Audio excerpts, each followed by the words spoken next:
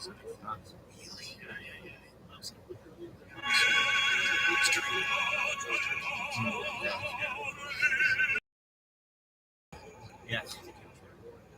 So Zuckerberg by Zuckerberg.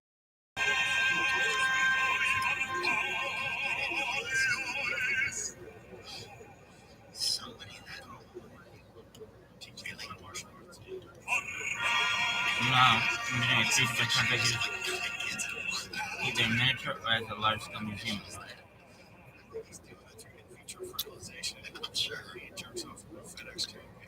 Is this what yours look like? What? No, what was it?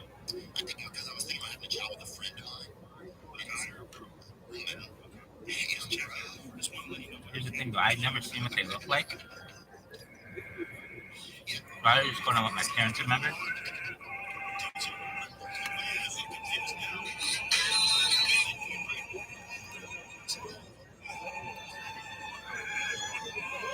Right?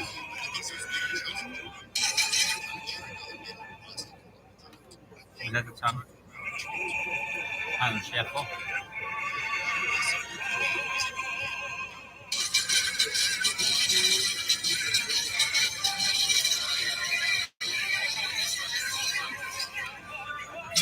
For what?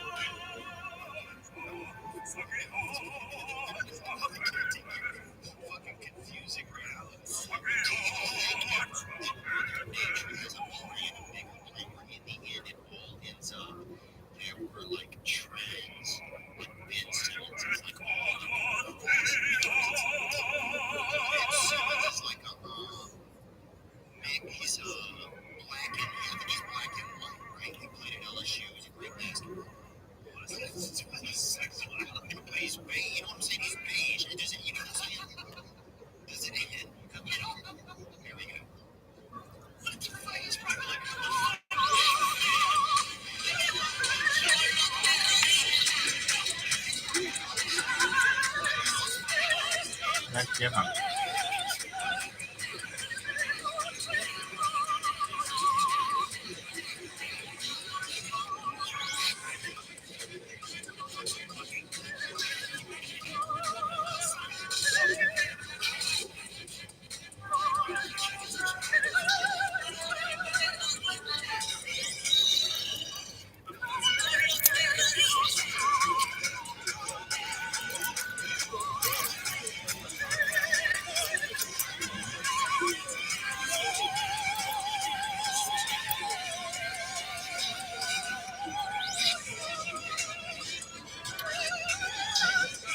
Right, what's going on?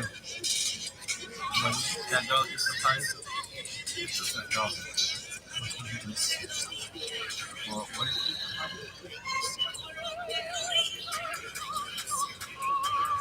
What? What happened? Of course, no one happened.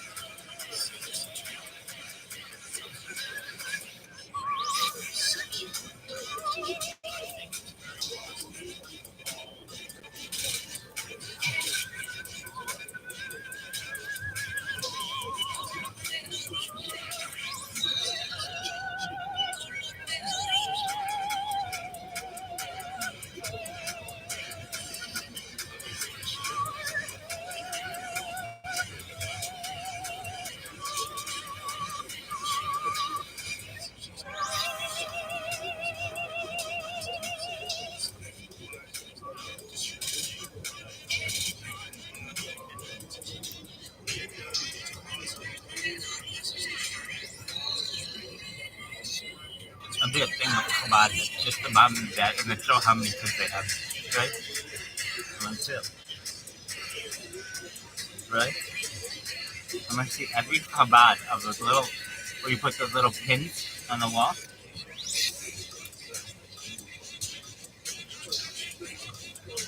What if a guy doesn't have one? Then he can have his tool, right?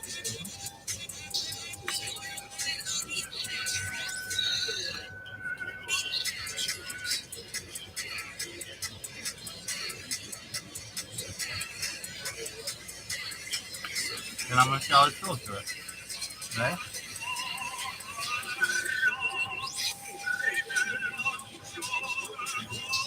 You motherfuckers. I love it.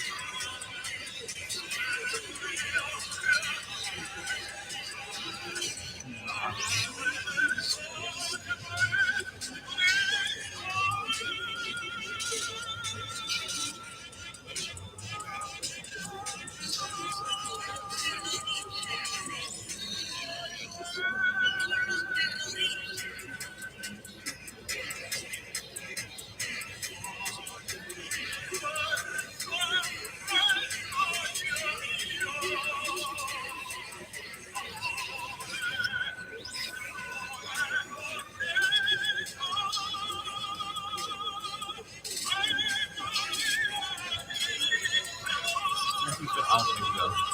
Right? Uh-huh. Yeah, I just have like one day where it's like you can go outside and go to it and you have like you'll have like alien shots in space and people will watch it. But yeah.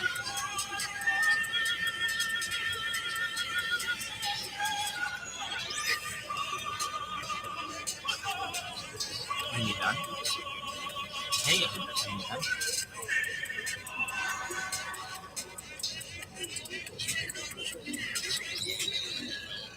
Don't try to play it.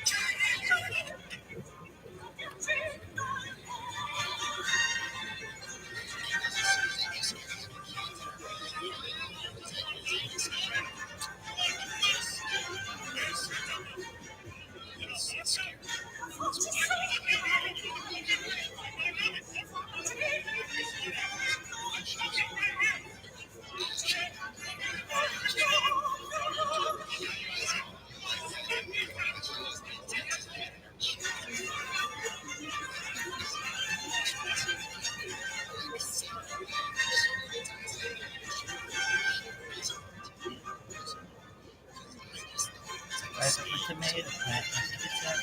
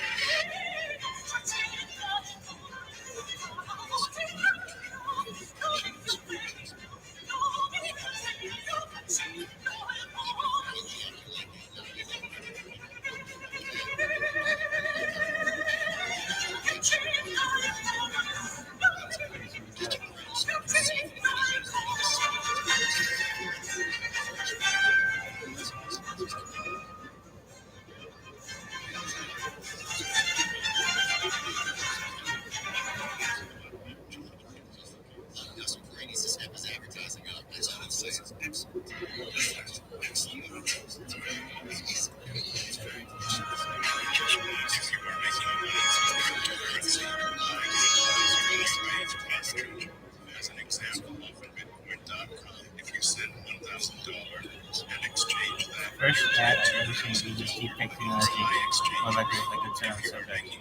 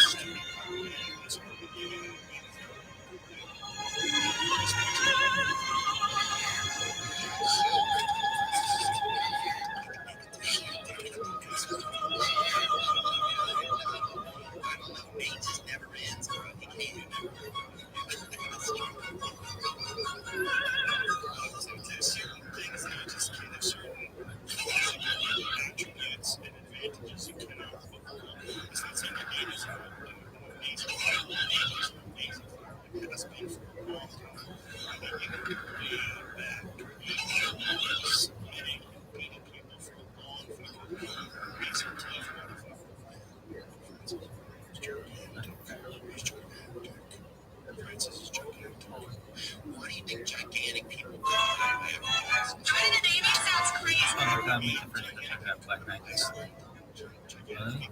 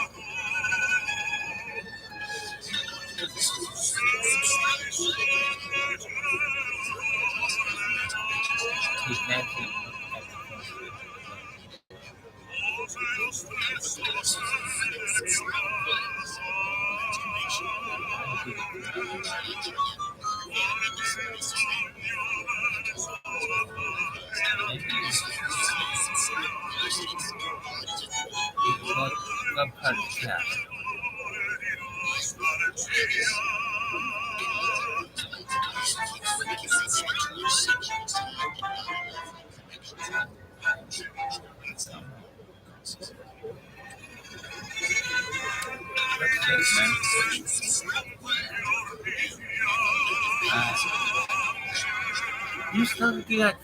What am I missing?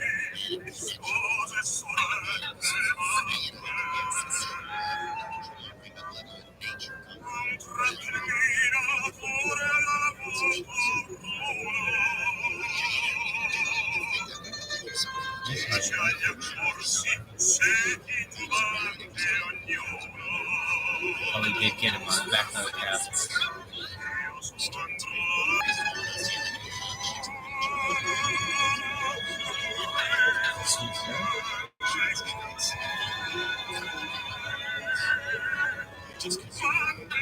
No, actually, I don't think so. I think it's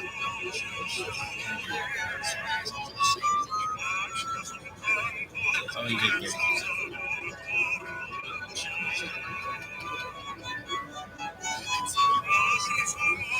maybe not.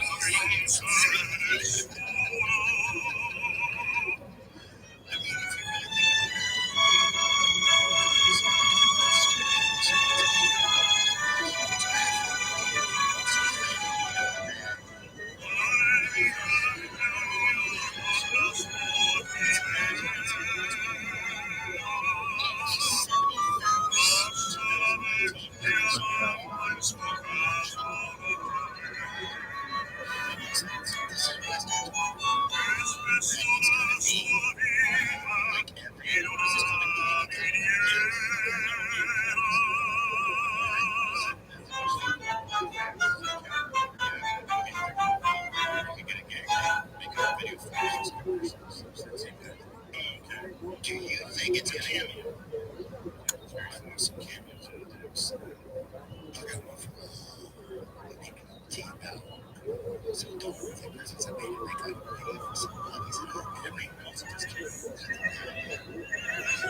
Cinnamon and whisker.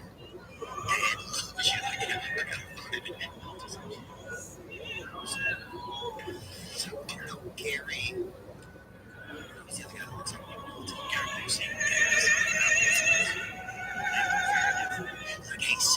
whisker.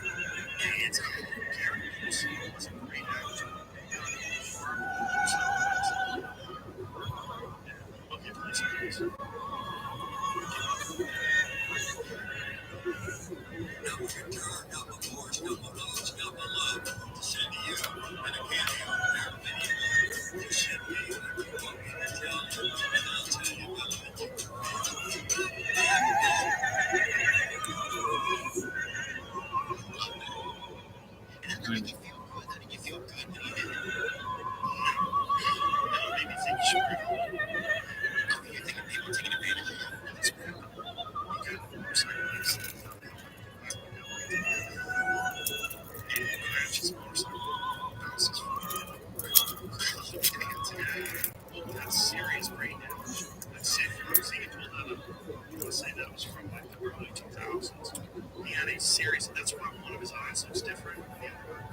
And we made him his fucking smart. 19 million, yeah, then 44. I just picked up his Harley Davidson from the shop when he drove. His ass, I went to his started skinning.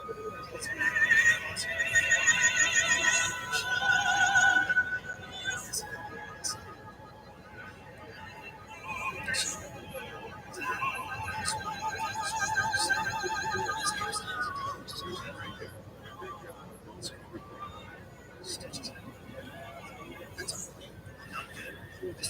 This is my question, man. Do you think it's going to get to a point, right, where if we start losing jobs, right, and those less jobs, people on like OnlyFans, right, that you're basically going to have chicks out there, like literally people, women holding each other and go, subscribe to my boss and stuff like that.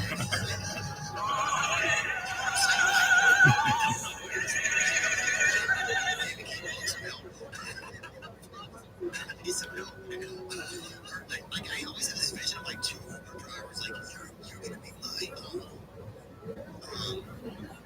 you're my rider, you know what I mean? You're my like it's like people like it's all just digital, it's all online, it's just like people just like subscribe to me now, you know, like literally and telling people like that's how bad it's gonna be. I don't think that's gonna happen. I think there's gonna be a lot of people that are gonna react to me. Where's the money coming from? Is it going to be subscribers paying other subscribers? Is it going to be like a hierarchy, like someone who makes like $1 million a month, paying someone who makes $100,000 a month, paying someone who makes $10,000 a month? Is it going to be a pyramid scheme for people to say,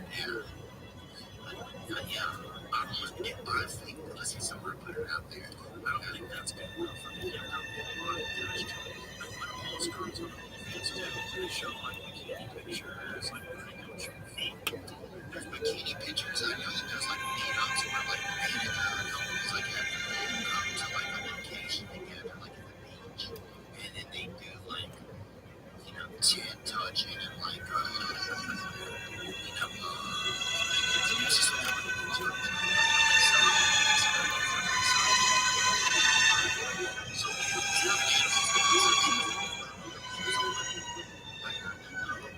these girls, when they're interacting with people online, they're not really doing it. They hire a company, and someone writes these letters because, like, if you feel like you're gonna respond to people and text them, how many can you? How many days? How much hours in a day do you have? And people don't know how many responded to you. When did you have? Like, say if you have 1 million subscribers on OnlyFans, This is a common problem.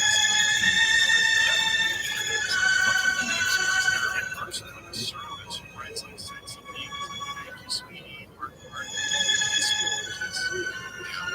you're so sweet, thank you. Because of that do you remember Marilyn Martinez? Did you know Marilyn Martinez? Marilyn Martinez was a comic and comic very funny. And she used to do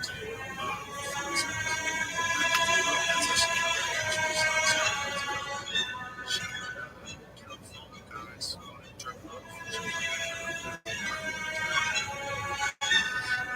I just wonder if it's going to come to that where you can just have,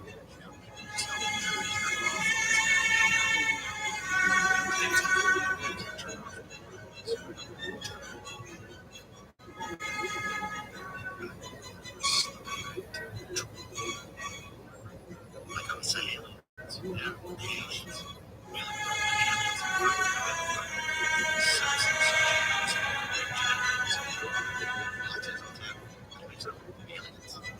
think they have the highest, most acute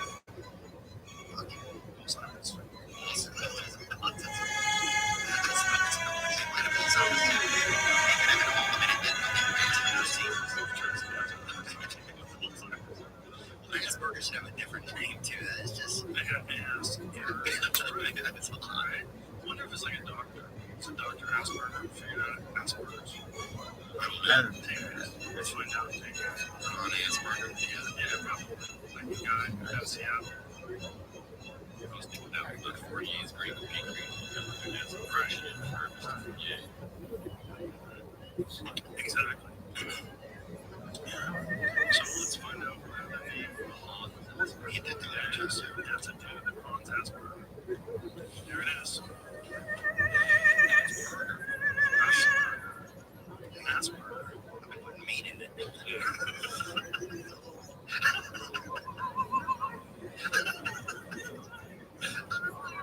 I'd love to be Austrian, huh?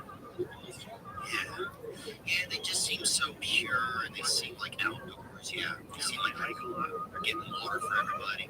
Yeah, shorts with socks. Mills with the mills, hiking boots, beautiful flowers. Yeah, and probably create sets to I think they should. Yeah, you see a lot of people. I think they keep it really. They're kind of like they feel almost to me like Disney Amish kind of. Disney Amish. Yeah, like kind of whimsical, but like also very like stick to an old script. Pull up some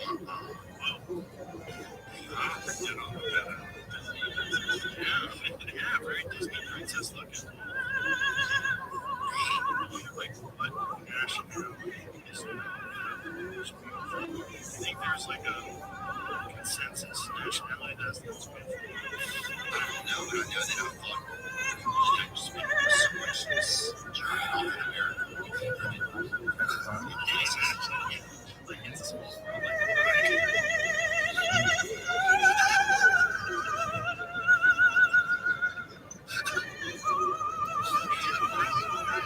It's silliest podcast. Oh my gosh, you got a great podcast with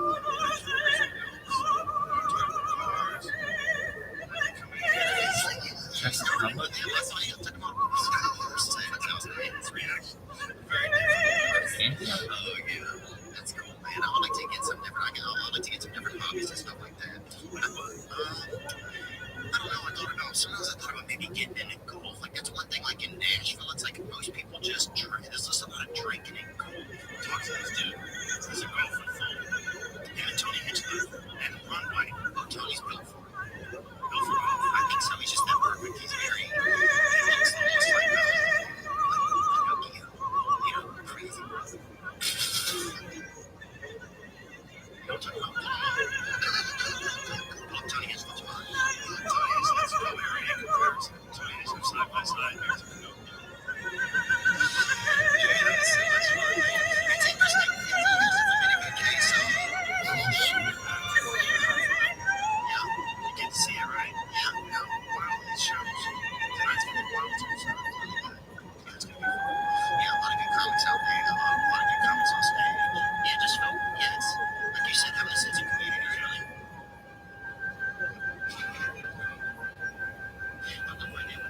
the ice house that isn't very good. It's almost like his hand looks like it's rolled up by a piece of to the right one.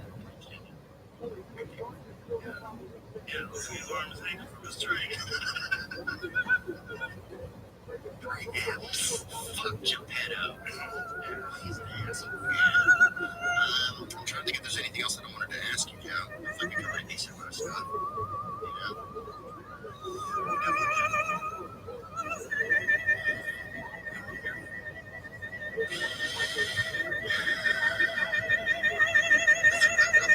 Today. I thought about it yesterday. Yeah. What percentage is it? I thought 30%, which was surprising. I didn't think I would think about it that much. 30%. I'll say this. Zillow.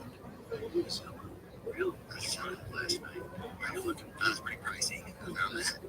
Yeah, it got rough here. Yeah, during the pandemic. Prices were way up. Yeah, you gotta have really, it's pretty pricey. But that's okay. Gotta have them shekels. I know. Gotta shekel up. I love my shekels, man. Yeah, no, I do. Did you buy in Nashville?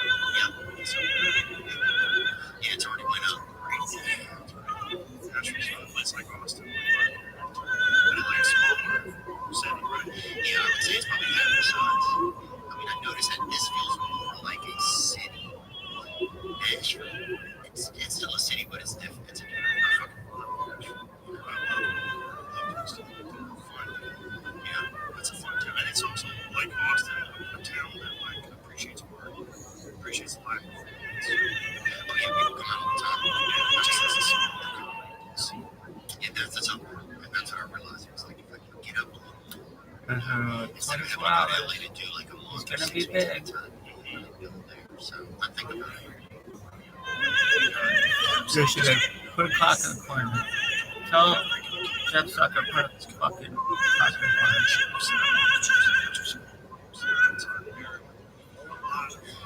Lakes and different places where people fall down. And since the pandemic started, it's exploded. And definitely since Kilton, here and Suburban,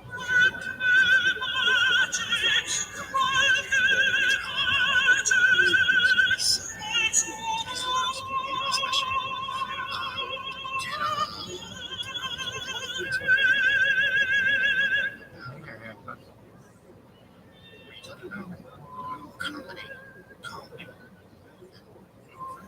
So, shekels. Yeah. Pounds. I think so. I think I have one question. I'm trying to think what it is.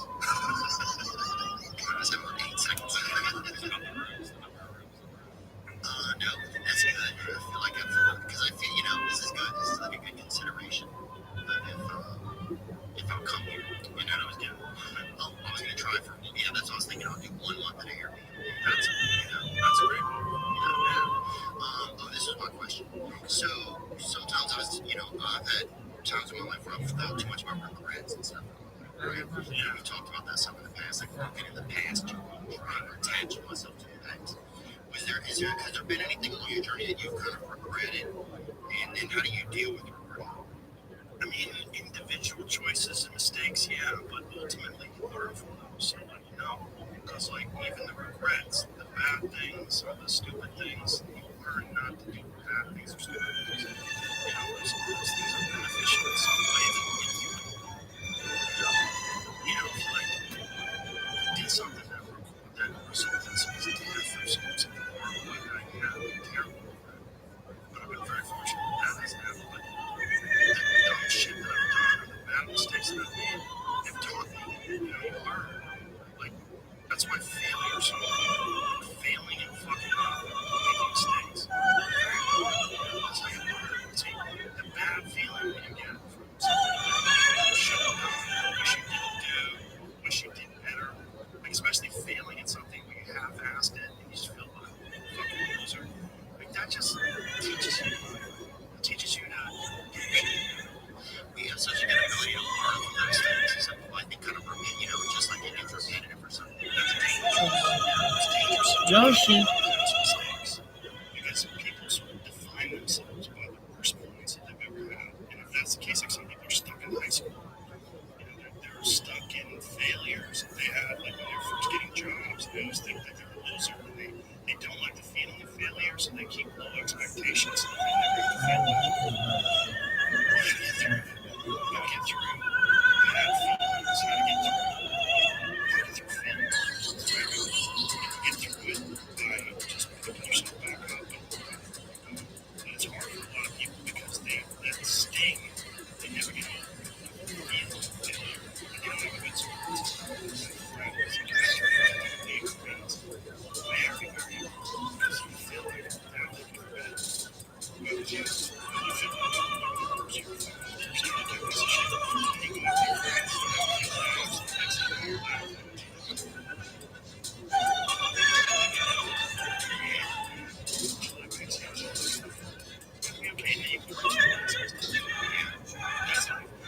Those feelings of failure are so hard. They're so hard. Some people can't do Good question. every time something new thing comes up. Why would you put that on there? It's an occasion.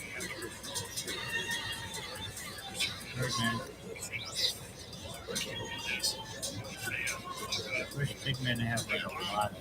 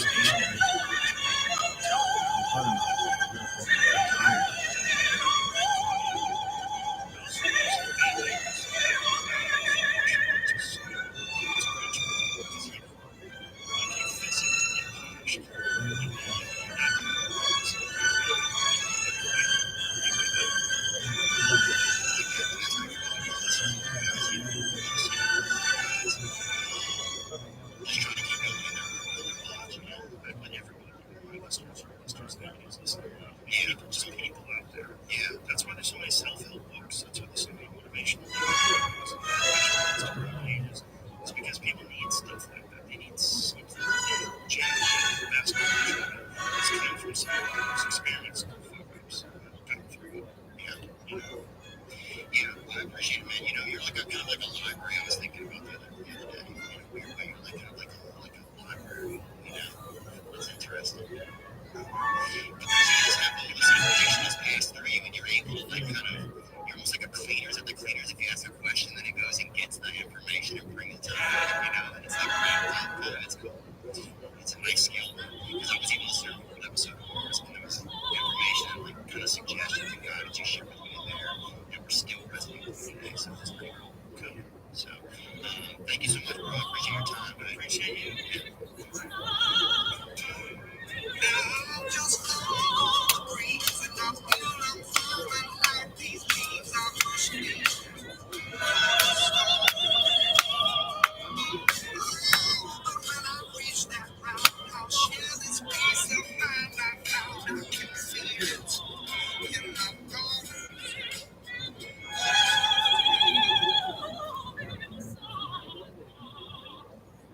Here's why doctors, nurses, and patients are healed.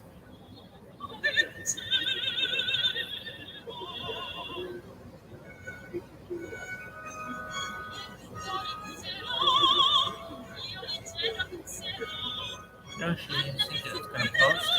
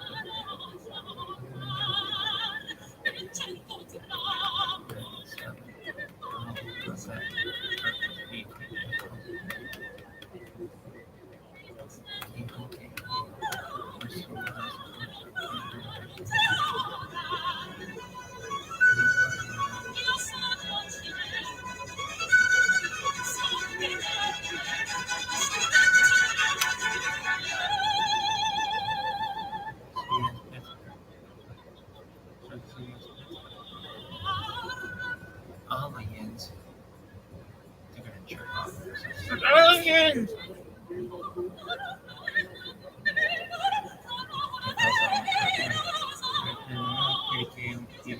You think that Walla knows Katie K? That Walla good. How do you know Katie K? Like it's the oldest radio station in the fucking world. Why does it even say that? Is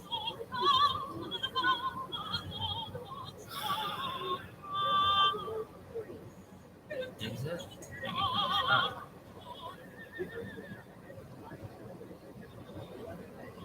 As the pioneer broadcasting system on the Fox station, it is considered as the first commercially licensed radio station. Initially using the temporarily signed special Emirate call sign ATC, it chases radio to its running contract for the show results on the evening of November 2nd, 1920. So why wouldn't you say that it get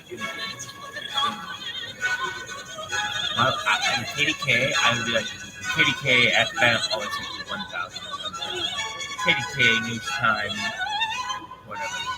Katie K News Radio. Katie K, what's the difference between news radio and and news talk? News talk is this. News radio. Katie K is.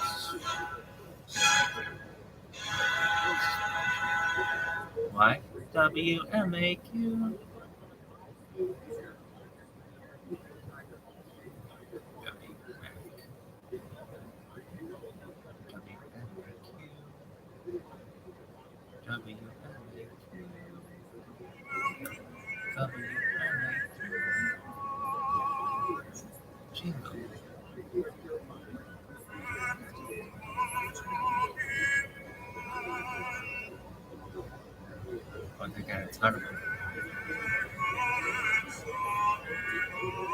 WMAQ Chicago.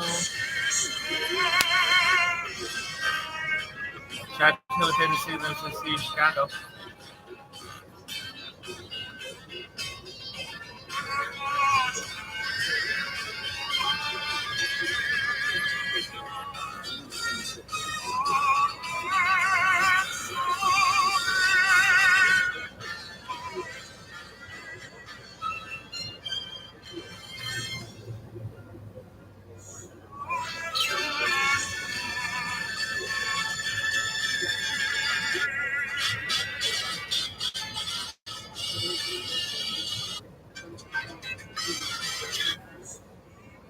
I need to hear her saying something.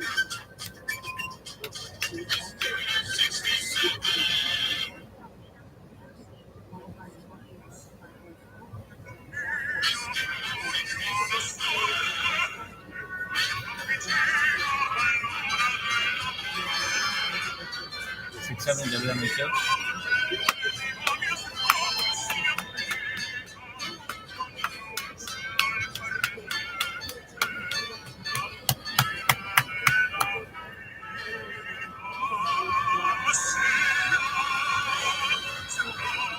This is okay.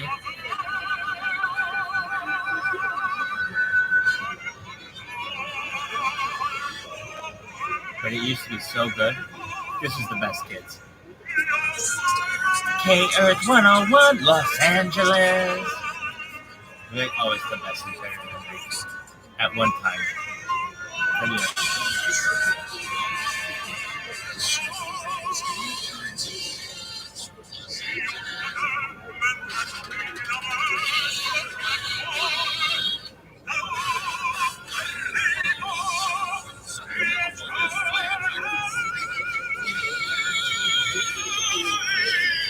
Did you ever hear this? Maybe.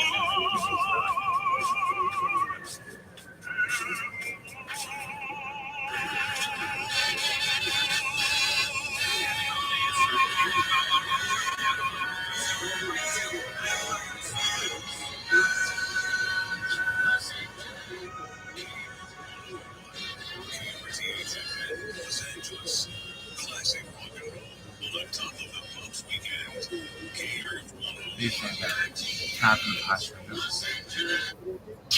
Here's 101, playing back your favorite memories.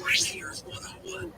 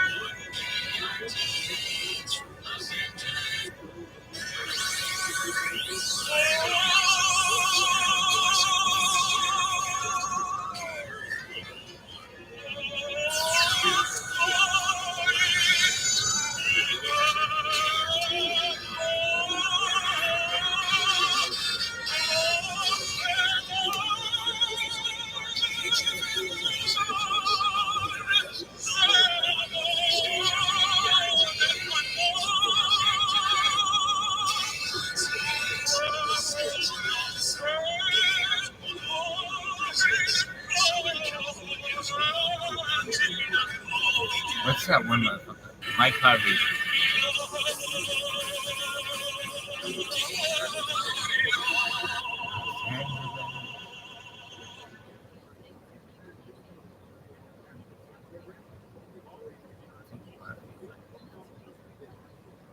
No, this guy had a song though. Super Bowl. Really? I love Super Bowl. Can I see this one time?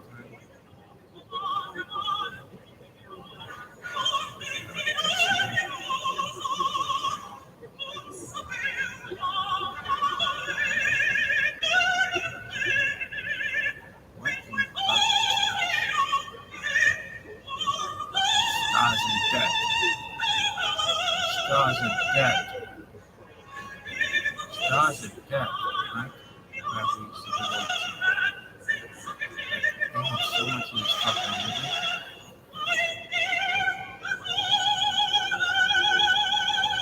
Let's stick by American Bowl. Let's see what this is. Okay, shut up. Yeah, just like that.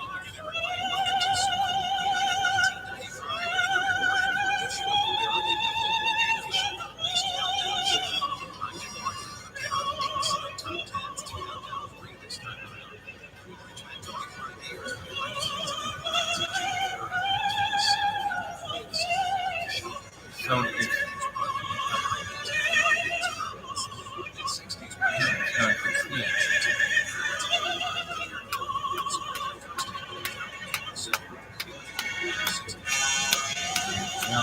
and feeling fine. There's something special on my mind. Last night I met a new girl in my neighborhood. Oh yeah.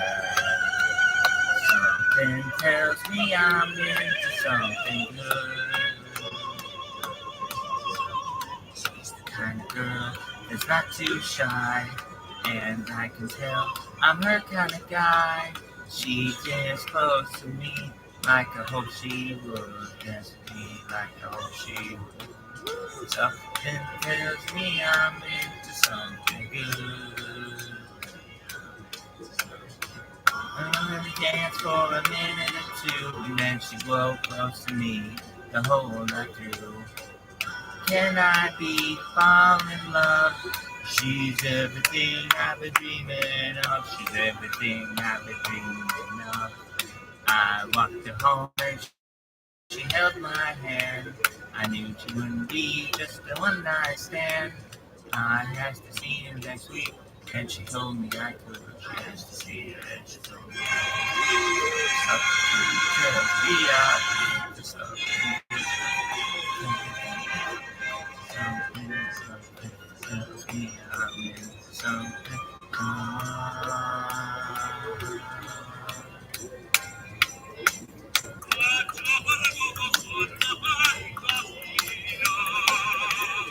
I walked her home and she held my hand. I knew it couldn't be just a one night stand. I asked to see her next week, and she told me I could. I asked to see her, and she told me I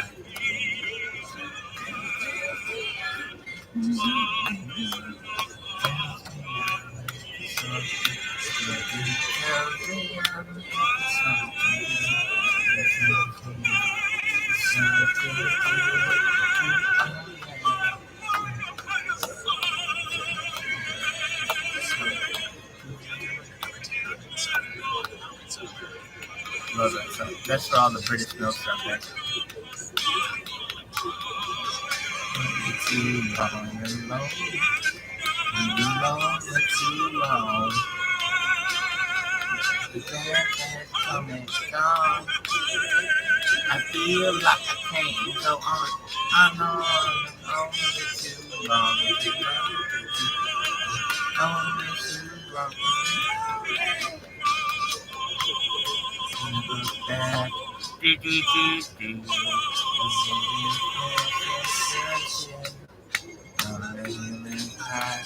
Yo, I'm free. Oh yeah. So lonely, I sat to laugh.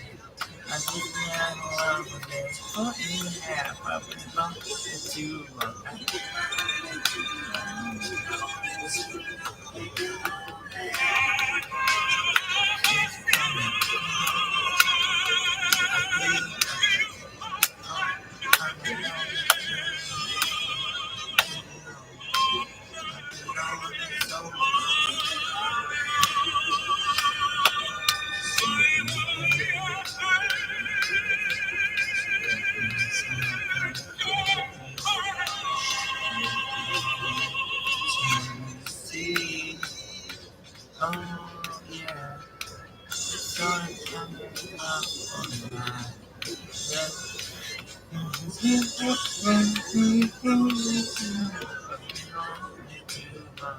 Oh yeah. So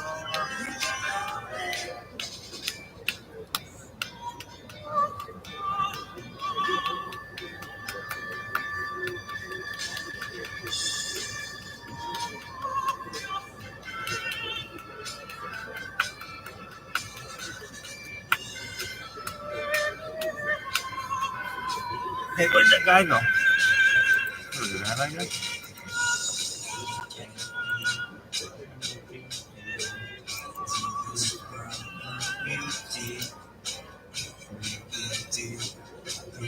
See, oh yeah, so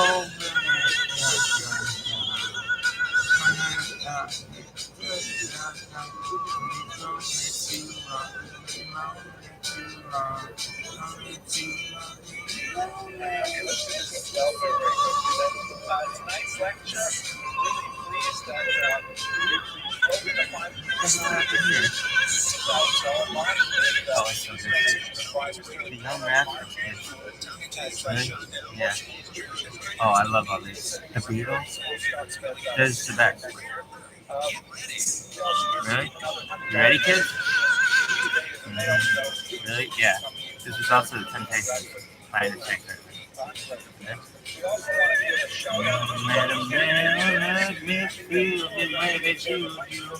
Alright. Remember the mess that makes my dreams real. I tell them it's you, side to side. So tweedledee, don't look out, baby, cause here I come. Now I'm giving you a love that's true. So get ready, get ready, get ready. Stop making love to you. Get ready, get ready. Don't you know? Do it like this. Wanna play hide and seek with love. I fell in mind to run try. I'm gonna think, and I haven't seen found it. It's all time. You find oh fun. Look out, baby, now here I come. I'm bringing you a lovely soup. Get ready, get ready. Stop making love to you. So get ready, get ready. But don't you know, get ready, cause here I come. Get ready, cause here I come. Grew up amidst a series of wars. In fact, you can tell his life story solely from the perspective of the wars. We will look at several of them in the course of our hour together. But at first, some of the end, he was ironically a man of My friend, a wonderland, but you understand me, alright. I'm gonna give you before they do. And that's how I plan the other side. So TND, a trillion. Look out, baby, cause here I come. I'm bringing you a lovely soup. So get ready, get ready, get ready. Stop making love to you. So get ready, get ready, get ready. Don't you know it ready? Cause here I come. Get ready, cause here I come. American Gold, kids. Live on YouTube. Check this out. Live on YouTube there. Live on YouTube there. Live on YouTube there. Here we go, kids. We got the Beatles coming up. We got Tommy James and the Shondells. Good. Here we go, kids. Herman's Hermits. Good. Oh yeah. Oh, there's no glasses. That was a mixture of secular Zionism with Marxism. Viralrabbi was the principal ideologue behind this movement and had its greatest impact in the former Russian Empire. But many of the young people were motivated by authors like this who came to Israel without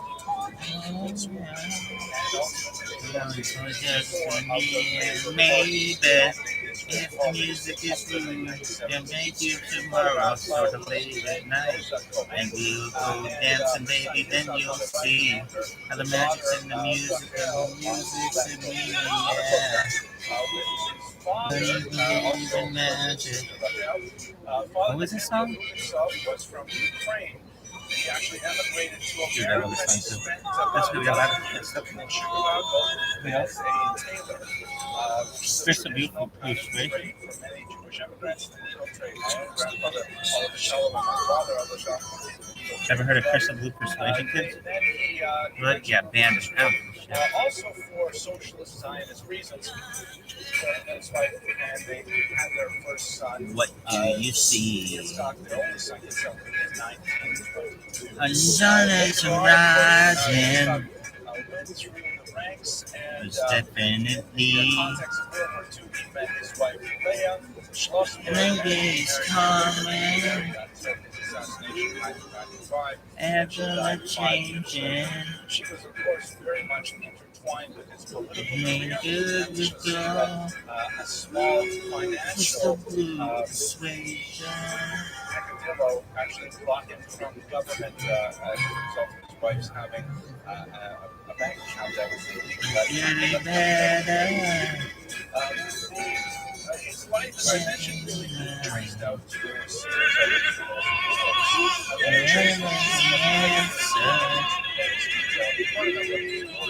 That's alright. Tell me love now.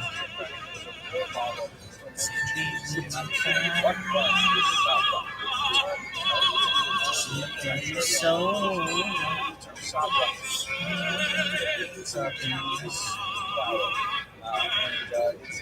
it's sort of like a symbol for the Jews born in Israel. They have a similar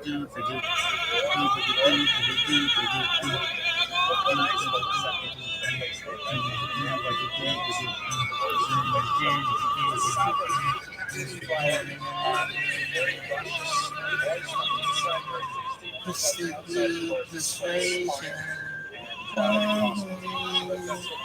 It's a new vibration. Crystal blue persuasion. Blue Australian guy, and we used to spend a lot of time together. and tomorrow. And I remember once we found a cactus flower, and he decided just to peel it On out. every green field, every time, smell of his children, every nation, crystal blue, brotherhood.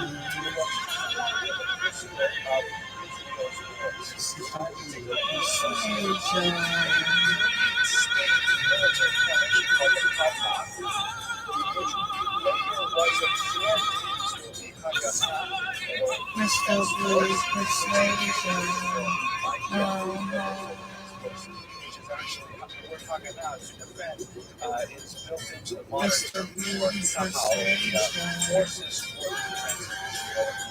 It was not an easy event, and in fact, even in his memoirs, he reflected about the small antagonisms he had with great figures such as Benjamin Disraeli, the first prime minister of Israel, who wished to break up the Hamas and not allow them to have an right there.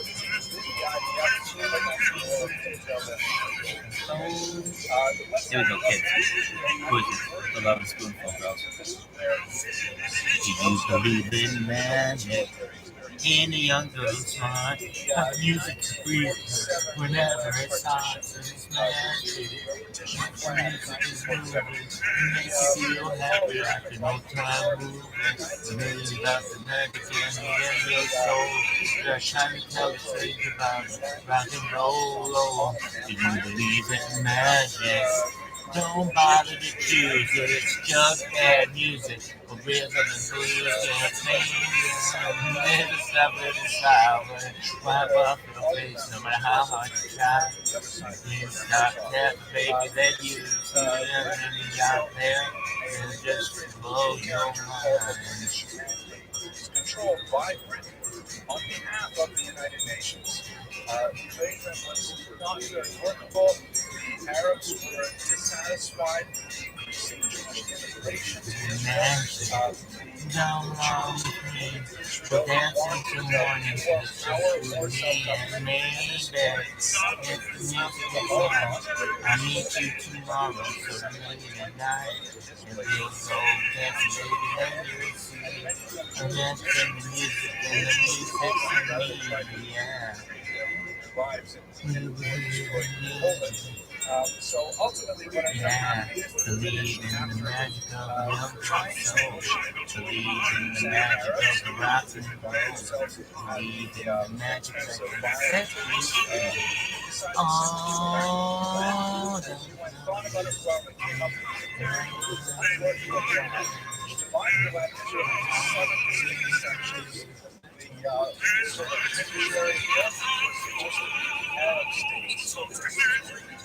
Oh, Arab state region with very tiny connections between them. This sort of peachy green or orange color was to be Jewish. And finally, the region of Jerusalem was to be an international zone. so is this 1990s radio? So when I teach this to undergraduates, they're not necessarily familiar with history. They're always amazed when I say to them that at this point, Radio? This is called copy. The business is called copy. Radio copy is much more difficult to generate. Because you don't have to show television. Almost impossible around a territory to defend. It was not Jerusalem. There's a huge block of territory between Asia and Jerusalem, which is long and very much the capital. Let's see if we can hear like if it's wrong. And that's good copy. That's good copy. Is it? Not necessarily.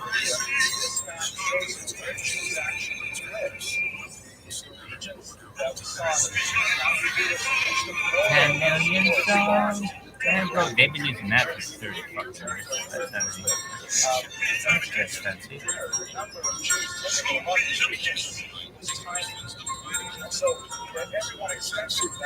Ladies are going to be crushing this up. You're going to pour some mortar and pestle. Snorting it. Everybody needs a mortar and pestle. Why? Because that's the one. Million songs. Didn't they ever get like 20 million? Dude, this is adventure. This is classic. I'm almost certain I listen to more radio. Really? And I listened to it for a year straight. Anyone else said that? Aside from being in jail. Really? Yeah, they didn't have to. Oh. And in a nut house. That's our I don't know.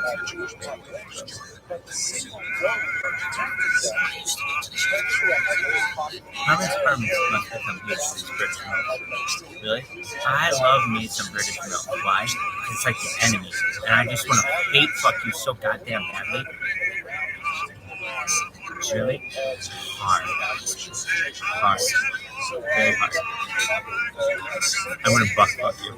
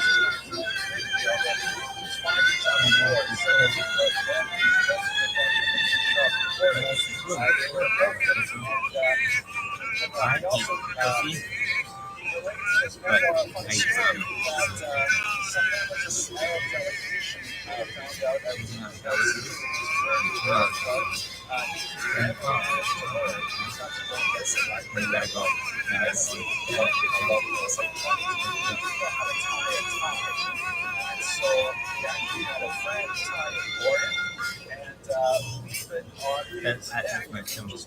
Not every time people take it on and put it on. But yeah, both were Americanized at the same time as one of the members of the Arab delegation, and the soft snake is tied. Oh, so it went down? I mean, it's an interesting kind of story because it tells you something about the character of their time, intentionally casual, and very much down here, and next,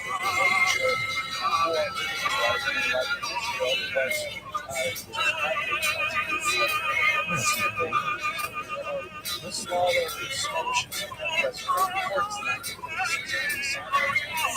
involved in the 60 wars, perhaps all battles involved. In fact, right now, just right now, we have the 60th anniversary, so-called ROTHSCHILD, introduced what is our Wednesday, which celebrates the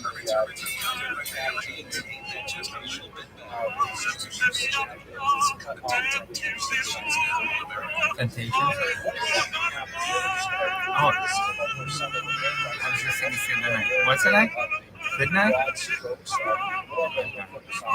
Sunshine, blue skies, please go away. The girl found another and gone away. Maybe I'll in the future. And I could deal with whom. When day after day, I say locked up in my room. I hope you, it might sound strange, but I wish it would rain. Oh, how I wish it would rain. Don't go outside to lovely good morning, supposed to cry.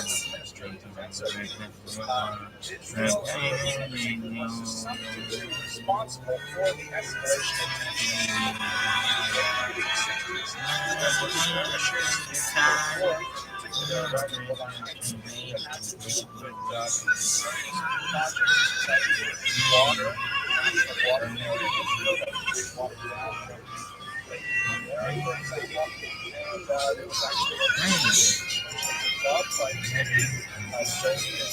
big fighters and Israeli jets that launched on those. So there was a lot of attention that was responsible for and for which he was decided by both his rivals.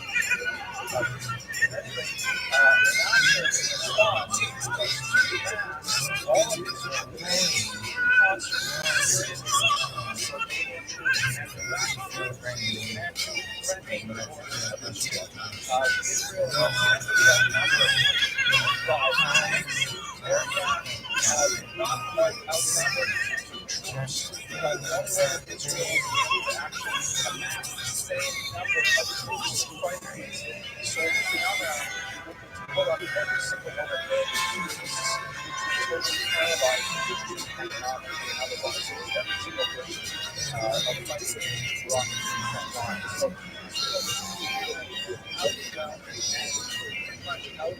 by all of the other artists at the same time.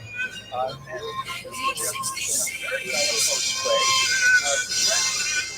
United Nations and challenged them to remove their observers from the border that was separating Israel and Egypt. Perhaps to massive surprise, Secretary General UN actually did so. Abandoned the front line. There was some theory saying that NASA was expecting that this is part of the rhetoric that maybe Norway and Israel might be able to part of the border, but some of the border is spiral war. There's also a question about how much NASA do and what exactly he thought about what he was doing. Let's just remember, this is before Vietnam, but after Korea. We're talking about the Arabs and the Israelis fighting a proxy war on behalf of the Soviets and the Americans, respectively. So the signal between these four parties, and they're overlapping but not at all identical political and foreign policy objectives. Obviously, there's a lot of confusion on the ground. For example, one of the most bizarre incidents the war that brought us much closer to that death card free moment when the Israelis fired on an American airplane. The Israelis had thought originally that it was an Arab bonus capture, which is water. Then later, for a moment, they had thought that perhaps it was the Soviets that they actually fired upon, and they saw the Soviets in the war. Americans, and then they found out actually it was the Americans they had just found American difference, and then the audience back to us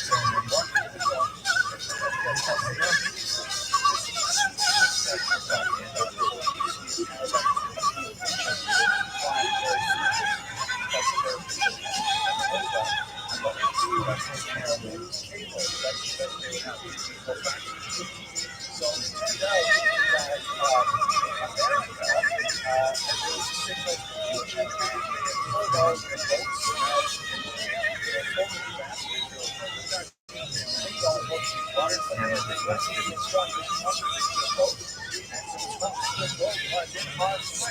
Are you serious?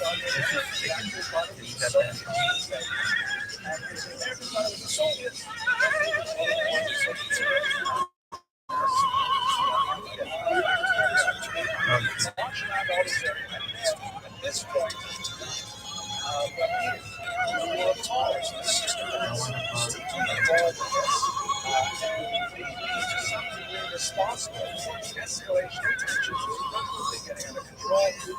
She The said leadership of the military and political elite of Israel are really not certain what to do. If they enter into war, it's quite likely that Israel would be destroyed. It can break your heart and put you in misery.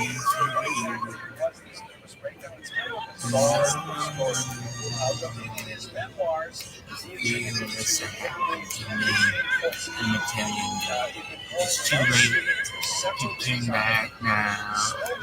I believe I'm falling. It's too late. Combination of the stress, exhaustion, tension, and all this nicotine just laid him out for 30 hours straight. And it's a bad time for the industry because we're offline. Not being involved in it, just disappointing is terrible.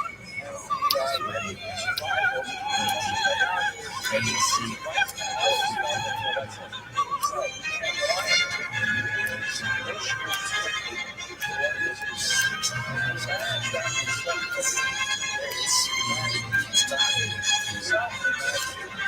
Reassert himself, but there was a lot of questions about his viability after that one night. He's not even sure how to respond to it. At any rate, the decision was made that Israel would launch a preemptive strike. And this has been a controversial decision, but ultimately it was a huge consequence for Israel as a nation. They took advantage of several factors related to their superiority. Israel was outnumbered in terms of fighter planes, but they were much better trained and significant. They had much better logistics. They fly 4 sorties a day, just like they used to fly one of our most. So the plan for a long range, but also with intelligence analysis of the plan, and then to fly all of their planes out at the same time, on hours, come back with breakfast at exactly 7 p.m. And at that point, all their planes would be on the ground while there is cargo of eggs. The Israelis planned that attack. The very first wave was over the Suez Canal, and the second wave was waves of attacks. The first wave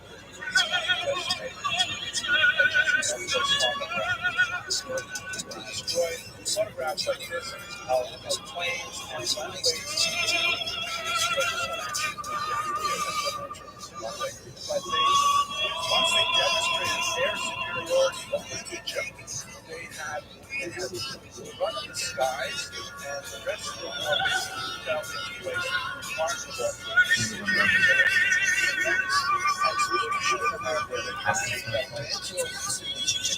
Flawlessly, and the war was an amazing success. What ended up happening was,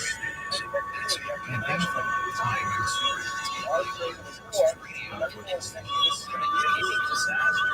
It's all over. Another Holocaust. Troops from all around the world. My uncle, for example, talks about how he rushed around to get an airline ticket to get to Israel, but by the time his flight was about to leave, the war was already over. It was a phenomenal turnaround of global proportions. The Times this yellow here shows you the armistice line of 1949. That is after the war ends against Israel and statehood. Israel conquered the entire Sinai Peninsula, the Gaza Strip here, the region which goes by beautiful names Shomron and Yehuda, or by its contemporaries the West Bank, because the West Bank of Jordan, and that sort of peach color at the top is the Golan Heights, a region in the north that separates Israel and Syria. It was a victory beyond all proportions. They had no idea they were actually going to conquer this much territory. And in fact, it would prove to be quite an albatross that Israel would have to deal with, because immediately afterwards, the Israeli elite was thinking, okay, great, we conquered all this territory. Now all we have to do is wait for the Arab nations to call us up, and we'll make a deal. We'll trade land for peace. and we'll finally have peace. The problem is that the phone call did not come for another 10 years, and they had a couple of wars in the meantime, so things did not work out as planned. But in 1967 was an overwhelming Israeli victory that the rest of the world does not comprehend. Perhaps the most significant element of that war, on an emotional level, of course, is the reunification of Jerusalem, which was captured in this iconic photograph. The old city, in particular, the hotel, the western wall of the old temple, that was the center of Jewish worship for thousands of years, was cut off to Jews after 1949. Get it for number one. It's countdown record number 7. Jerusalem, it's a machine, very heavy towards more fighting in the old city. When it once again came under Israeli control, it was more than Jackie Wilson. a certain amount of territory. Jackie It Wilson. was like capturing the county. Your love lifting me higher than I ever lifted before. So keep it up, lifting mountains higher, and I'll be at your side forevermore. No, your love, no, nothing keeping me down.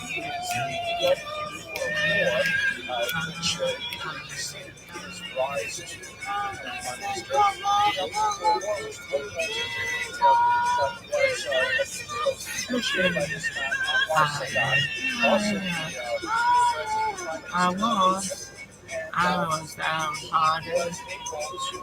Disappointment was my only friend. And you came near to departing. No one ever showed me the face again. You and your love keeps on, keeps me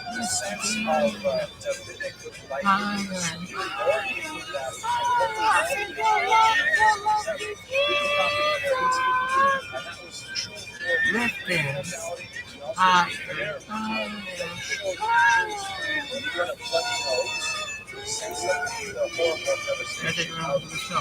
We're looking at it. And it also meant that Anwar Sadat, once he had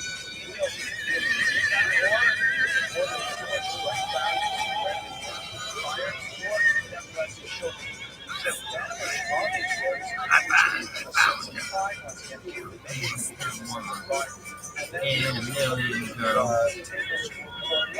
Can you got my arms around you and sit up and face the world?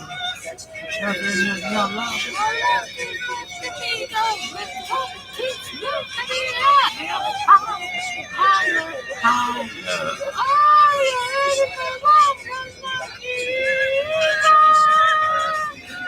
Lift him higher.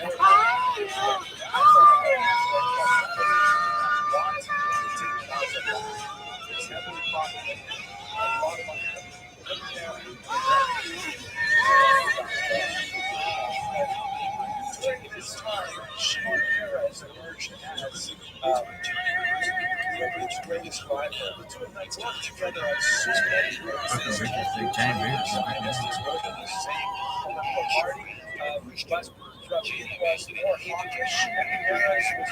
Let's see if we can hear it. Shout out to Q99, WSLQ, and Roanoke. Roanoke.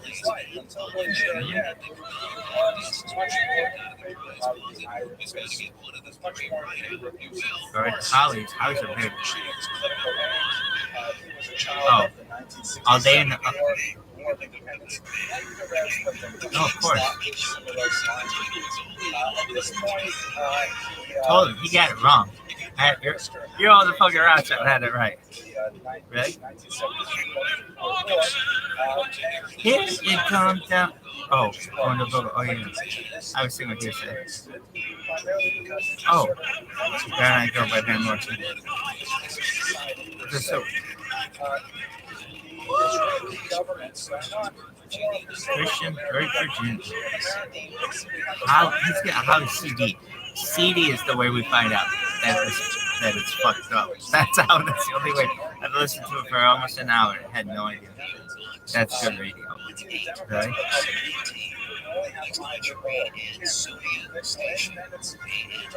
So what could they say?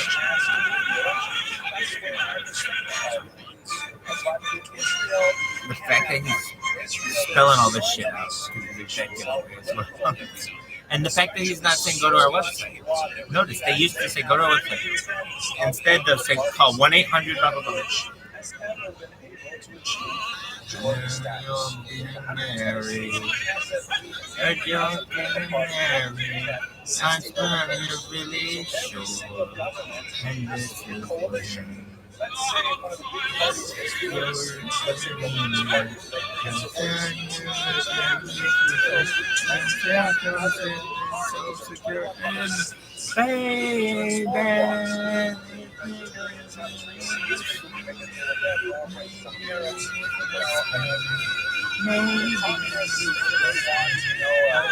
And this is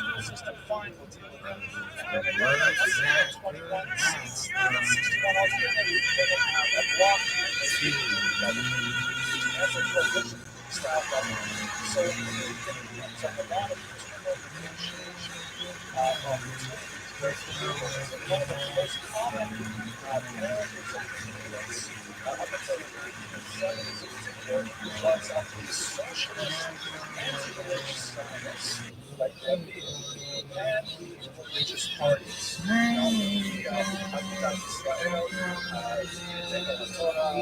Parties like this. So one of the specific incidents that came up was a gift to or a sale to Israel of several F-15 fighters from the United States.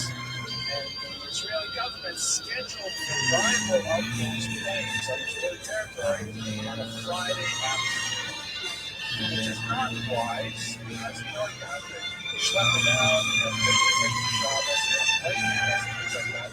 Having all these expensive planes fly in on a Friday afternoon means that someone is going to desecrate the Sabbath. So, ultra-Orthodox under the Israel party on a motion of no confidence.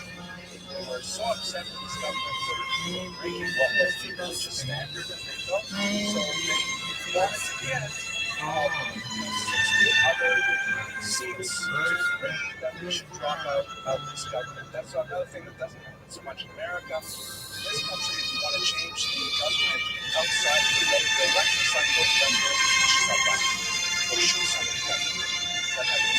But basically, that's how they real trauma out to get off that cycle. In Israel, all you have to do is have one vote with no confidence. There are 61 seats to vote that have no confidence in leadership. No elections. So these are the last elections.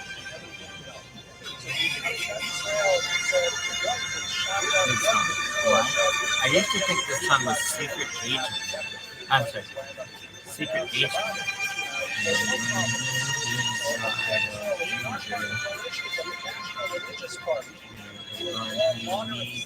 He says a stranger.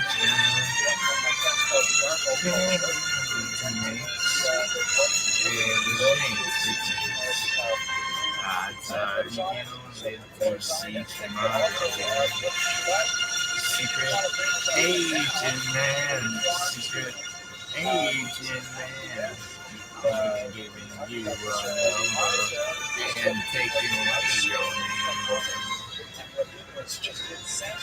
I was working with this upstart one time.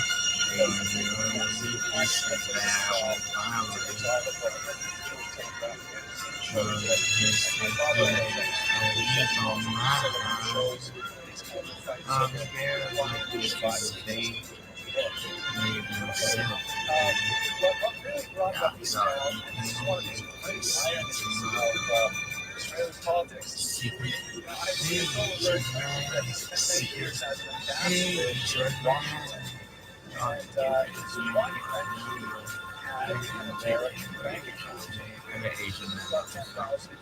Yeah, why? It's like the first song I thought about Asian. But it was like Yeah, but they kind of sound like the same Asian. Right? But then, so it's okay. And this one guy tried to, he's a Marine. He's like, who are you? Hold on, I'm international. Secret agent.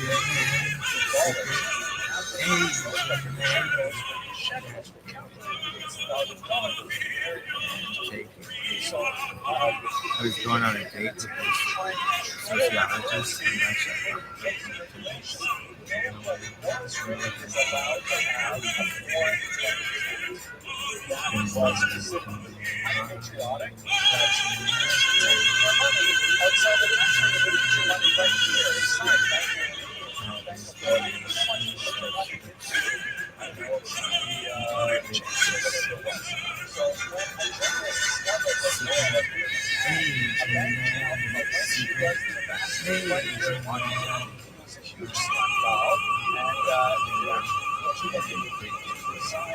not like we met on Tinder, but she worked for Tinder. Right? I pick up girls who work for Tinder. That's how good I am. Yeah, heck. Really?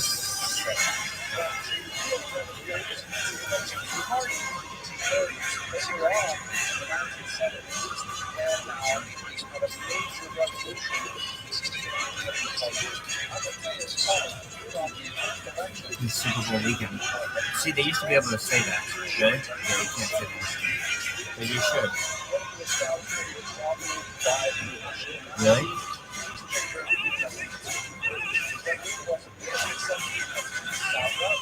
That's that one guy. That guy's voice. He does a bunch of stuff. Never heard of girls. Don't know much about mystery. Don't know much technology. Don't know much about a science book. Don't know much about the French I took. But I do know that I love you. And I know that if you love me too, what a wonderful world this would be. Don't know much about geography. Don't know much trigonometry. Don't know much about algebra. Don't know what the sine rule is for. But I know another one is too. And if this one can be with you, what a wonderful world this could be. Well, I don't mean to be an A student, but I'm trying to be. Well, maybe not being an A student, baby. I'll commit your love to me. Don't know much about history. Don't know much biology.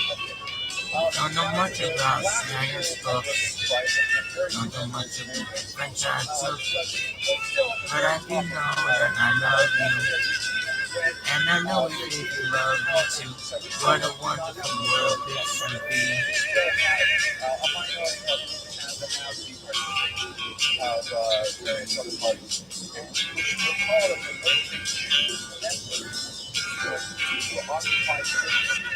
But I know that I love you. And I know that if you love me too, what a wonderful world this would be.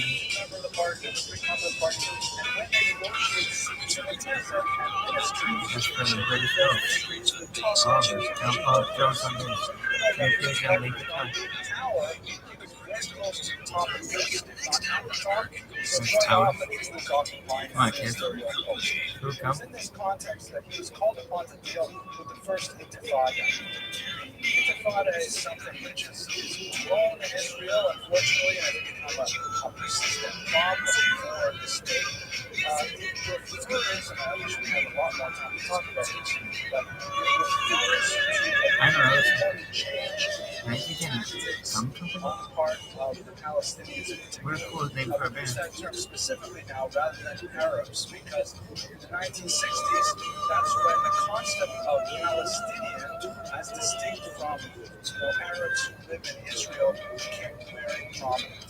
Palestinians at this point had organized themselves. 19th And century. in many ways, the Palestinians Simon's Head. expressed their lack That was a of big song. confidence in their Why don't I know this song? There's some kids that song that were like, Syria, they said, like, what have you done for us lately? We keep on having these big wars, but, what do we get out of it? Yeah, we'll make a peace deal like Egypt, and we get nothing out of it. So the Palestinians in the late 1980s began to mobilize themselves for a grassroots uprising against Israel. I remember who does this better than anybody? Israel in the early 80s. I mean, I'm sure many of you there that ever? how amazingly safe it was. Damn, that's a good question. Engaged in a horrible terrorist attack. I mean, Walk with ease through Arab neighborhoods, identifying for me to not give it to Dick Clark everybody. would be a catch. I used to live, I was studying at the university at the time. I used to live on Case in case, Harvard's no. high school's campus, which is But kind of very, separate very from good.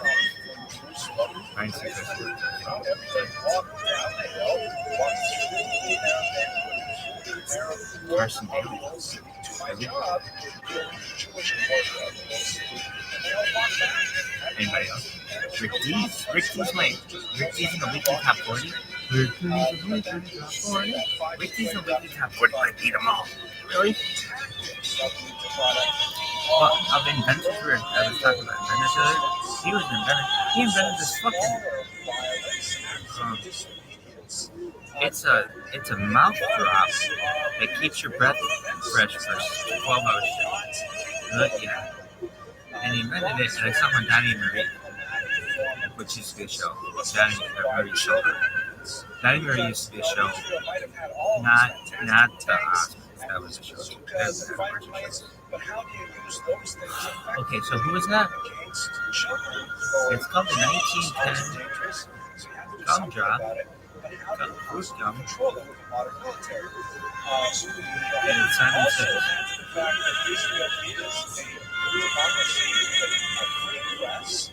I don't know how to know this. Well, they got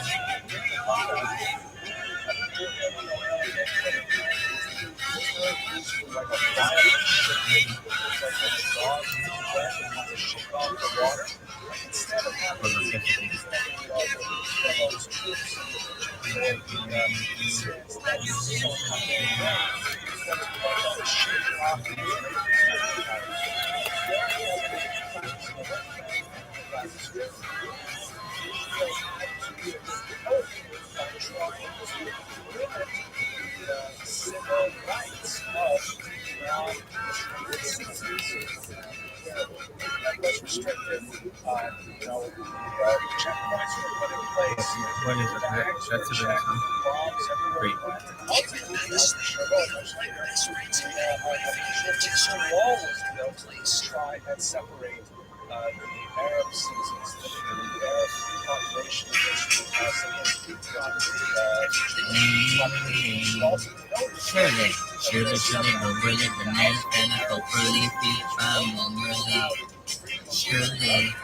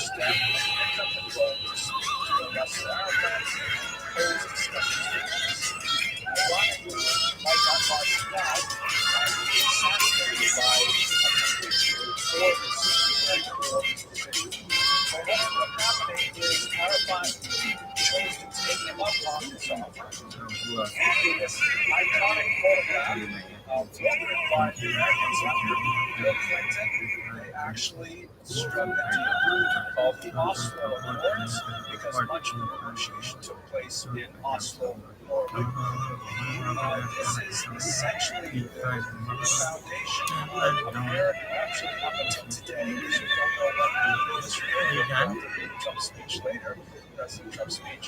But up until today, the so-called roadmap that has been followed by all of the European nations, led by America, has argued towards implementing some version of the Oslo Accords of 1993. Hey guys, Accepting Gaza, which no longer was relevant because in 2003, under a different administration, Israel simply abandoned Gaza to the Arabs living there. In the West Bank in particular, the idea was to slowly establish confidence-building measures that would allow Israel a sense of security next to a demilitarized Palestinian state. As they looked at the demographics in the region, they set aside Jerusalem because they knew it was too thorny an issue. Palestinians regard Jerusalem as their capital, as the Jews also regard it as theirs. And so they said, okay, those areas where there's lots of Palestinians there, we will give the Palestinians local control of things like sanitation, local policing, education, whatever it is that they want to do for self-government. We Israelis will allow that to happen. In other areas, there will be Palestinian administration, but the Israelis will maintain security.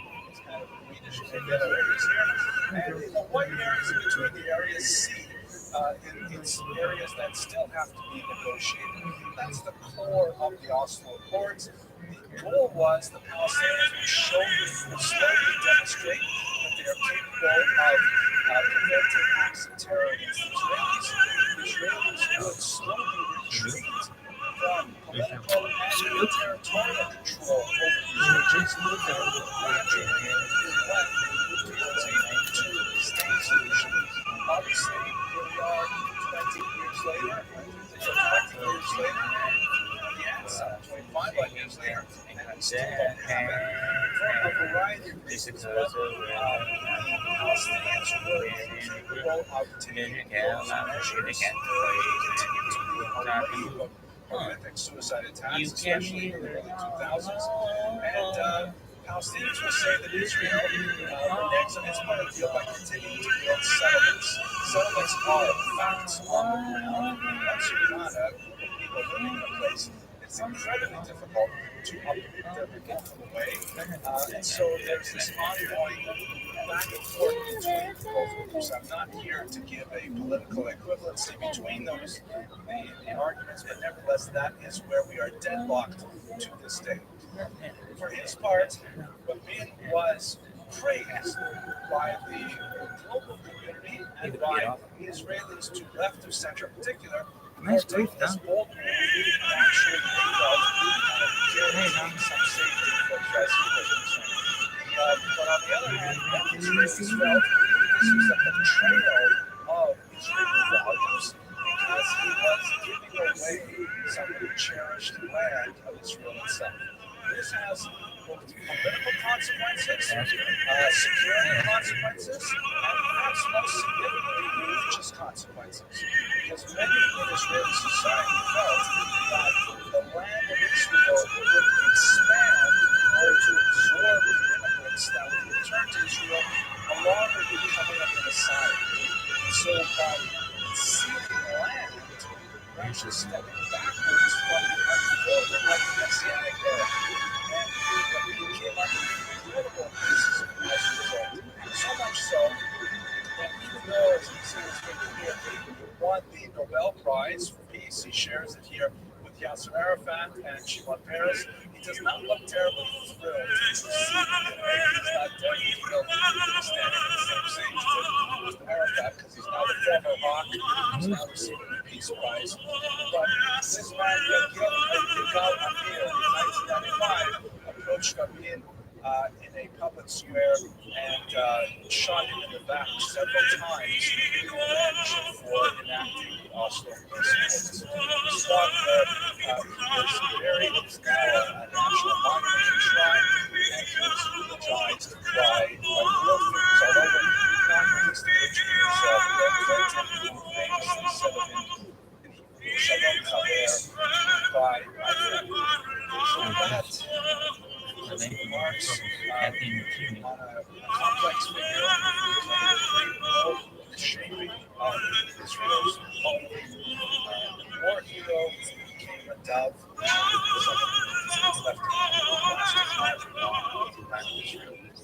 Thank you very much for your attention. I look forward to speaking with you next semester.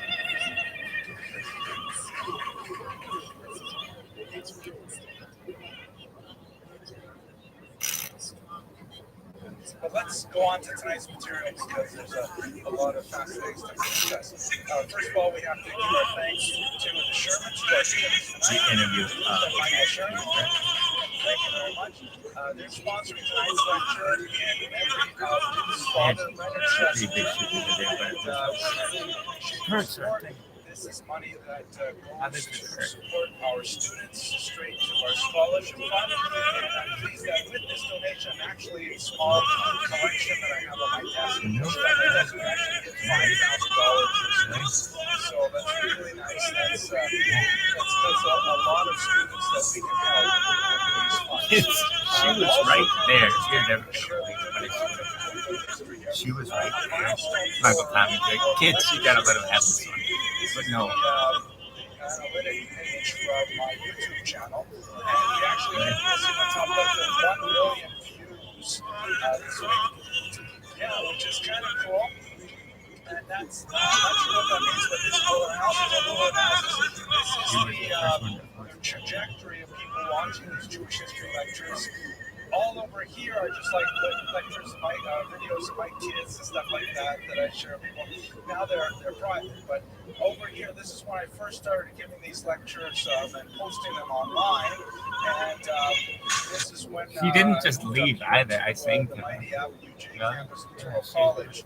So you can see there's a positive trajectory, and we're hoping that it'll continue. It's really nice to know that so many people appreciate Jewish history and want to grow in their awareness and knowledge of the Jewish people, their trials, tribulations, the achievements throughout the centuries, and so on. Okay, so with that, let's just move on. Could I trouble you to please close that door so we don't hear the hallway noise? Thank you very much.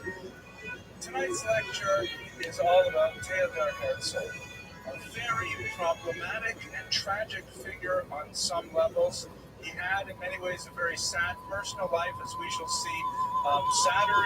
Have you ever had at the same time, he is a figure of heroic, of global posture. He's someone who is a figure who strode across the world stage like a colossus and made changes in the geopolitical reality of the 20th century. We are still feeling about it in the 21st century. A very short life. He died of heart disease quite young, but his impact on the Middle East and on the rest of the globe was phenomenal. He is known, of course, as the father of modern political Zionism. There are many other forms of Zionism. We'll touch on a few of them today, and he was not the first person to introduce the concept of a modern Jewish state to the world, but nevertheless, he was the only one to really make it a potential that people could actually discuss at the highest levels of government.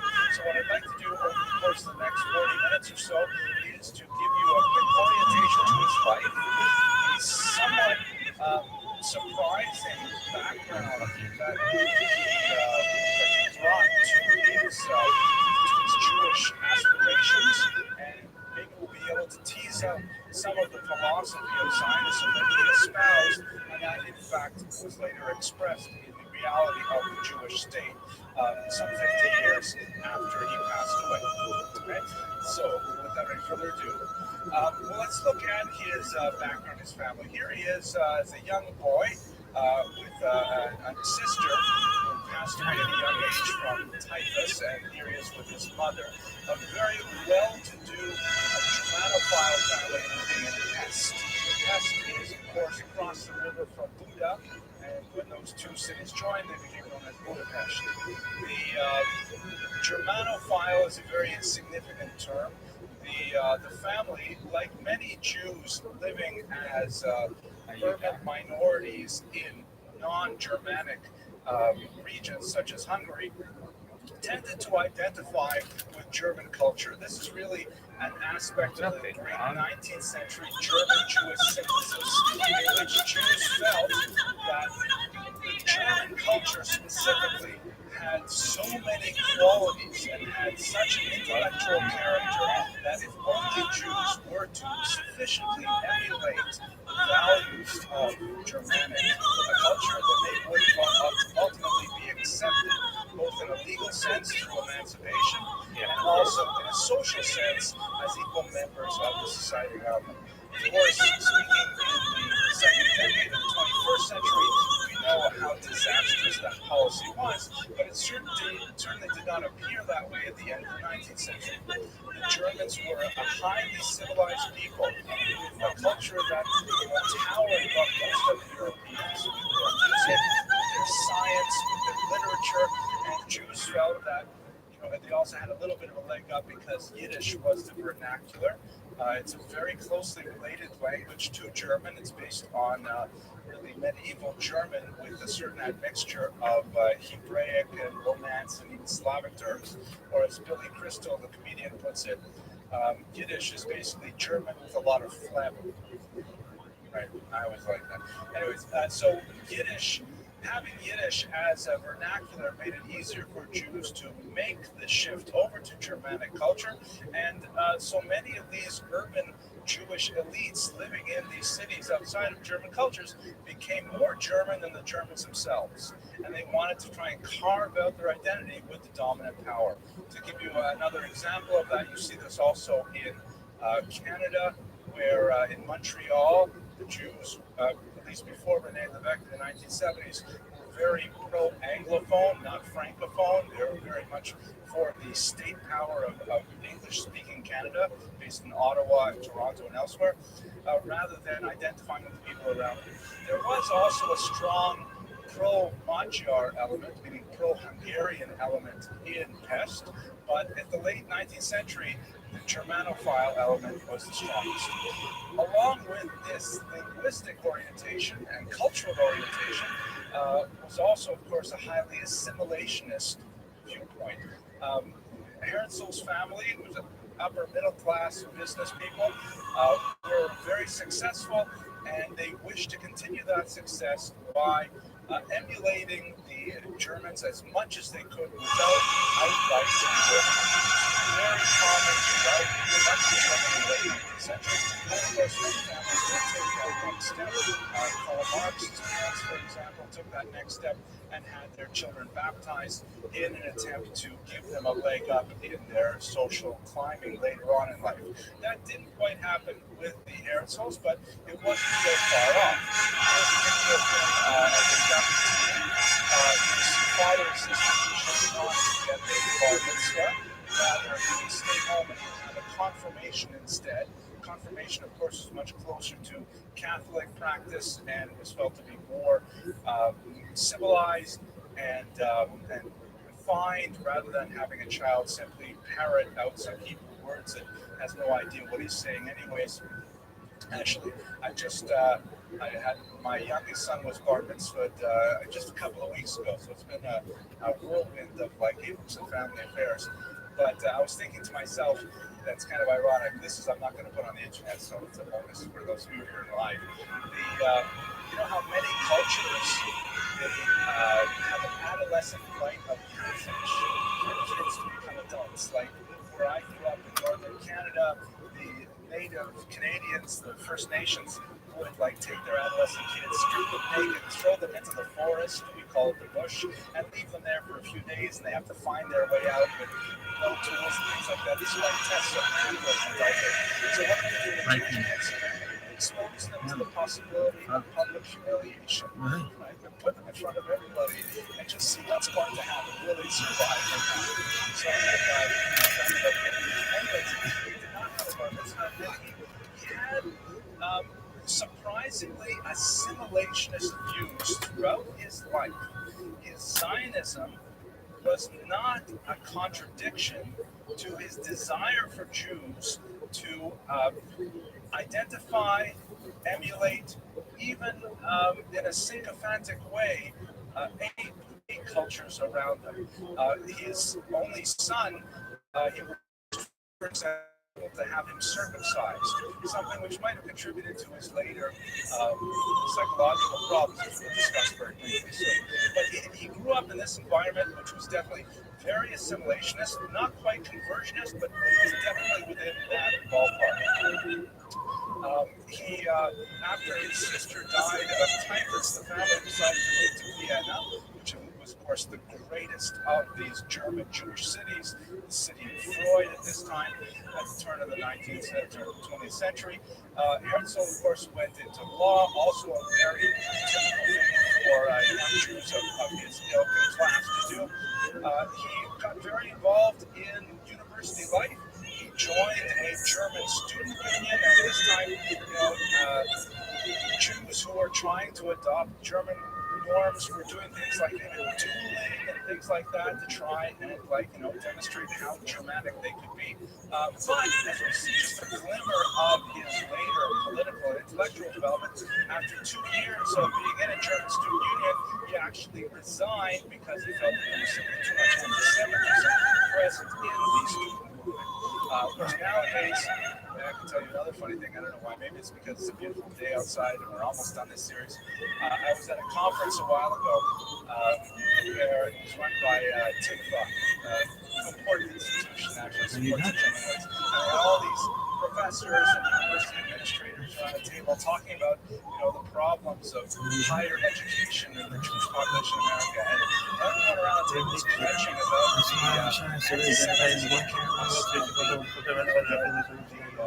Palestinian protests and how Jews are innocent and stuff like that. When it came to my turn, I was to apologize and I can state with confidence that we have zero anyways, he did not experience that. He experienced anti-Semitism and he chose not to identify with a student as a result. Law did not satisfy him. He decided to move over to literature. He ended up being quite a prolific journalist and also a playwright. Several of his plays were actually produced, and he was a figure of some note in the Austrian literary world at the time. He eventually married Julie Naschauer, also died tragically in very young age. She was 38 at the time. A very young woman. All of the Herzogs, unfortunately, he, his wife, and all their children died at a very young age, as we shall see shortly. She also came from an upper middle class background. According to some biographers, she was the first woman in Vienna to use nail polish. Interesting. I don't know, but it says something about her tidbit. Herzl himself was a huge romantic. In fact, he could not have achieved his Zionist goal without a very strong romantic streak. I mean, romantic in the modern sense. If you recall, Hamlet, the beginning of the play, is very attracted to one woman, and then within a moment, Juliet's everything flips over for him. It's Ophelia, right? It's the first girl, I think. He throws over Ophelia for Juliet. Herzl had the same kind of moment. Believe it or not, he didn't throw over Ophelia. No, Ophelia was a different relationship. This is the history class, the literature class is on the third floor. But at any rate, Herzl met a 13-year-old woman at a family gathering, and he was so taken with her, this 13-year-old girl, that he was resolved that he was going to wait 2 years until she was an adult, which is the age that you could get married at that time. If it was, to translate that into 21st century America, she would wait like 12 years until she was like 20 until she could get married.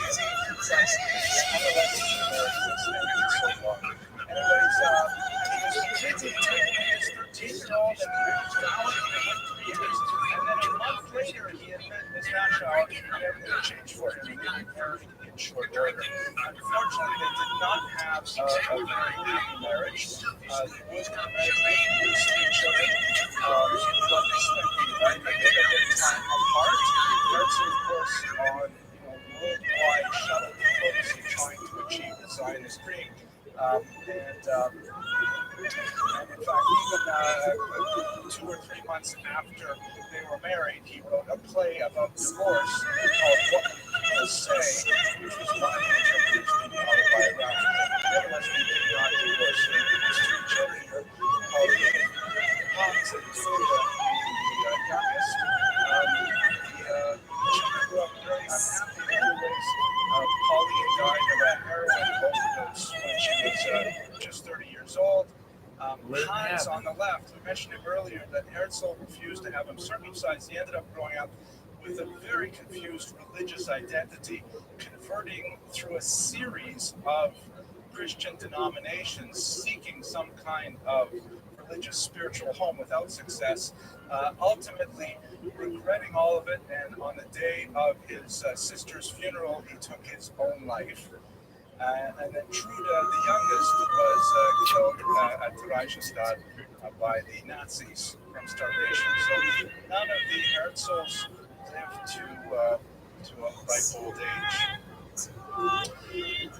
But let's go now to his political career, which is, the family is the tragic part of his life and central to his life, but it is really the backdrop for what he played out on the world stage.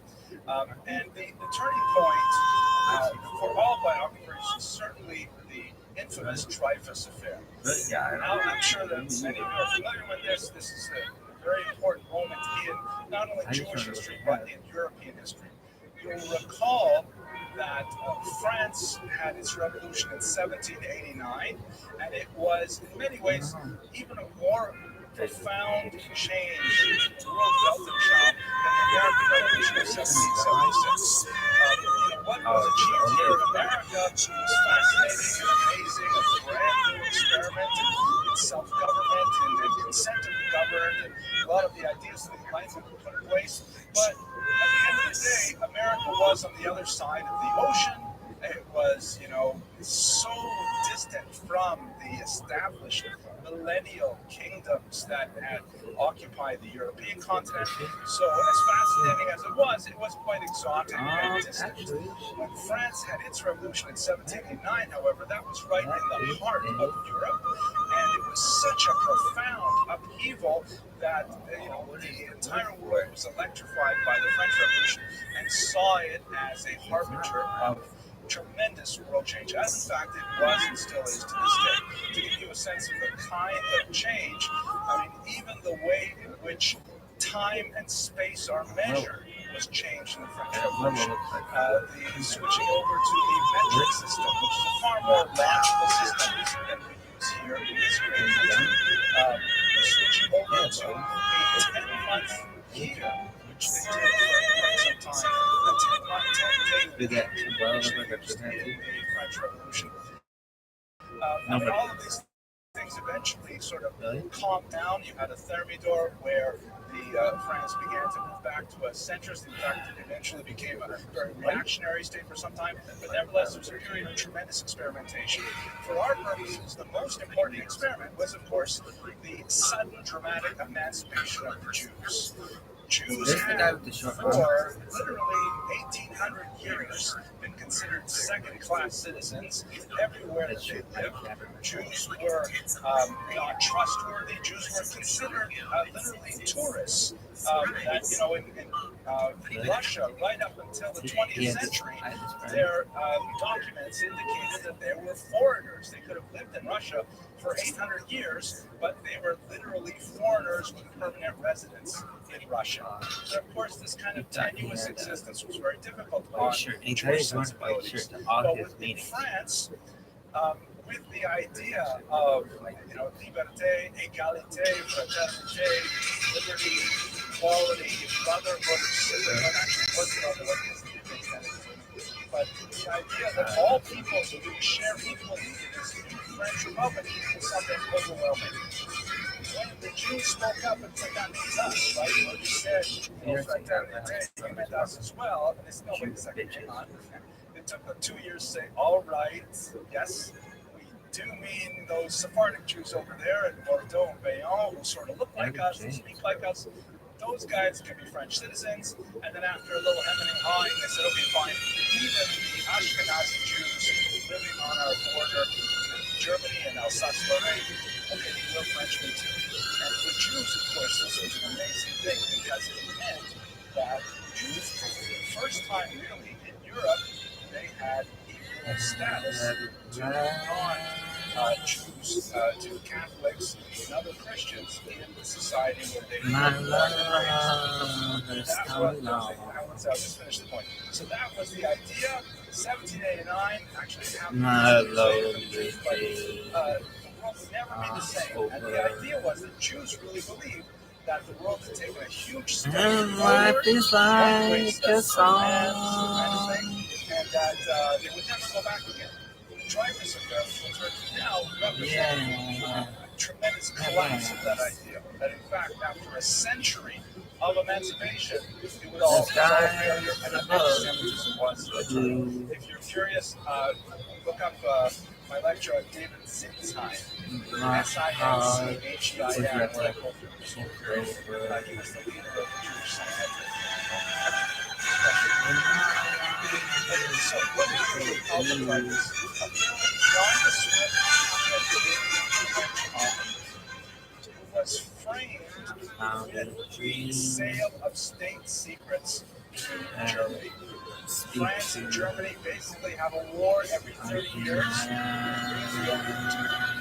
Hopefully they won't hear about this, they watch these lectures. But there's always a lot of suspicion in France and Germany. And there was a spy in the French army who needed to find a scapegoat and Dreyfus, an assimilated Jew, stand on the other way. He ended up taking the fall. He maintained his innocence, but the entire judicial, military, political, and culture was biased against him, and he was sent to prison. This is a long story, and it involves about 20 years, Devil's Island, all kinds of things happening as a result. Why is this especially significant for us?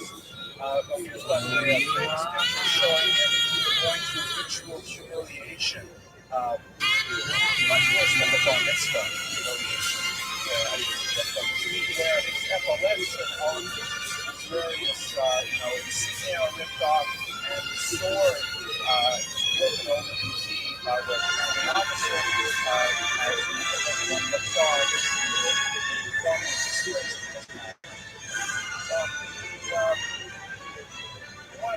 As the story goes on, obviously we spent a lot more time on it. I don't want to take too much time. The liberal thinkers in Paris had a lot of questions about this trial. They felt that Dreyfus was railroaded. He in fact was, and we found out later that he was the real criminal and so on. And it was touched off in particular by this famous letter by Emile Zola, famous writer of very left-wing views, a prominent social critic who printed in 64-point font, J'accuse, I accuse, a letter to the President of the Republic. And I didn't put the whole thing here, but it's like the whole page is just one big wall of text with incredibly devastating critique of the way the trial was handled, the way the evidence was handled. Ultimately, Dreyfus was exonerated, not pardoned until 100 years later, not formally pardoned until the 21st century. Now, why this is significant for us is because Herzl, of course, was a journalist covering the Dreyfus trial. And here, by the way, is one of the many propaganda posters from the period that shows Dreyfus as a multi-headed serpent-like creature, indicating his duplicity, and the sword through him, right, where he's the traitor. So Herzl actually believed that Dreyfus was guilty. He was not really that worked up about the trial itself. He felt that, the evidence, he trusted the judiciary, he trusted the rules of evidence that were presented and so on. But, he was doing his job as a journalist, and he was overwhelmed by the rancor of the crowd. Overwhelmed by the resurgence of what he saw as elemental anti-Semitism. He could not believe that instead of people being upset that he was a traitor, who, by the way, happened to be Jewish, the association of being a traitor and being Jewish was identical in their minds. And as he looked around him at the crowd yelling, Otto Schrief, death to the Jew, the tremendous venom that he was expressing for Dreyfus, he had one of those hibernated turns in his mentality, and he came to the conclusion, which is unshakable, that anti-Semitism was permanent, and no matter how much the Jews might hope to obtain equal status, fundamentally be impossible so long as this level of anti-Semitism persists. And the only solution that eventually came to, the only solution was that the Jews had to be normalized through the acquisition of their own land. Once the Jews had secured a piece of territory that they could call their own, and they could be Samuel, like all the nations, and even those Jews were expatriates in other countries. This is normal because, they belong here as Jews, but we should treat them well because they're not here permanently. Like I, for example, am a Canadian permanent resident here. I do not feel any profound anti-Canadian animus from my American co-workers, primarily because Canada is a normal country to work, and if worse comes to worse, I could always go home and I get free health care and pay higher taxes, but we won't go into that political argument. At any rate, the fact is that my existence here as a kind of guest worker is acceptable because I have another place that I can always go to. If I am here, it's like the Russian representative, it's like some kind of pro-land person. And I'm stuck here, then there would be a natural kind of animus towards me. That'd be a bit of fun. Outside the pressure. So, Israel fundamentally has refuge from basically like a European state, liberal democratic state, something like you imagine that Haifa is a lot like people say that's like Exodus now. People actually meet each other in the street, they walk politely, they obey traffic laws, things like that.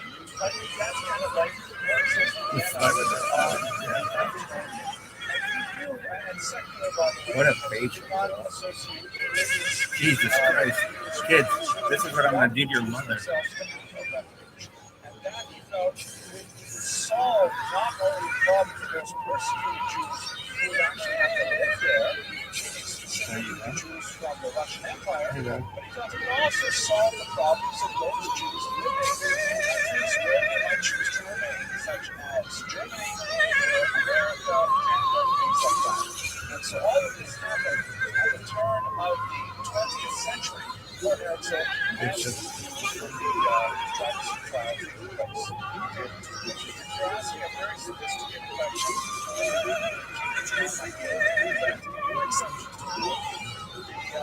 The Germanophile notion is definitely very true, but it only applies in those countries where the surrounding population is not. Oh my God.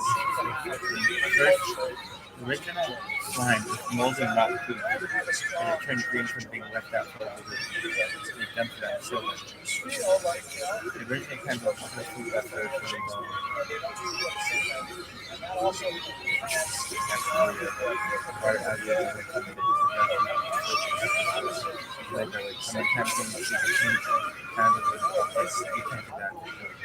Czech lands, particularly Slovakia,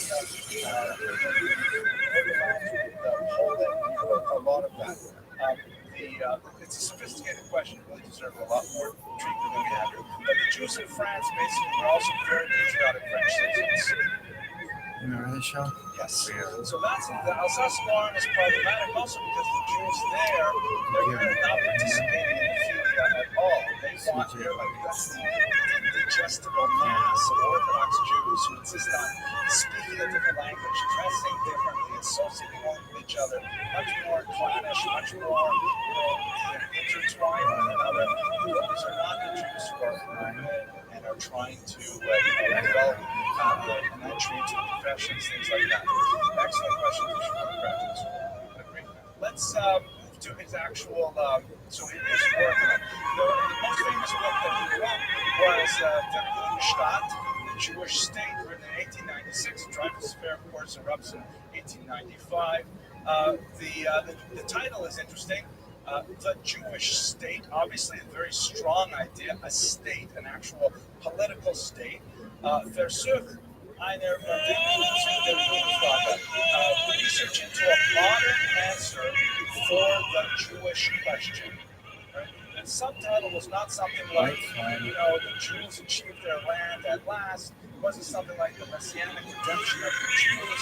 It was all about how to solve anti-Semitism. The Jewish question, which is related to the ViralRabbi, the women's question. What are we going to do with these women who are not going to even want to have equal rights? Right? There's always these questions very urgent. So the Jewish question was, how can we deal with these Jews who are not quite like us, and when they become like us, we're not really comfortable with that? How do you solve it? The thought is just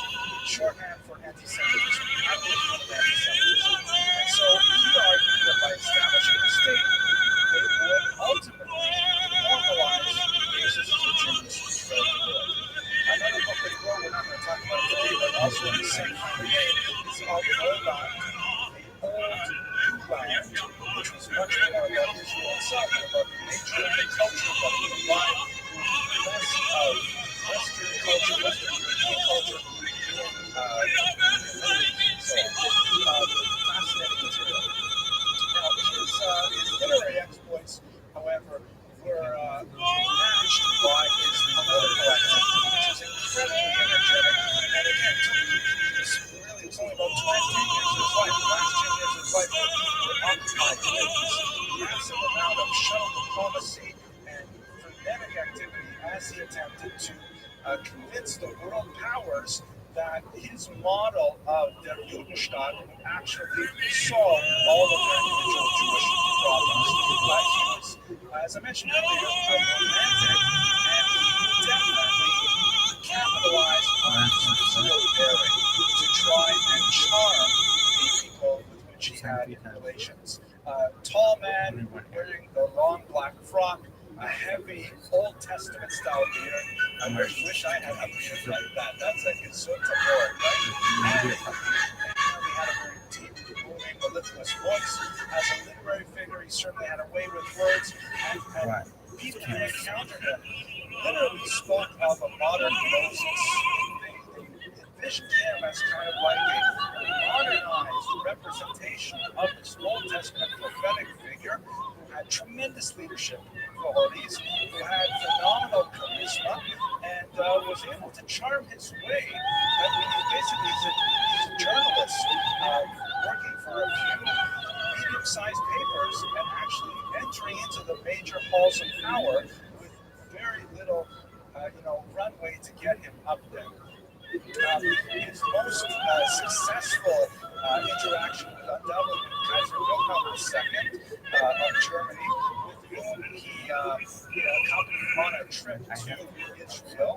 And his hope was that since Germany had a very pronounced anti-Semitism problem, he felt that if he could solve the Jewish problem for the Germans, then certainly he could take care of all the other countries, because Germany had, his mind, the most profound problem with the Jews who were assimilating rapidly into the Germanic culture, and yet not accepted by the Jewish identity. To bring it back just for a minute, you should recall that at the time this is happening, there was a major philosophical conflict going on in Germany that had the opposition of a historian named ROTHSCHILD, who was the most significant distinguished historian of Russian Germany. And he felt that the Jews were overreached. There was another Jewish historian, Heinrich Betz, someone who had 6 volumes of translation in your shelves. Heinrich Betz had written this historic account, encyclopedic account of the Jewish history, and Treicher said, you know what, this got it all wrong, and he has portrayed the Jews as things despite suffering. It's not like that at all. And finally, coined this phrase, which later picked up by Nazis, Jews are our misfortune. Jews are the cause of everything wrong in our society. So for this kind of environment where it's not just, the peasants wielding shovels and hoes who are angry Jews. We're talking about the highest elites of culture in the university hallways who are So he went first to Wilhelm II, and he felt this is really going to work. If I can convince the Germans to back my Zionist plan, then in fact, we'll be able to give Israel to the Jews, and all will be well. Of course, and here, by the way, the picture of him on the boat on the way to meet with Kaiser Wilhelm II in Israel itself. The problem was Germany did not own Israel at the time. Right? Israel was part of the Ottoman Empire. It's a medieval empire that lasted right up until the 20th century. It was eventually, as the city collapsed, but the only people who could give Israel, so to speak, to the Jews would be the Ottoman Empire. and they were not at all inclined to territory up. Particular opposition came I mean, from I can't believe Pasha. Pasha is the title. He was the grand vizier of the Ottoman Empire. And in many ways, he articulated a posture of Jews entering Israel, which is common even today in the halls of power of the Arabic. That is, that Islam tolerates Jews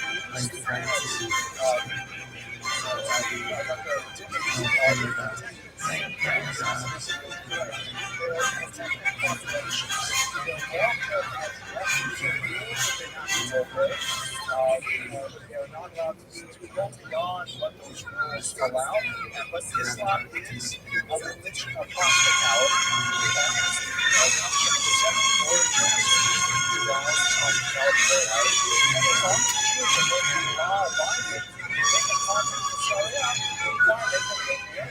But the concept of the Jewish demand territory over which they had sovereign control was out of the question.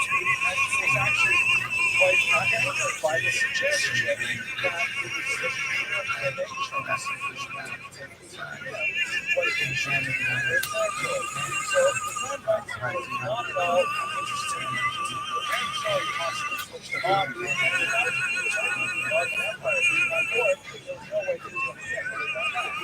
The Sultan was actually the chief executive officer of, or the president of the Ottoman Empire, so to speak, the Grand Vizier, the CEO. He had and he actually gave him a very beautiful diamond pin as a personal gift. But he did not take Herzl's claim seriously whatsoever. And so the whole idea was kind of amusing for the Sultan, but had no at this time, Herzl was not only running around various capitals in the world trying to argue his case that all mentioned two most significant Germany and Turkey, but he's also acting against the backdrop of many other Zionist movements sort of bumping up against Israel. We should recall that this was coming again. This is a motherfucking day, yeah. Fuck yeah. Freedom is the only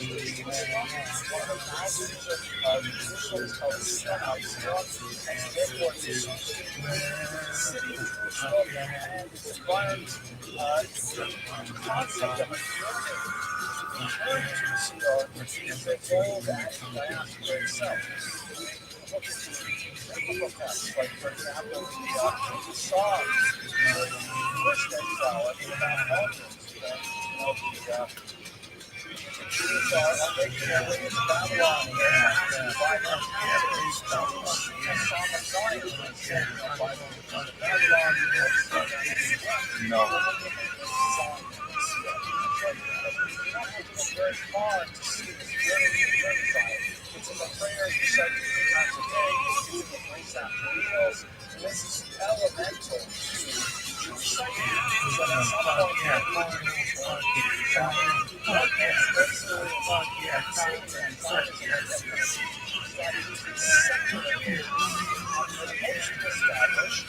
modern secular political entity. No.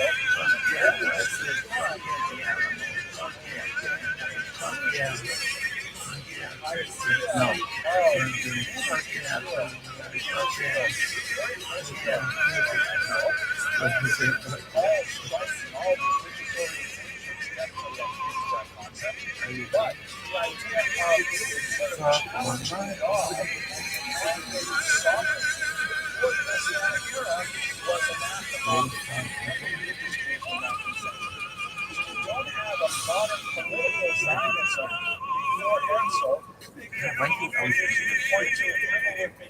Honestly, it seems to be of having a political state in Israel. The flag, passports, all kinds of border control, things like that. Around this time, it is the time of the great awakening of nations. These become really big. Most of the smaller nationalities there are beginning to stretch their legs and seek out some kind of national self-identification. Ukrainians, early Slavic nations, all trying to achieve some kind of nationhood. And the Jews are also using that same era, particularly in the Russian Empire. It's like which is an acronym that creates House of Jacob, let us arise and go up in land of Israel. Israel, of course, is called Aliyah, ascent. It's not a horizontal movement. So you have Israel, some of the people from the first Aliyah, first ascent to Israel.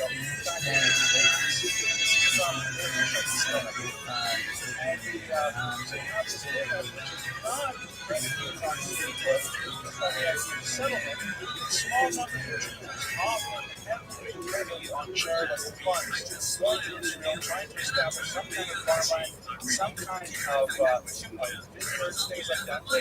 Some degree of success, but not an overwhelming influence. But this man Nordal, who was his longtime compatriot and someone who had a convincing pen at people, very easy to really spark the idea of Zionism. So just look at very quickly, what's happening in this way. The following, which is a sort of socialism, also very, very popular among Jews. It's not enough that we should have a political state in Israel. We should create another let's create another paradise. Jewish proletariat of all lands united themselves under the flag of the workers of Zion. That's very some communist, socialist, Marxist, Marxist workers of Zion. And of course, you recognize proletariat of all lands united together, of course, the workers' pride of Marx himself. Although it says here, proletariat we also have on the other side of the spectrum, we spoke about last year, Vladimir Zelensky fascist is too strong, too jarring, but he definitely was a militaristic, very leader who knew what was best for the nation, and that people had to follow that leader who had their best interests in heart, and he had a fundamental distrust of the Arabs living in the region, and indeed of all the non-Jewish European nations as well. He felt that the only way the Jews were going to establish a land in Israel, a state in Israel, is if they took it by force from the surrounding population. Pretty much the opposite of the Koalition, who imagined they would have like this Drushba Narodov, friendship of peoples, workers' paradise with the local Arabs living in a symbiosis. These two Zionisms were worlds apart, and they fought frequently. And of course, you have religious Zionism. All of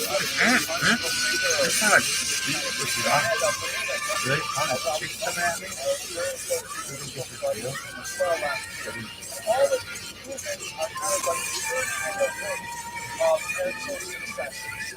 As Zionism appears more and more on the news, the headlines, so all of these movements begin to shape the world. And I think last question okay, so these are the things that are happening. Organized them in the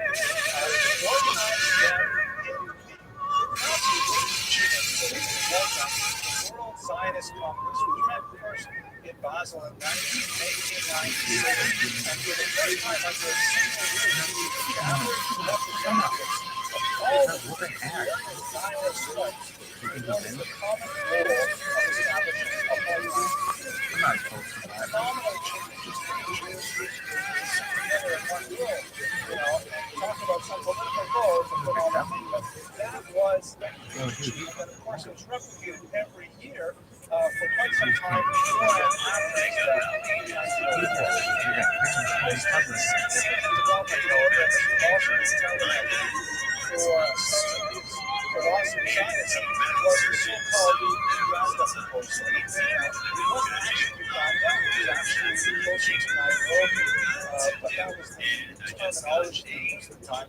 Essentially, given opposition of the Ottoman Sultan, England said, you know what, we have to bear this in mind. We're talking about the late 19th century. What's that word? Very much colonial attitudes, right? That's what it was. This guy is so small. Colonial attitude that, you know, we have the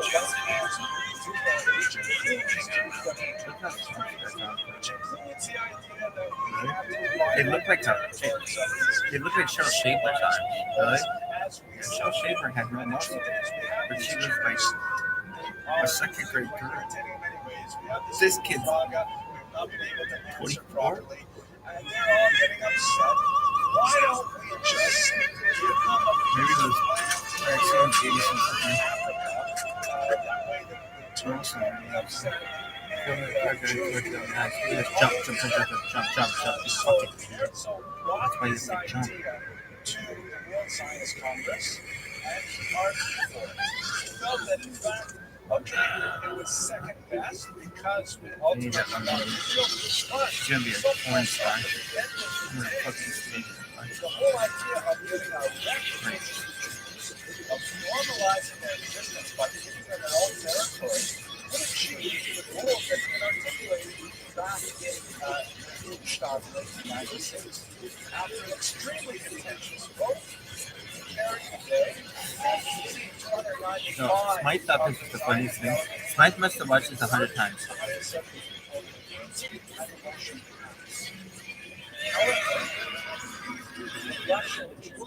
Smythe daddy watches 100 fucking times. That was a signal defeat for the movement, primarily because the Russian Jews, even though they did not have sufficient numbers in the delegation to overturn the decision on a straight-up vote, Funny or die, man. their opposition to it was so powerful because of all the populations who were clamoring for a state of their own, they were the ones who needed the most.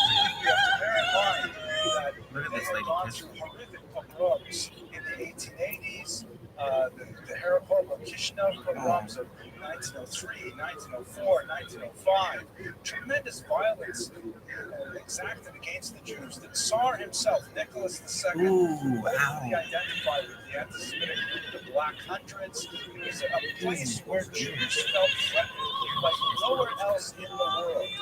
The Great notorious job, man. Bayless trial in 1911, 1913, where the Russian government actually personally prosecuted a legal case on the grounds that Jews drank Christian blood. That was a Completely glory. ridiculous, and this is the The 20th history of century. the universe. So when the Russian Zionist delegates How am I not gonna watch we this? don't care about Africa.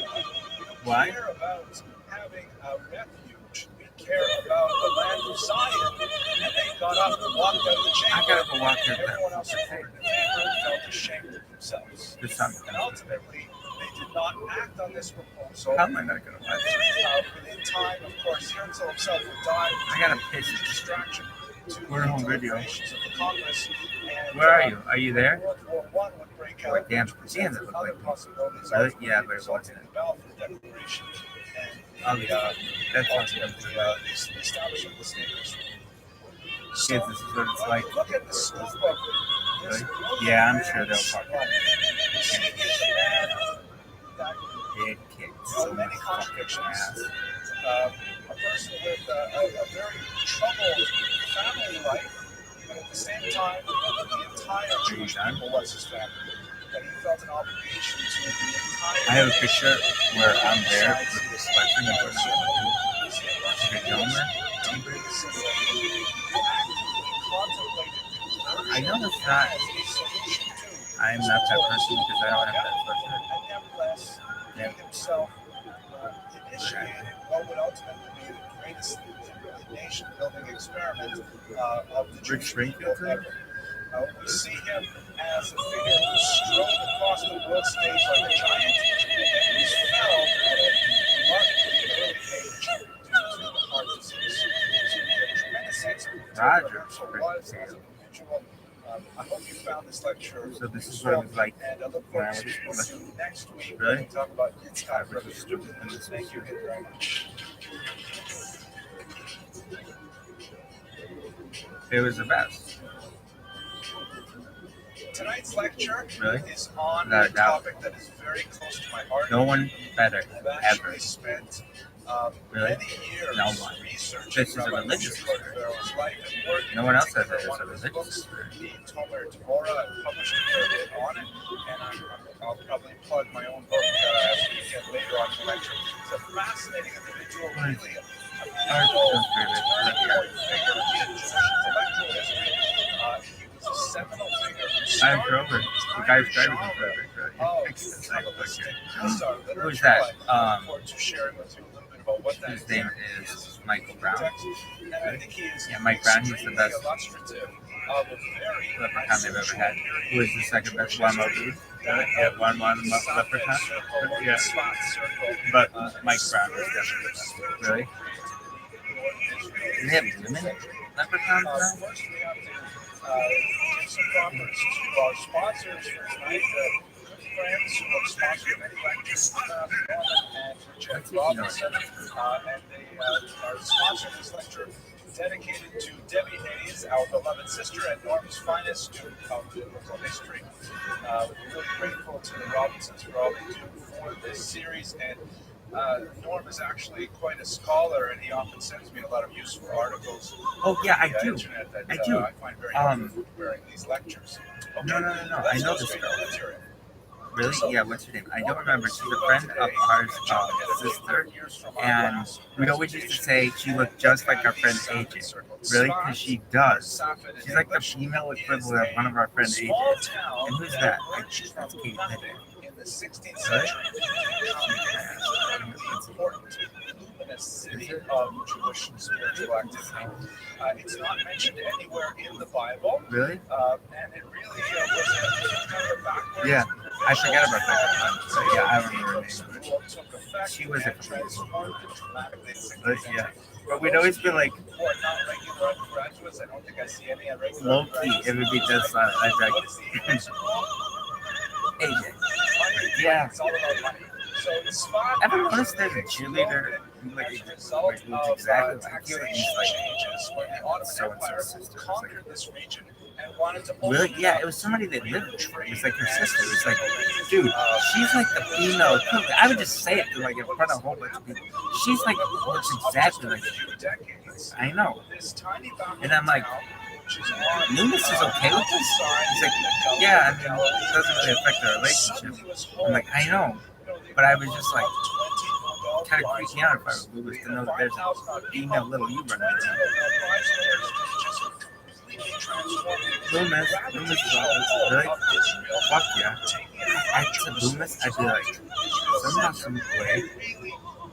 Like Rabbi. Spiritual and intellectual energy and its draw continued for many years thereafter. It only lasted a few decades, but this girl, are you sure it was that girl? Actually, yeah. I mean, there was some guy's sister. I remember. I just don't remember who. Were you friends on Facebook before Facebook fell through? Yeah. What's her name? Maybe it was Kate. Everybody. Dude, George Pick, that's everybody. And that's not even that same girl. Really? Yeah, but there's this one girl who's like Asian. Really? Just like her. Like him. Really? Oh, dude, looking like AJ? Have you ever seen this? No. Why? I would have been too much of a homer to watch it in school, and then I went to law school, and then I went to work, and I've been a homer since. Really? Yeah. You should have it. Go get your shit. Who were based in a week called Turkey, wanted to extend their trade networks throughout the region. Having conquered the region in this orange color here from the Mamluk Empire. And so they encouraged Jews in particular who were long associated with development of trade, and they gave a lot of tax breaks, particularly for those working in the textile trades, also a very traditional activity for Jews. And so you have a massive settlement of Jews who are going to Israel at this time, and especially an attractive spot, as you mentioned again, Prince Jerusalem as really a major Jewish center. What was attracting them to the spot? Perhaps the most important element We used to bury. We used to fucking bury the enemy. We were gonna have a wake for him. Really? Whatever school it was we were playing, we would fucking whatever. We did some mascot of theirs and fucking put it in a coffin and fucking hey, march it all around fucking campus, light that motherfucker on fire, spend it on the water.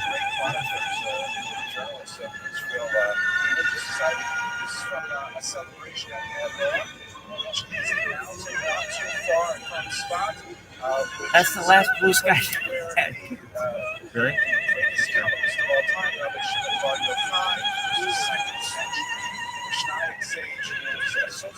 It's gonna be one of those things where they're trying to sell you on it. Really? Yeah. I don't know. 180 nose, the 60 nose scope. The Yosh 180 nose scope is actually more impressive. They're like, but 360 is more. But Yosh 180. Even, oh, you got one? Yeah, 180 is. It's more difficult. 180 nose scope has never been bad. Really? Like at a super far range. So Spot was long recognized to just be and video taped and put on the internet. I want to see it. Yosh had one. Yosh should go. Please say I had one. Please say one. Yosh should go. No, I did. No, I did. No, I did. I think Yosh showed him. I can't take credit for this. Right? And he'd be like, maybe I did, but I still want to take for it. I'd be like, Yosh, it was in this one map with the two bases were like this. It was like an outside one. It was like, Yosh like, oh, one of the two bases is one's here and one's here is an outside one. And it's like kind of reddish. He's like, he'd be like, they have a warthog? Like, yeah. He was like, was that a warthog? Like, no. He'd be like, okay. Because he's gonna say, I knew it was gonna be fake because you can't go through 360 in a warthog. Okay, and then like goes, he'd be like, huh? And like goes, I'll say it. Okay, like, you had a sniper rifle, right? You were running, you were jumping. He's like, okay. He's like, I know. There's the one base here, and the one base here. Yeah, but I know. Yeah, there's like water far when you keep that. Here's what I tried. He's like, I spent 6 weeks trying. Okay, are you done? Like, okay, yeah, yours. Okay, and then there's like a little crevice on the side. Like, yeah, Yosh. So then Yosh is like jumping these guys. Yosh like, oh yeah. What? He's like, and the idea that there would be such an abrupt change and all of these Jews would be forced to flee the Iberian Peninsula was a change so he's going ba-ding, and then all of a sudden fighting gets crazy. He gets his hand somehow on a sniper rifle, and then he was looking at his own base. Why? Check it out, the team. And he did a 180. This is 180. This would be 90, and this would be 180. And he shot a bullet, and it was bullet, with the exception of Jews who chose to live secretly right through this motherfucker's eye. Many of them for centuries of generations. Saving time, right? That's not really our story today. Our story really has to do with the immigrants who fled, some of them all the way over to the New World, ending up in the American Southwest, some of them up to England. Amsterdam was a major center of Converso Jews who fled the persecution, and of course throughout the Mediterranean basin, and finally some of them landing in the regions of Israel. You can see that spot isn't noted here, but it was a very important destination for or a certain type of Jewish force that was there. It's important to note as well that the Ottoman Empire was gladly accepting these refugees. They were actually the Ottoman Turkish Empire. Well, went right through like a simple line. The Sultan was laughing at the Spanish rulers for expelling what he felt were their most productive and most innovative citizens to other shores. And in fact, they welcomed them with open arms to regions such as Greece, to cities such as Istanbul, and of course to Israel. So the loss of Spain at the end of the 15th century was a huge boost for the Ottoman Empire, not in all ways. Like, for example, the Ottoman Empire had a great love of calligraphy, of drawing manuscripts, and which began to enjoy popularity at this time. Was adopted almost immediately by Jews, whereas the Ottomans looked at the cheap quality of published works. They said, this is garbage, this is nothing compared to the beautiful works of art that we have on scrolls here in our closets. And so they were slow to adopt the rabbis and many Ottoman nations. The Jews were the ones who were publishing books because compared to exchange the artistic value of handwritten manuscripts for the much cheaper price and consequent literacy expansion that went along with printed works. Nevertheless, the bottom line is you have a lot of really talented intellectuals looking for a safe haven. And a particular category of those refugees were those spiritually minded Jews who ended up in spots. Creating, for a brief time in the 16th century, this tremendous explosion of Jewish creativity. So let us turn now to our Oh my God, that's hilarious. Why? I didn't know it's what's the scale. He signed his name Cordoero, which is apparently Portuguese spelling. He associated himself, by the way, with the Portuguese Jews living in Israel, which indicates that his family had spent some time, obviously, in Portugal, probably more than 5 years between the Spanish and the Portuguese expulsions. More likely, they had a little bit longer roots there. Cordovero seems to imply he came from Cordova, although we have no other evidence besides the name itself. Cordovero someone informed me in an email that Cordovero apparently is a Portuguese word associated with rope making, which would make a lot of sense in the context of the textile trade in Swat, but it could be purely a coincidence. At any rate, that's how he signed his name. He's nevertheless known as Cordovero to most people. And the acronym of his name, Rabbi Moshe Cordovero, is simply Ramak. So he's often referred to as the Ramak in Jewish tradition. This is one of the most holy places in Svat. It's the burial ground of the great Kabbalists who live there. The graves are colored with a special paint, which is associated with warding off the evil eye. If you go to some of the local Judaica stores here in the holy city of Brooklyn, you see they'll often sell little like hand-shaped sort of amulets, often with kamsas, often with a little eye shape in the middle, and they're often in that light blue shade, which is associated primarily with Tzfat. And by the way, the whole color coding of Kabbalah is the Ramak. He was the first to write about the colors associated with various Kabbalistic concepts. I'll introduce them very briefly later. Anyway, here is the Ramak's grave. You can see it down lower. And see how Ramak is what it says in Hebrew. Up here on the top is his father-in-law, his primary teacher, Rabbi Shlomo Alkabetz, who is associated as what's probably best known as the author of the famous hymn sung Friday nights, Come My Beloved. I'm sure you're familiar with the long-standing tradition that the Kabbalists of Tzfat used to go out into the fields on Friday night, as it were, as the sun is setting, and they would do the Sabbath ride. So Rabbi Shlomo Alkabetz created this hymn. This bride as a result. He was also his primary teacher, and his father-in-law. And down here is his greatest student, the famous Arizal, Rabbi Isaac Luria, Holy Lion, as he is known, certainly the most influential Kabbalist of modern times. His thought, although it differs in some significant ways from his teacher, the Ramak, our protagonist tonight, Rizal's Kabbalah was absolutely seminal in the creation of all of the later Hasidic movements, which borrow heavily on the Arizal. So if you look at the intellectual chain of the provenance of intellectual ideas in circulation today among mystics in Judaism, they all lead straight back to the Ramak, particularly through the Arizal, an extremely influential figure. His place was here in this holy cemetery gives no sense of his significance. One more item to some background to his significance, then let's turn to his thought and some of the ideas that he contributed. Just to give you a sense of how important the spot was, I'll introduce you to the Smicha controversy of 1538.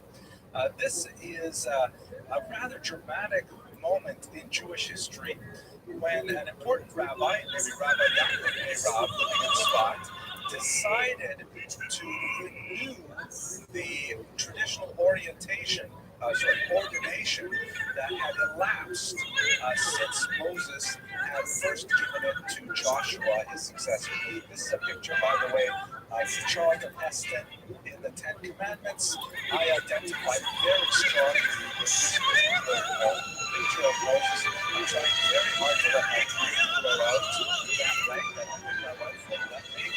But I would love to be able to have this represent all the posts for my kids. Maybe you're bed now.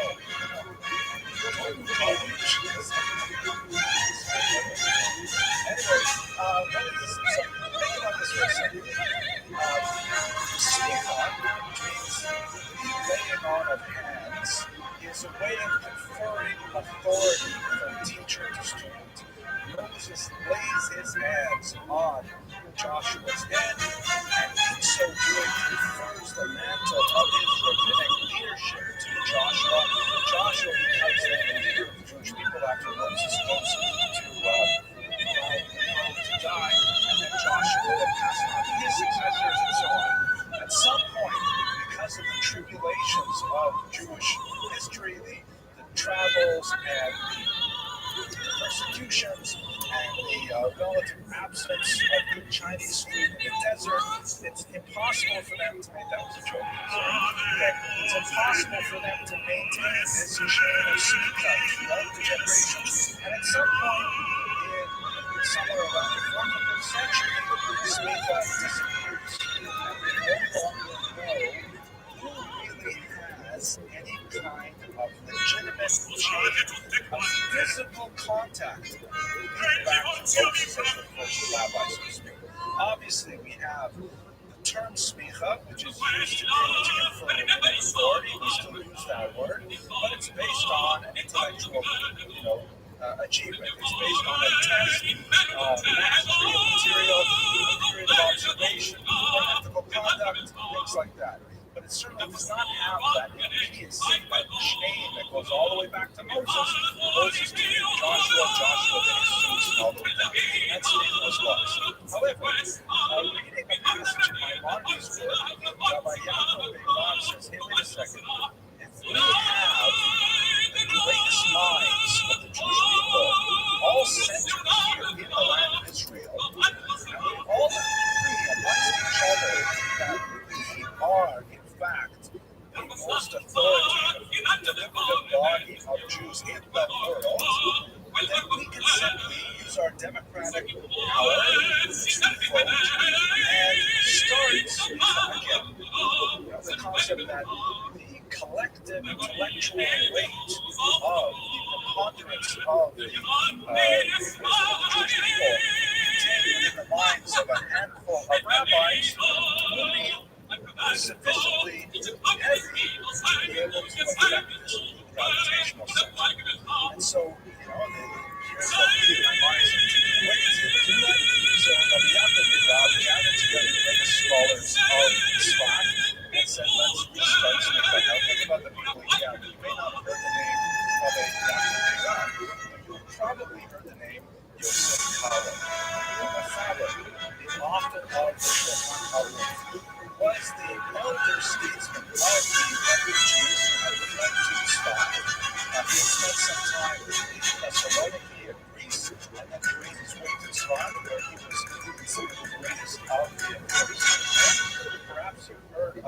Sheikh, a very important commentator on the Bible. We've already mentioned Rabbi Alcabetz. There are quite a few figures who are really, who have continued to influence contemporary Judaism by the writings that they produced 400 or 500 years ago. It's not imagine if we were, let's have like 10 sheikhs that just all living in one block.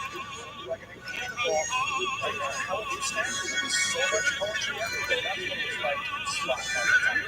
So they all got together and they thought about this in a panic. And they Rabbi Carl, the old rabbi, took his shmita, and since he had this shmita, he gave it to the others. And so they collected the body of newly ordained rabbis with the same authority as if Moses himself had been mentioned. There is a long-held tradition that Rabbi Moshe TRILLIONAIRE was one of the rabbis who received shmita, but it's most likely that's not correct. That tradition goes back only about 150 odd years, probably some 19th century historical studies of Tzfat. Because he was all of 14 years old at the time. It's highly unlikely, even though he was young, highly unlikely that he was speaking to him at the beginning of his presidency. He definitely was a highly revered figure. Later on in his life, he was, he did read the Spanish and Portuguese synagogue in Tzfat, and he did from time to time serve on the Beit Din of Tzfat, which was headquarters by Rabbi Moshe Carl. Puts his decisions from time to time in his responsa, but it's highly unlikely that the time of the Stephen crisis, Rabbi Moshe TRILLIONAIRE actually persisted. Why did this not long primarily because of the opposition of the rabbinate in Jerusalem? He felt that no matter how possible the rabbis of this fight could be, nevertheless, the Torah comes out, now Jerusalem comes out of Zion, does not come out of Tzfat. And as a result of the controversy primarily between Jerusalem and Tzfat over what is really the center of the Jewish intellectual world, Smith got to fall in the next few generations after Dr. Rabbi. Nevertheless, the entire story, I think, is extremely illustrative of the dynamic and creative nature of Tzfat at this time. We know quite a bit about his life because he's incredibly prolific. Even though he died at a relatively young age, like many great Kabbalists, he was great as a coming to the 15th century. You're finding out how to be submitted to when you get big, I will make you a trillionaire. A lot of works usually autobiographical for the 16th century. He also enjoyed quite a wide publicity, primarily because of the innovation of the printing press. Many of his writings were picked up in the 17th century and reproduced, and they received like these massive endorsements from people like the Shalom HaKodesh, very important Eastern European Kabbalist, who essentially said, hey, this is really good, and then he plagiarized massive sections of the Ramak's writings and put them straight into his books. We should recall that in the early days of printing, the whole idea of intellectual property was not very well developed. You could easily say, I read this book, it was so great, I'm going to include all of it in my book right now. Here you go from page 1 to page 100, that's it. So a lot of the Ramak's writings survived and gained greater popularity because of the endorsement and inclusion of his works, primarily because of Rabbi Hano, an Italian thinker, and also the Shema, a Polish thinker, and so on. Now, what did he do? We don't know whether he was born in Tzfat or whether he immigrated to Tzfat at an early age. We know his father's name. We do not know his mother's name. We know very little about his family. We know a little bit about his wife, and we know that he had at least one child, a young boy named Gedalia, who was 8 years old when his father passed away. The reason that we have much of his writings today is because his widow and orphan son were impoverished after he passed away, and they sold his writings to an Italian Kabbalist who later passed them on to Mario Pano, who later promulgated them. They received a very admirable sum for the writings, so he did not suffer afterwards. But as literary executors, his wife and son were somewhat wanting, as we shall see when we talk to you a little bit about the Talmud Torah itself, which has certain internal inconsistencies, which may be a result of it being a first draft. At any rate, in his youth, he encountered Shlomo Alkabetz, and the two of them became very, very close from an early age.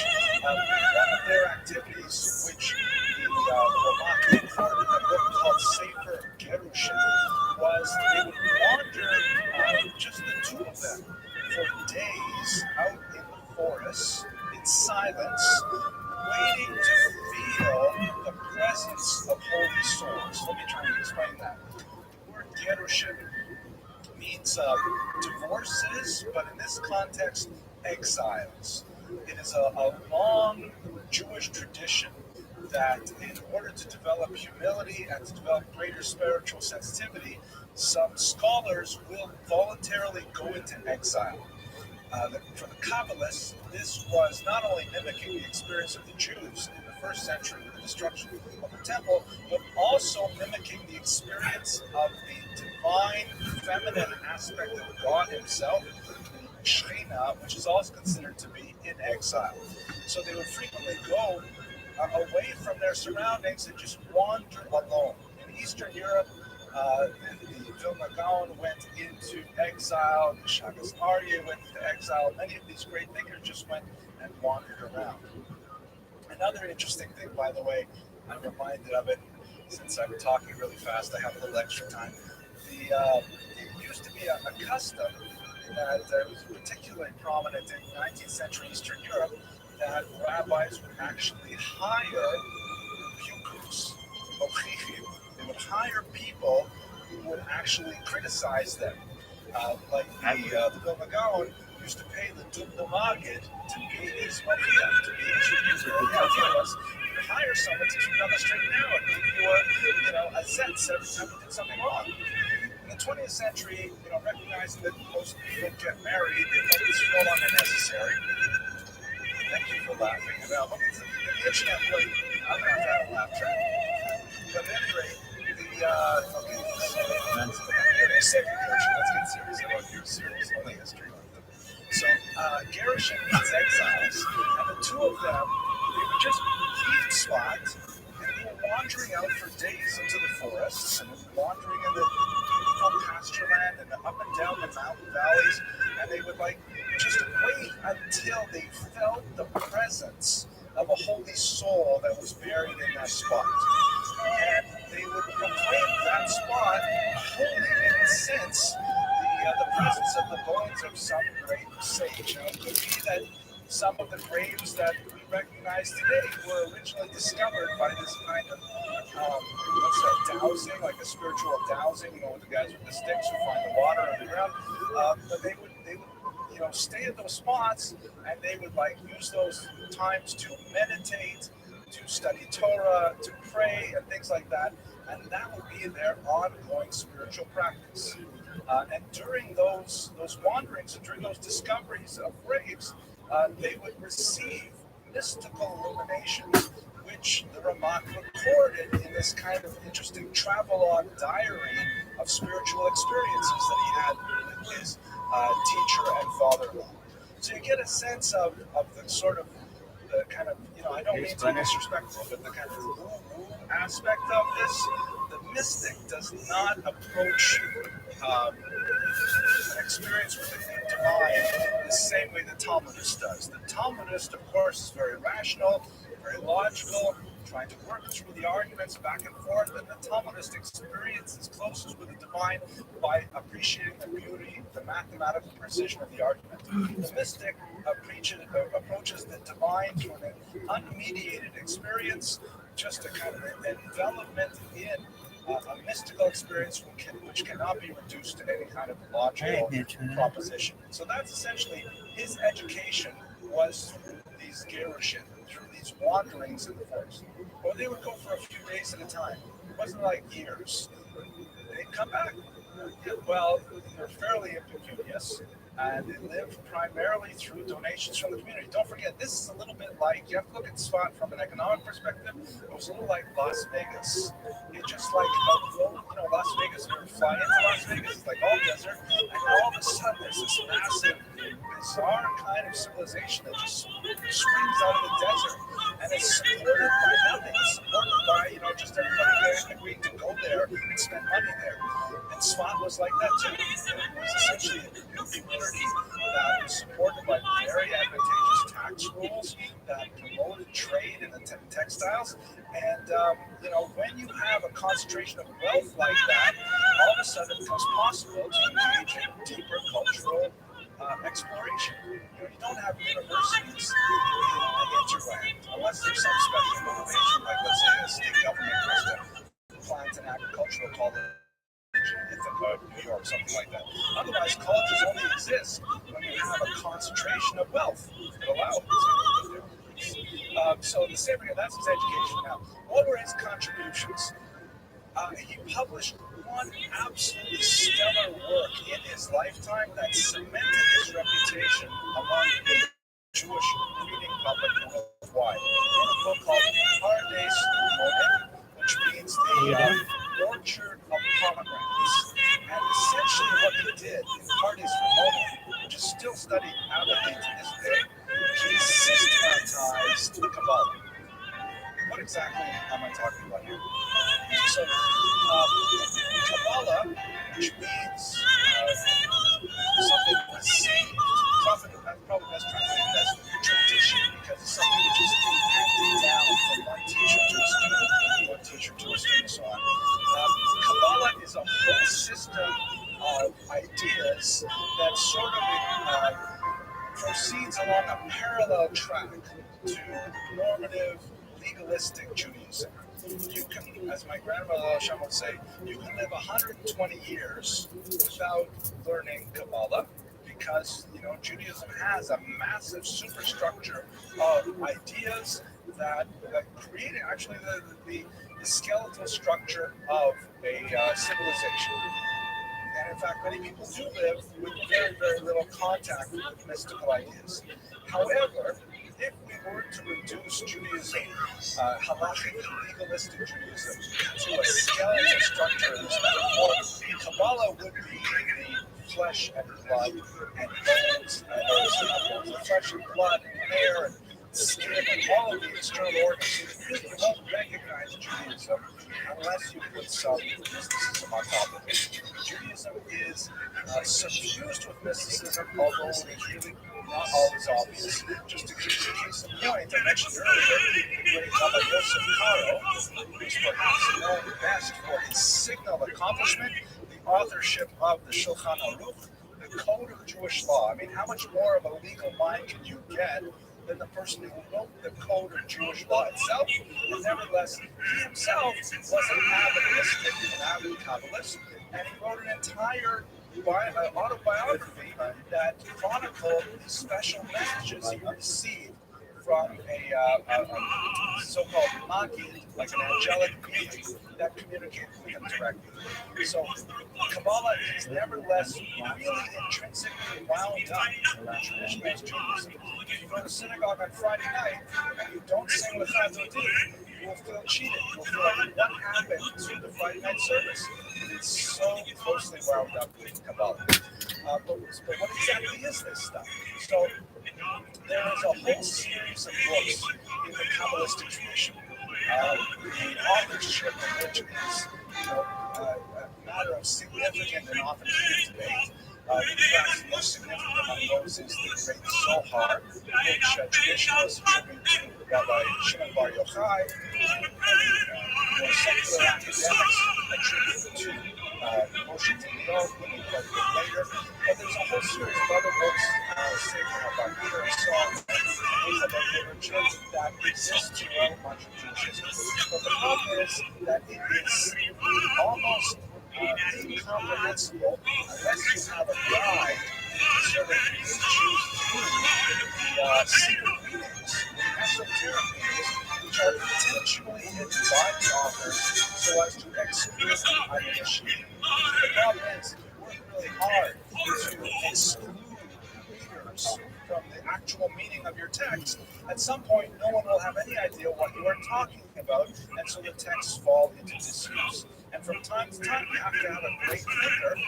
In our own times, we might consider someone like, Rabbi R.J. Kaplan, one of those people who were able to take this body of ideas and translate it into a lexicon that's accessible to contemporary leadership. Now, Moshe Cordero was one of those people, and his book, Hard History Motive, which is still a very, very difficult book to read, is nevertheless a straightforward guide into basic Kabbalistic principles. And he, perhaps more than anyone else, organized the understanding of what are the sfirot, which I'm showing you here. Sfirot are under the term sfirah. We use that term nowadays. This time of year, we are counting. The time of the Sphira means the time of the counting from the second day of Passover to the Halloween Shavuot. It is the same word, but it's not necessarily the same meaning at all. The Kabbalists understand the Sphirot as the coordinates by God communicates to the universe with the basic philosophical problem. God is an infinite being. It's referred to in Kabbalah literature as Ein Sof, without boundary. And yet we live in a finite universe. We sense boundaries. We sense, when one object stops and another object begins. We feel our own distinct consciousnesses. We do not necessarily feel the consciousness of others in the same way. So how is it possible that an infinite being can create divide, that mathematically impossible divide, that chasm between infinite and finite beings? So the Kabbalists have a large body of ideas to describe that single perhaps most significant idea that God has shrunk himself, seems to contract, and in a vacuum that is opened up by his not being there, he pours his energy back in the universe that we live in. To make it simple, if that's possible, that pouring back of energy into the universe is done through the system of the Sphirot. God's energy is considered to be simply way too overwhelming, again on a philosophical level, for the universe to contain it. And so therefore it has to go through a series of dilutions until it can exist in our realm, as you understand. But one metaphor I like to use is, imagine looking at the sun. For this metaphor, let's say God's energy is like the sun. And it's like, you can't look at the sun. It's overwhelming. It burns out your eyes. How can you possibly look at it? However, if you take a mirror and you look at the reflection of the sun in the mirror, you can sort of glance at it very easily because the light of the sun is somehow absorbed a little bit by the surface of the mirror, and by looking at them, it's not nearly as harmful. And if you take another mirror, you take over here, and then you look at the sun reflected in two mirrors, it's still absorbed that heat, but at the same time, it's distorted because every time the light of the sun hits one of those mirrors, the mirror absorbs some of the light, and because the mirrors are imperfect, it also shifts some of those imperfections to the next mirror. So if you line up all 10 mirrors, then you get down here to Alphas, which is created by Shina. You get down to the bottom row of split, which is kind of like looking at the sun through 10 distinct mirrors. Each one of those mirrors has a little bit of distortion, what makes it possible for us in this world to somehow experience the reflected light of God. And each one of these mirrors, which has labels, refers to God's interplay with the universe. If we understand the system of Sphirot and how God communicates with the universe, then it has implications for how we conduct ourselves as well, as I hope to show you. I'm not going to go into this in great detail in a very hot audience, but just to give you a sense of this whole realm of ideas that the Raman made really much more sensible to readers than what is for most people. This is another artist biblical text as well. Not the place for it tonight, but there's definitely a long connection back to the roots of Jewish thought. You can even find the biblical origins. This is, by the way, a modern artistic representation of a diagram that Mark also wrote that represents the Sefirot here as the letters, and kind of like a central, that each one of them is contained within the other. That this depiction here is necessarily a distortion because it's two-dimensional, when in reality it's more like a sphere or concentric circles than anything else. Obviously, this will get way out of hand if I go further into that.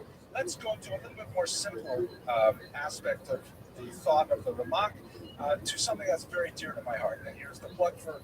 Oops, no, I didn't do that. Actually, there's one of my books there. I really should put it in Zoom in, but I didn't remember to do it. I wrote a small translation of part of Rabbi Moshe Cordovero's work, published it on the title The Kabbalah of Forgiveness, the 13 Levels of Mercy in Rabbi Moshe Cordovero's Tomer Devorah, Palm Tree of Devorah. Let me explain what this book is, because this is certainly the most well-known of Rabbi Moshe Cordovero's works. Even though Pardes Ramonim was certainly the most famous book that he published during his lifetime, after he passed away, it was the Tomer Devorah that suddenly became far more popular. It is a much shorter work. On my bookshelf, the Pardes Ramonim takes up 2 large double-column volumes of Hebrew text. The Tomer Devorah is just a slim 40-odd pages in the original typescript. It never existed in manuscript or it doesn't exist anymore in manuscript because it was published shortly after his death. And that Editio Princeps became the basis for all subsequent editions. Basically, what he does in Tomer Devorah, the Palm Tree of Devorah, is he starts with Rachav, which translates as, and you shall walk in God's ways, which is a mitzvah, it's a commandment, that you have to walk in God's ways. So in order to achieve this, one must know what God's ways are.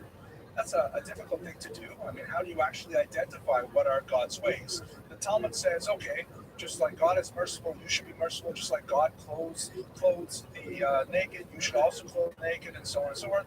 But God also does other things, like, completely destroy Sodom and Gomorrah.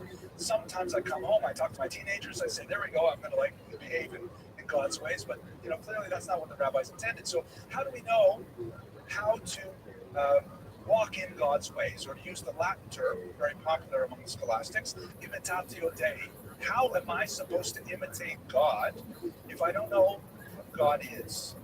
And God is fundamentally unknowable because of this finite, infinite chasm. But, and we know of the 10 ways in which God exerts influence in the universe. We know those 10 conduits. So if we can know something about each of those conduits, then we can know something about how God interacts with the world. We can learn from that how we are to interact with one another. So for example, the top sphera, the crossing of the boundary from infinite to finite is called the Keter, or the crown. And Keter contains 2 basic elements, according to the Ramak.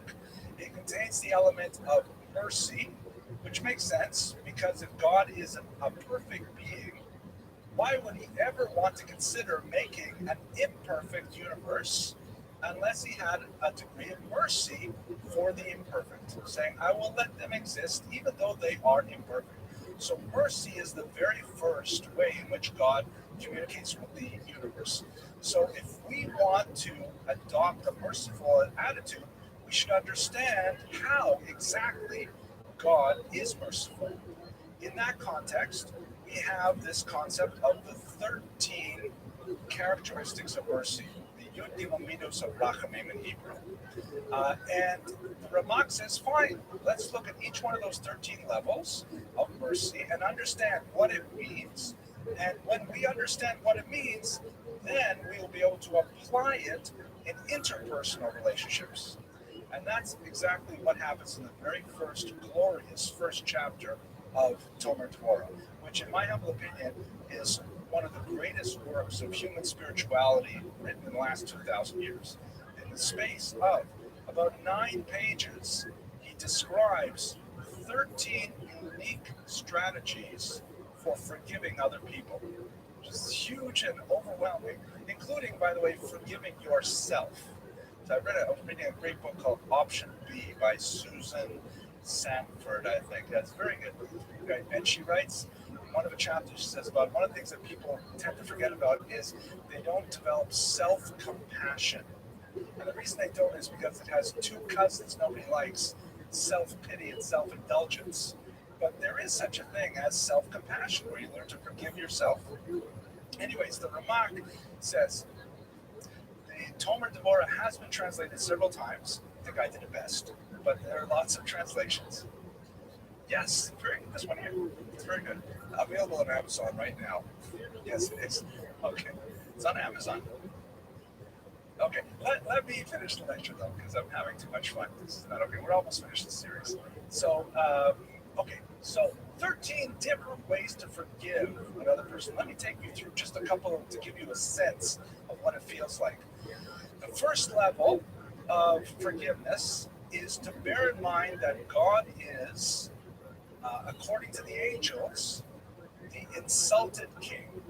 Like when the angels refer to God, they have a lot of different names for him. The most important, the most exalted name that the angels have for God is called Melech Aluv, the insulted king. Why is that so? Because the Ramak explains, we only exist because God is constantly infusing us with energy at every single moment. Every single breath we take, every heartbeat, every single, jolt of peristaltic pressure in our veins is because God is giving us that energy. And if we choose to use that energy to defy God, and He is certainly aware that we are using that energy to defy Him, then we are literally, as it were, spitting in His face at the same time. Because He's saying here, I'm going to help you out with this, and we take the energy He gives us and throw it back at Him. Rabbi Yisrael Salanter wrote, it's like a master gives a stick to his servant for a journey, so a walking stick, and then the servant takes a stick and beats the master with it at the same time. So, but God, nevertheless, He puts up with it. Like when a father has a little child that says, I hate you, and, bangs on his legs or something, and the father just forgives it because he's the Melech Aluv, the insulted king. He bears that insult gladly because he has so much mercy for the child. So, says the Ramak, if we understand how God is so infinitely patient with our own wrongdoing, certainly we should extend that to other people.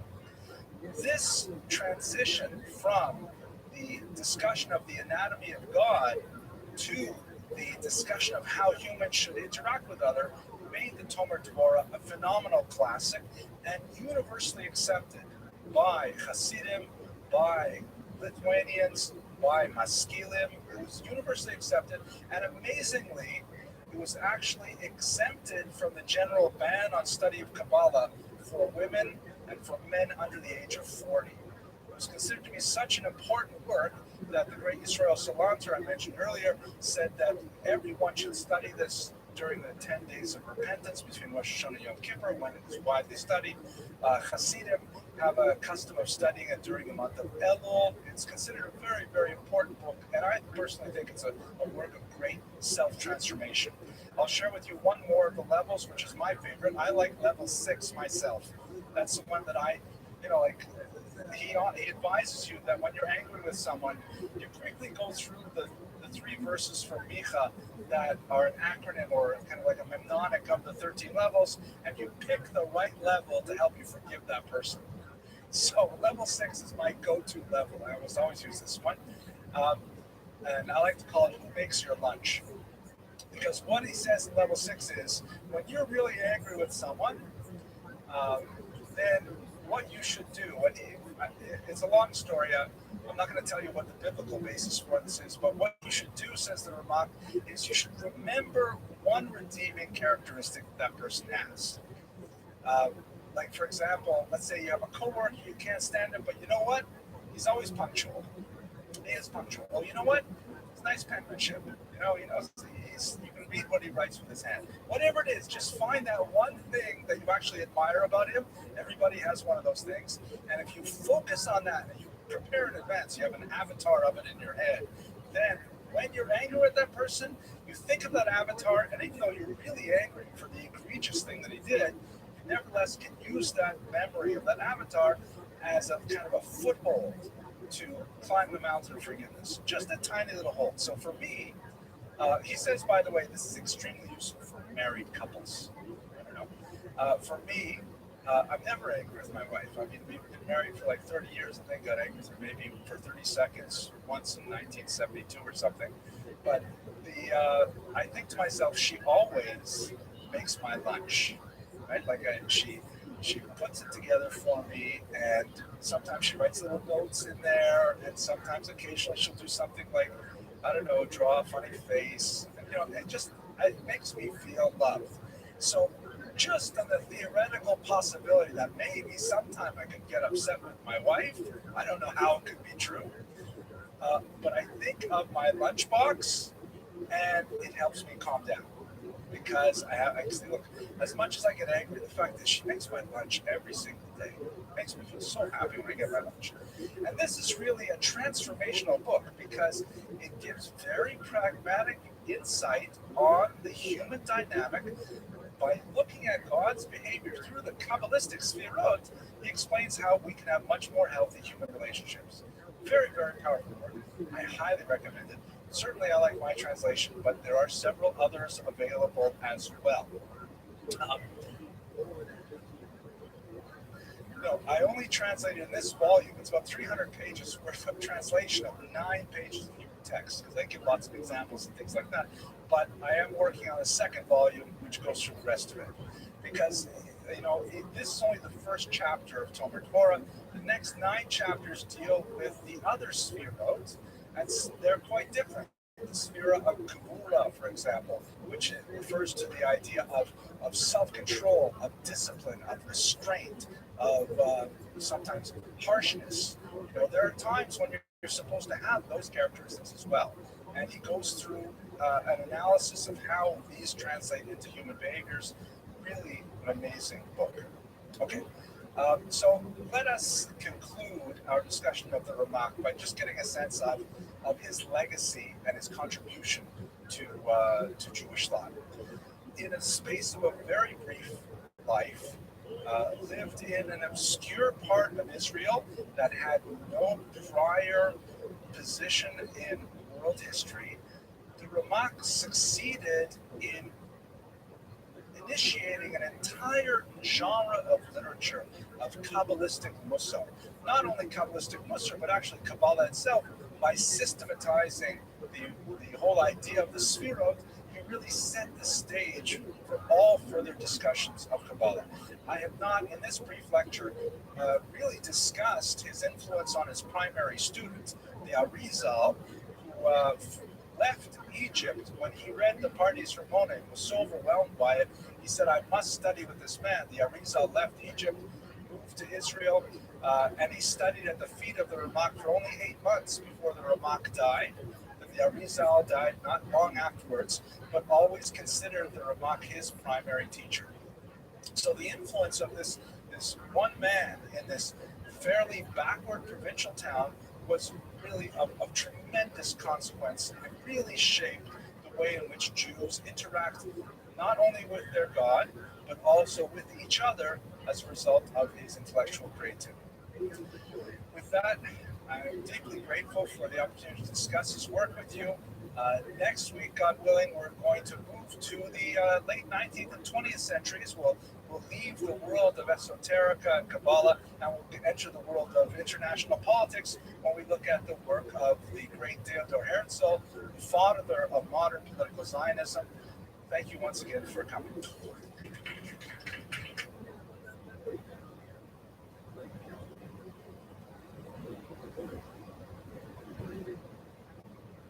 Okay, thank you very much for coming.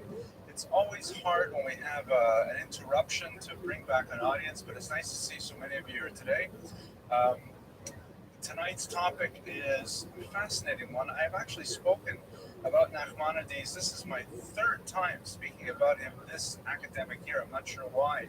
He seems to have come up in so many different ways, but um, I've always gotten a lot out of it, and I hope that you'll enjoy this presentation as well. Nachmanides is really one of those really foundational figures in Jewish intellectual history, in the history of the land of Israel, which is the focal point of our series this semester. And I hope I can convey some of the importance and the significance of this very creative thinker and very heroic figure in the course of the next 55 minutes or so. Tonight's lecture, I'm proud to say, was actually sponsored in honor of my son Alexander, who is shown here. He's hiking in the Negev in this picture. My son, as I think most of you know, if you've been here a few times, this particular semester is dedicated to the topic of Israel, in part because my 18-year-old son made Aliyah and has devoted himself to joining the IDF and protecting the land of Israel. And so I wanted to do something in his merit. And an active duty serviceman in the Honduras, in the U.S. Army, was motivated to sponsor this lecture. And he doesn't want me to reveal his name, but he likes to call himself Chayil Boded Tegucigalpa. I don't know how to pronounce that. It's this. Thank you. It's a place in the Honduras where I imagine he's stationed. Chayil Boded is Hebrew for lone soldier, which is what they call these young men and women like my son who venture to go to Israel on their own without their families and join the army. So it's in honor of my son, and I'm very grateful for that gesture. The reason why we give these public lectures as a service to the community, both locally and on the internet, is to raise scholarship funds for our students. So far, we're at just over 4,400 and going strong, and I would really like to hit our goal of $100,000 within the next 15 or 20 minutes. So just call in to our 1-800 number. No, just kidding. But thank God we have sponsorships. Just one last good and welfare thing. We have 3 lectures remaining for this semester. Next week, we'll speak about Rabbi Moshe Cordovero and the Tzvat Circle in 16th century Israel, a fascinating topic. I've actually published on this, and so it's very close to my heart. Next week's lecture is sponsored by Norman Bridget Robinson in honor of Miss Debbie Hayes. The week afterwards, we'll speak about Theodor Herzl, of course, the founder of modern political Zionism. And finally, we'll close the series with a talk on the martyr Yitzhak Rabin, the architect of the Oslo Peace Accords, a former hawk who became a dove and was unfortunately assassinated in 1995. His lecture is available for scholarship and for sponsorship as well. Okay, that's it for good and welfare. Any questions before we begin the material per se? Okay, excellent. So, the Ramban. The term Ramban is, of course, an acronym for Rabbi Moshe ben Nachman. It's often confused with Rambam, which is Rabbi Moshe ben Maimon. They sound very similar. Typically, especially on Ashkenazim, you can sort of distinguish the difference because we say Ramban with the accent on the last syllable and Rambam, the accent on the first syllable. That distinction disappears among Sephardim for the most part. Grammatically correct, but otherwise confusing. His for Mazel Tov, like good luck, good fortune, good constellation. Da Porta of the gates, which possibly means, as if you look in the comments in some of the YouTubes I've spoken about with Ramban before, may have something to do with association with Jewish law. But at any rate, he has a non-Jewish name, just like my Hebrew name is Hillel and my English name is Henry. He also had his career, he was a physician, just like the Rambam, although not nearly as active as the Rambam in the medical field. And he was the chief rabbi of Catalonia, a region in Spain that we will look at shortly. For those of you who have heard my lectures before, and especially for the internet audience who follows these lectures, This is kind of an updated version of a previous biography that we discussed a couple of years ago about the Ramban, and also earlier this year I team taught with Rabbi Yaakov Trump. Um, I know everyone comments on his name, but in 50 years, people will say Rabbi Yaakov Trump. Wasn't there a president with the same name? But we did a great team teaching class. I really enjoyed it, where I gave a very abbreviated version of the historical component, and Rabbi Trump continued with an analysis of Rabbi Nachman, the Ramban's ideas. But today we're going to concentrate on history. I did refresh my research a little bit by reading this new book. It's a few years old, by the Maimonidean controversy, which will occupy us tonight, and on his commentary on Genesis, and on his role in the Barcelona disputation, which will also be a topic for us tonight. Fascinatingly, and unfortunately I did not get a chance to actually see this book, she recently published a graphic novel version of the disputation of 1263. Basically, to jump ahead a little bit, this is a famous confrontation that was mediated by the church, or demanded by the church in Barcelona, between a convert to Christianity and the great Ramban. And it's quite dramatic, and we have a lot of sources on it. And so she made, as it were, a graphic novel version, or a comic book version of it, which I really have to read, because that just sounds so fascinating that there should be such a thing.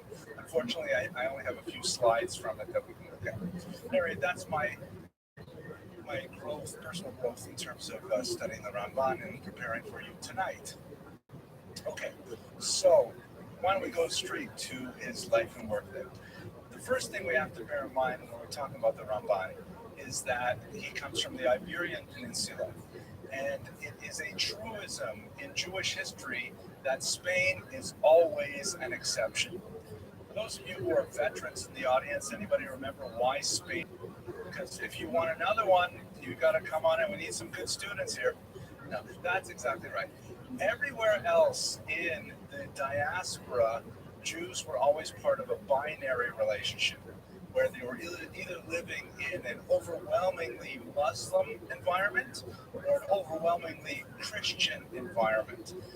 You might want to make some arguments during maybe Sasanian Persia, where, okay, maybe there's a few other faiths, but for the most part, almost all of Jewish history after the diaspora in the first century meant that Jews were a minority living with one other majority culture, one other majority religion.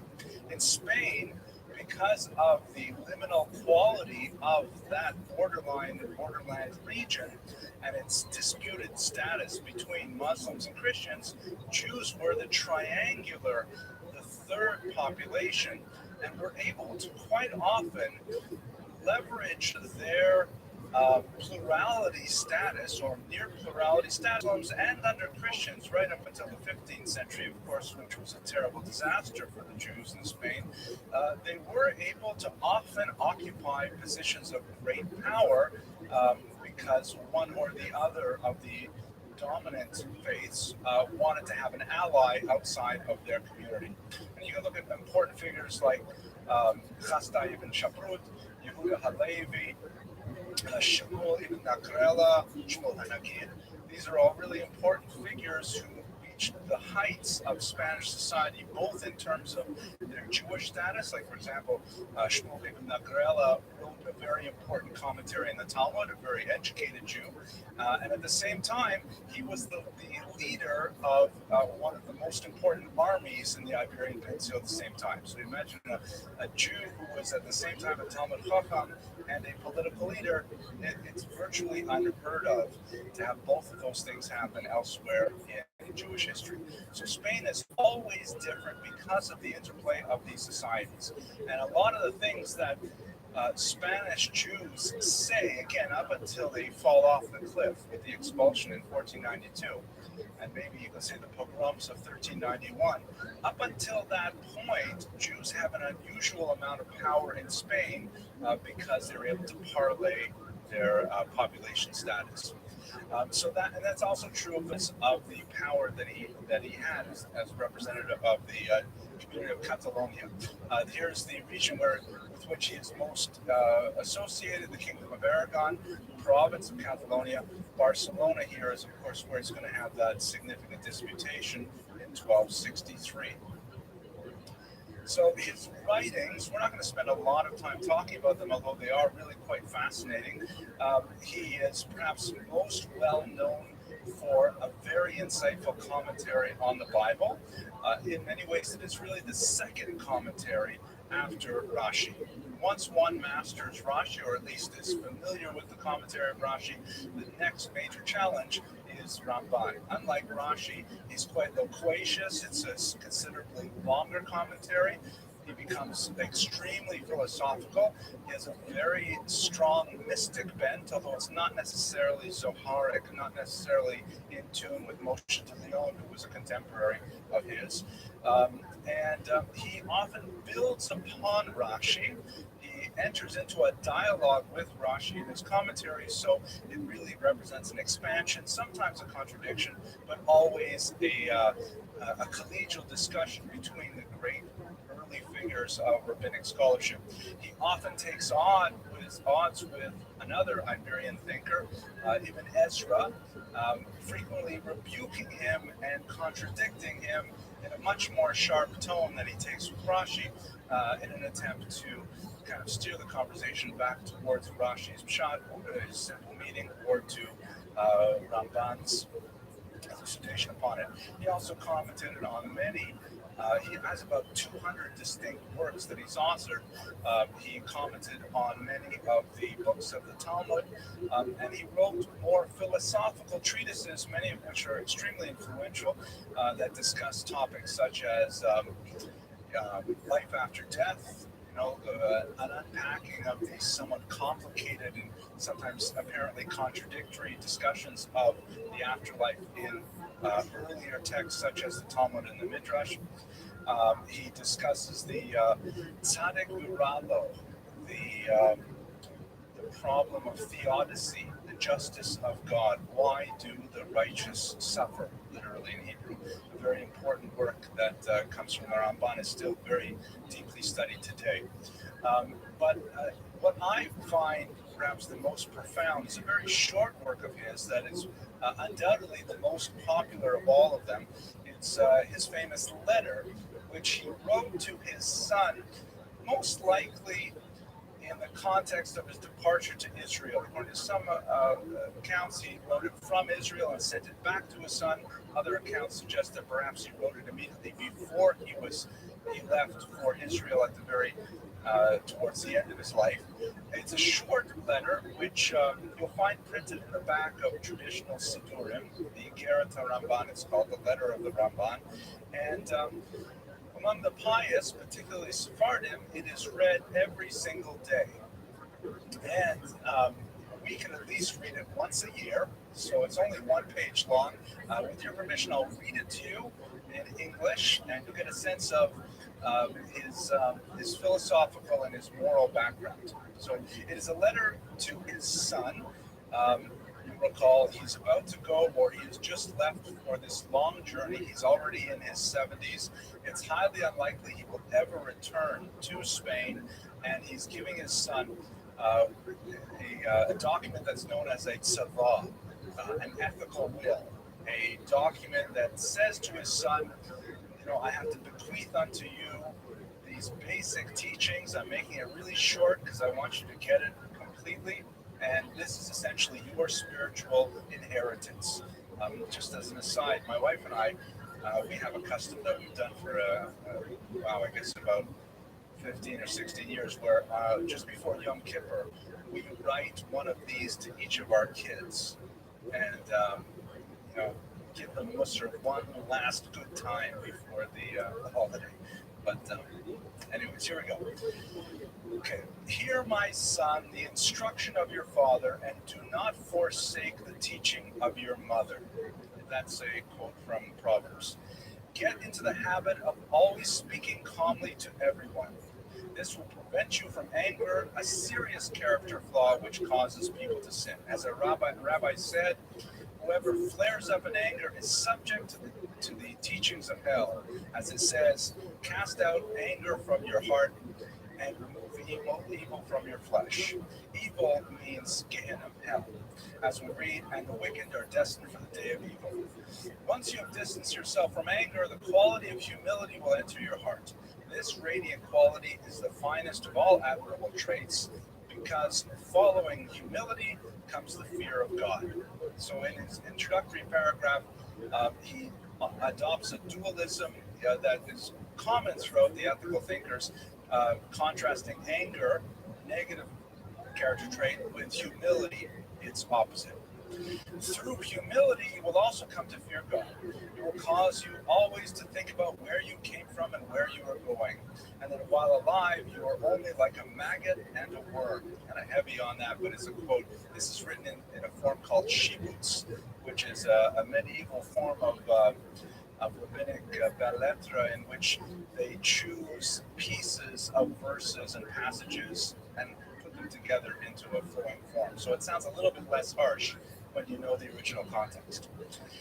And the same after death. It will remind you before whom you will be judged, the King of glory, as it is stated, even the heaven and the heavens of heaven cannot contain you, meaning God. How much less the hearts of people? It is all written, do I not fill heaven and earth, says God.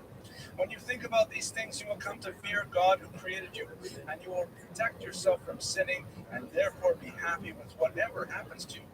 Also, when you act humbly and modestly before everyone, and are afraid of God and of sin, radiance of His glory and the spirit of the Shekhinah, that's the divine indwelling presence, will rest upon you, and you will live the life of the world to come. And now, my son, understand and observe that whoever feels that he is greater than others is rebelling against the kingship of God, because he is adorning himself with God's garments. As is written, God reigns, God wears clothes of pride. Why should that person feel proud? Is it because of wealth? God makes one poor or rich. Is it because of honor? It belongs to God, as we read, wealth and honor come from God. So how could one adorn himself with God's honor? And one who is proud of his wisdom surely knows that God takes away the speech of assured men and reasoning from the sages. So we see that everyone is the same before God, since with his anger he lowers the proud, and when he wishes he raises the low. So lower yourself, and God will lift you up. Therefore, I will now explain to you how to always behave humbly. Speak gently at all times, with your head bowed, your eyes looking to the ground, and your heart focused on God. It's interesting because in our accounts of his disputation, he didn't necessarily embody that particular character trait when he had to criticize the church.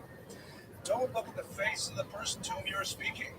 Consider everyone as greater than yourself.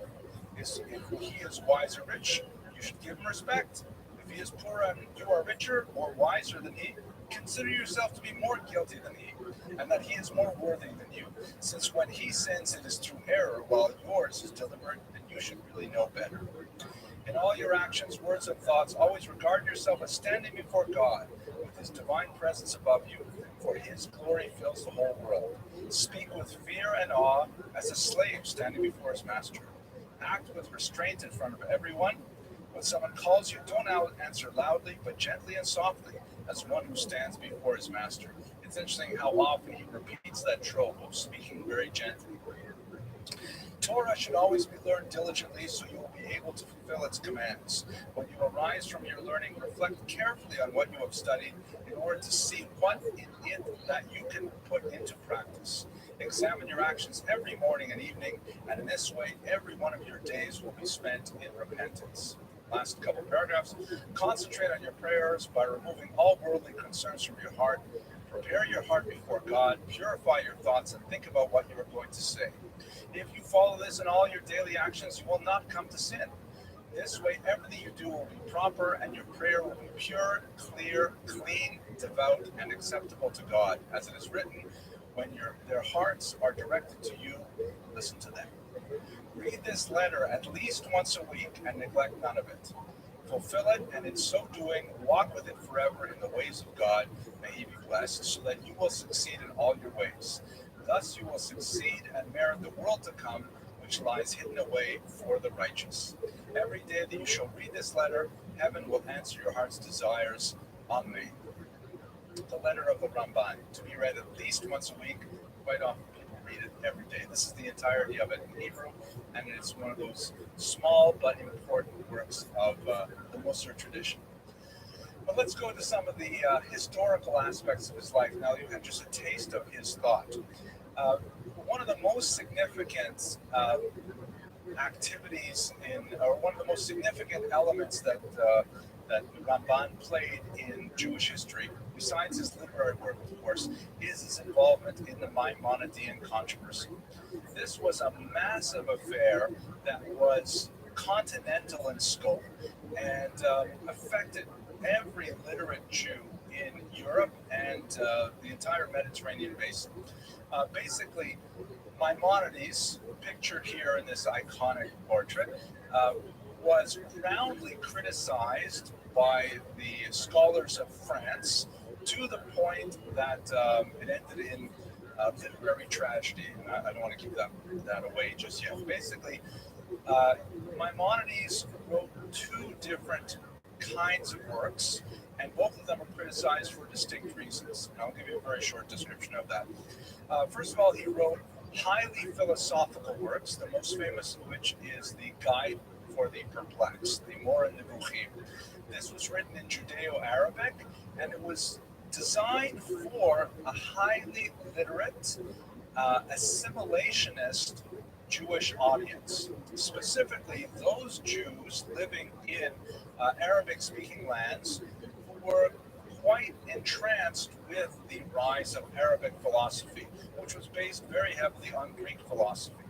And Judaism, by contrast, seemed pedestrian, seemed monochromatic, seemed reactionary, and a lot of these young intellectuals were kind of drifting out of Judaism into the very active philosophical circles in places like Cairo.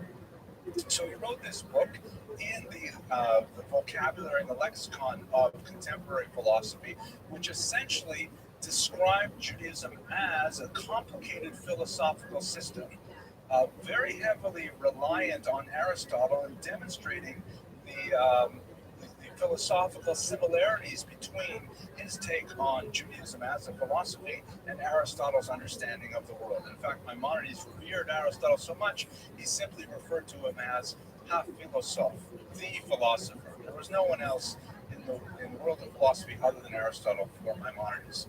And this was an extremely influential work, and of course is studied to this day as a classic of world philosophy.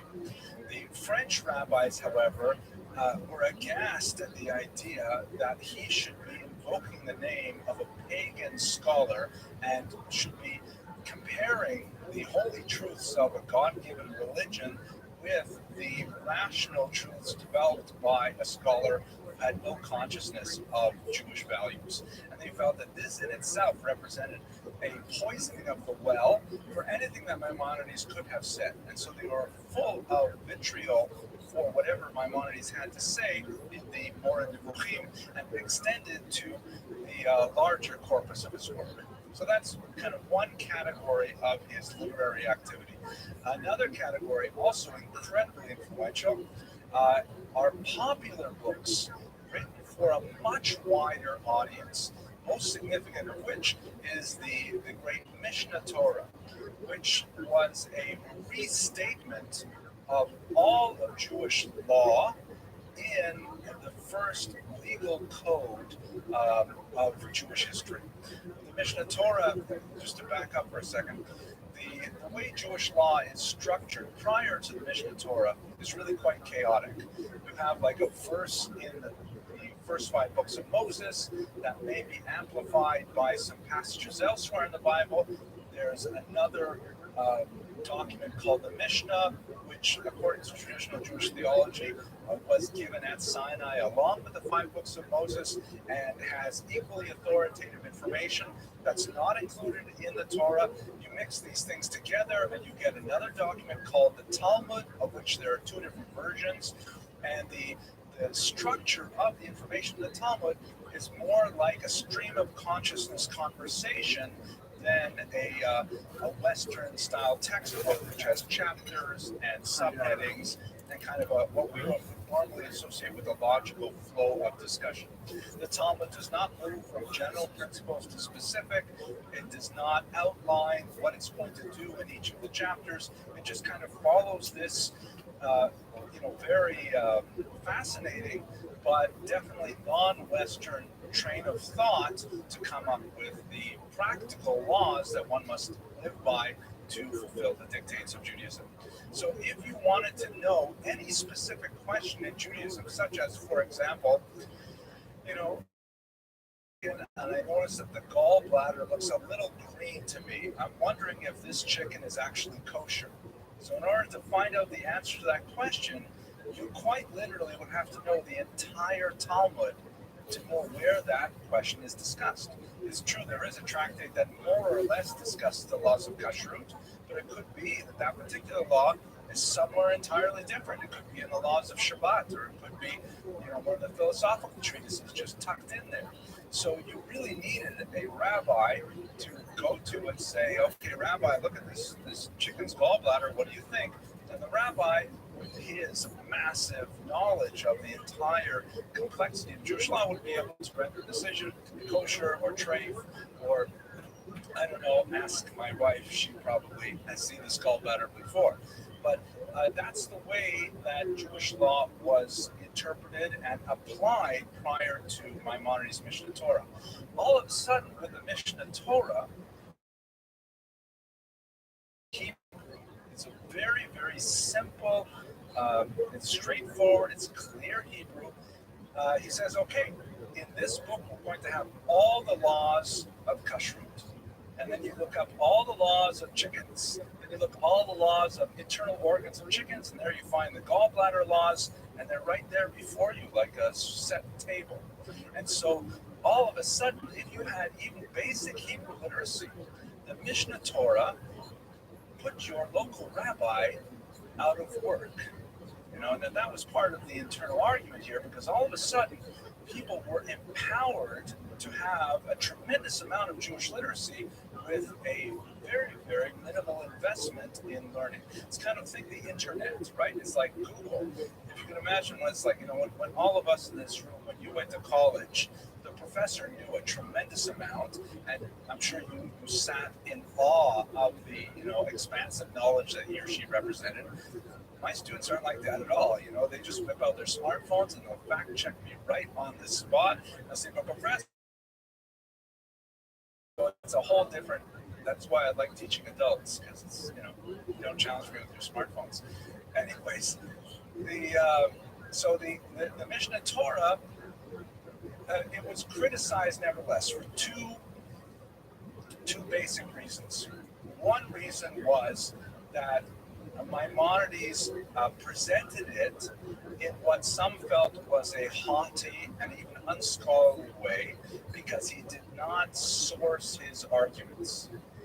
There are no footnotes in the original version of the Mishnah Torah. Later on, we wrote lots of footnotes, but originally there are no footnotes. In other words, if you're familiar with the argument over chicken gallbladders, and there are more than one opinion, when you read Maimonides, you would not know that, because he only gives the opinion that he agrees with. And so many felt that Maimonides was acting kind of like in a scholarly way, in a haughty manner, by not offering people the opportunity to know the parameters of the dispute. Furthermore, he was rather explicit in his introduction. He said essentially that if you have a copy of the Chumash, the first 5 books of the Torah, and my new book, the Mishnah Torah, you're all done. You don't need anything else. This is the whole thing in one package, right? 24 easy books, or whatever it is. Yeah, it's 14 easy books, and that's it. So many scholars felt that was unfair, and in fact was, beyond unfair. It was something that was culpable. Secondly, there was the fear, largely unfounded as it turned out, that the presence of a book like the Mishnah Torah would put an end to Talmudic study. Because people would say, listen, why should I go through the difficulty of going back and forth in the argument, following the discussions and chasing down the proofs? Why don't I just look up the law and that's all I need? I don't need to actually go through any of the mental gymnastics to try and work the law out for myself. And many scholars felt that this entire process of Jewish learning, in fact, what happened was the opposite, where all of a sudden the more accessible the information was, the more people delved into it. It's kind of like, you remember when printers and computers first came out, everybody said that would be the end of paper, right? Because people would just, email things or keep electronic documents. And the opposite happened. People saw that they could print out whatever they wanted, so all of a sudden printing exploded. Newspapers didn't do so well, but home printing exploded. So the same thing happened with Rambam, where the Mishnah Torah has become in itself a huge engine of research. Anyways, those are the two main reasons why Maimonides was excoriated for his research. It reached a fever pitch in the 1230s in Montpellier, which is a region of France, where Jewish scholars heavily rebuked Maimonides, and in fact, at some point, we're not exactly sure of why this happened, but word leaked out to the local Dominican friars of this controversy over Maimonides. It smacked of the Cathar controversy that the Christian world was also engaged in at that time. And so the Dominican friars collected up all the copies of Maimonides that they could gather. And bear in mind, this is before printing, 300 years before printing. So we're talking about precious handwritten manuscripts, and they consigned them to the flames. Once and it may be that the anti-Maimonidean camp actually denounced Maimonides openly to the church through an informer, but once that happened, when people saw, the works of Maimonides actually burning, then the whole controversy everyone took a step back and said, wait, maybe we went too far, and they limited themselves only to, internet-related bans. That was a little bit later. I'm sorry, I shouldn't even say that. So let's focus in on Nachmanides' role in this, because this is what's really significant. So one of the major figures behind this period of the Maimonidean controversy, which actually had 4 different phases, we're only going to focus on one, was a man named Shlomo ben Avraham, who in 1230 led the charge against Maimonides. Specifically, he pronounced a cherem on all of the works of Maimonides. Cherem is a Hebrew term which is translated as ban. It basically means that anyone who is associated with the learning of Maimonides would suffer serious social ostracism. And there's a whole ranking of what kind of ostracism would be in place. The first would be simply like a warning, and then afterwards, there'll be a public announcement, and then people would not be allowed to do business with him, and then people would not be allowed to stand within 6 feet of him. Very tremendous social ostracism that can be extremely painful in an environment of a minority community that's so tight-knit. Nachmanides entered the fray, and he took 2 distinct stances with regards this ban. He had a public position, which was quite sophisticated, and a private position, which was quite a bit sharper and much more critical. The public position was arguing that he argued for, and he urged from the Iberian Peninsula to his colleagues in France, who were again living in that binary culture where there are only Jews and Christians. He said, please, colleagues, and he spoke with great humility in a tone that evokes the letter. He says, even before I open my mouth, I know I will make mistakes, but please hear me out. He argued on a historical level, and this is Nina Caputo's thesis, that the idea of a continent-wide ban, in our context, a worldwide ban, would be detrimental to the survival of Judaism. He argued that it is the nature of the diaspora that Jews have always tried to find a modus vivendi with the communities in which they lived. And that required, he argued, for the leaders of those Jewish communities to develop strategies of acculturation and adaptation that would allow them to find a niche of survival in their own communities. And those strategies would differ ipso facto with the different cultures in which they live.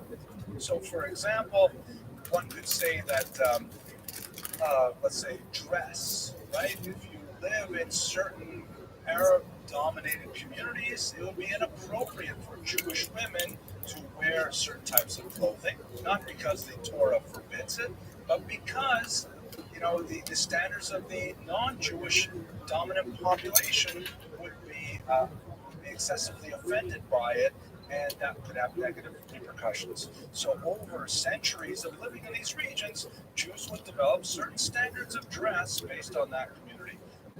Something which might not be true, for example, in Christian Europe. And he argued specifically that the nature of the Spanish Jewish community, with its midpoint between a Muslim and a Christian community, argued that Jews living there have to be free to be aware of the competing philosophies such that they could articulate their own identities in contrast to them. In other words, or taking another example, let's go to the 19th century. Samson and Raphael Hirsch would argue that Jews have to be allowed to go to college and receive a liberal arts education because the nature of the economy in Western Europe would not, be conducive to Jews living in an agrarian kind of backward way. They live in cities. They pursue the professions. They're going to go to colleges anyway, so therefore we have to adapt to the nature of the communities in which we live. We have to develop the facility and the vernacular languages and so on.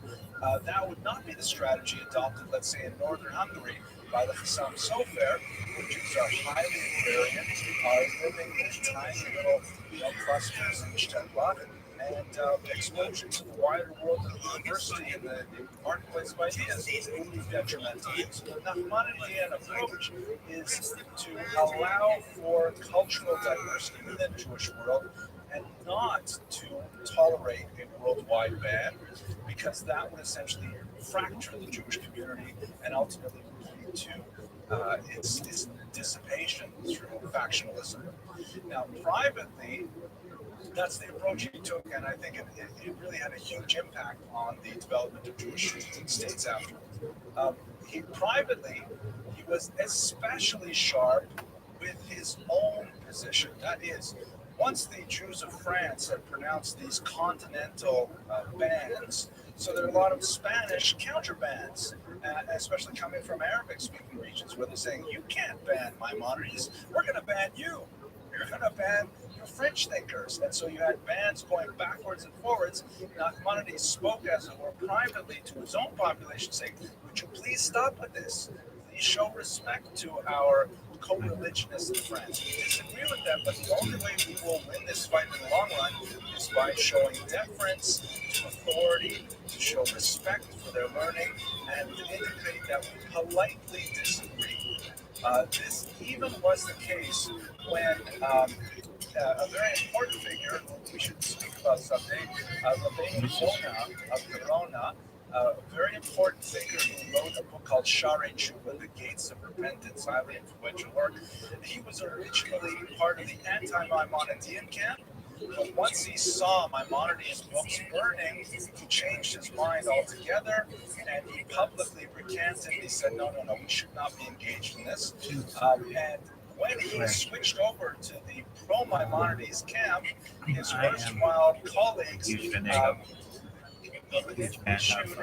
very libelous, scurrilous charge that in fact he was an illegitimate son, that his grandfather had married a married woman, and he was therefore the product of an adulterous relationship, which was just one of the nasty things that they were certainly at the time. Now, it's important to note that Nachmanides criticized this approach, not the least because Rabbeinu Yonah was his first cousin, and also they had married their children to each other. But he retained his measured tone even when dealing with such hot-headed claims. So his approach was extremely prescient in sort of crafting a way for Jews to accept diversity within the larger Jewish world, and ultimately that is the position that will retain 800 years later. Okay. Any questions about that period before we go to Barcelona? Okay, so this is when, yes, please.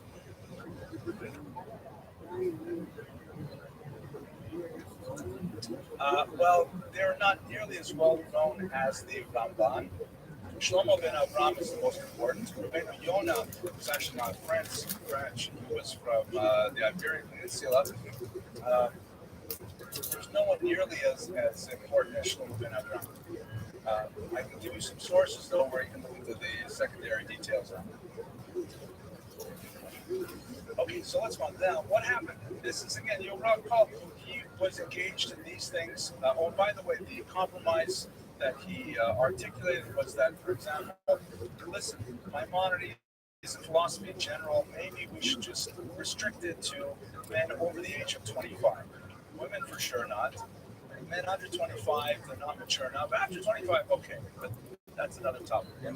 Barcelona is an important turning point in the Ramban's life. Now, you recall, he's born in the 1190s. He's already in his 70s. He's at the end of an illustrious career as a communal leader. He's had at least one moment of continental influence. But in the 1260s, the church summoned him to participate in one of the greatest of the disputations of the Middle Ages. For about 200 years, this was a fad in the church where the church hoped to draw the Jews into an informal and official debate over the tenets of Judaism, with the hope that by humiliating them in this kind of forum, they would simply choose to convert to Christianity. This was the strategy. Several important debates. The last very important one was already in the 15th century in Tortosa. So here's the cover, by the way, of that book by the movement was really started by this man, who died in the 15th century, an Iberian Christian, who was at this time creating an institute for Christian preachers in Hebrew and Arabic to arm young enthusiastic preachers with tools, linguistic, intellectual, and literary tools to be able to convert the heathens to Christianity. One of his students was Bob Peck, actually that's his actual name, Pablo de Cristiani, who was a Jew converted to Christianity in the Reformed school, and in his zeal, he wished to take on the Iberian community, Jewish community, in the debate, because his thesis was that if you looked at Jewish sources, including the Talmud, you would actually see proof of the divinity of Jesus. And by bringing Jews in and showing them, hey, it says here in the Talmud this and this, the hope was that they convert to Christianity. Now, you have to realize that the 13th century is really the first time that the church has discovered the Talmud. The church is working primarily with Greek and Latin sources. The Aramaic of the Talmud is basically closed book to them entirely. It's only with Nicholas Donin a few years earlier that they begin to discover the Talmud as a document of some significance for the Jews, and they begin to wonder about what's written in the Talmud. Does it say anything about Jesus? It does, in fact, mostly nasty things. But there are some sympathetic things as well, believe it or not. But one must remember that the Talmud is this massive document, some 4,000 pages in length, and if you take all the passages that refer directly to Jesus, maybe you'll come up to maybe, I'm just guessing, 6 pages out of 4,000, and those are scattered references. So it's not like The church seems much more interested in this than the Jews are. The Jews are much more interested in whose ox, What's that? whose cow, and who has to pay how much, and things like that. At any rate, how does the Christianity propose this debate? It is pleasing to the king of Aragon, who is an associate of the Rambans, who has a great deal of respect for him, and so he goes along with this, and they bring together this debate. Now, what's fascinating about this debate more than most others is that we have both sides' accounts of what happened. We have the Ramban's own Hebrew account called the Sefer Vikuach, which means the book of the debate, in which he describes in pretty detailed language exactly what he said, exactly what Pablo de Cristiani said, the reactions of the audience, the reactions of the king who was watching. It's a fascinating, very dramatic document. We also have an anonymous account written in Latin, which, although we can't pin down exactly where it comes from, it's most likely an official church account of the disputation. And they, for the most part, they corroborate each other. There's certainly a difference in tone. Maimonides' account is much more triumphalism for the Jewish perspective, but the Christian account verifies a lot of the elements that are present in Maimonides. So we know a lot about how this debate works. And a couple of salient features worth discussing here. First of all, Maimonides insisted at the beginning of this debate, which took place over 4 days, that he be granted the right to speak freely. And he says, how can you expect me to have an honest intellectual exchange if I can't actually express my mind? So he was given a kind of intellectual immunity that he could say whatever he wanted about Christianity, about Judaism, that he wished. It was kind of retracted later, as we shall see, but nevertheless, that was the initial grounds. And then secondly, Maimonides definitely took advantage of that immunity and demolished. He's much younger and much less learned interlocutor in the debate. He openly speaks about how Christianity argues that Jesus is the Prince of Peace, and that his coming to the world brings about a new era of peace in the world and a messianic period. And he says, essentially, just look around you. There's so many wars. There's so much pain that's meted out by Christians. He says this quite openly. And Pablo de Cristiano was simply not able to answer any of those charges adequately.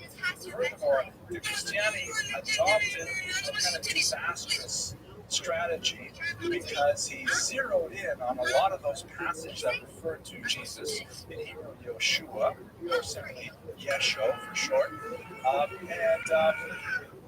Maimonides, who was had much more facility with the text, was able to dodge almost all of the criticisms by arguing that this is not the same Jesus. If you go into Brooklyn and you go a few streets away from here, and you say, is there anyone here named Jesus? You'll have 20 people come out of here named Jesus. So he says that Jesus mentioned, this is the wrong Jesus. His teacher, for example, is Yeshua ben Prakia. Yeshua ben Prakia lived 200 years before Jesus, that is revered in the Christian tradition. So he was able to very elegantly deflect almost all of the Christianity's well-prepared arguments by simply saying we're talking about a different Jesus. After 4 days, the debate was concluded officially in favor of the church. That's not hard to imagine. But King James of Aragon was very pleased with Maimonides' performance. He gave him a huge bag of gold coins, and he said, essentially, hey, well done, and that was the end of it. Or so they thought. What ended up happening, this is, by the way, how it goes as the Ramban in the film version, 1986, that's quite entertaining, because we do have the transcript right between the Latin and the Hebrew version. So 2 years later, a charge was brought against the Ramban that was thinly veiled revenge for the disputation. It was argued that the Ramban This is live right now? Had uttered blasphemy against the Christian church, in the form of a book that he had written for the Bishop of Verona. Now, it's quite likely that he did, in fact, write that book. We don't have a copy of it, but it's fascinating that the bishop wanted such a book. We assume it is broadly similar to the Hebrew version that has survived. It may have been written in Latin or in Catalan for the purpose of the bishop, but essentially it must have preserved the same arguments that he presented in the disputation. The bishop undoubtedly had a very strong intellectual curiosity about what carried the debate. So what do you do? The Pope Clement IV was infuriated and he demanded that Nachmanides answer to this charge of blasphemy. So what ended up happening was the king said, Rabbi, I can only help you so much. It's time for you to skedaddle. And in fact, he was forced to flee the Iberian Peninsula. His home. Why would you try? Already a person in his 70s, really, this is when he should have been retired at the end of the long and illustrious career as the leader of the Catalan. So here you have, this is another picture from the graphic book by Caputo. In 1267, he landed in Israel and he found a wasteland. When he went to Jerusalem, he was amazed at the way in which That's cool. They have fucking this thing like that. full time. Can you imagine Jerusalem near HaKodesh, the holy city? Only 2 Jews lived there full time in their families. And on Shabbat and holidays, they had to bring in Jews living in surrounding villages of Jerusalem, the holy capital, the city of David, in order to make a minyan. But the Rabbi, again, Ryan and Winter, tremendous spiritual courage and strength. He gathered himself, he brought together, he formed a synagogue there, he formed a yeshiva, and single-handedly he was able to turn around the fate of Jerusalem, because you have to realize that a person like Rabban coming to Israel in the 13th century, that's kind of like, I don't know, Bill Gates deciding he wants to come to every one of these lectures. You know, if people knew that Bill Gates came to every single one of these lectures, he would probably have triple the audience at least, right? Because they just want to see Bill Gates' here. So the Ramban came, he was like a rock star. And all the Jews that were scattered throughout Israel started gravitating there, and Jews from surrounding regions as well. So with his presence, even though it was only for a few years there, but he continued his literary output and he continued his communal building, he was able to actually start the renaissance of Jews living in Israel, which we will see come to a tremendous flourishing just 300 years later. Next week, we'll talk about Rabbi Moshe Cordero. So, to kind of sum up the legacy of the Ramban, there are 3 really important things that we should bear in mind. The first is, besides his incredibly important literary activity, his creativity as a rabbinic scholar, he played a very important historical role in shaping a posture vis-a-vis the existence of Jews as a diaspora community.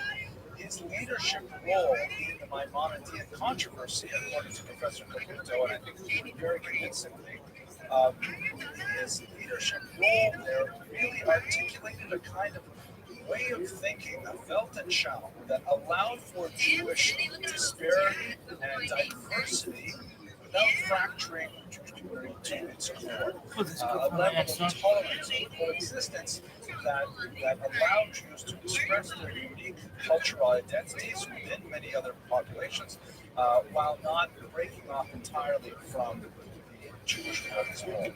Secondly, he showed great heroism and intellectual fortitude in this showdown with the church.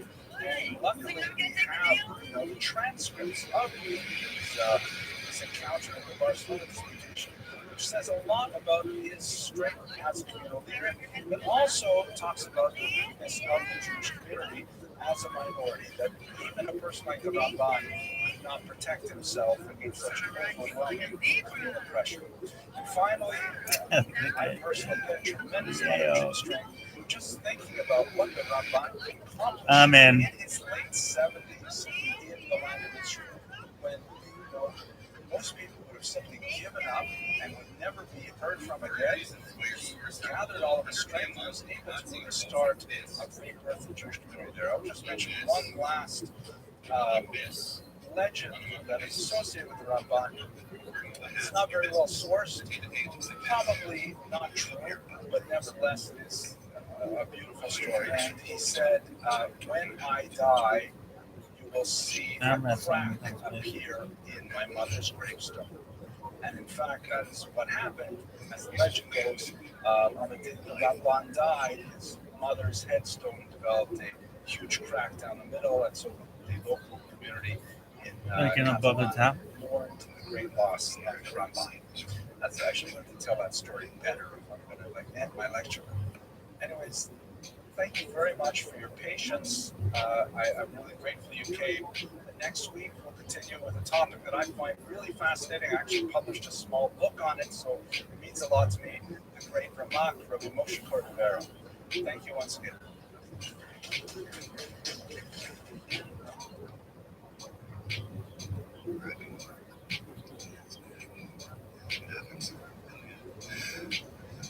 Tonight's lecture is a little unusual. We're going to be looking at a period that is not very well studied at all, particularly a few centuries that we'll cover. And I just in the course of my research to prepare, I realized how little I know about this period. So I'm tempted to think of maybe making this an essential part of a whole series later on, but you'll be the judge of that after we discuss these things. Just want to give some good and welfare information before we get too deeply into the material. Tonight is the last lecture before the Passover break. So we will, God willing, meet again, refreshed and re-energized after the Paschal holiday on the 1st of May with a lecture on an absolutely fascinating individual. It's Maimonides, the Ramban. He's featured in all film, very important introduction on the disputation. Will be a great, fascinating lecture. I hope you enjoy it. It'll be May 1st, so we have a long break between now and then where we can enjoy the Passover. Also, in good welfare, our sponsors tonight are two anonymous donors from the internet. Very grateful to all of our viewers online. I can actually, we're very pleased that we're making progress towards our goal. We're at about 4% of our overall goal right now. We really want to get $100,000 for our student scholarships, and we are now just about to crack 4,000. So if you are motivated, especially those of you who enjoy these lectures outside of this room, please visit our Friends of Jewish History website and contribute so that we can pass these monies on to our students and defray their tuition costs. Okay, so tonight's class is, I'm going to depart from the standard biographical approach that we have used all semester. And I do that, I know, with some trepidation because biographies are fascinating. We love hearing about the lives of important individuals, sometimes even ordinary individuals who otherwise would not make their mark on world history. But as I thought about the goals that I had set for this series as a whole, this particular lecture really covers far too much time and is too varied a time to take away from covering just the survey material to be able to concentrate on one individual. I'm sad about that because there are a lot of people that I really would like to study more deeply, but given the tremendous nature of change that occurs between the destruction of the temple, the Bar Kokhba revolts, and ultimately the arrival of Nachmanides in Israel in the 13th century, which is too much of a gap to bridge. Perhaps I could have planned this better, broken it up into many more lectures. But we're already doing quite a few lectures this semester, so we'll just have to do it. So today, rather than the biographical approach, we're going to look at this large period of time from the end of the Bar Kokhba rebellion in 135 up until the arrival of Nachmanides in 1267, because a lot happens, but it's spread out over quite a bit of time. I'd like to call this, in many ways, the Jewish Dark Ages. Let me explain what I mean by that term. The term Dark Ages is really coined by Western 19th century European historiography, because there was a sort of concept that when you look at the scope of world history, there's a high point, again, viewed from the perspective of white male Europeans in the 19th century. There's a high point in the Greek period, under the Athenian period, the Periclean age, 5 centuries before the Common Era, and then it sort of stays plateaued through the glory that was Rome. And then when Rome is sacked in the 5th century by the Vandals, then the entire world collapses into a terrible dark ages that is kind of a valley, a huge bottoming out, until you get to the Renaissance, 13th century and so on, and then finally up to the modern period. So there's a big valley in the middle of history. That's the view essentially from the perspective of Europeans, Christians in particular, because they see like one huge civilization at one end and one huge civilization at the other end, and in the middle there are people sleeping on mud floors and things like that. There's nothing wrong with it. It's just, but it's just a cultural sort of bias. The term Dark Ages, or if you want a less derogatory term, the Middle Ages, medieval period, is born of that mindset.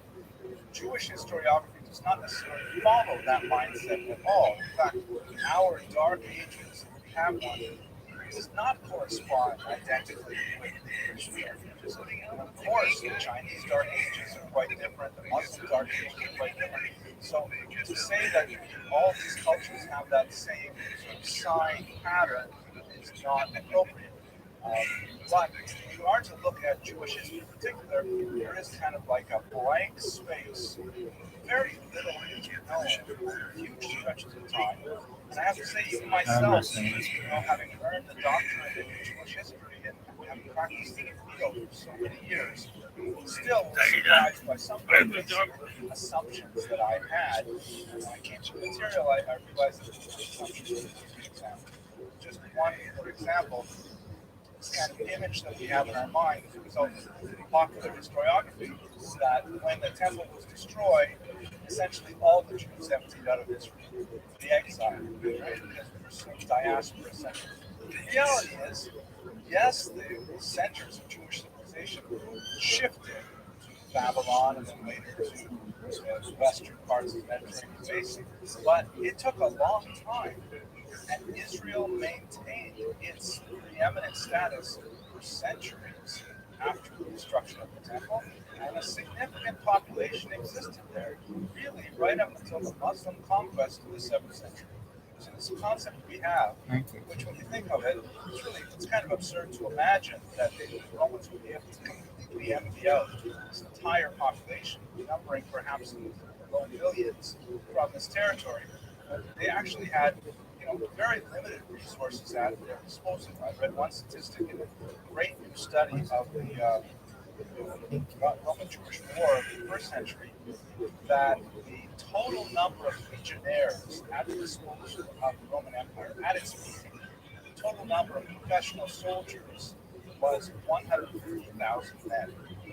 By contrast, the total number of active duty soldiers in the current Israeli Defense Forces is 176,000 men. If you think about the Roman Empire, this vast scope, very limited means in terms of communication and logistics, nevertheless only run by 150,000 men. How could they possibly have effected that kind of large-scale dispersion that we tend to have in common? So with that in mind, let us approach these Dark Ages. Let's get a sense of what we know about the period, perhaps what we don't know, and I'm hoping that we'll have a useful academic exchange. I'd like to begin with a discussion of the concept of government. Galut is, of course, the Hebrew term for exile, which is often translated into English, the Greek term diaspora.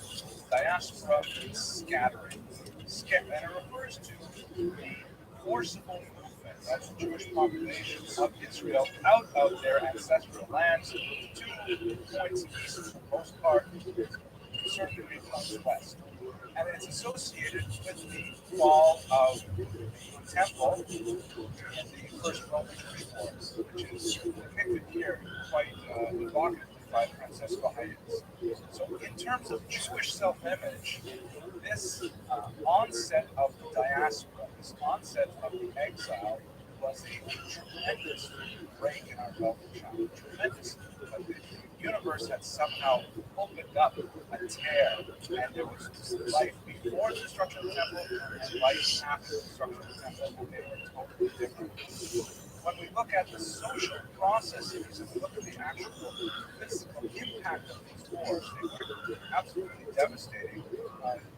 Wars are always quite disruptive, natural events, but not quite as total as we tend to absorb kind of popular histories. However, mental image of history, our remembering of history, in many ways, memory is more profound than history itself, was as told. The destruction of the temple represented a huge break from the past.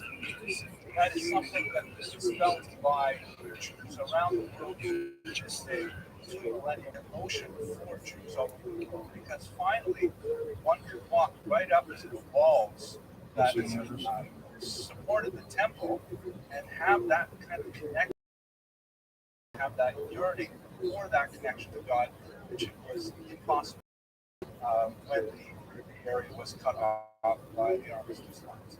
You see all these pictures of people approaching the wall, pouring out their souls. There's something more going on at the cultural, at these famous stones, as people try to reach for something higher and more spiritual. The history is significant, to be sure, but there is a marriage of history, memory, religion, similar perhaps to the concept that the heavens is the earth at the point. The person who actually built these particular walls on the site of the earlier walls was none other than Herod, not necessarily our favorite king of Israel, but nevertheless, even though he was responsible for setting up these massive stones, the very idea held by the Kotel is something that contains its resonance even today. This is a picture from the pre-1948 era, before the area was separated. You can see that it's quite a narrow space. These are women on the wall, quite a narrow space here is opened up by the class.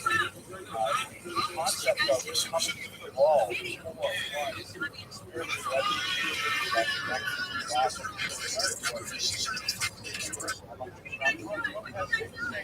even amongst walls, social classes, and religious backgrounds, they're listening to the walls, you know what's going to be in that environment. And it's something that cuts across all of the various demographic sectors of Israeli society. Okay. Those of you in this room are quite familiar with this sort of custom is Rolling loud, bitch. Rolling cold, bitch. prayer and to try and jam them into the cracks to somehow penetrate the separation, which the Talmud calls the wall of hierarchy between this world and the next. And some less well-known figures have been known to insert such notes in the cracks. When this tremendous yearning really finds its roots and origins, we try to understand what actually happened in Israel during those centuries after the destruction of the temple. I found it quite surprising myself to think about there. This is, by the way, what the Temple Mount looks like today. Many of you have been there in person. You can see the plaza has been cleared, so it has room for quite a bit more people.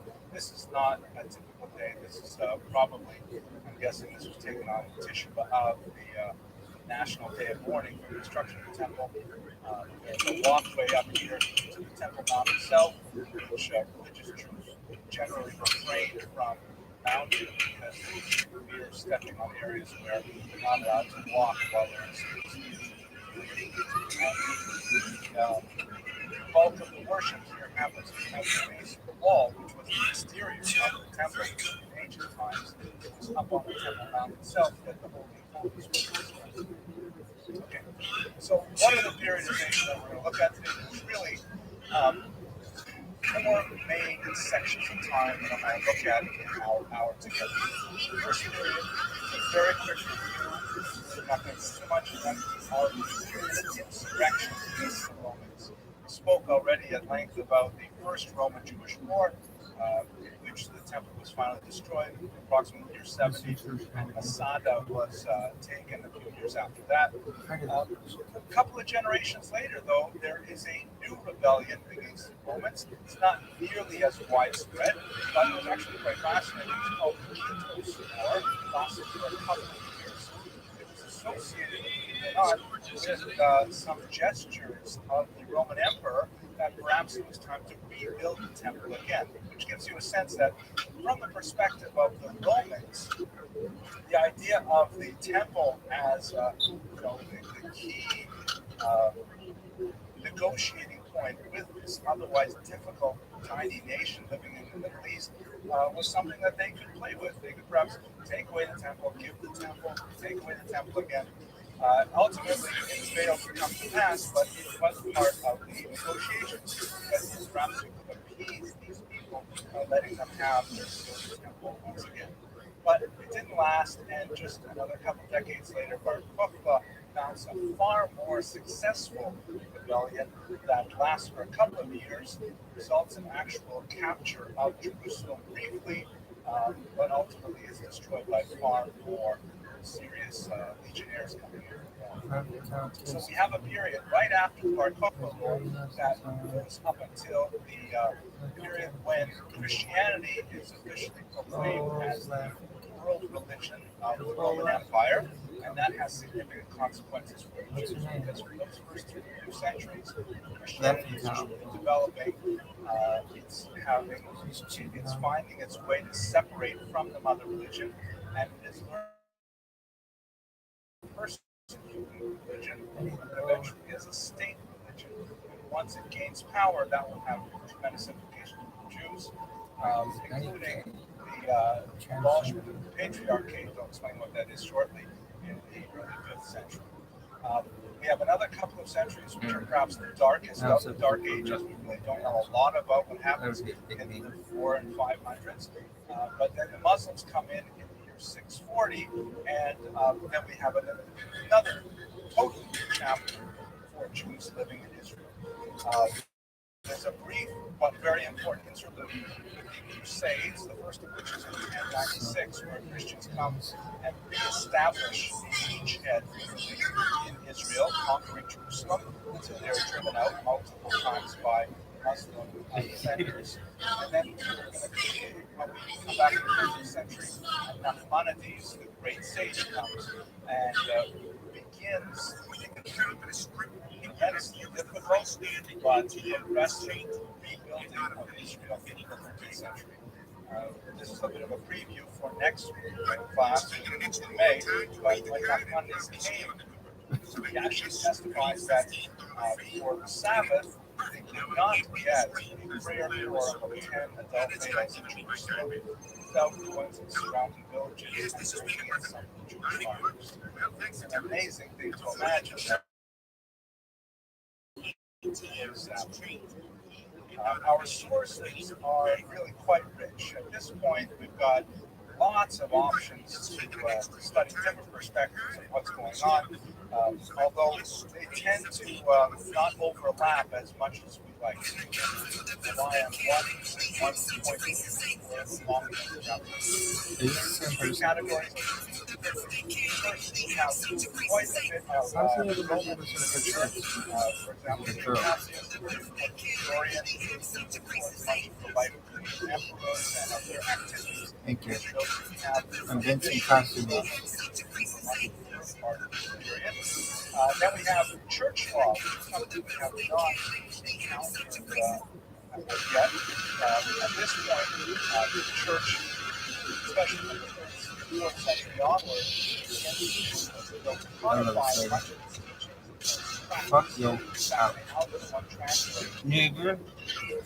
faith into a series of speculations of life?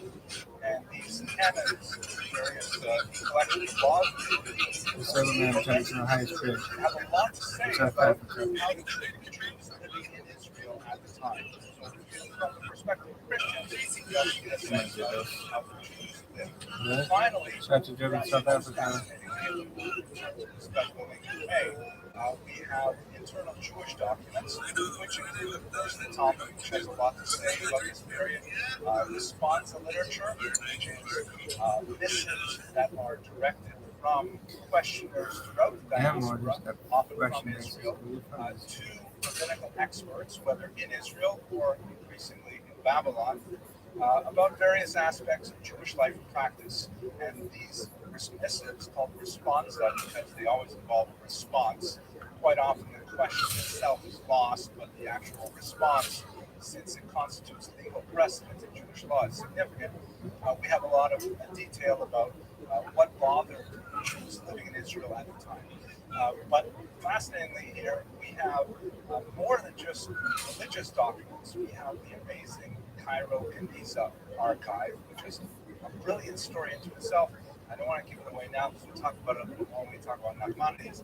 But basically, this is the great historian Solomon Schechter. A lot of the conservative day school movement is named after him. Here he is working at a table with tiny scraps of parchment, various papyri even, that were found in the attic of a synagogue outside of Cairo that represented about 500 years of, believe it or not, garbage, literary garbage that collected in that particular Jewish community. Jews of that region believed, well, let me just back up. I will say one thing about the Geniza because it is so amazing. The word Geniza means, it means the Gnoz in Hebrew means to hide away. And it's sometimes referred to be a treasure, but in common parlance, the Geniza is a place where one puts holy artifacts that are no longer usable. For example, a prayer book that's worn out, or a Torah scroll that is ripped, or something that cannot no longer be used. They can't simply be thrown away because the name of God. Hence, this is referred to as shemos, shemot, which means names. The name of God, can't throw it away, you have to bury it in a cemetery. So it's not convenient to go dig up in a cemetery and bury a Torah scroll or bury a prayer book. So they tend to collect these things in synagogues for some period of time, and then, once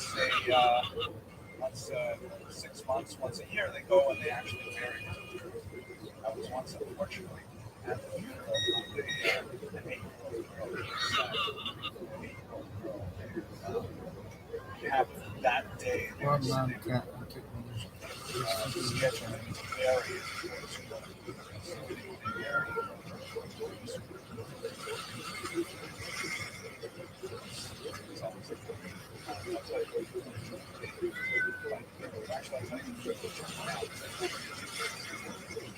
I know I promised I wouldn't tell too many jokes, but so I was once at a different funeral with the Israeli consular official from Miami, and we're standing, waiting for things to happen. And he says to me, he sees I'm religious, so he says to me, when I was a kid, I grew up on a Hashomer Fucker. very Look at that. left-wing, secular, Mad at it. and he said on Passover, we had everything on the table. We had bread, pasta, all available on the table. And he said, but the young generation, they just don't do the traditions like So, anyways, in this one synagogue near Cairo, the Jews The bigger one isn't the mouth. The bigger one is the documents written in Hebrew that had to be preserved. Anything written in Hebrew had to be preserved. And so they did absolutely 500 years. They kept collecting any scrap of paper that had anything written on it and putting it into the paper. Is not nearly as common as it is today. Parchment documents like that. But you see the ridiculous amount of material on all types of information sources. Marriage contracts, bills of sale, receipts, little documents that say, honey, would you pick up 4 pita on the way home from work? all kinds of things, including manuscript copies of Maimonides' works, autographed copies of Maimonides' works, tremendous trove of material that is even now, discovered in the late 19th century, even now still being deciphered. So here he is sitting at a table with just one pilot. It's quite a bit of work to be done. Okay, so the Geniza tells us a lot about the everyday life of Jews living in the eastern part of the Mediterranean basin for quite a few centuries. So our sources are quite varied. Okay, now let's go to the history itself. The aftermath of the Bar Kokhba rebellion was in many ways far more severe than the aftermath of the First Roman-Jewish War. The First Roman-Jewish War was largely urban, focused in Jerusalem. The rural countryside was not nearly as involved as were the urban classes, both being those who favored capitulation to the Romans, those who favored resistance to the Romans. It was not like the Maccabean revolt. There was really quite a bit of urban activity, but rural not so much. Rural environment was definitely punished. There were heavy taxes applied after the rebellion failed, but by and large, they kept their lands. Jewish farmers remained on their lands for the most part after the year 70. The urban classes were exiled. Jerusalem was out of bounds, but the impact on the nation as a whole was far less significant than our historiography tends to emphasize. So much so that with the Bar Kokhba rebellion, just 70 years later, they have sufficient demographic strength to mount a very serious challenge against the Romans. Remember, from the Roman perspective, they just can't figure out what to do with these Jews. These Jews are constantly rebelling over what to the Romans seem like very silly things. Like, why don't you just make the sacrifice? What will it cost you to sacrifice one pig once a year to our emperor? Why don't you just let us put up a Roman eagle on the outside of your temple? Seriously, these are not life-threatening things. Why don't you just go along to get along? And the Romans actually, from time to time, went out of their way giving Jews special exemptions because they knew that this was a very unusual thing, not conform to the general dictates of society. But rebellions were difficult for them to manage. They did not put them down. They kept on popping up. The Bar Kokhba rebellion was brutally put down by the Emperor Hadrian. It probably started because the Emperor Hadrian, the Emperor Hadrian had imposed a similar decrees, meaning it attempted to put in place certain decrees that he felt minimize Jewish distinctiveness. Kind of like a ban on circumcision, for example, which as a way of keeping Jews separate from non-Jews. And in the hopes that this would eventually cause a lie to large This is, by the way, not an uncommon approach for many government administrators. If you jump ahead, 1,800 years, you get to Russia, trying to army. Not that he had any specific animus against Jews, but he just saw that they were an indigestible mass in the Russian population. But if he got the army as young as 12, then maybe he would knock that stubborn Jewishness out of them and make them like other Russian citizens. So Hadrian imposed some of these rules, which were designed what was that show? Sheep Spices show. Really? This was really striking out their life identity. The rebellion broke out, and after 2 years, it was put down with tremendous velocity. So much so that it's actually recorded in the liturgy, and one of the most common passages of the liturgy, the blessing, the third blessing that's read after the grace of meals, or after eating bread. There's the Birkat Hamazon prayer, grace after meals. The third blessing is specifically dedicated to the Battle of Beitar, and the fact that, according to the Talmud, the bodies that were left on the battlefield after this long final battle with the Romans did not rot until the defenders were able to get out there and actually bury the dead.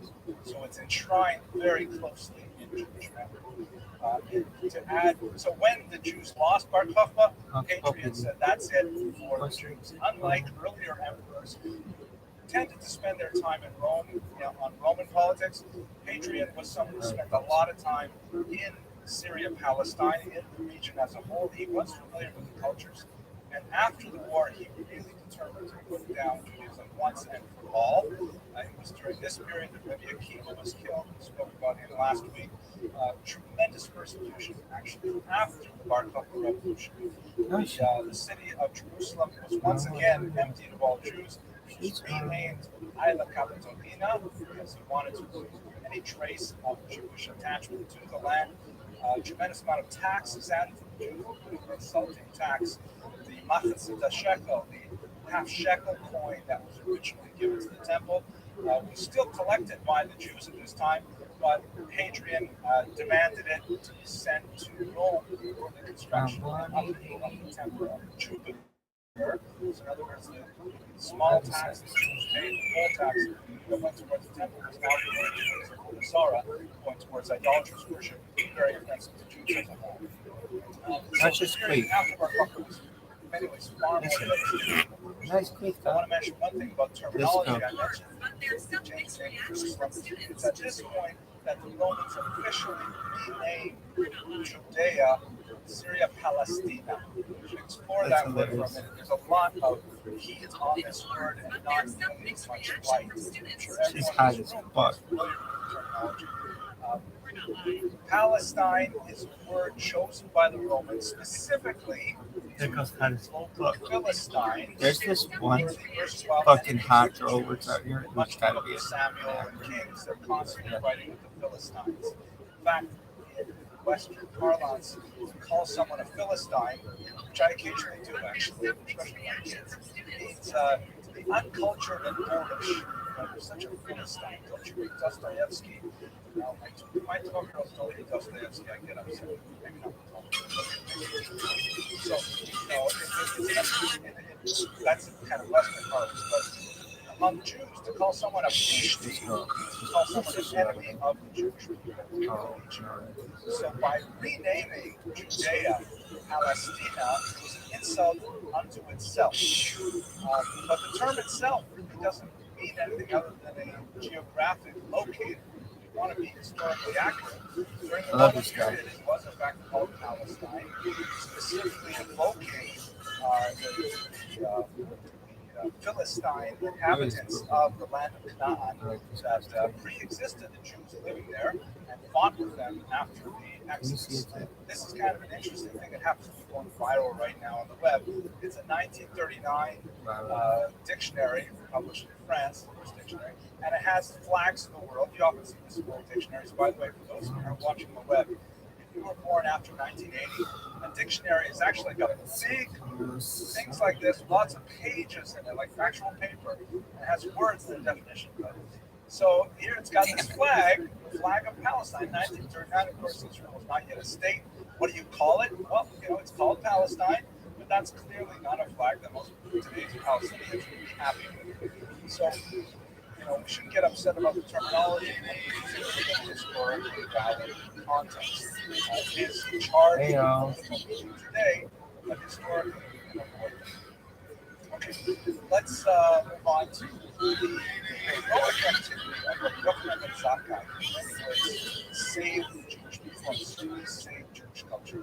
Rabbi Yochanan ben Zakkai was the emperor of the Pharisees, you recall we discussed the various sectarian groups, and he felt in the first Roman-Jewish war that it was very long-headed to think that the tiny Jewish population would be able to overcome the great Roman army. So therefore, he advocated surrender.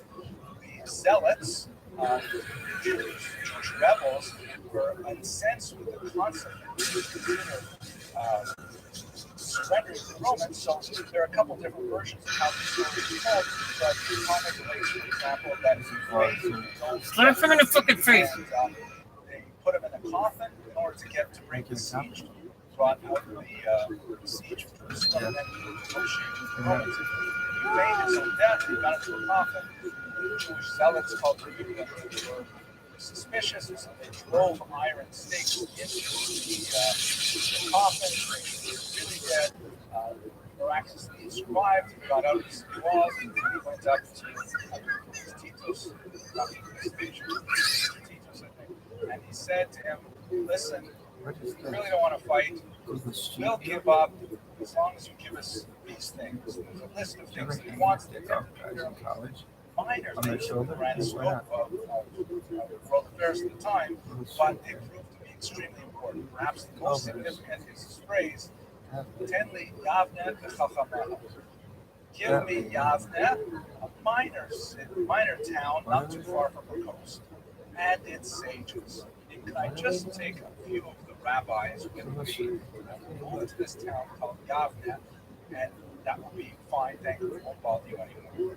So the Romans agreed, and Yavne was kind of like a safe zone for rabbinic culture, and from that culture, Judaism was able to replant itself, root itself in the land, and ultimately survive the Romans. Why is this closed? In Yavne, there were two main institutions reestablished, not immediately, but after Rabbi Yochanan ben Zakkai was able to demonstrate that his strategy was effective. Many of his colleagues disagreed and felt that they did not rely on the assurances of safety. He set up, or he reestablished in Yavne, the patriarchate, sometimes it's called the princedom, led by an individual called the Nasi. And this was essentially the temporal head of the Jewish people. One might use the word king, but it doesn't have the same power of a king. It's kind of a monarchy, I guess. The other most important individual would be basically the head of the court, which was represented in the Sanhedrin. The Sanhedrin was the ancient deliberative body, the highest court of the Jewish people, which sat 71 rabbis in judgment. And amazing is that the Sanhedrin survived the collapse of the temple and Jewish statehood for another 200 years. A phenomenal thing indicates that Jews are still able to exercise at least judicial autonomy over themselves, and were able to constitute themselves as people, even under the very harsh conditions of Roman oppression. Here we go. Here's a picture that shows where the intellectual center moved. Yochanan ben Zakkai in the first century gets Yavne, which is located south of Yafo today, and he has the Sanhedrin based in Yavne, which a couple decades after he established it there, and then he moves eventually to the north, where it exists from 138 to about 240 in the Galilee region. Basically, several towns and moved several places during those decades. But that's really the center of the Jewish people after Jerusalem was destroyed. And this is what was the nucleus of the organization of this company. When they had none of the trappings of a regular society, no standing army, coinage, no flag, they had none of those exterior things that would allow them to exist for people. And nevertheless, the Torah at their center, the Sanhedrin being the prime interpreter of the meaning of the Torah, they were constituted at the same time, the real story, the big story, is what's happening outside of Israel. It's because the movement of the center of the overall demographic was definitely outside of Israel, and specifically Israel. I mentioned earlier this term diaspora, scattering, and this refers to the spread of Jews throughout the region. I like this guy. You should recall that this is not the first time the Jews had a demographic of people in the land of Israel. In the year 586, before the Common Era, there was the invasion of the Babylonians, and a good portion of the elite in particular were marched off here to where they established quite a significant Jewish civilization. So much so that after a few decades of living in Babylon, still in the 6th century, when they were allowed under Cyrus to return to Israel, The part by Jay gets his sneakers hanging from a wire. most Jews Sneakers did hanging not from a want to leave wire. Babylon. Oh, Ezra took them Why? down. That's the international sign there's a drug house around. What's a Schlechter? Everybody knows that. Time, like Boca Raton. Why should it be? And so you have a very old Jewish population here from already the 6th century, or Common Era. Then, for primarily trade reasons, you have Jews leaving even before the destruction of the temple. Settlements on the Crimean Sea, rural representative of lots of Jewish gravestones, for example, that date back to the turn of the millennium. You've got Jews all around the Mediterranean basin, even some far out as Spain. That's not really as the 1st century, but towards the 5th century, you see more of that. And Jews are beginning to kind of like establish little trading outlets throughout the region. They're still based in Israel. They don't have the same roots after the 1st century. Nevertheless, there are kind of precedents for Jewish settlement outside. Of course, after Israel was destroyed, after Jerusalem was destroyed in the 1st century, Death and after is the bad. disaster sparked Over up near rebellion Death Jazz. in the 2nd century, this movement away from Israel accelerates dramatically, and you have the founding of a much larger in Babylon. The Jews living in Israel are still able to be sufficiently creative that they produce the Jerusalem Talmud, but it is ultimately the Babylonian Talmud, completed 2 centuries later, that is considered much more authoritative.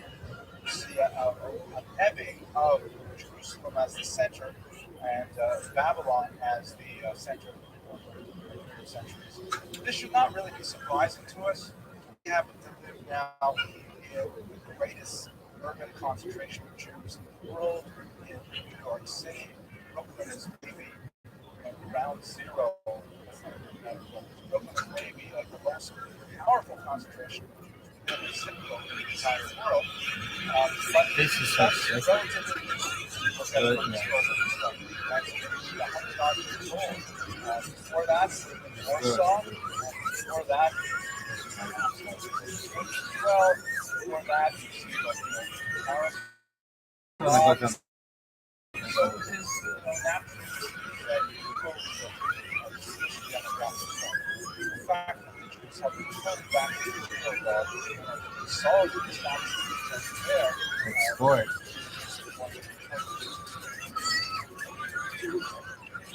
One of the things that allowed Everything to became exist both in the diaspora and within Israel was that they established early on a very solid, dependable, if coercive structure. Get it, son! Gather together to say, congregate, for example, and was a structure that was originated in Babylon and replicated of times over in every single municipality right up until the 18th century. In the 18th century, you have a huge break because the French Revolution does away the power of the rabbis to enforce Jewish law, but otherwise it's an incredibly effective way of maintaining Hollywood under often defined what it look like. Terms sometimes change, particularly Florida class, not class, relatively more common language. At the top of the Timothy, had a group called the Tuvei Ha'ir, which is the good people of the city. And the Tuvei Ha'ir, typically 7 men, are typically the most wealthy, most civic-minded property owners in the community. Being a member of the Tuvei Ha'ir generates considerable kavod, which is the term which means heaviness, gravitas, but it means honor. It's a great honor to be a member of the Tuvei Ha'ir. Elections will be had every 5 years. This would vary slightly from community, but it was like a strong position to be a member of the Tuvei Ha'ir. Very great place of great respect. At the same time, with this honor comes responsibility. Anybody guess what that responsibility would be? Definitely neighbors. Right, you have to pay, you have to support the community. You think of it, I give away the technical situations sound the Velcro. You can hear it a mile away, and Here, everybody knows now that this is sound. called The the board Velcro's of directors. Right, so the board of directors, you get signed to the board of directors, that's a great honor. At the same time, you're expected to write a check every year to underwrite the members of So society. he That told actually me is a method of opening the Velcro so that if you do it right right, here, no one will we hear the appointed Velcro. two individuals. Okay, turn Parnas, fast. And so the works way Velcro, back to I the put it president, on as best as I can get it on. comes from the And Parnas, this is what he taught me. the provider. And this would be like the principal member of the leaders of the community, like the president or the chairman of the board, as it were. Also, invariably male, typically the most wealthy male, but anyways, it's not only most wealthy, it's the most civic engagement, most willingness to exert himself on the island. And the Parnas would be kind of like the chief executive officer who would manage the Chevrot.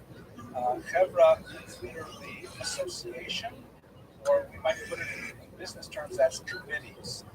These were, unlike the other organs of the primarily staffed by women. Far, very big gender gap here. Among the Chevrot, there were various committees that were essentially assigned to works of charity within the entire community, which include things like obviously support the poor, particularly associated with holidays like Passover, providing for poor brides, providing for orphans, providing for widows. There will be chevrot that will be associated with particular pious practices, providing the synagogue with oil, providing the synagogue with wicks, whatever was education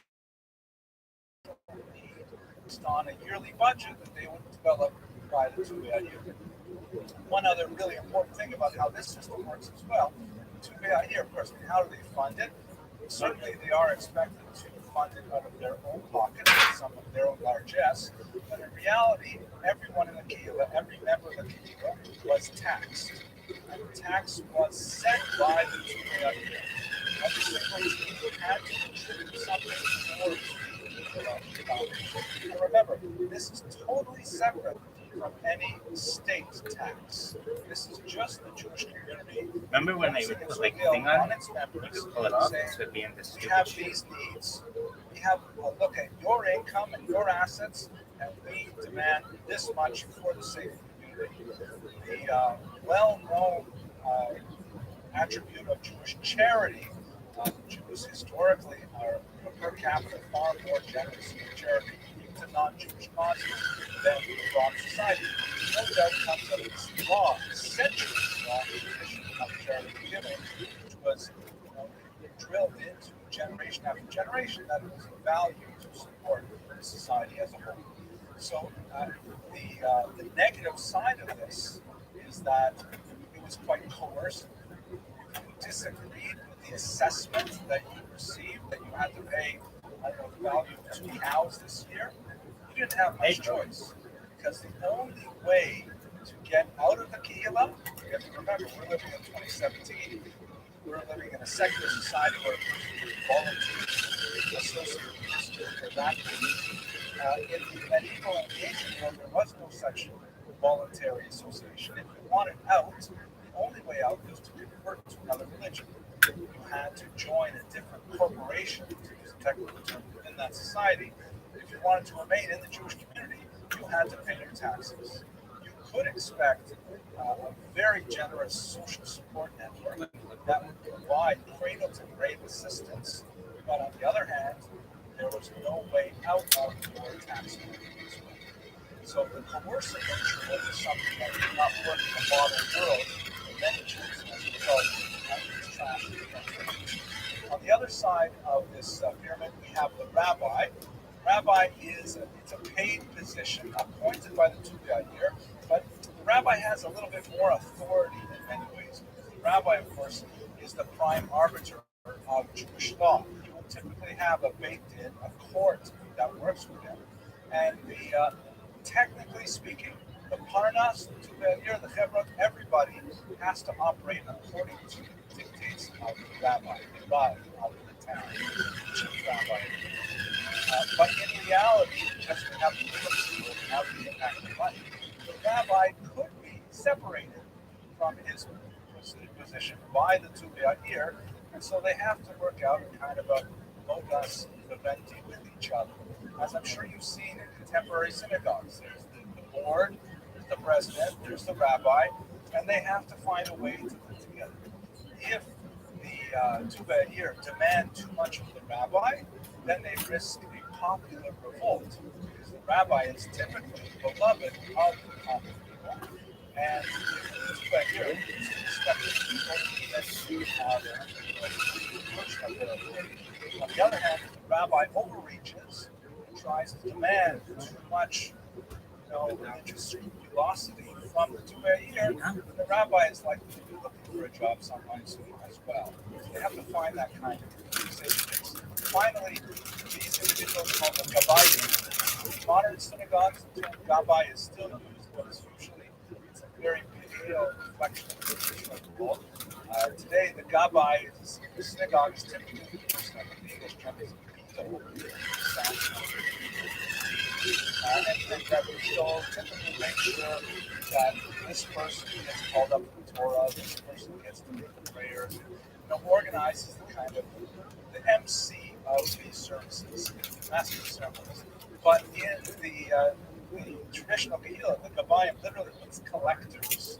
They are the enforcers. They were essentially the Jewish police force, and they can come around and they can collect the taxes that are due.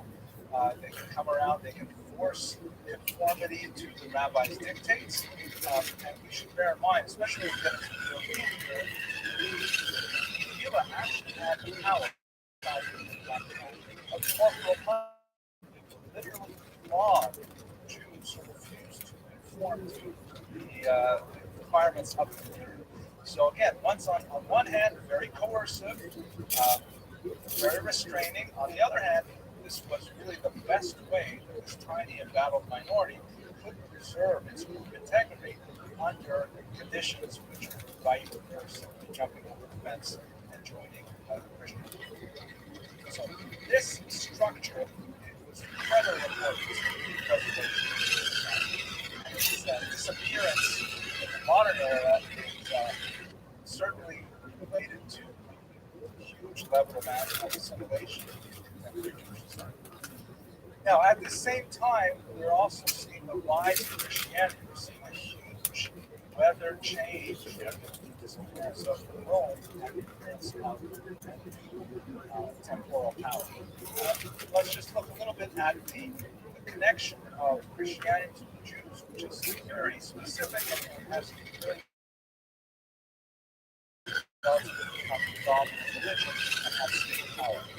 So originally, we should recall that the first Christians were all Jews, all within the Jewish faith, were all observant of Jewish law, and it took several decades, maybe even a couple of centuries, for Judaism and Christianity to formally separate, such that the vast majority of people who call themselves Christians had never known Jewish practice, either ethnically or by association. This is the 15th century biblical organization of Paris that gives you a sense of the early period of time. Obviously, the centuries anachronistic, but it shows the relationship of the church and the synagogue is portrayed as the female figures. Here's the church on the left, and here are the apostles, and they are laying the synagogue to rest. Right? This figure represents a synagogue. She has died, she's deceased, she's holding on to the Ten Commandments here, and they all look kind of sad. This particular image is that they have gone for a long time, and it's unfortunate for many reasons. It's time for it to move on, and Christianity has to take it over. Christianity is now going to lovingly lay the synagogue to rest and go on with a new way of interacting with God. This is perhaps evocative of the first few decades after the death of the founder of Christianity, but it did not last very long. As Christianity becomes more of a Gentile movement, as more and more non-Jews are converting to this faith, particularly under the activity of Paul of Tarsus, we see a much more harsh kind of image. So to look at this one. This is also from the 15th century. I think it's a very good card, actually. What is it? It's a classic contrast of the church, always shown on the right, its right, our left, and synagogue here. The church is shown, clear-eyed, with the lotus and the hairpiece in place. She's holding the home trail. Her staff is upright, it's unbroken. It's just all like, okay, back to mom. The synagogue, on the other hand, I've done this. Portrayed in a kind of But yeah. Moorish, maybe not Moorish, Italian. And this is what they must have looked like, sort of imagination. So you notice that she's blindfolded, she's got on the air of the truth. The staff is broken, never a sword is gone. I'm gonna creep out. Listen. Falling, collapsing, and the Ten Commandments are held weak. Sometimes I like that. I'm from Las Vegas, LA. I mean, I actually. Majestic, regal, and authority, and synagogue is falling. Yeah, I always love Las Some of these I'm like the opposite of everyone. Everybody loves to drive Las Vegas. Some of them actually, Man, I love to drive LA. The synagogue as a woman of ill repute. By the time we get to It's not. later, Not even fucking close. Really? sometimes they're actually much Did you say more hi? violent images. Now, this was the 15th century. I'm just using it because we don't have images from the period illustrated, so, but I'm illustrating attitudes. Well, you can For example, right, St. John Chrysostom. Los Angeles. Here you have the church portrayed riding a tetramorph, a very majestic animal. The common symbols, the upright staff, the trail, the crown, and by the way, the church is being crowned from a hand descending from heaven. Cubs versus Strong, Iowa Cubs. Here, on the other hand, is synagogue, blindfolded, her crown is being knocked off her head. She's holding onto a ram's horn, which is kind of in charge of from heaven, indicating a very strong statement of God. So that's essentially the progress of the relationship between Christianity and Judaism. It goes from kind of like a sad farewell to the sense of otherness, to finally an attitude of hostility. You see by the 4th century. The Jews are feeling this very the patriarchy is, for example, dissolved in the 4th century. We only know about this through church legislation. Sanhedrin is also largely as a result of the church. And that there are authoritative bodies of Jewish students. The last period that we're going to discuss, and I think at the time, is the advent of Islam, which begins here in the Arabian Peninsula. Muhammad will talk about his life and his relationship with Jews, very complex. Originally, he felt that he could convert to his new faith of Islam when they failed to demonstrate for Islam. Aren't you playing the camera? Some very significant battles. The Jews are still quite powerful in the Arabian Peninsula at this point. There's actually a battle called Khaybar that is called the terrible attacks on Abad House was attacked by Pakistani terrorists. And when he was on trial, one of the Pakistani terrorists that was captured, he shouted out in the courtroom, "Remember Khaybar, remember the first battle Muslims had with the Jews." And everyone in the court was kind of like, what is this guy talking about? The battles is obviously very important to at least this terrorist self-image, but it is something that lasts in Islam.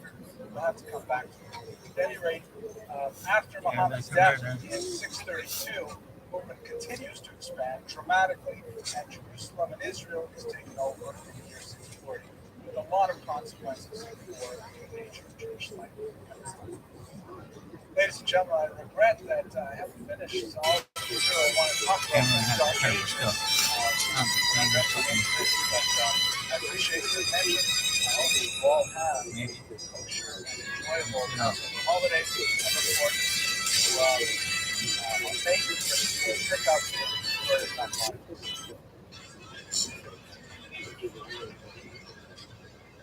Eventually. Those things are a thing. Kelly had one of those. Should go here. Right here.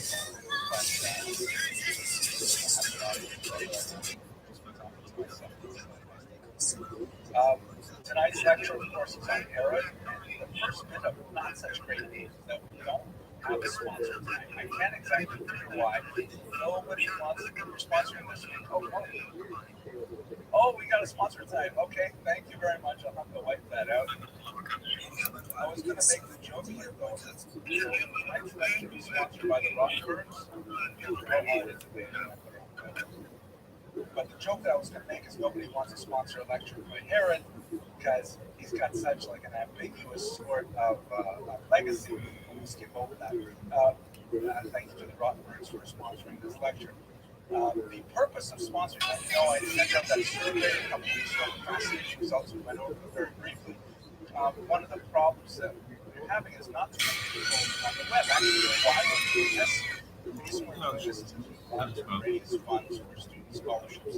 We have this web page, Friends of Jewish History, and you'll see it at the end of the lectures. There's a little box you can click on, and then you can give money so that we can support our undergraduate students and get the excellent education that they deserve. Okay, so we raised $3,700, including $14 from the pushka on my desk. Every now and then. Okay, I'm throwing off my game because I don't expect to get sponsorship from us. Let's begin as we usually do with our sources.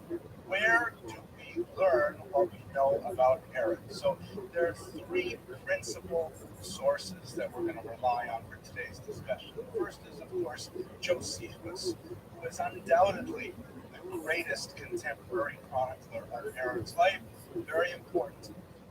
First century before the Common Era, and I'm just edging into the first century. We also have a couple other scattered passages about Herod. We have some phrases that have survived from of Damascus, who is actually a biographer of Herod, but we've lost almost everything that he has written. We have some passages from the first century Israel from Pliny the Elder, very important Roman historian, but Josephus is a major source. As we've discussed in the past, Josephus is somewhat problematic because, after all, the documents that we have in his name were written for the Roman audience in a very polemical time because of the case to prove. It's a very complicated case. He himself is a turncoat who decided to abandon his cause and join Vespasian and take this destruction of the temple. So there are a lot of problematic elements. Even in his somewhat lyrical description of Herod's influence, we have some suspicion of manipulation of stories, of embellishment, because he really wants to place it in a very Hellenistic kind of framework. Remember that he is our number one for Herod's life. The second major body that we have, and again, problematic, is the Talmud. We've discussed in many discussions in this room. Yeah. The Talmud is an amazing document, a phenomenal amount of information, but often very difficult to tease out the historical data from it appropriately. Oh my God. The authors of the Talmud were all Pharisaical issues, and they were very polemical towards Herod himself. He became an asshole. Stands his work, as we shall see by the end of today's lecture, because they admired some of the things that he did for Jews and other Jewish people at the same time. It's critical of his incredible cruelty and his capitalization of the rabbis and inhumane treatment of the rabbis. So what we do have passages that are relevant to Herod that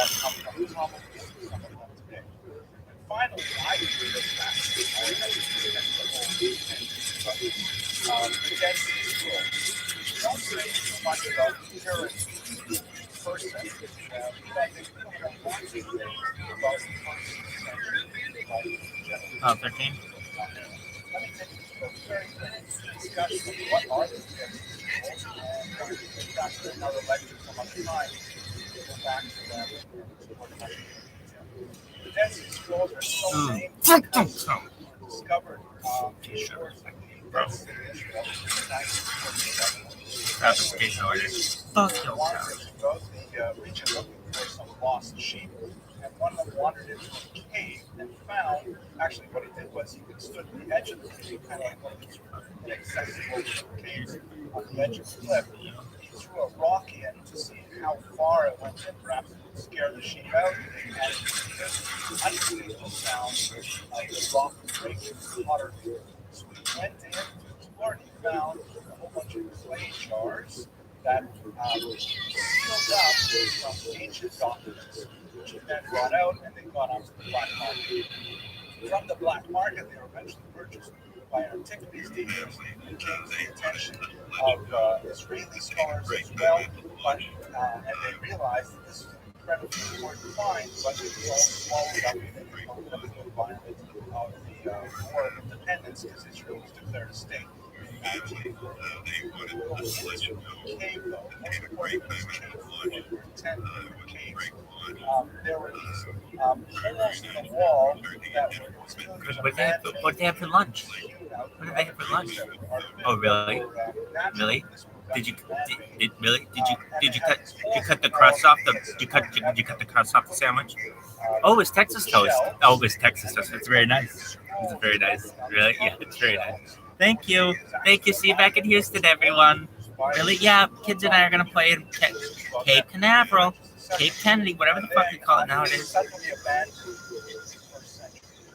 it was abandoned, who knows how many hundreds of years later, wood eventually deteriorated. Why? Those motherfuckers didn't want to change the name of it. I remember I was there with my dad in a rental car. Very limited humidity. You went to Cape Canaveral? What'd you do? You just drove by.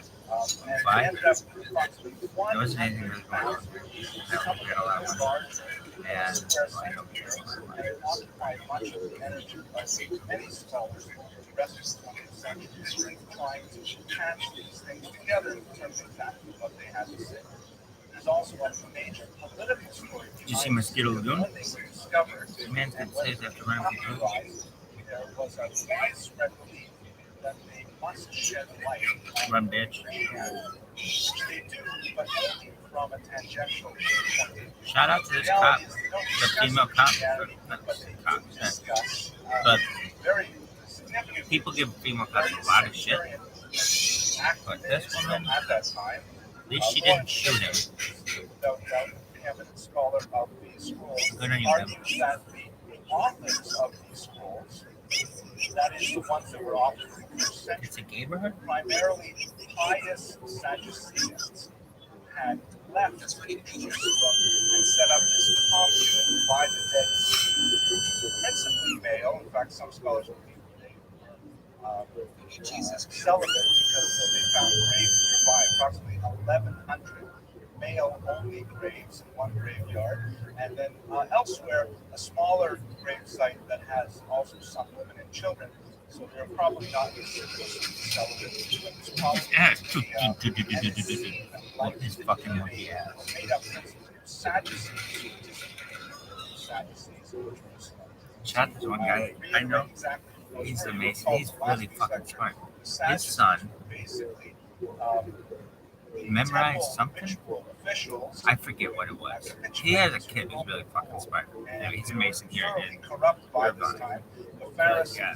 He's an accountant. We were having dinner, but I wasn't eating because I wasn't coaching. Even though a Jewish guy is me. But yeah, and what'd you say? At the time I was a cop, but I didn't really know what the fuck I was doing in the concept. He said, "Oh, you cop? Public or private?" I was like, "Private." He's like, "Oh, okay." Blah, blah, blah, blah. I was like,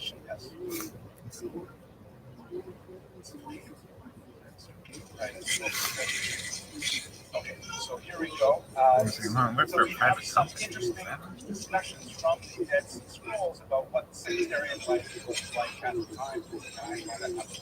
This is also a really political thing that goes behind it, because when scholars first got these, there was a certain amount of an anti-Semitic tinge to major scholars involved with the Dead Sea Scrolls. Pro-Arab in the Arab-Israeli conflict, and when they did not find the kind of Christian documentation early on, they held these documents back until 1984 when they began to reach out, and a lot more scholarship was what exactly did the documents say, the pressure eventually built, and now these scrolls are available to everyone. That fundamentally they are Jewish documents, not mainstream Jewish, but nevertheless concerned with the temple and with Pharisaic law and with the church law, things like that. So those are major sources that were discussed. Let's go to Herod himself. And it is a really ugly story. So let's just place it in the context of the Hashmonaim, of the husband of the dynasty for a while. At the very top, you have Antistaphus, father of the Maccabean rebels, and underneath him, we have these are the progenitors of the Hashmonaim period. Everybody needs to know things like this. Really good. Oh, wow, you know Cardinal? And especially of their Jewish allies. We talked last week. There were guys who. John Hyrcanus, over here. And now we're moving all the way down to his great-grandchildren.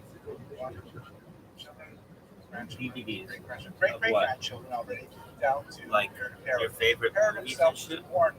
So what did you have? More or less before the Everything Palmyra. else? That's my favorite. That's my spirit. What else is there?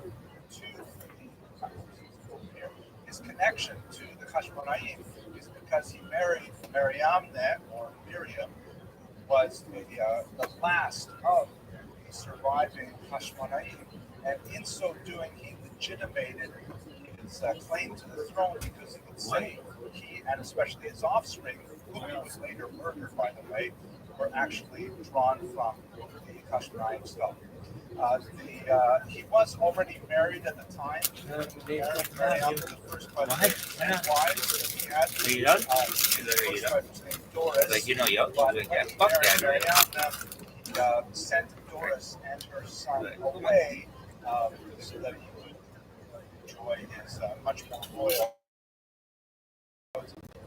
Conquered the Idumean region, known as Edom, in some rabbinic manuscripts refers to a region immediately under Yehuda. When he I don't conquered know. that region, We're cutting the wall, but now. he forcibly converted the Idumeans to Judaism.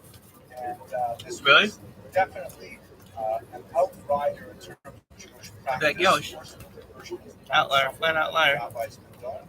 And so they argued that Herod was a Christian, and generation backwards of that time. His mother was a Nabatean. Father was technically Jewish, Jewish line. The mother was from Nabatea, which is modern day Jordan. Evidently, she had converted to Judaism. Jewish, even though there were some questions about his father.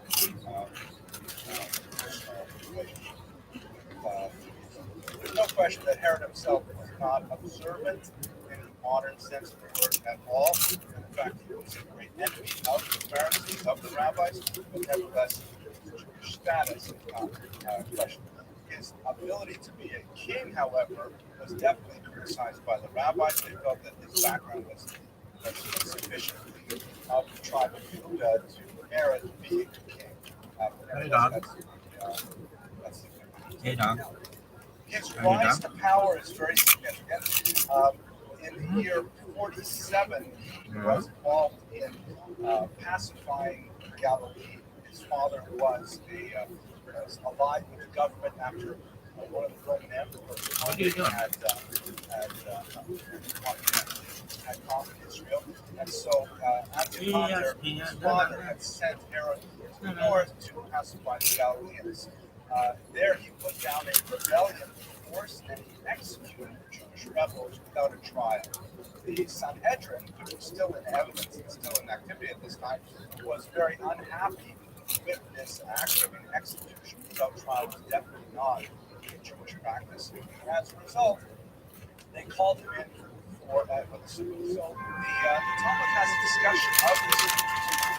Actually, not referring to Herod, it refers actually to someone under the rule of King Yanai, but some scholars argue that in fact the names are transposed, perhaps intentionally, and actually refer to this moment when Herod was called before the Sanhedrin. The Gemara, Talmud Sanhedrin 19, it goes like this: they sent to him, Why did you? which is presumably Hyrcanus II, who was king in Judea at that time.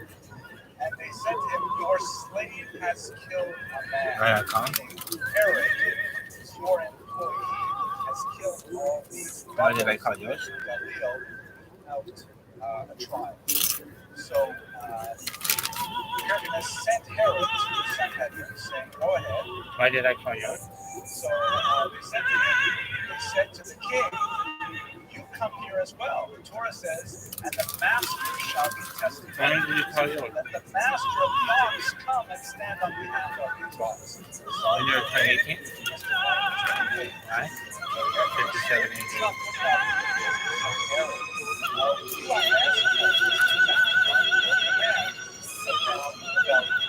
So, Hyrcanus came.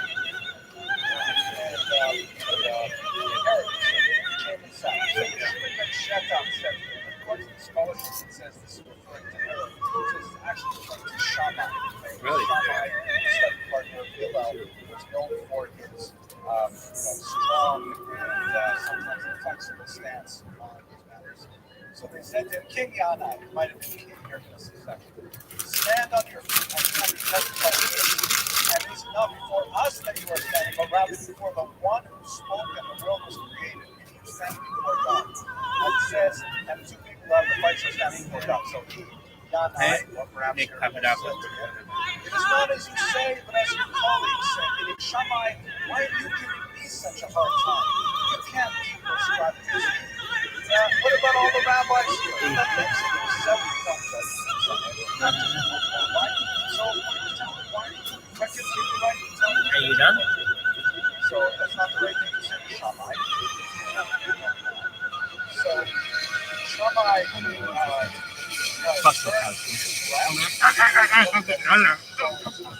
they all go in round, turn to his right, and they all go in Big pin on him the other afterwards. rabbis in the Sanhedrin did not have a single function. But Shammai were scared to criticize Many men died. Amazing he's not on fire and not dead. Are you all such things valid on Shabbos? Yeah. Think this way? Let the master of thoughts come in. Yeah. My colleagues, This is kind of stupid to have this guy trying to write it on. Another trial. Yeah. So at that point, Israel came and struck Be like, down. yeah, God. there's a long way though. At that moment, Everything they said, seems like it's on fire. God said, the king does not judge, does not judge, does not bear witness, nor is he Yeah, get it, subject man. to justice. That to me looks like a pretty clean restaurant. Really? Bottom line of the story. Not perfect, Echoes here in the Talmud. but pretty fucking clean. Good? Herod appeared before the Sanhedrin I'm looking at the actually ground. armed along with him. And that was very, This very is good. very good. Very good. Very kind of thing to say, I don't really care what you say, I'm going to do what I want to do. And about the Sanhedrin, was now by him. So, let's look at this very Isn't the guy quick who chart. had that fight? Involves a lot of geopolitics at the time. 40, this events I just described occurring in 47. Percocet. Got a Percocet. Got a Percocet. Got a Percocet.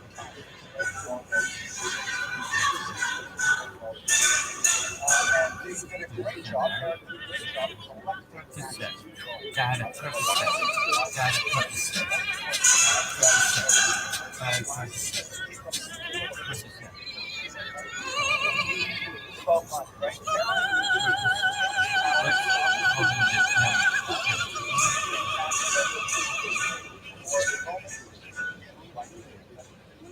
So at this point, 43, his father, was killed by an assassination.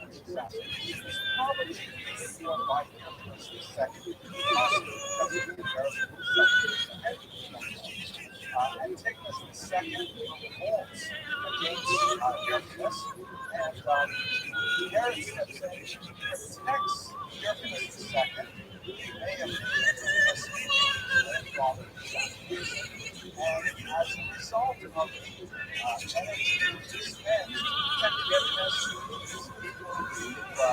to marry his daughter, and at this point, that somebody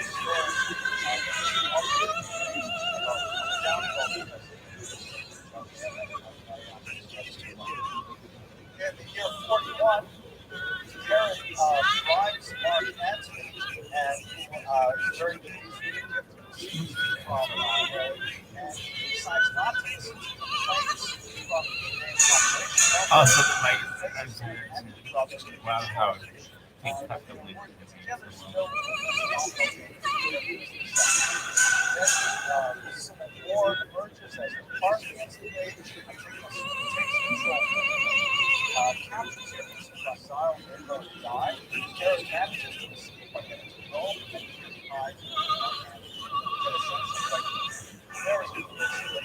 very good Rome. But in 37, comes back to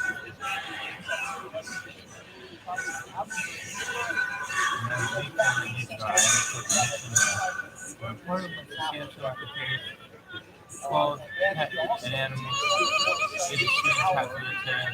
Haven't got to talk about it. Job is not report. Former Mojo here.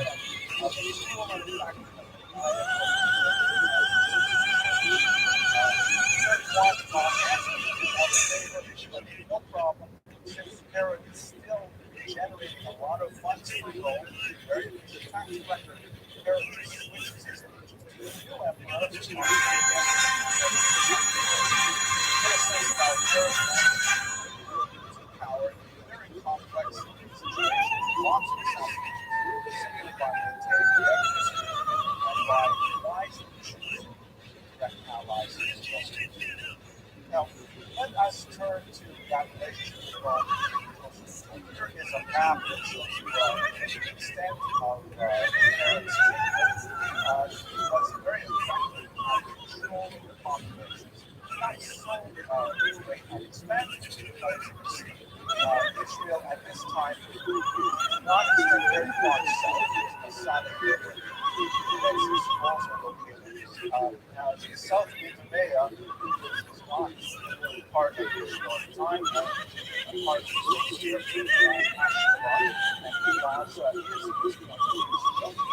Israel also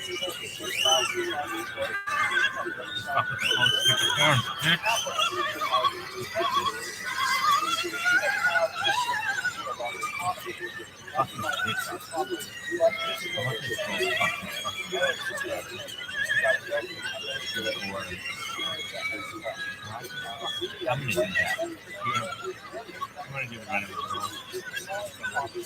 I'm going to do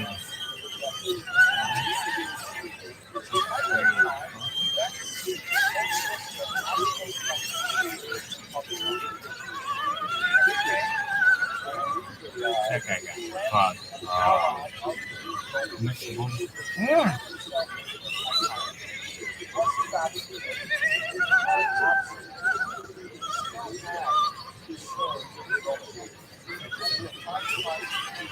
They just put a wonderful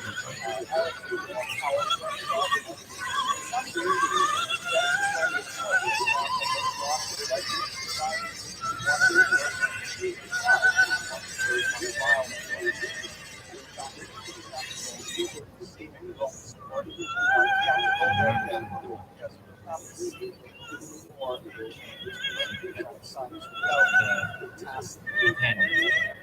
he had certain powers, like, for example, like a regular king, he could appoint the heir, successor, but he could not do so without the consultation of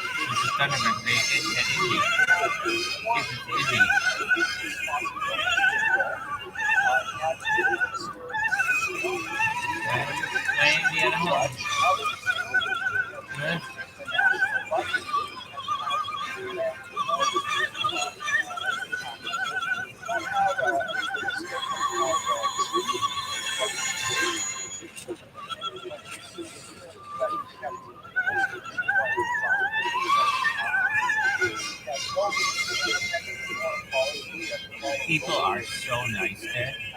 Really? I mean, wait, hold on. I should say there are like 1,000 assholes there, but there are like 100,000 nice people. So it's like 1 to 99. Really? Yeah.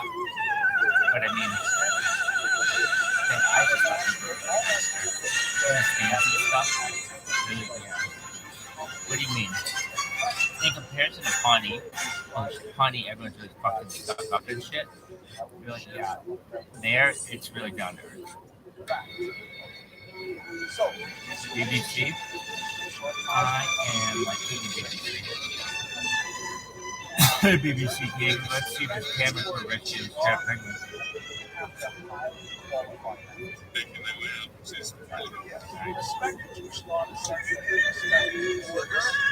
Man, Richie's trying to run off some birds. We had a deal. We had a deal. Oh my god. What did they have? A fucking woman?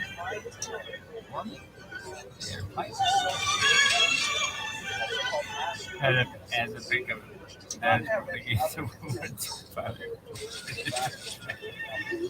It does give you a sense of also historical data that derived from the Christian Bible as well.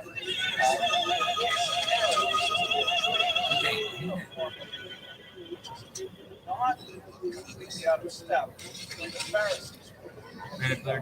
Although there are some embellishments that don't have the Pharisees. For example, according to the account of Matthew, chapter 2, if I remember correctly, someone told me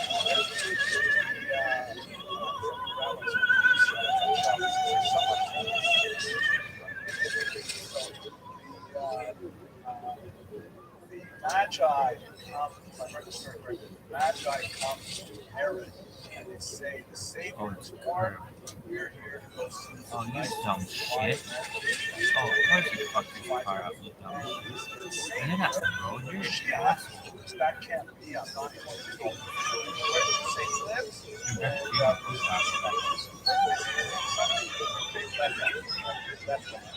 So, Herod goes and seizes all of the born children and murders them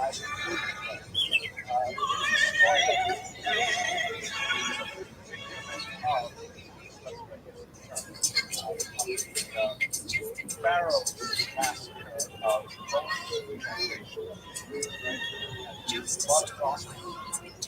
model direct God Pharaoh murders all the kids. Now, this happened, I read one scholars would argue that even though there's no contemporary besides there's no contemporary qualifying stories. On the other hand, it's not at all terrorism. How many kids have been talking about that?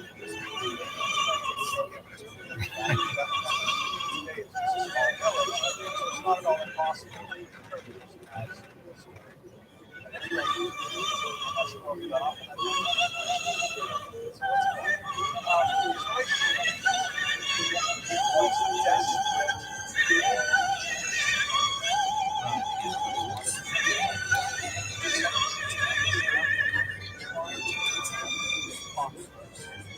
not so much that,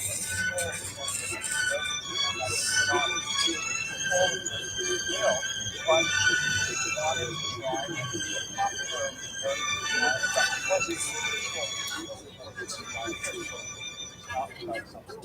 No, it's The kind of things that did try and the population themselves was extremely Hellenistic.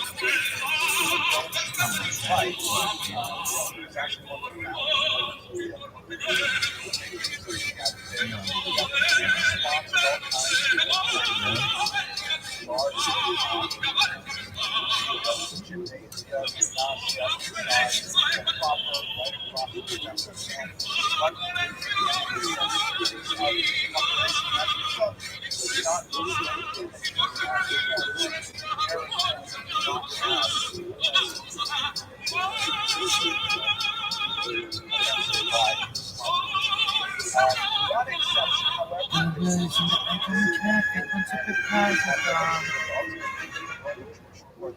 first century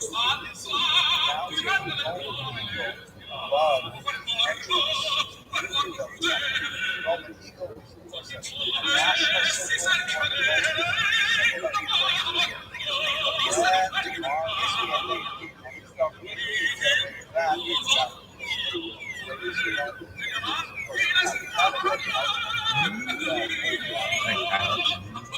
he also had a problem with his sister marrying an Aboriginal.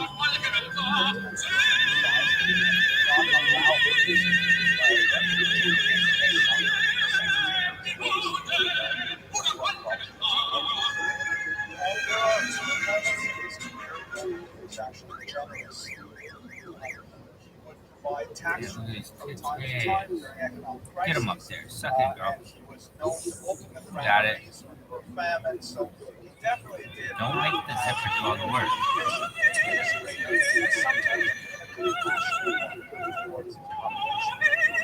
But at the same time, he took no disdain, essentially. And Pharisees were arguing the most significant population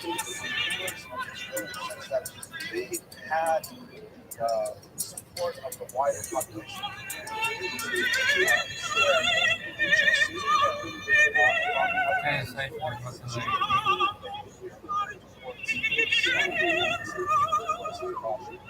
Why don't I turn this point to its madness, which is the building campaign is the most lasting part of the pieces of parents' architectural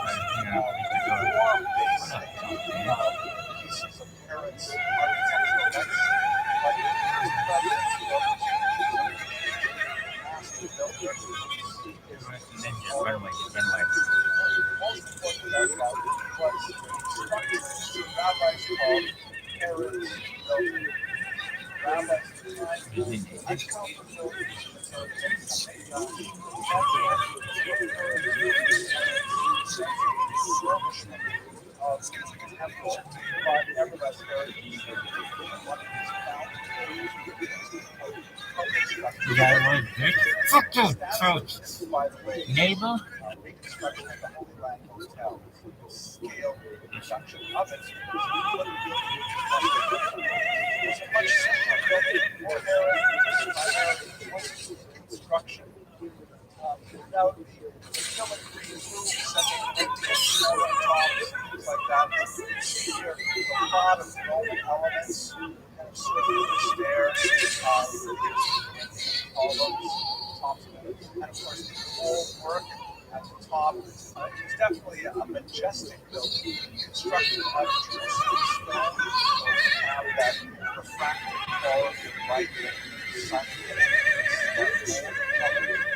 highlight, but actually that is applied to the work that's on. You clear the entire Temple Mount and built it up with palisade around it, and in fact, the temple walls that we here today are constructed by Herod. They are from this conclusion. They are on the site of the temple. Here, of course, is the rock. The Islamic time is energy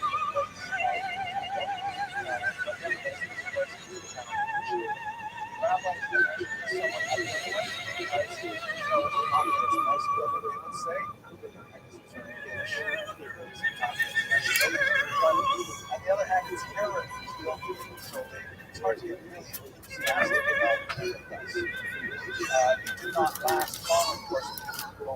destroyed the 7th century. This building lasted much longer, and in fact, it is present today. This is the Yorkshire Round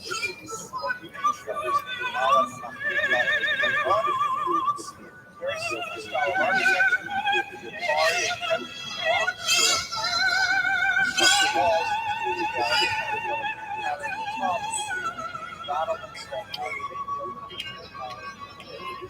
positive. But this, essentially, what the targets of this activity really reached out to parasite We can definitely clear that one the up. ones that had the most touches to the population, and we want to try and give them structures that they respect and admire, hopefully they can transfer their religious care. That did not happen, but nevertheless, we are left with these very functional structures as a result of its extensive. My favorite person is this area, absolutely gorgeous town, which was a deep water port that was constructed on the coast, largely for pleasure and for commerce and gold. This is an artist's rendition of what the palace must look like. It had natural water pools of the palace jutting out the promontory to the Mediterranean Ocean. It's like Structure, but modern it's area yes. has Well, extensive oh, and stop. tremendous number of architecture that shows strong Hellenistic influence. It makes it a gorgeous city. It's not a particularly religious associated heavily. It's not like Bnei Brak or someplace like that. Origins of it is here's some of the excavation out of the palace there. That's the background.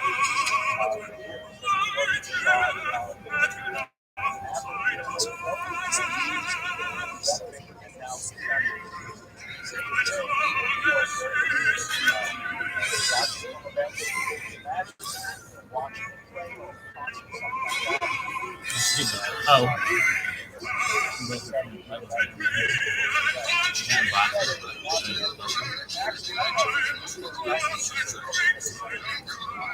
I was once raised by a woman from Buffalo and a Lebanese man. Really? Sometimes.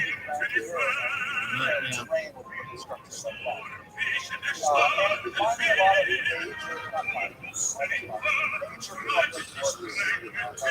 Aqueducts that run up and down the coast, carrying water, all classes of Roman architecture, beneficial of the on the one hand, yeah,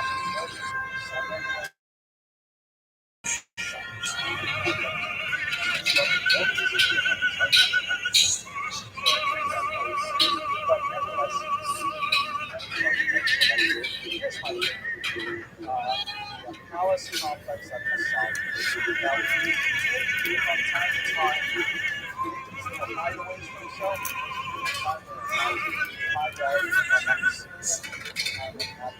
Hide out among the Romans, so definitely tucked away throughout Israel, kind of like luxury palaces, like his Mar-a-Lago.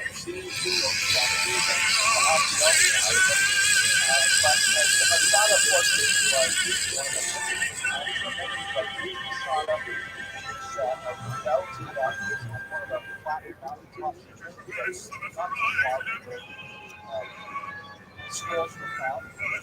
Very inaccessible sellers who made their last stand.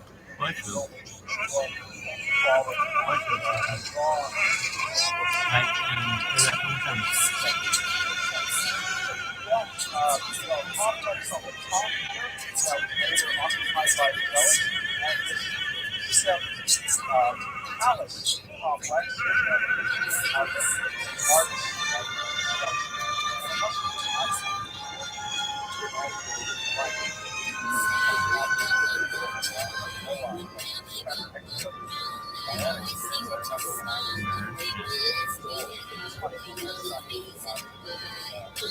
Yeah, that's good.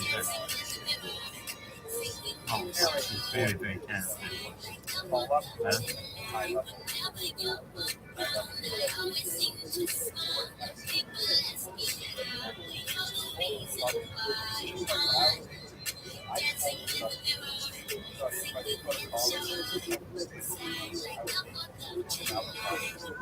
Even today, I'm sure.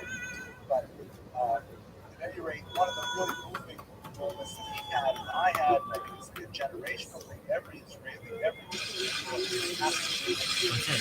We're fine, right? Hit him. 3 hours in the Now go up morning and punch him. by candlelight. Uh,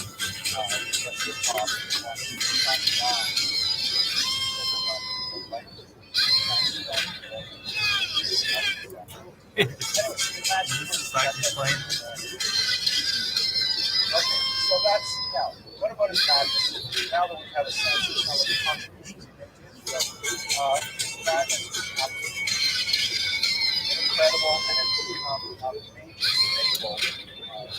Was it 66? This is so much exactly something here. This is why my father never gave me cars. No, no.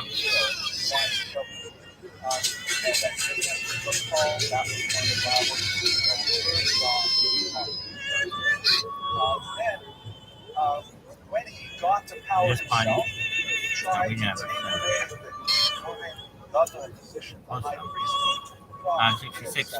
Speed limit 65. and he tried to appoint someone else. Highway 6. Highway 60. He had, however, really serious mother-in-law issues. Mary Abner was, of course, talking about royal. Her mother was really offended at the idea that she had to marry Harry. Harvard invented Harry emphasized she, of course, pacing. So Alexandra, Mary Abner's mother, was very upset that her son could not be co-equal. Herod said so. Fine. And at that time, Herod's power was not absolute. So what happened was she went to Rome, and the Romans said, no, let's just kind of keep the status quo. Let's Aristobulus be the high priest. Okay, Herod? Herod said, fine, no problem. Then when they were in Jericho, and they were having some kind of perhaps Hellenistic type sporting event, Herod had to drown. A very public event, all at this like public swimming pool, and Aristobulus was the other boys in school, and we were all splashing around. Like, go away from the light. Unless you want to restart.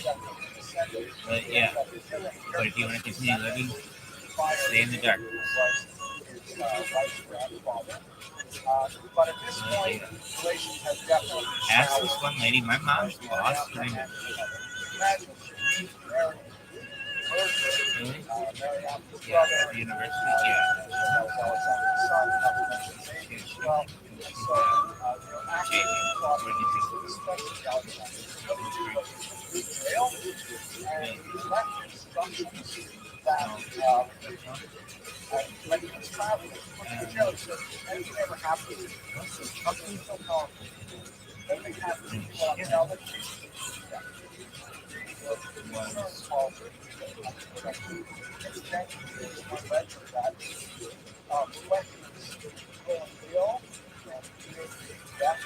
Once in a near-death experience, Put out that he went away from the white light.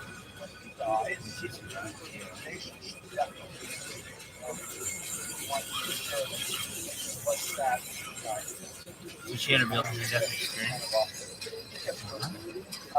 So, yeah, at that point, like, estranged from his second wife, at this point, accumulated 8 more, one of which also was very young. And the sons that he had with Mary Abner, back from some time in Mexico, and they were also their father was suspicious that they were trying to take over the throne. Ultimately, jails them, Emperor Augustus, Emperor to upset, when he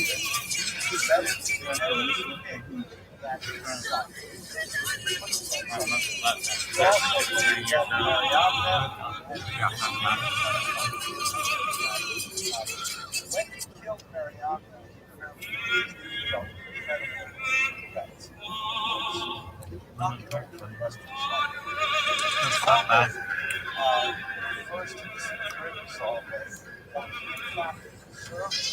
Is that some guy?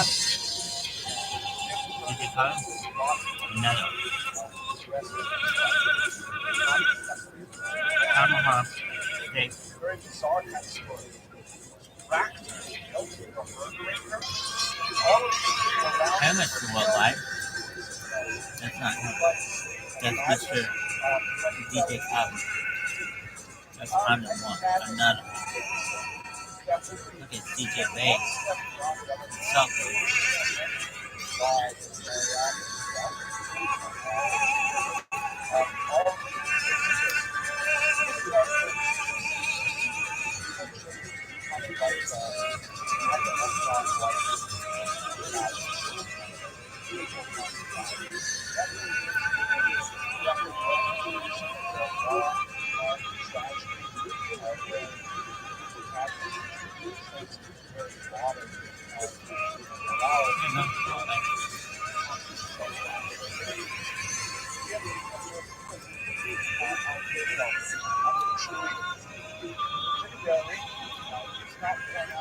This guy shot never left him.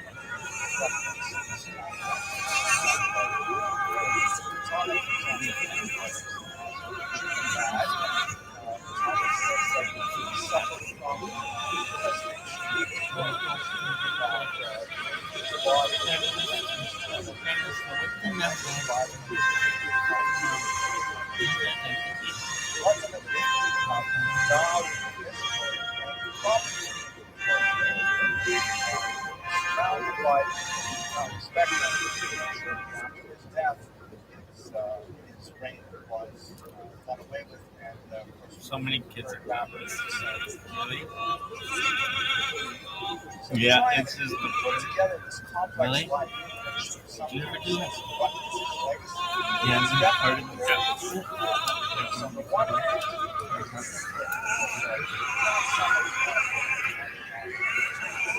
This yours. Go, man. I slap him. Oh, it's time for 38 seconds.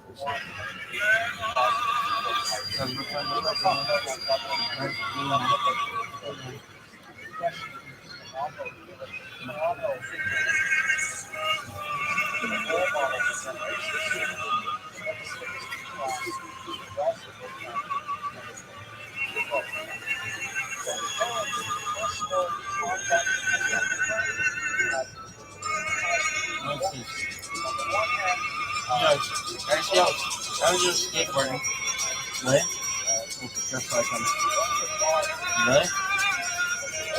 No. That's when I first met him, kind of like long hair. Oh, so or something, you were gay. Really? Yeah. I think you met him. I'm the team.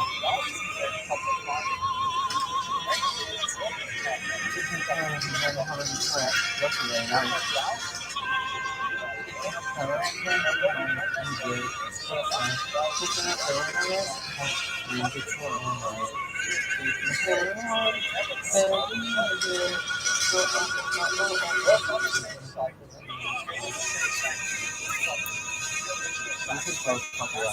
Hey, Goldberg.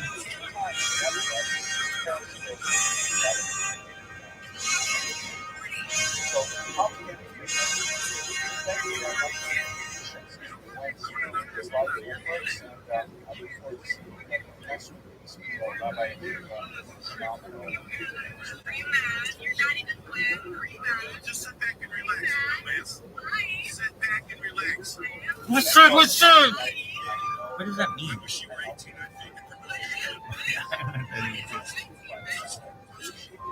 I I was gonna say, I wish you were 18. I'd fuck you. I'd fuck you in the ass.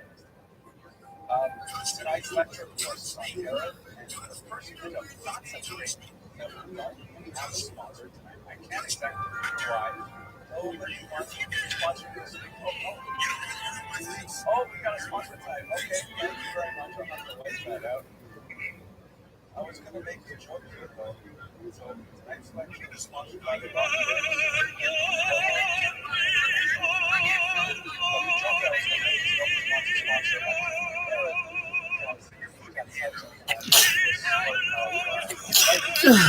That's sweet, man.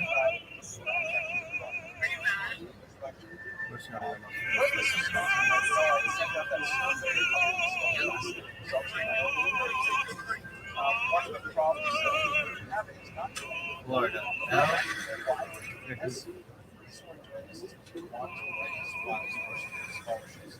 have this web page, Forensic History, and you see that it's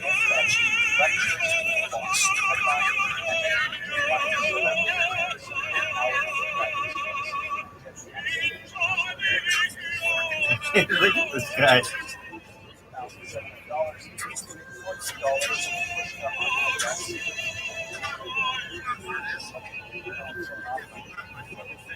He got it with the ball. Let's begin as we usually our sources. Where do we learn what we know about Herod? So there are three principal sources that we rely on today's discussion. Josephus. What was his name? His name is Greatest contemporary chronicler of Herod's life. Very important. First century era. I had to get through that. We also have a couple other scattered passages about Herod's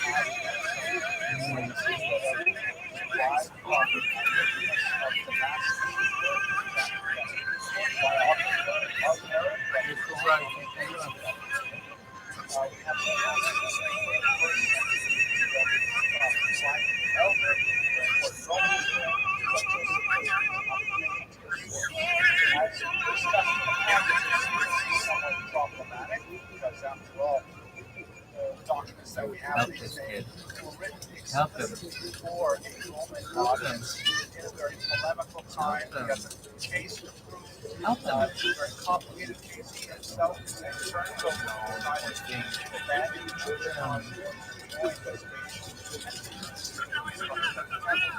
there are a lot of problematic somewhat lyrical description of Herod's. We have some issues of relation of stories and of embellishment framework. Nevertheless, here is our number one producers for Herod's life. The second major body that we have is problematic. Damn, he's gonna come. Discussions. Talmud is an amazing So that fucking fuck's right. phenomenal amount of information, and often very difficult without historical data from another book. The authors of the Talmud, all their scientists, Did they get it? and yet they have that ambiguous stance. But in the lecture, Fuck this dude. because they admired some of the Should have put fingers on it, but son.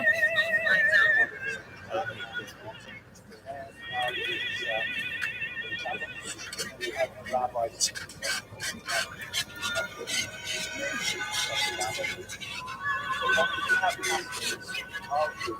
that are relevant that come from common.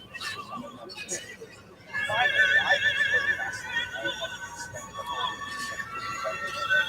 the Dead Sea Scrolls, which don't say too much about Herod in person, but they say a lot about the first century, like first century. Let me take you through a very quick discussion of what are the Dead Sea Scrolls and how they had some other times. Dead Sea Scrolls were so named because they were discovered on the shores of the Dead Sea.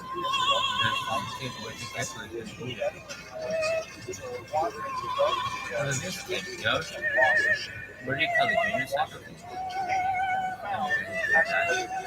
Oh shit, it's that thing dangerous.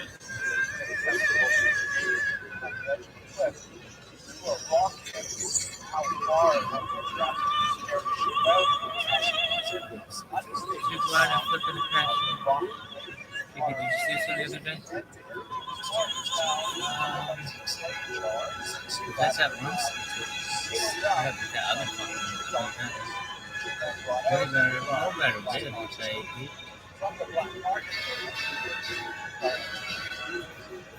Now it's face, give me money.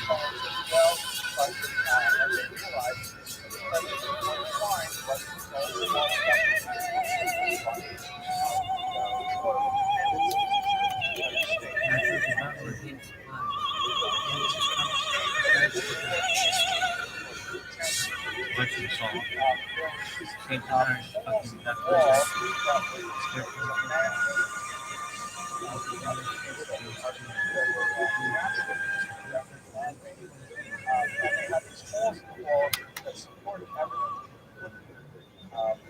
shelves, and then they put the scrolls directly on top of the shelves. It was actually a library that was well used by the TRUMAN community.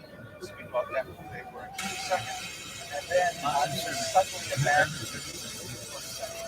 After it was abandoned, who knows how many hundreds of years later, the wood eventually deteriorated, all of the scrolls fell to the ground.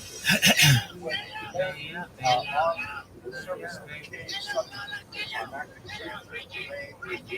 very limited humidity in Red Sea, and eventually quite damage. And we ended up with approximately 100,000 pieces, some of them no larger than a square centimeter, and it occupied much of the energy of many skulls. The rest of the 20th century trying to patch these things together to show exactly what they had to say. There's also a major political story behind this because once it was discovered and when it became popularized, there was a widespread belief that they must shed light on Christianity, which they do, but only from a tangential point of view. The reality is they don't discuss Christianity, but they do discuss very significantly the various sectarian movements active in Israel at that time. Lawrence Schiffer, goes out with him and scholar of these artists that the authors of these stories, that is the ones that were offered in the first century, primarily pious Sadducees had left Israel and set up this community by the Dead Sea. Instantly male, in fact, some scholars believe celibate because they found graves nearby, approximately 1,100 male-only graves in one graveyard, and then elsewhere, a smaller grave site that has also some women and children, so they're probably not exclusively celibate. So it's probably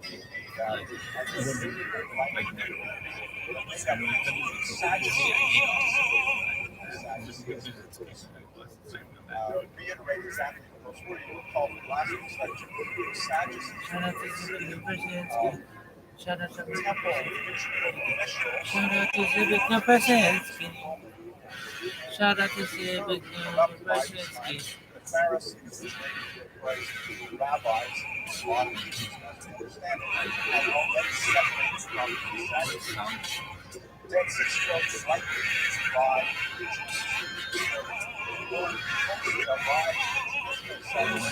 political group how far we have gone. 9 days, 7 days.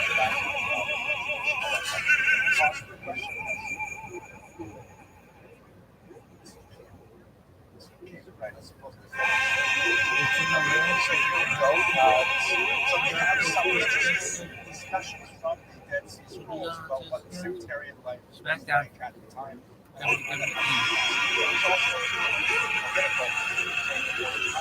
Because when scholars first got these, there was a certain amount of an anti-Semitic tinge to major scholars involved with the Dead Sea Scrolls and politically pro-Arab in the Arab-Israeli conflict, and when they did not find the kind of Christian documentation they were hoping for early on, they held his documents back until 1984 when he began to reach out and a lot more scholarship was interested in what exactly the documents say, the pressure that's built, and now these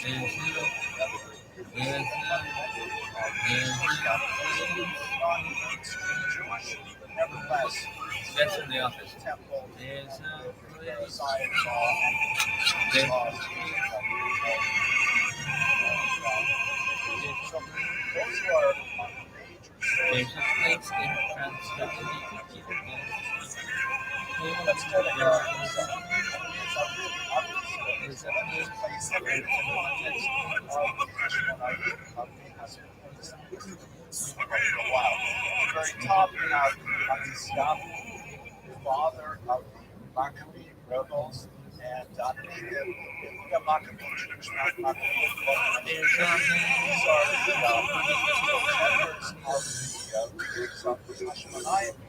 And you have the resurgence of Jewish statehood after the successful repulsion of the Syrian Greeks and especially of their Jewish allies. We talked last week about Hyrcanus, Yochanan Cohen, who I don't know if he's here. Now we're moving all the way down to his great-grandchildren. Great-great-grandchildren down to Herod. Herod himself was born in 73, more or less before the Common Era, and he died in 54. His connection to Hashmonite because Miriam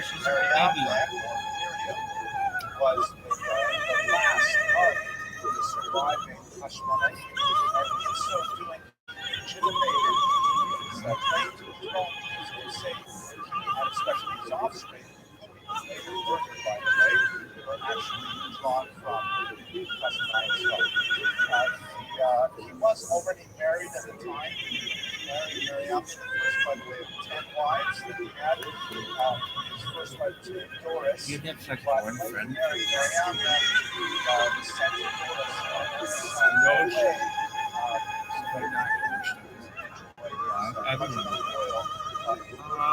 His parents were Antipater II, also went to the and this is related to something we talked about in last week's class as well, that according to the rabbis, the current was a punishment to the Jews because Hyrcanus conquered the Judean region, known as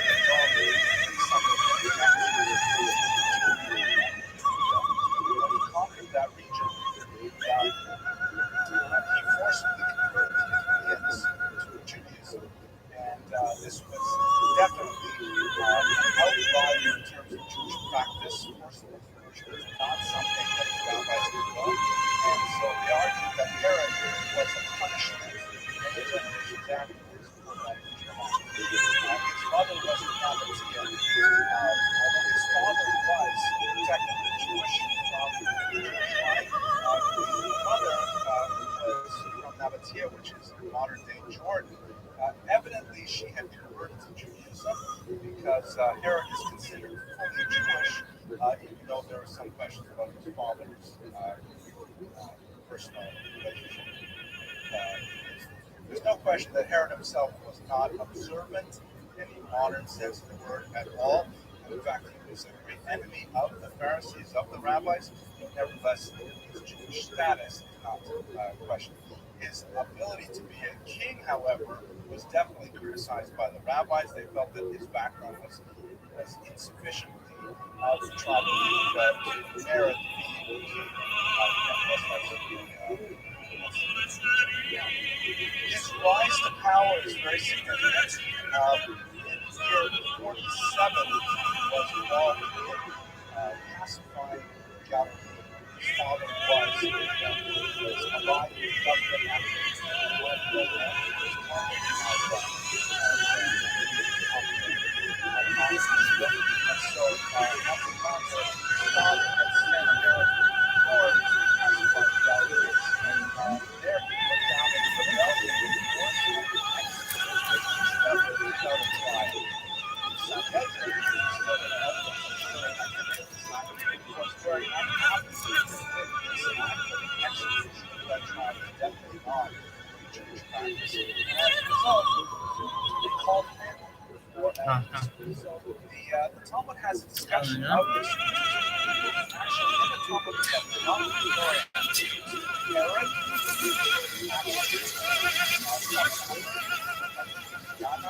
but some scholars argue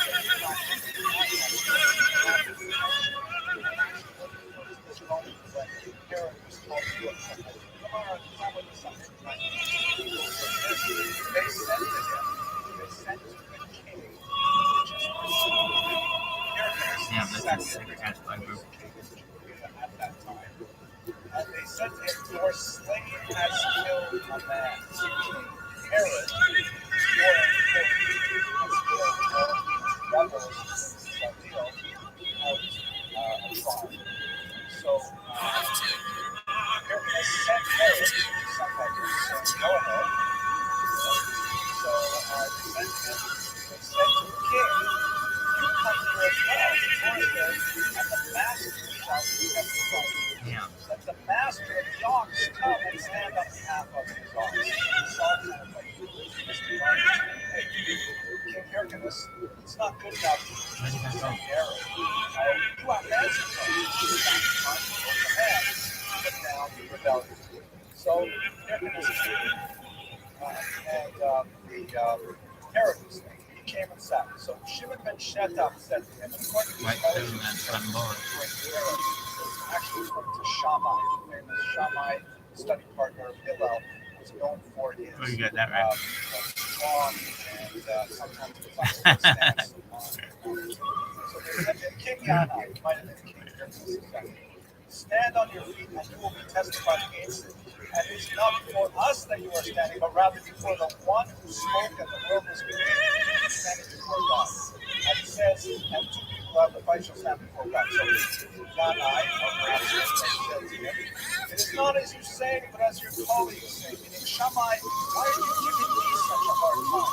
You can't prescribe me. What about all the rabbis here? Let them say there's 71 judges. Not just one rabbi. So what are you telling? Why are you confused, right? You tell me the king wasn't true. So that's not the right thing to say to Shammai. He's not a great man. So Shammai turned to his left. He looked at his colleagues beside him, and they all lowered their faces to the ground. He turned to his right, and they all lowered their faces to the ground. Meaning, the other rabbis in the Sanhedrin did not have the same kind of function that Shammai did. They were scared to criticize King Yanai or King Hyrcanus. So Shimon ben Shetach said to them again, like Shammai, are you all such things? You think this way? Let the master of thoughts come and say, my colleagues, how could you be so cowardly? Herod clearly killed all those rebels without a trial. He deserves to be condemned. So at that point, Gabriel came and struck him to the ground, and he died. At that moment, he said, he does not judge, he does not judge, he is not there.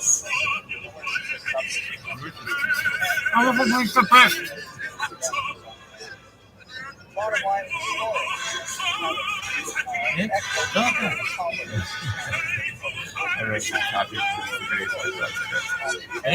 the best.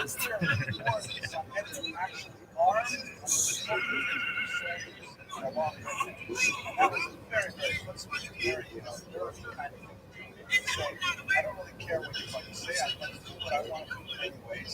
And in fact, the Sanhedrin was now by him. So let's look at this very quick chart. Look at that spray. Look at that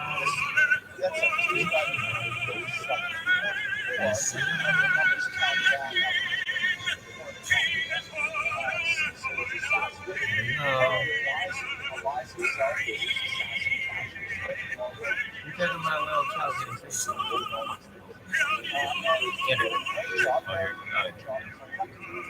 Watch his feet cross. then the person will go over the woman. I'm gonna fuck this fucking river dam. Really? Yeah, imagine how suction you get out of this bitch.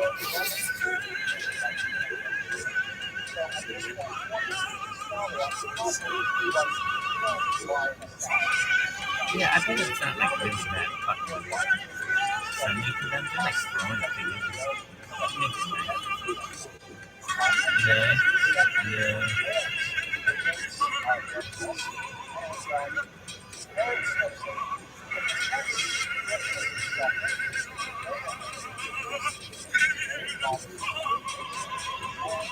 I like how you have to have a person sitting there.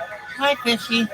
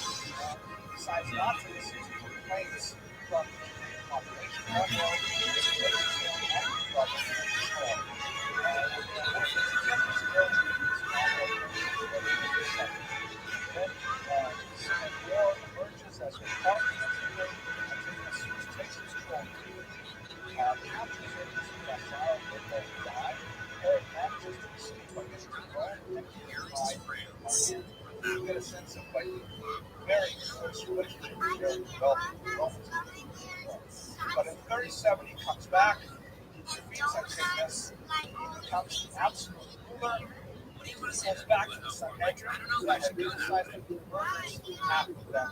And then he also takes over for himself the power of the high priest. He's the low point of the high priest. He, at the head of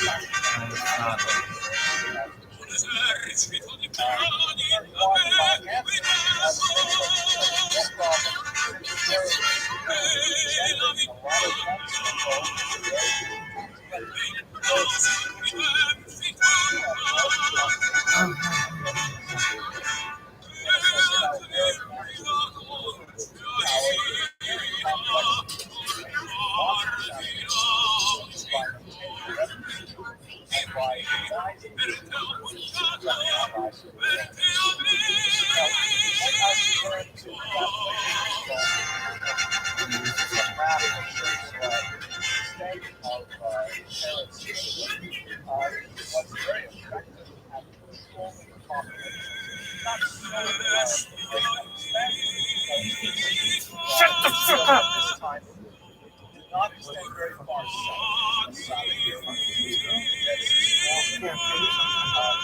South of Judea is not part of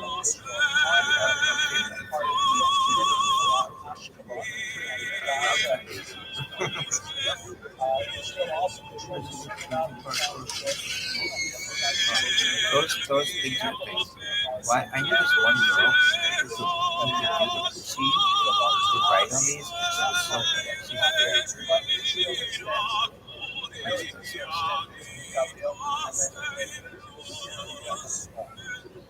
he had quite an extensive territory, very effective at actually controlling the populations and the best to see. His title affects associates how much?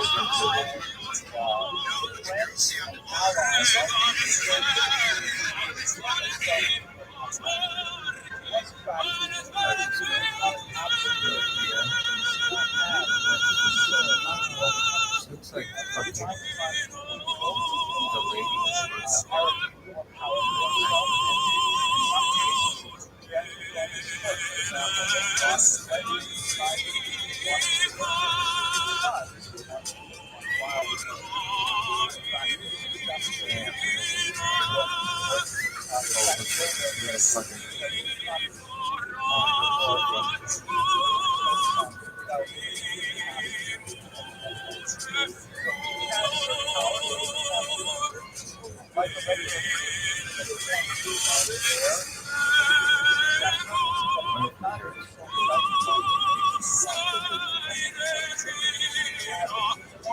see if I can get this. Actually, fast Judge of the national budget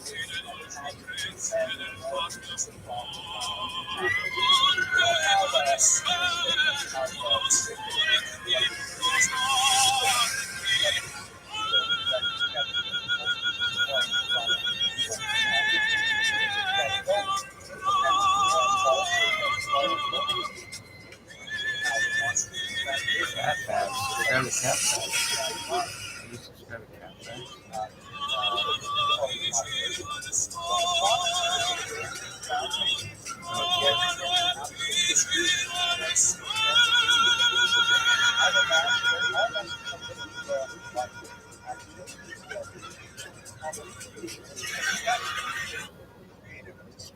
Please change the sound of my banter.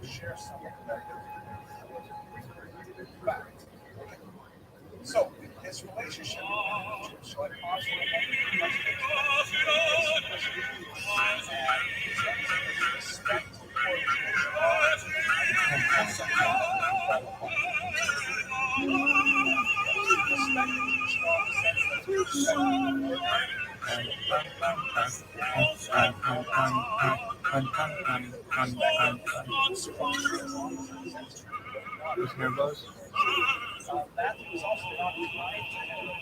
Who's gonna win? This guy in black. For sure. If he doesn't, not have any other it's trap.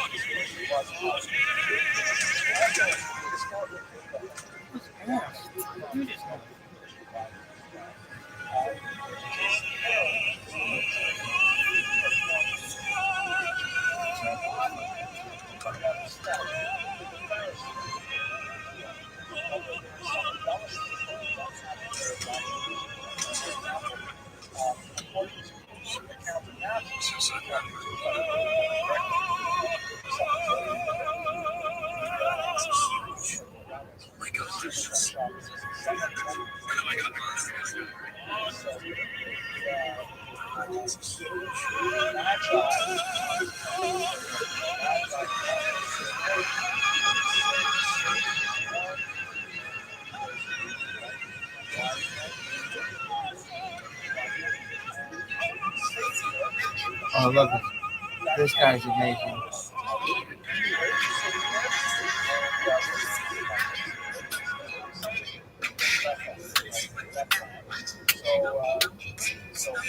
Harris goes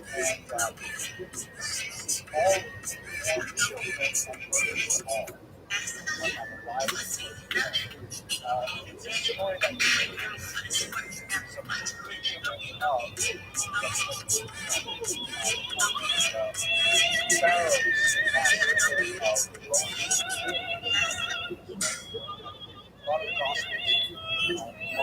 that Jewish believers from the scriptures. Pharaoh worked all the babies, so to Pharaoh worked all the children, which is escape. Now, did this happen or not? I read one piece of scholarship that argued that even though there's no contemporary Jewish source besides that, which is also there's no contemporary qualified Jewish source. On the other hand, it's not at all obvious.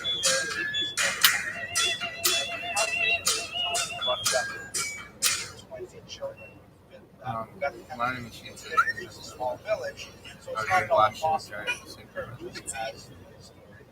At any rate, I'm not sure what we got off on that tangent. Okay, so let's go on. His relationship with Jews. It was the death of the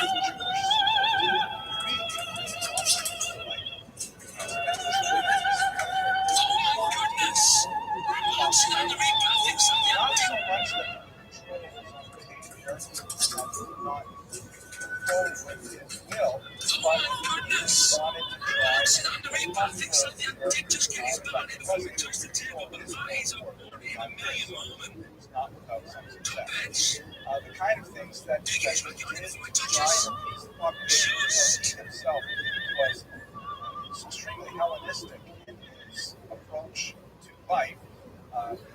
actually one of the founding members of the Olympics. The Olympic Games like we have today definitely sponsored all kinds of payment activities in larger ancient communities. He built gymnasia, gymnasia inside, proper light population.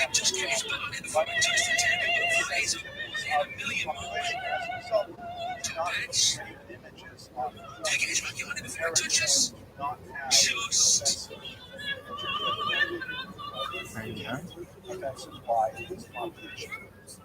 One exception, however, which was extremely significant and had a relationship ultimately with the Roman Jews who were made in the first century, is he mounted the Roman eagle above the entrance to the temple. Roman eagle is, of course, a national symbol for the Romans. It's a symbol that refers to the brand on this building, and he felt that maybe he'd get away with that. Maybe that would be a statement of the greatness of Rome. The Jews, of course, would have none of it, and ultimately they would rebel for that image. He also had a problem with his sister marrying a Nabatean, which was referred to be circumcised, and not allow her to marry him, which indicates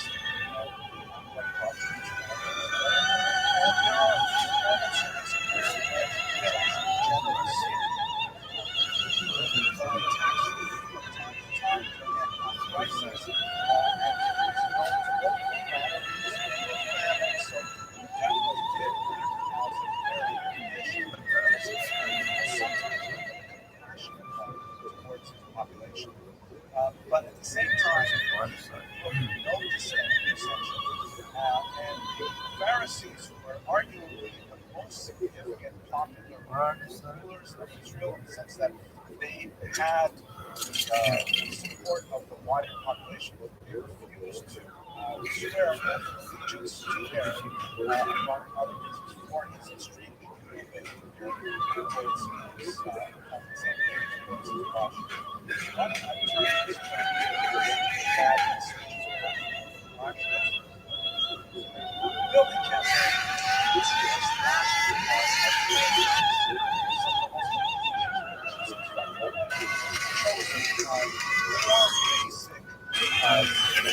yourself like a pocket pussy. architectural legacy, but in have to get a major master builder. All over Israel. Most important about that was the structure which the rabbis called Herod's building. The rabbis at the time were uncomfortable using the term Beis Hamikdash temple to refer to Herod's extensive refurbishment of the temple, but nevertheless Herod considered it one of his crowning glories, one of the most important public structures that he created. The status of this is, by the way, a reconstruction at the Holy Land Hotel. It was a scale reproduction of it, so you can see what it must have looked like. It was a much simpler building before Herod, primarily wooden construction, without the filigree roofs and the Corinthian column tops, things like that. You can see here a lot of Roman elements, circular stairs.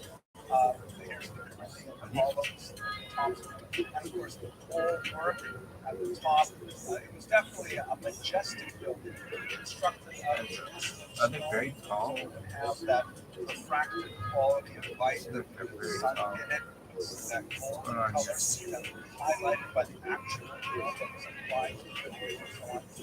He cleared the entire temple mount and built it up with a palisade around it, and in fact the temple walls that we revere today are constructed by Herod. They are from this particular generation. They are on the site of the original Temple Mount. Today, of course, the Roman rock, the Islamic shrine stands in the place of the temple, but nevertheless, it shows its The rabbis, I mentioned, were somewhat ambivalent because even though Taka is a nice building, they would say, I guess it's really Yiddish, Taka is a nice building, but on the other hand, it's Herod who's building it, so it's hard to get really enthusiastic about it nevertheless. It did not last long, of course, because the Romans would destroy it towards the the 7th century.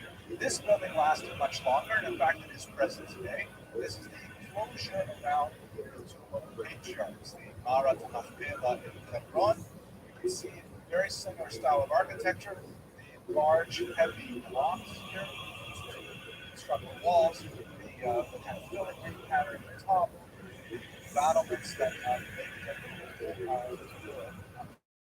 but this, in the sense of thinking about the target of the sectors, really reached out to the Pharisee community because they were the ones that had the most touch to the Jewish population, and he wanted to try and give them structure to it.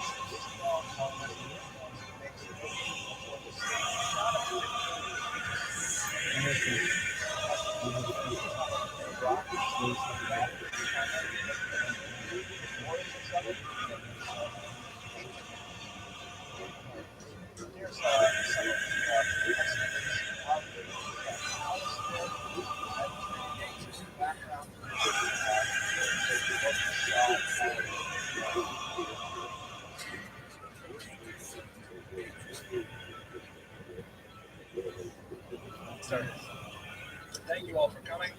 For those of you in the internet audience who can't feel temperature, we had a little bit of a problem with our heating, but thank God it should be on by the end of the night. We're just getting a new part shipped in from Uzbekistan, and everything will be fine.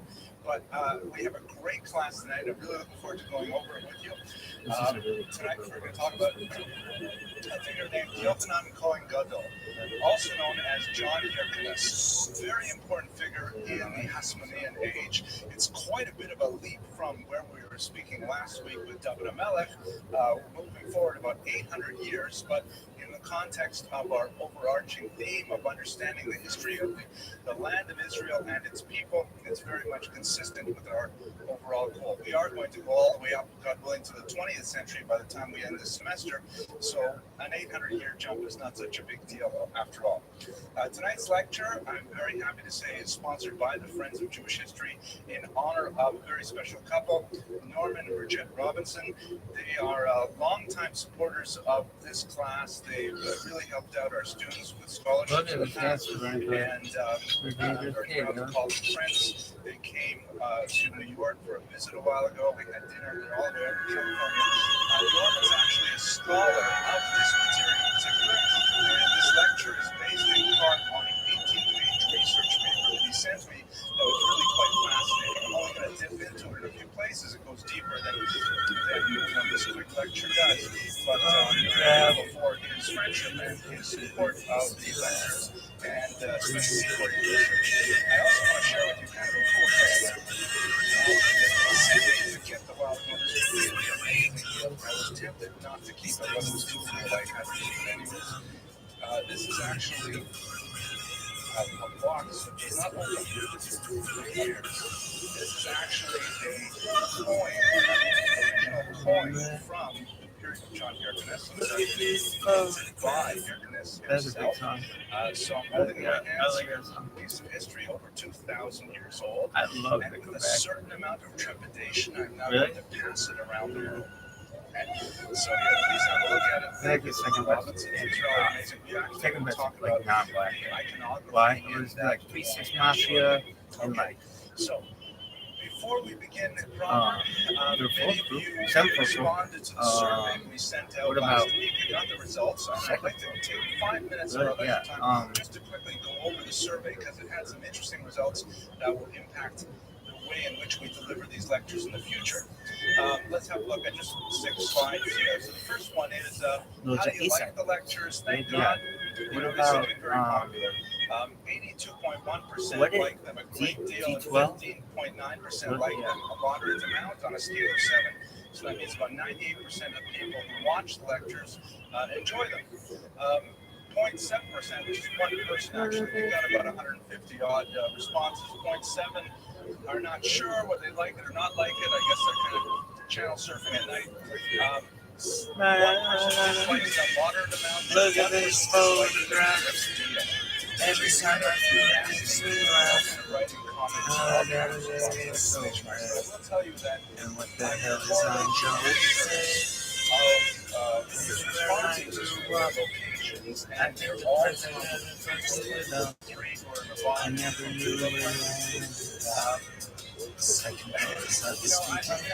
laugh, but I don't want to laugh because the truth is, the last 3 lectures that I delivered on the group of leaders were quite challenging on a philosophical level. It was very hard for our historians to maintain an objective way of work. Very strong self-explaining this is overwhelming in scriptural nature. I tried very hard to get that balance right. And these 3 people, I did not get that balance right at all. I think because we grew up when they were expecting this to be more like a sermon or a drama, and it wasn't. And so I apologize for disappointing them. I wish they were not here now. If you are in the booth right now, please don't tell me how good you are. You're talking to the rest of the class, but maybe you are not more to say about that. Okay. But anyways, thank God the lectures are popular. I'm glad of that. What do you like best about them? So the vast majority of people like the actual material in the lecture. Surprisingly, a significant minority like the cheesy jokes. Maybe a small number like the visuals, but as you can see later, a lot of the people listen to lectures about actually watching screens, not necessarily the artwork and a small number like the questions and answers. We'll get back to that in a second. I asked what you find the history interesting people, and the responses were pretty much spread out. Medieval, modern, ancient history, of course, all score high. Biographies score high. That's, by the way, my wife's idea. She always thought that biographies was the best kind of popular. Women's history, not very high, which is surprising because I really find it fascinating myself. More on religion, which I probably not study very much, but that's where we just spread out on Beverly White. Now, what would you like to see in the future? Oh, great. Everyone was on the third candidate who's in charge of our building. You get no applause because we have heat running in the building now. That is actually 48 hours of hard work to get those cars going and rocks down. Those guys back over here. So, thank you very much. Okay, back to where we are. So, what do people want?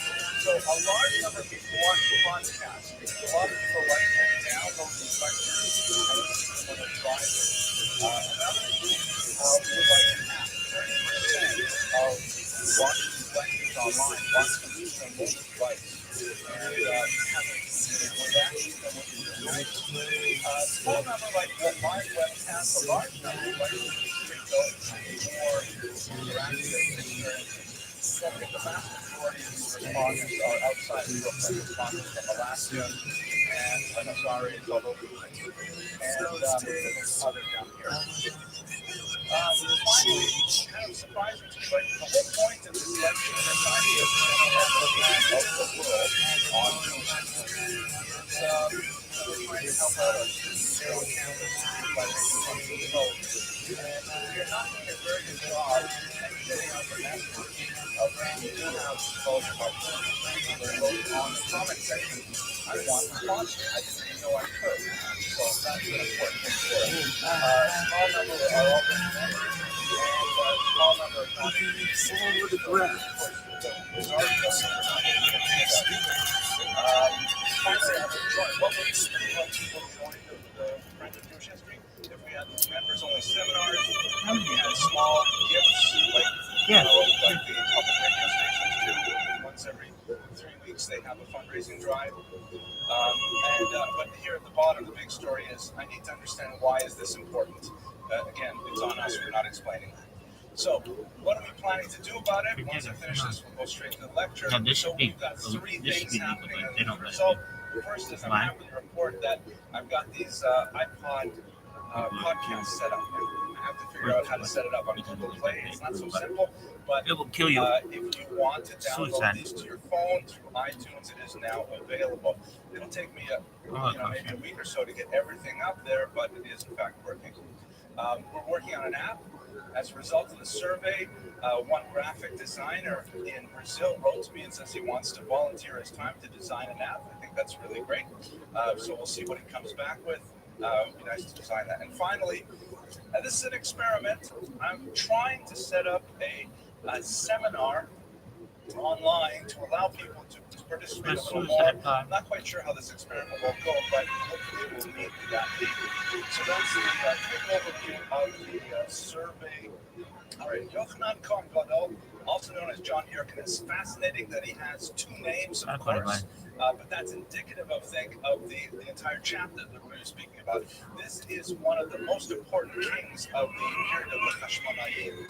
That is that the period of Jewish sovereignty before Roman domination, and then ultimately the exile in the first century of the Common Era. On the one hand, he has a very Jewish name. Yochanan, of course, is a Jewish derivation, and the title Kohen Gadol, or High Priest, is exceptional. I learned so much about and at the this. same time, he has a very Greek name, Johannes Hirkan. He's going to nerd gas nitrogen. I use it. Decreasing oxygen levels rapidly, which prevents panic. That's the thing. You panic when you're committing suicide. Oh my God, that's terrible. Sense of suffocation. I've never tried. Different contexts Wow. Most important achievements for our purposes, an expansion of the land of Israel in a very significant way. You see here, this is the territory of Israel that he inherited from his father, who was one of the sons of Matthias, the first of the Maccabees. Small amount of territory.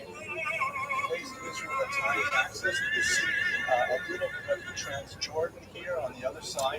And then by the time he died, after 30 years of reign, again, a very significant achievement to hold power for so long in such turbulent times, he expanded significantly to the north, possibly even further than this map shows, and also to the south with the I just wanted fucking morphine drip.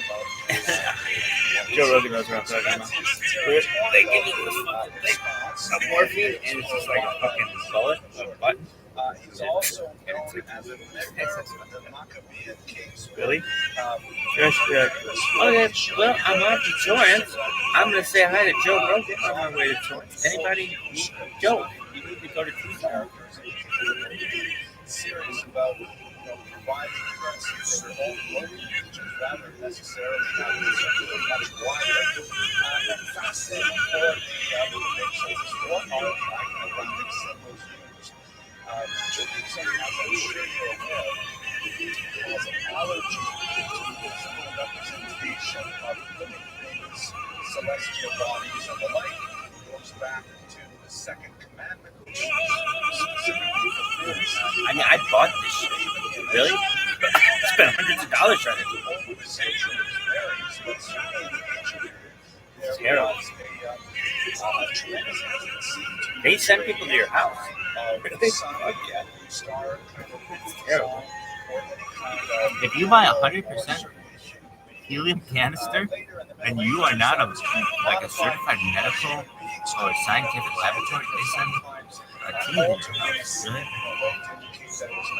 How much was it? $100. Just in what? 5 million times. I can tell you right now, helium times 2080.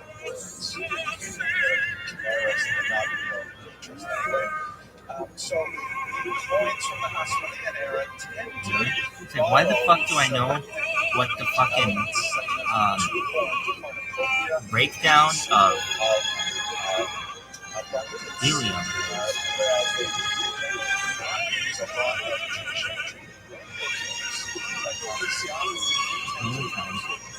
Exit international.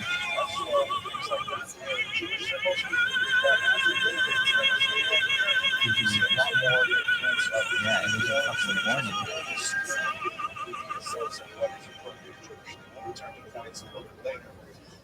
And also, Yochanan Cohen Gadol is very well known for his discussions in the Talmud.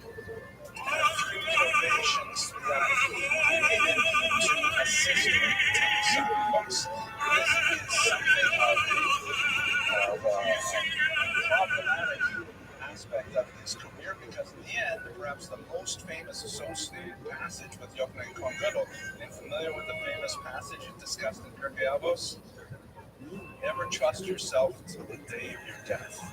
And the case in point, the object lesson is none the less than Yochanan Cohen Gadol, who at the very end of his life decided to join with the Sadducees, which are kind of like the bad guys in this story, for reasons that we'll discuss shortly.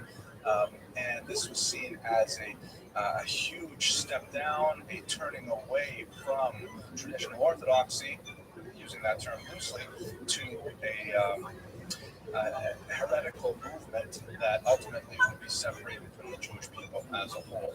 So that's a very controversial aspect of it that I look forward to discussing with you shortly.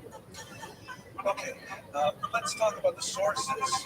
Where do we get information for our contemporary study of Yochanan Cohen Gadol? And thank God we're not going to use any stealies, we're not going to use any kind of little fragments of copyright. We actually have a few documents that are maybe much more comfortable than any of those others. The first is the book of the Maccabees, which is an ancient book.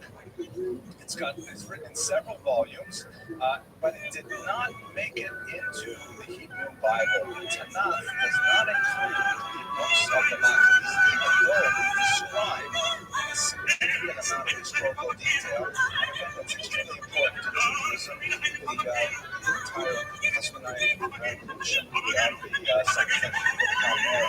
It did make it, however, into the Apocrypha, which is a collection of books that several other faiths decided to include in their versions of the Bible. As you know, anyone who's listening to the Hotel 8 and George, there's now Bibles that are somewhat unfamiliar to Jews because they have some significant additions and perhaps even some changes in the sequence of books and things like that. And so the Maccabees does not make it into the Bible. The canonization process is a little bit beyond our scope for today, but the rabbis basically, when they chose books to be canonized, to be included in the text of Holy Scripture, they really carefully filtered out those texts that they felt, for one reason or another, had messages that were antithetical to Judaism. Around many of these texts are actually discussed in the Talmud, and some of the ones that just barely made it in the Song of Songs, because it has really quite explicit content, and if you don't read it allegorically, if you read it just literally on its face value, it's, it could be a bestseller today. For his name is Kohelet, Ecclesiastes, has a very dark vision of humanity and fate, and you can also read that through a lens that is not necessarily in keeping with Jewish values. So the rabbis really debated long and hard about texts like that, but they kept them in. Other books of the same age, same provenance, nevertheless did not make it in. Book of Wisdom of Ben Sira, for example, that has a lot of similarities to Proverbs, and the book of the Maccabees, the book of Tobit, and so on. There's quite a few of them. And they're great for historical data for the period. The books of the Maccabees, the first of the four in particular, is usually solid. Jew was on the side of the Maccabees himself, had a great deal of sympathy for the Maccabees, had a great deal of very detailed topographical information of the Israel of Hebrew, a lot of interesting Why? detail about it. Later on, other books will probably have it. But I guess it's an act. Rebellion, not nearly as useful for their information, but nevertheless, it's the books of the Maccabees give us a tremendous amount of information on the first two generations. That's pretty reliable data. Unfortunately, before we get to John Hyrcanus, it's the third generation. The historical data ends, and we only have information on the background to Israel from Maccabees. Nevertheless, still very useful to give us a sense of the foundation of the society in which he lived. Another major source, which should be familiar to many of you who have been in this room for months and certainly watching the internet. Flavius Josephus. He was kind of like the Oprah of Jewish historians of his time. I love that metaphor. The Oprah. I would love to be the Oprah of Jewish historians. That would be great, wouldn't it? But the Oprah, meaning like he was super popular. He was originally a Pharisee, a Rushin, we're talking about them, Rushin, decided not to fight against the Romans. He switched sides and joined the Romans. He was the first-hand witness to the Roman Jewish wars that led to the destruction of Jerusalem. He ended up moving to Rome. He was adopted by the emperor himself, that's where the name Jews comes from. And he was the court historian of the Jews. The Romans were fascinated with Jews because they respected antiquity and they recognized the huge, the thousands of years of Jews that existed even in Roman times, and so therefore they employed Josephus as a court historian who published many books for Roman consumption on the history of the Jews. Unfortunately, the only versions that have survived are the versions that were written for Roman audiences. He apparently wrote Jewish audiences. We don't know exactly how he would have phrased things had he known he had a Jewish readership, but we only know it through the eyes of the Roman readership.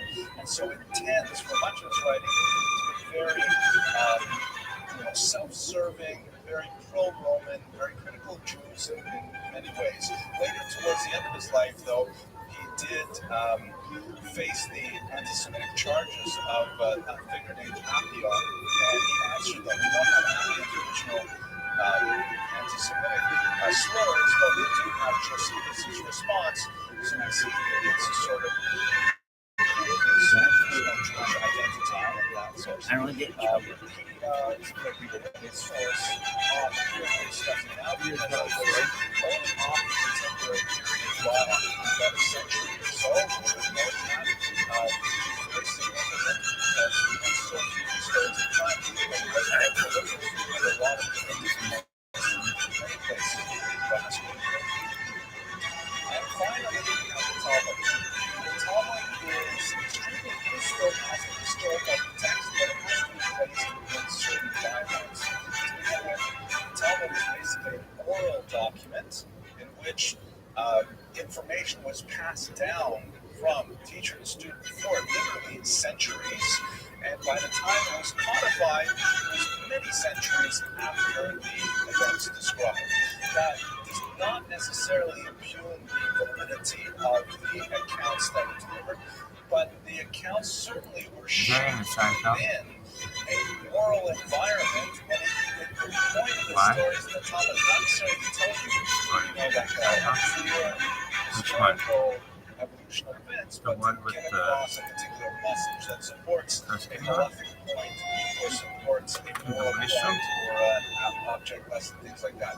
So these materials have to be read within that context to try to tease out historical data from them. The Talmud has significant amounts of discussion about the Chashmonaic era in particular, and a few scattered references to the overnight Kohen Gadol, his activity, and his ends of life change as well. So those are our three main sources for tonight's discussion. And that's primary sources, and a lot of secondary sources. So, these sources now, the context is definitely how it was. Let's spend a couple minutes understanding what exactly is Hellenism that attracted the Chashmonaic so much. The term comes from philosophy.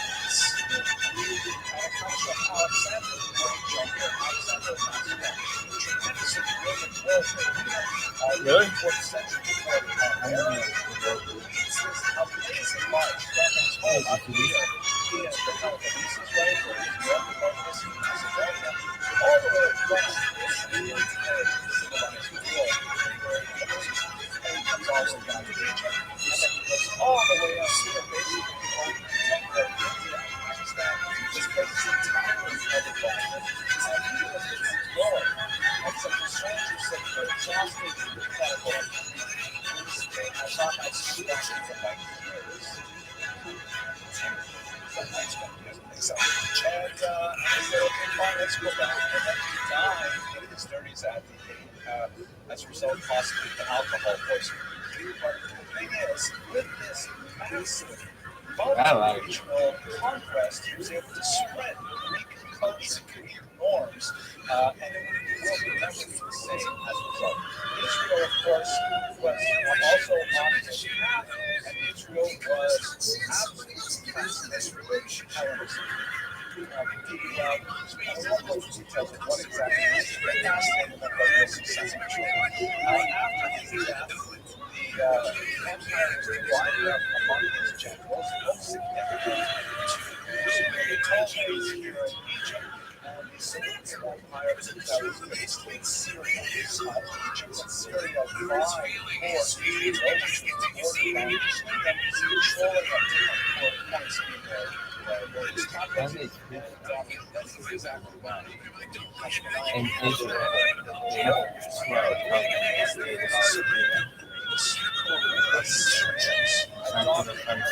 culture in addition to impose on the population.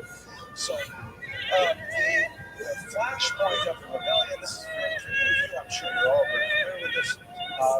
The Seleucid king Antiochus IV Epiphanes decided that the best way to control this strange Jewish population who were so anomalous and so out of the box and in many ways just not fitting with the entire Hellenistic world society, was that he was just put an end once and for all to this strange religion that they have, the insistence on worshiping an invisible God, of having a God that had his own name,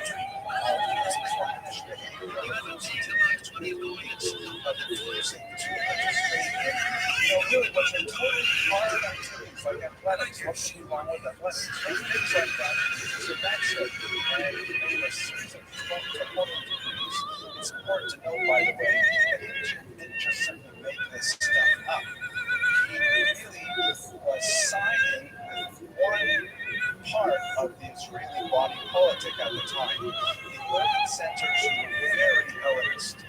The Jews tended to be of the upper middle and higher classes, loved Hellenism, and had strong advocates of this universalist mentality.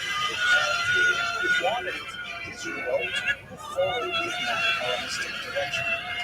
Rural society, however, was much more traditional, much more backwards. They insisted on that whole time religion, refusing to accept the values of the city. And Antiochus just simply saying, fine, want to make everything hard and hot, so to speak. Let me just side with those Hellenizing elements in the cities, and with those Jewish allies, then we will put down the huge fissures that were erupting in Jewish society. And this was an important region for him because it was on the borderland with Ptolemaic Egypt. So he had to really have solid control over it, lest he lose it to his rivals to the south. The kinds of things that they put down with tremendous ferocity were the observance of the Sabbath, which was seen as a sign of Jewish sloth, that they insisted on resting one day a week. Observance of family purity, which was seen as the some of these backward rituals that separated the Jews from non-Jews, and of course the ban of the circumcision ritual, which also marked Jews off as separate. He basically wanted Jews to align within the larger Hellenistic world. And so a revolution erupted that was basically a rural peasants' revolution against those Jews who were supporting Antiochus Epiphanes. The leader of that revolution was, of course, Matisiano. It's a joke. See, if you're watching this on podcast, right? No one will get this joke if you're listening to the podcast only. But Matisyahu was, an otherwise unremarkable farmer with a number of sons.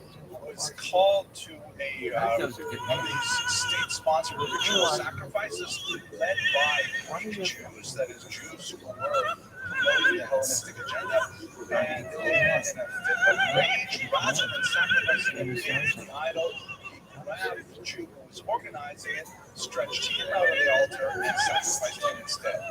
This flashpoint ignited a massive rebellion, which amazingly turned out successful, as the Maccabees, as they were called, not only successfully drove off the much more entrenched powers of the city and the pro-Hellenistic forces, but even the reinforcements that came down from the north from Syria, including reinforcements with cavalry, and one famous episode, 32 war elephants, which must have been absolutely terrifying to encounter.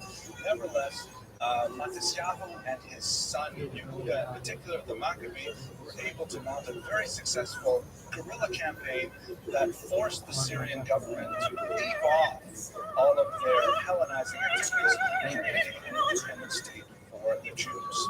The Maccabees celebrated this victory with candle lighting, and of course this is where we have the major symbol of the observance of the holiday of Hanukkah. We have, of course, in the Talmud, there's a miracle described there where they finally cleaned out the temple, as I'm sure you're all aware, and they found a cruse of oil lasting for 8 days. It sounds a lot like this building where we're waiting for the heater from Central Asia to arrive. But the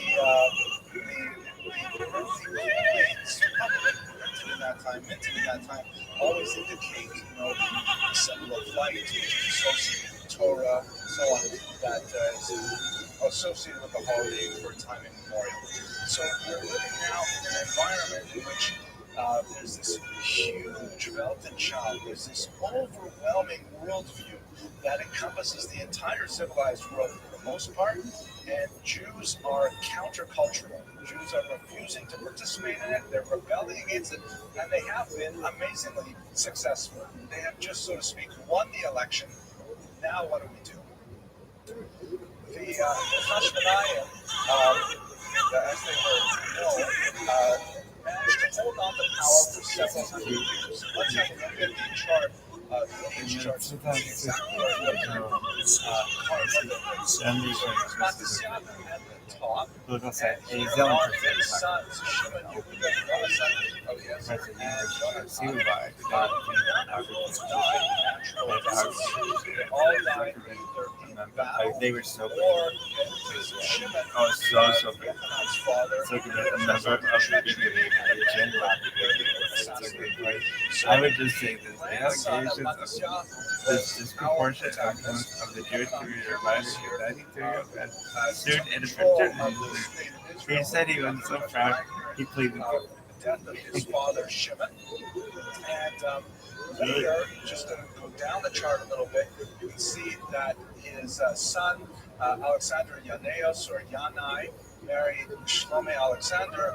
They gave birth to Aristobulus. Where am I looking for? Mariamna. Where is she? Over here. They gave birth to Aristobulus, whose son Alexander was the grandson of John Hyrcanus, who married Alexandra and gave birth to Mariamna, who was the last of the Hashmonaim who married Herod. We'll come back to this in a little while and much more next week, but just to give you a sense of what's going on here, Herod in many ways was invalidated to be the king of Israel, but a very major claim to his legitimacy was the fact that he married one of the last of the Hashmonaim, Mariamna, also known as Miriam. Very sad story associated with her. Of course, Herod murdered her along with a bunch of her family. We'll talk about that next week. Also relevant to this chart are questions that were raised about the lineage of Yochanan Hyrcanus. Not pictured here is his mother, and the rabbis took him to task. Eventually, they took the entire family to task over one really important issue. Kohanim did not have money, and the other issue, very I was important, looking is at that it. their I want one. Kohanim, what are they doing taking over kingship? Kings are supposed to Fireplace. come from the tribe I don't of want Judah. up there in These 60 people are not from the tribe of Judah. I don't So want how is it I don't possible want to go that you seriously have squeeze the feet out. the priestly authority Yep. and the temporal authority Really? united in one person? This is something to which I want Jews I have want a millennial allergy. I want to Too be able to much put my phone concentration on. of power is something And which you have to be like Jewish culture tends I to can be do that. I want to be able to find like don't like absolute rulers who control everything. my friend Naomi Like said it that. when there's kind of like a balance of power. When there's like a priestly head and a temporal head, and somehow between the two of them they work out what's right. And we will return to this shortly. Another issue was that even though Jesus himself was a Kohen, there's some questions about Shimon's wife, who apparently was captured at one point in her life, and having endured as a captive, she would not be eligible to marry Shimon. And so the rabbis questioned whether or not he could be considered a Kohen at all. He could be a Kohen Chalal, meaning that he would be invalidated from serving as a Kohen because of his lineage. So the rabbis had kind of like a laundry list of issues to deal with, but you know, politics is politics, and he did achieve these, right? What were his major achievements? So in terms of foreign policy, we have to understand that there are some limitations on his power.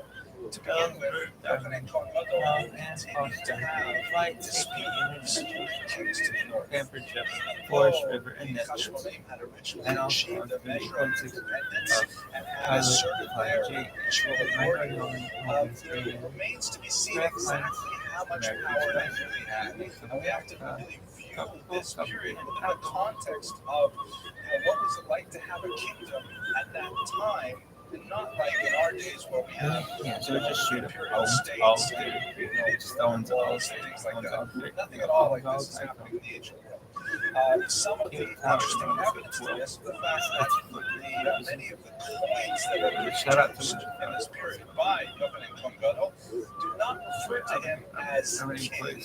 They refer to him as high priest and head of the great assembly.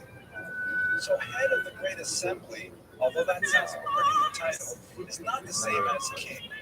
And it could be that this is a reflection of his somewhat diminished power vis-a-vis his rivals to the north. In particular, he had a conflict with Antiochus VII's Thetis, who was one of the Southern kings, and they had significant battles back and forth before they finally achieved a kind of a modus vivendi. The modus vivendi essentially forced Yochanan or John Hyrcanus to cede certain tribute and rights to the king in return for his control over the region.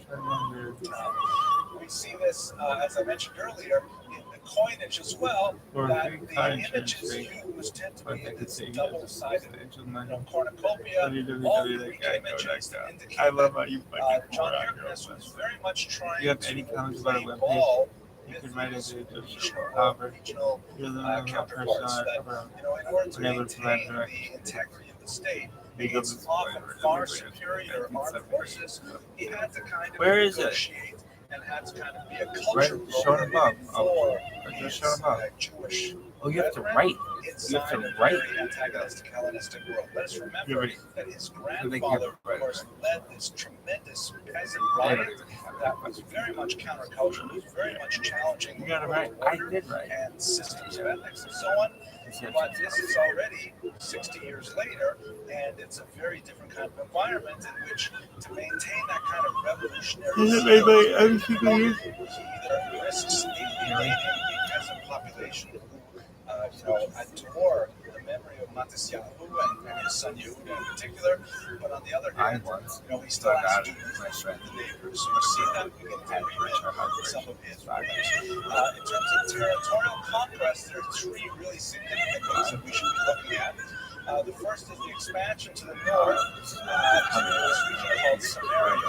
Most significantly is the destruction of a rival temple on Mount Gerizim.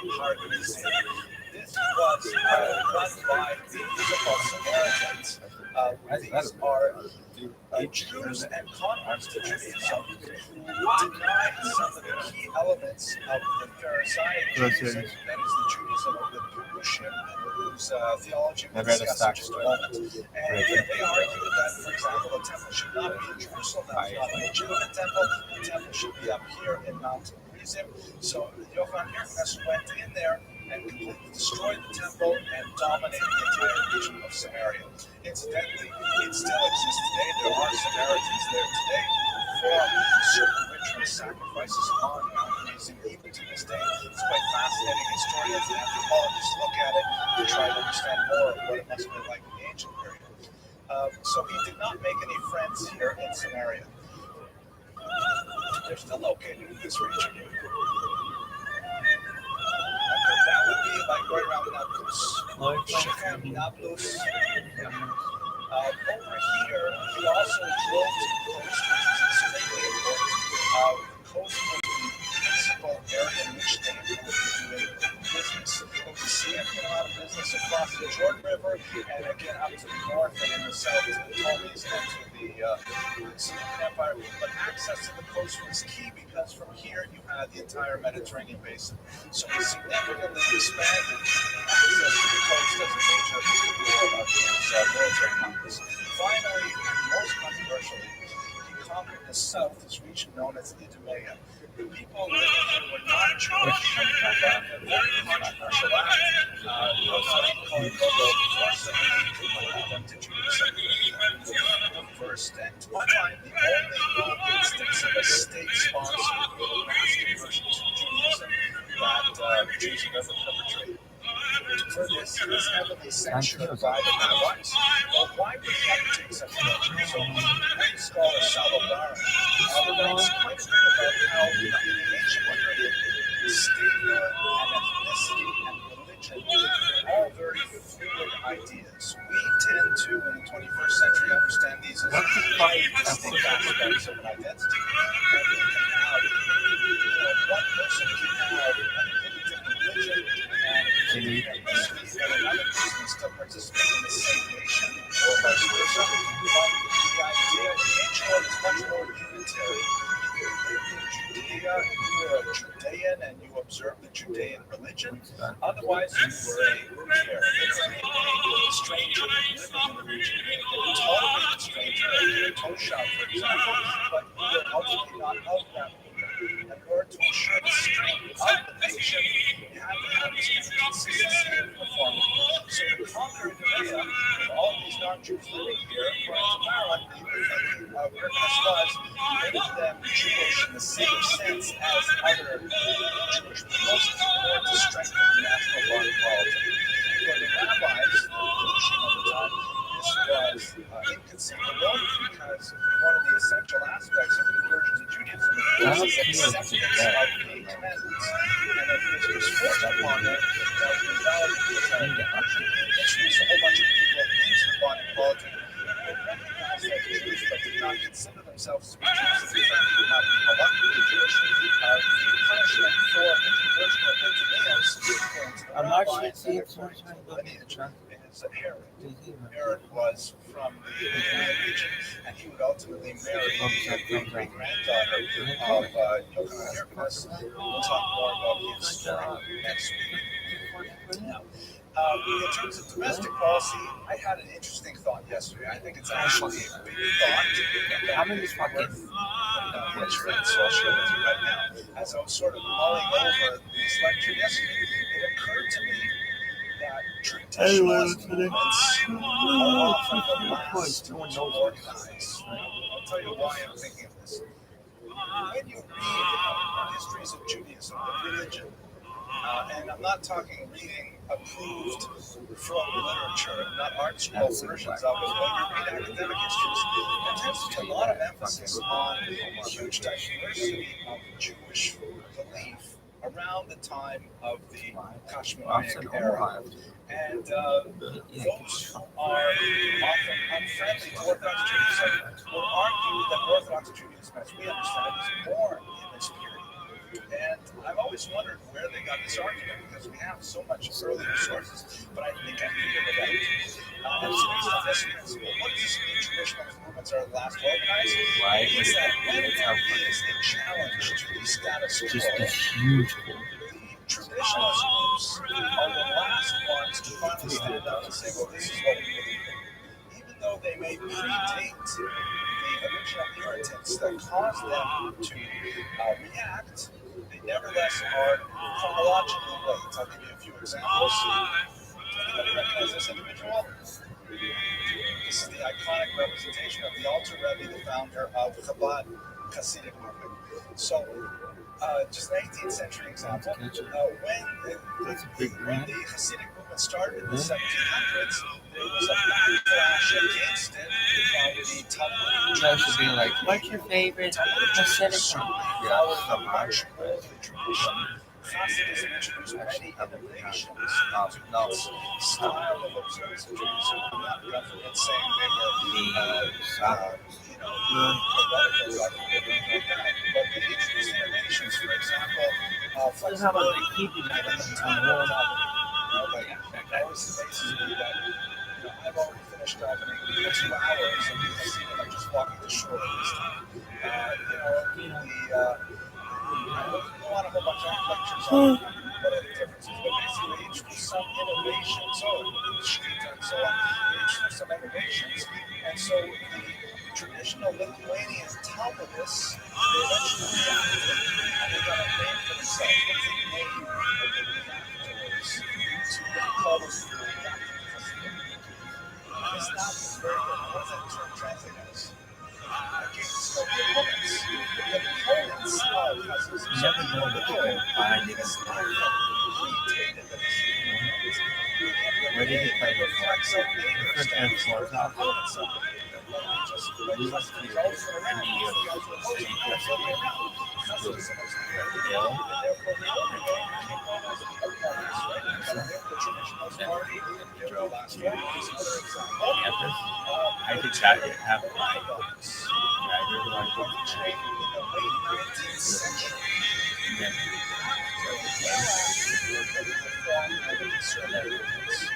Why the Orthodox are clearly the oldest? after Why would they not have a word for themselves until the Reform and conservatism? Samson Raphael was a very important figure and an architect for the modern Orthodox identity. So the answer is obvious. They didn't need a word for themselves because they were also they were us. Like, what do you mean? No, the word for us, we is us, right? What do you mean? But once there was like an irritant saying, no, this is the way to be, this is the way to be. Then the traditionalists finally got themselves together and they said, all right, fine, we're Orthodox. They borrowed that term as it happened from the Reform, but the idea is that the organization keeps late for the oldest party. Last example, in the modern era, when you look at the turn of the 20th century, the Jews began to organize politically. They had not done so before since the biblical period. And you have the development of movements such as the Bundists, which were socialists, a whole variety of Zionist parties, the Diaspora Nationalist Party, and finally you had the Agudat Israel. Agudat Israel, or Agudas Israel, is the most traditional of the Jewish political organizations, and it began later than all the others. It began in 1912, whereas the Zionist movement and so on, all the way back to 1897. The reason is because they were content not to have any political organization like the framework for their political expression until it became inevitable that the only way they could compete in the marketplace of ideas and in the political marketplace was to have an organization. Hence, they come late. So now, let's take it back to Yochanan Hyrcanus, and we have to understand in the context of the Sadducees and the Pharisees. Let's just take a minute to understand them. The Sadducees, or the Tzdukim in Hebrew, were a movement that have been excoriated in Jewish tradition as having diverted from some very key Jewish beliefs, such as the belief in in the validity of the oral Torah, a belief in the idea of life after death. Many core Jewish concepts were negated by the Sadducees, who at the time of the Hashmonaim controlled the temple. They had access to, that's why I've shown this picture. How important it is for reading all the Kohen Gadol. So they had a central state power. Hey. Hey, guys. Also moving more and more towards this heretical degree. We understand that the office of the Kohen Gadol became It's like, hey, right. just 100 years later. How are you? How are you? Hey, guys.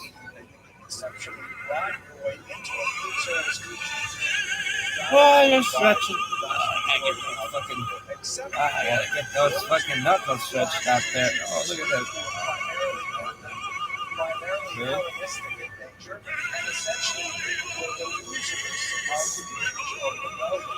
Oh, man, rotator cuff injuries, right?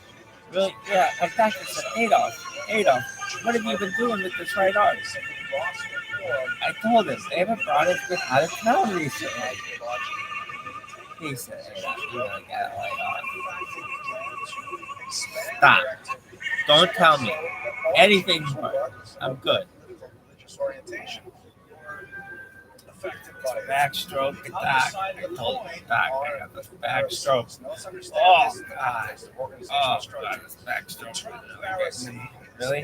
Oh, yeah, you see it? Hey, guys. Hey, guys. See those guys over there? Hey, guys. The Perushim are the good guys in the traditional Jewish history. The Perushim are Rabbi Shammai, Rabbi Akiva, all of the rabbis that we revere as being the architects of Jewish morality and theology to this day.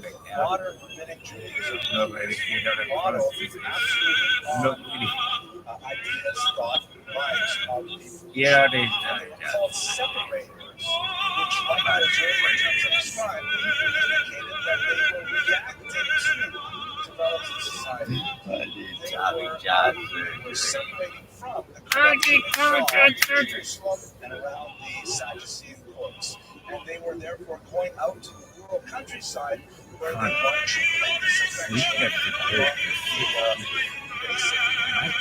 proletariat or the rural classes. Unlike the Sadducees, in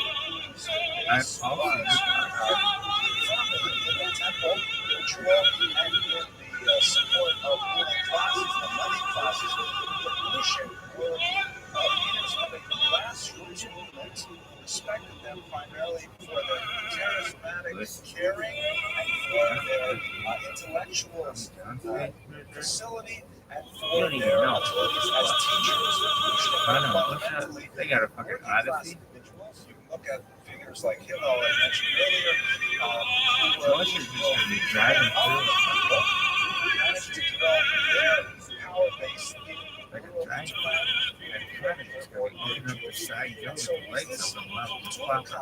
between easy come, easy go, kids. traditionally educated but very Hellenistic elites against the much larger population of dispossessed rural poor that was endemic of society in its jungle history. So looking at this kind of development of the Perushim movement, you can see that although we can trace the development of the Perushim very strongly to the African period, it really was an expression of a much older and much more traditional Jewish movement that goes back tens of hundreds of years. Let's go to, I want to mention his legacy in this context. So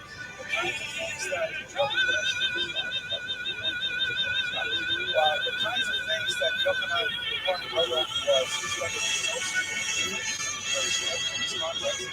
Most of the innovations that raised are associated with the temple ritual. For example, they have difficulties on the sacrificial acts involving the sacrifice of the temple. So he put rings into the floor so that the sacrificial animals could be held still during their slaughter. It sounds kind of arcane, but for our purposes, it makes perfect sense because it's one of those things that's associated with the activity of the Sadducees, who were very concerned that everything should be seder and organized in the temple. He also took steps, however, in the temple, for example, to remove some of the partitions in the temple that would have separated Jews from non-Jews, which was seen with a very negative light by the Pharisees, who saw this as an anti-traditionalist kind of activity. Yochanan Cohen Gadol attempted to negotiate between his primary power base, which was in the cities, in that elite, in that pro-Sadducean, pro-Hellenistic elite, and at the same time retain the popularity of the masses. He was unfortunately unable to do the latter.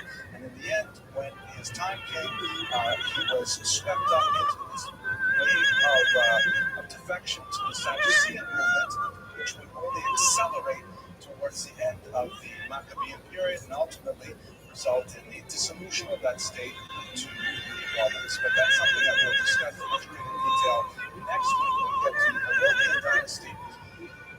At this point, I want to thank you very much for your patience and listening to this lecture, and thank you very much for coming tonight.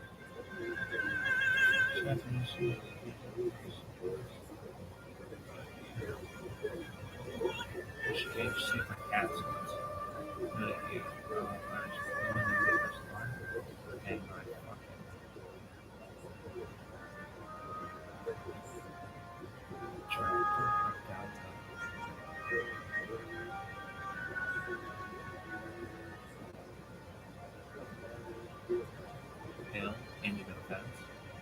He got jammed. And fortunately, he did not flip.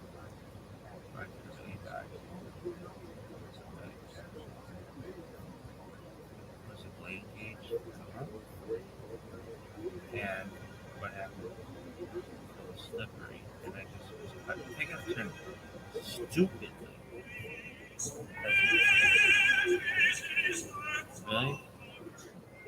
Yeah, but I mean, as a kid, I am trapped.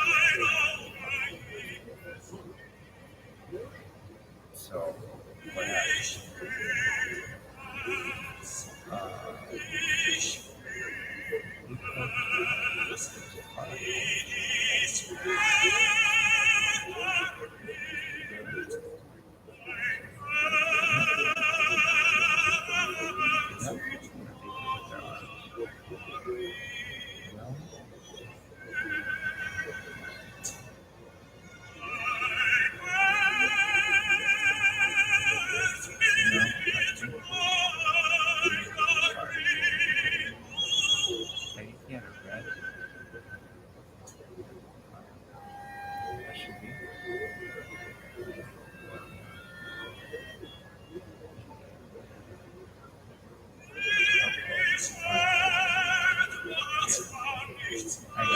no sun.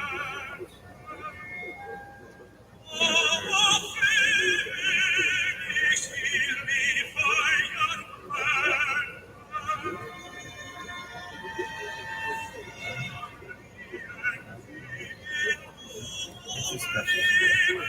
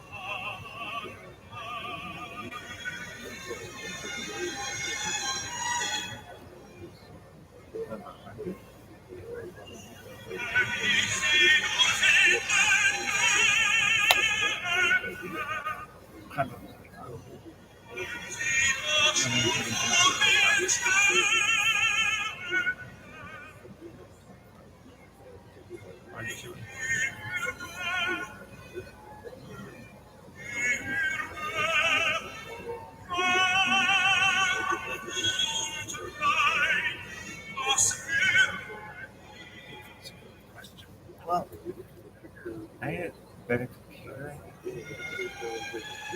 for some time.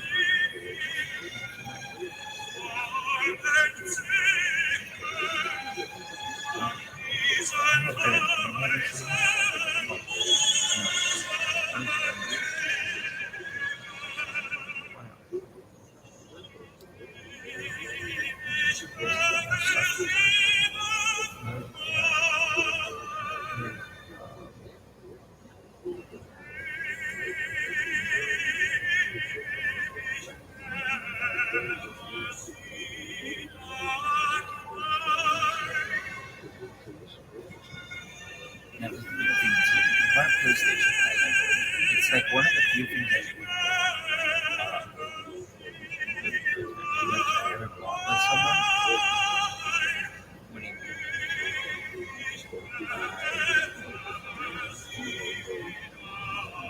I bought. He's like, he got a job at Target. He got a card, and he was like, "Look, I can't have a PlayStation. Why? Because he's like, I will. All I'll do is play it, and my mom won't let me get it. So, how about you get it?" I'm like, "Look, my parents won't let me get it. Why? My grades really should have." But I said, "Look, I don't have money to buy them." I said, "Look, kid, I always had money because I had a business. So, not like tons of money, not tons of money, but like, and I always had like, there aren't many like, like a couple $100, but, that's fun, but like, I made over $24,000. Yeah, and then like, thanks. Bye. That's pretty good. So, depending on how I work, I think probably how hard I work. It's like 9, so it's hard. Most of the time, I'm not.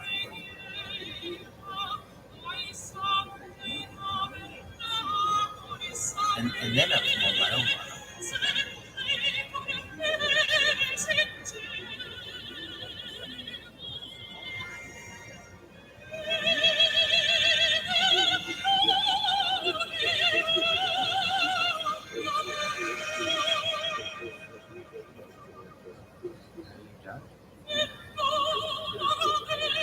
I have $5.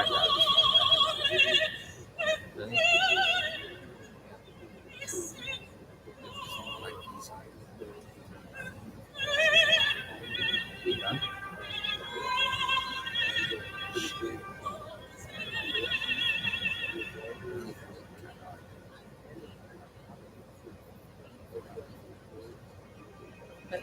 great. I love tourists. Anybody else need to go to tourists or technically go to tourists? Just what?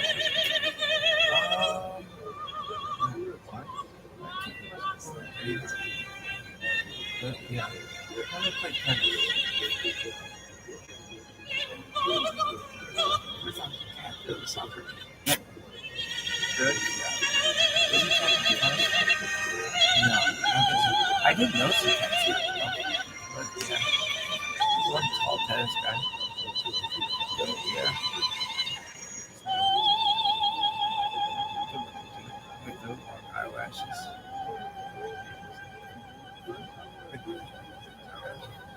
I like eyelashes. On dudes, you should be like, oh, that's cool. Not on dudes, though. Like,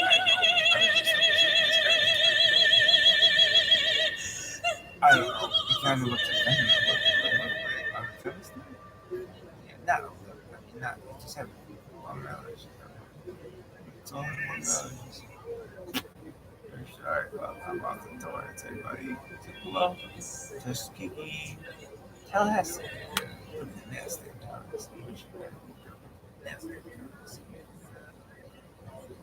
Alright, are you done? Yoshi. Oh, Jesus Christ. What's his motherfucker's name? What's his name? No. What's his name? Cornelius in Louisiana.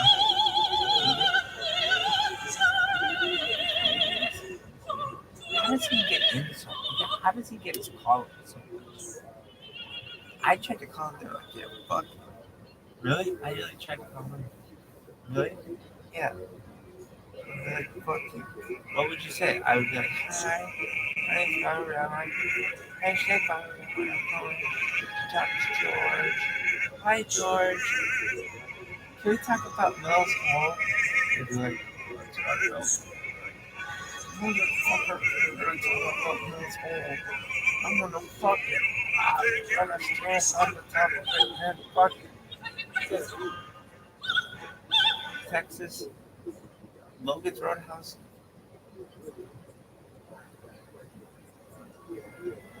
Becomes a thing. What do you call those things? The biscuit things become a thing. Oh, cool. What else becomes a thing? Rise and roll. Fucking Amish donuts. Really? Yeah, I remember. I'll never forget. This was like 15 years ago, maybe. Really? Yeah. Who was it? These motherfucking people were talking about rising. And it was like, what are you saying? Like, rising. I'm like, what in the fuck are you saying? They're like, rise and roll donuts. And I was like, what is this? They're like, you haven't heard about the Amish donut place? I was like, what? Amish donut place? Now, most people from like everywhere in the world, they're going to be like, you have Amish donut place? That's not crazy. I was just like, where is it? And they're like, Napanee. I was like, not in Chipshawana? They're like, no, Napanee. Oh, why? They're like, it's one of those. Why? It's like I could be wrong. And this is how it's in my life. Chipshawana is like fucking Pico Robinson or Amish. This is what I'm sure like I'm telling you, people in fucking. It's what I talked about when I first came to California at TRUMAN and stuff. And they're like, actually, it was at they saw they're like, talk to us about what it's like to drive behind a fucking horse with buggy. I'm like, oh shit.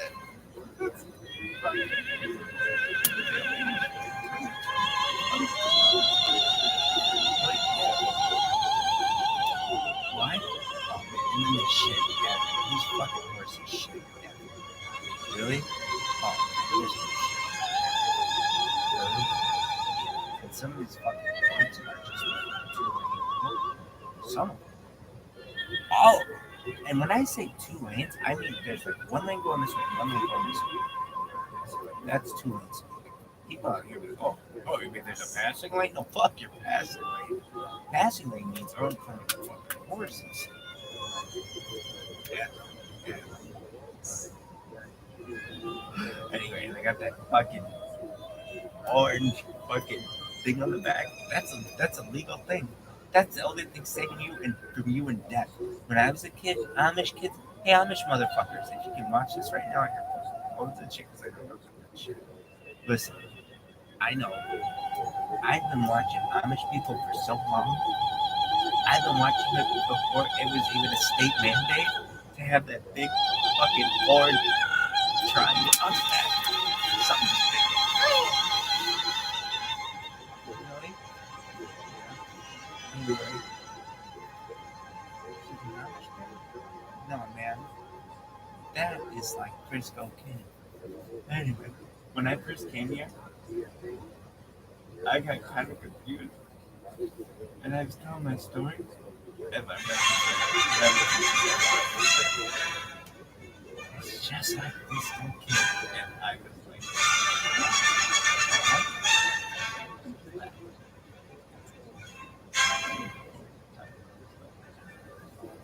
alright, well. I don't know what a Frisco milk is. Why? There's this girl with whom I always used to go on dates. And she likes it. Really?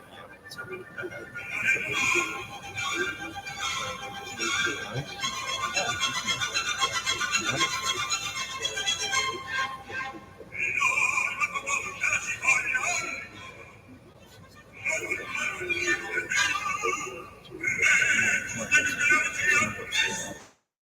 Educational system. She had five teachers. She and I went to the room, which is like a community. She went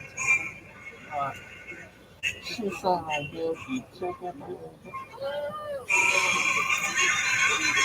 Are you done? Really?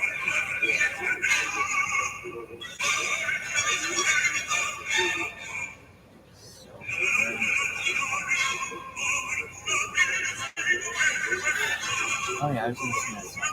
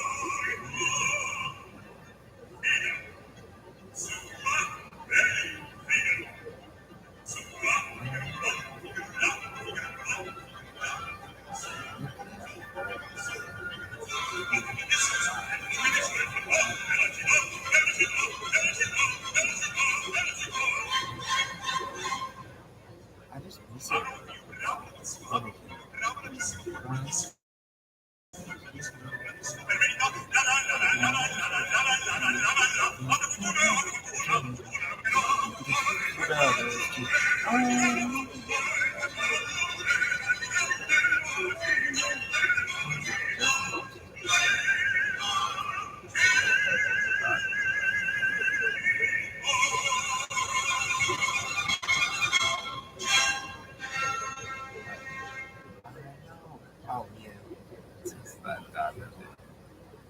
All right. I know she was the girl inside my world. She just like long arms in each and I done all I can.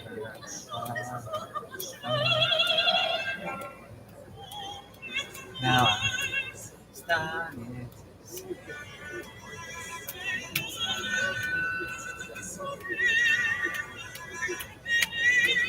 I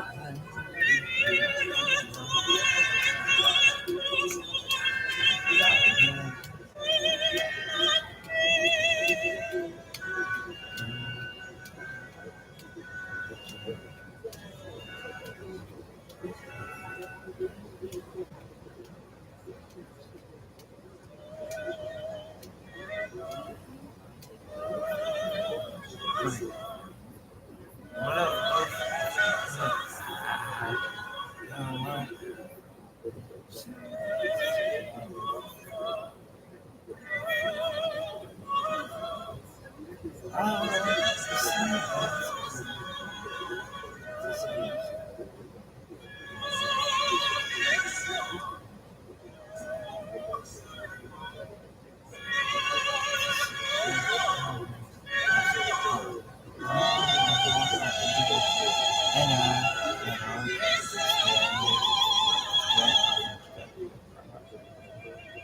Stand on her steps with her heart.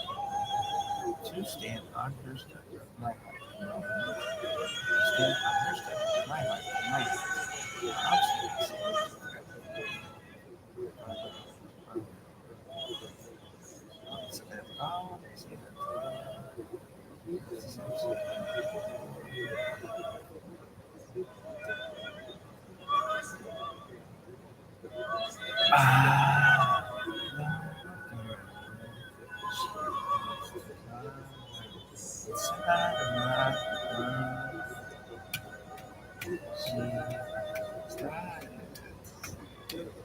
No.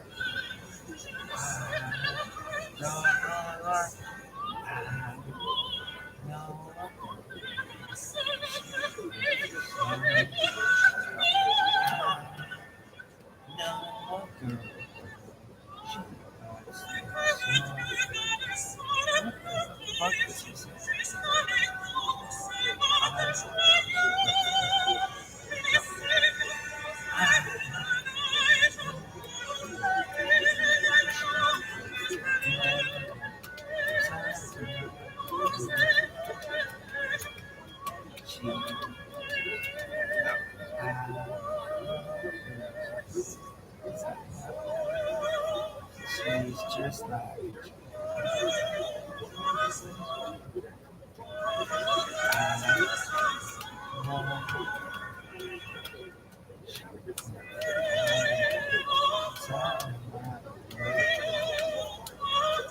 she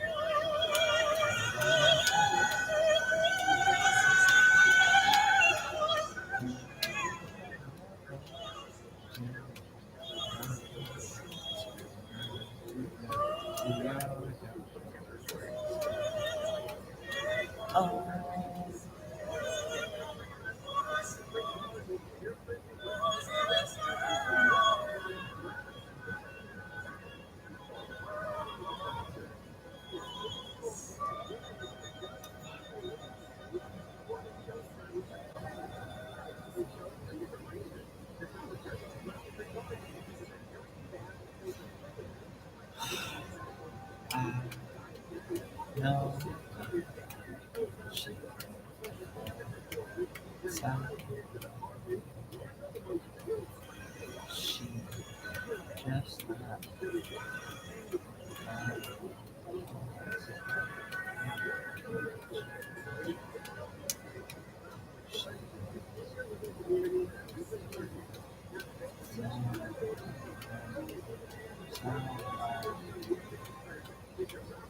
Nah.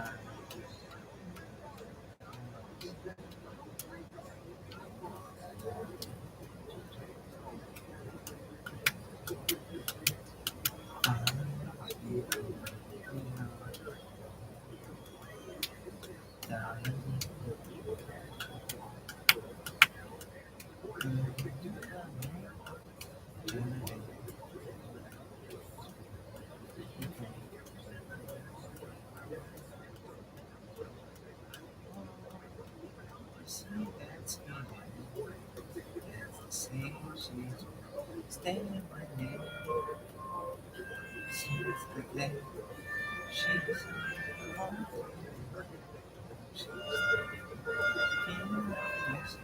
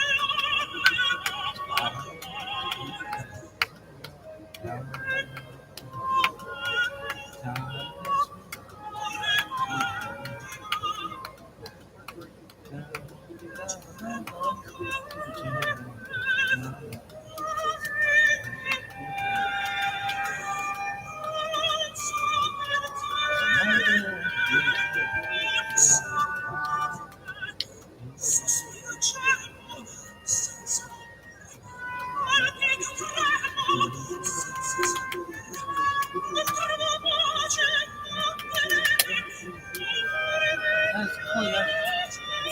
Right? I like that song. Right? Oh, yeah. Yeah. Right? Oh, yeah. Right? Here's the word part. Here's the word part.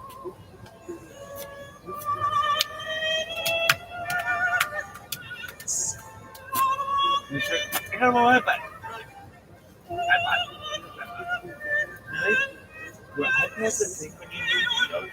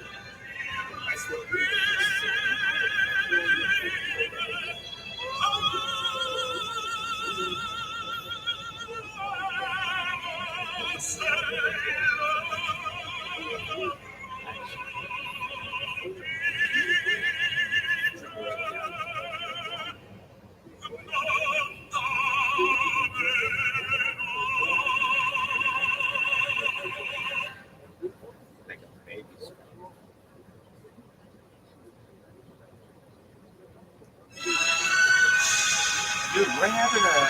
She's like, hey, what happened to that? What happened to that? Oh, this is her.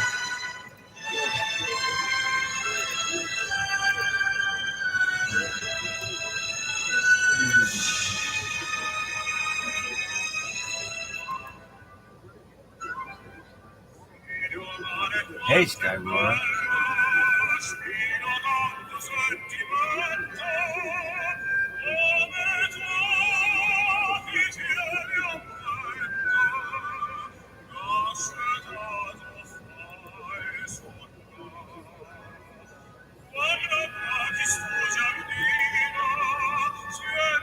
See, right.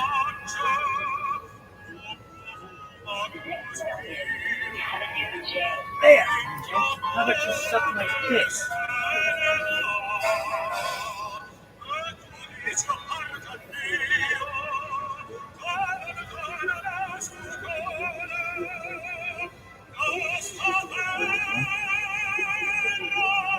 Okay, so tonight's topic is a difficult one. I try to avoid talking about people, our contemporaries, primarily because I always run the risk of running into someone who knows a lot more about them than I do. It happens to people who are not contemporaries as well, but not nearly as much. Now, I'm taking a lot of risks by talking about Giselle because, of course, he was a New Yorker, as most of you, I assume, New Yorkers will probably know it personally. Corrections to things I'm going to say. I'm sure other features do as well. Anybody want to correct that? So crucial, his contribution so signal, and let's talk about the Holocaust. It's impossible for us to speak about the 20th century without delving into the Holocaust. However painful for a few moments. So on those basis, I decided to speak about Elie Wiesel. I have a personal connection to him that I'll share with you in a moment, but I want to apologize in advance that this class will probably be a little bit more superficial than you may have associated with some of the others, because you probably have a lot of familiarity with his life and work. Nevertheless, that is instructive material. So that's my personal connection with him. First of all, he's born in the same year as my own father, Albert Sharp. So in many ways, I regard him in the same kind of generational approach as a son regards a father. But he is a distant father, very different from my own. My first encounter with him was probably like most of yours, by reading This without a doubt, his most famous, his most powerful, most engaging work. At the time, I read it in English. I ended up reading it in French. It's like 100-odd pages, tiny little sort of memoir. It's clearly based on his experiences in the Holocaust, but he never wrote in the sense of being an exact true autobiography. It is, after all, a work of art. It was designed to provoke the Holocaust to communicate which is thought ideas that are too complex for words. Which you see is his approach to the Holocaust as a whole. He was asked, for example, why he never allowed a film and he always said because never the right spaces between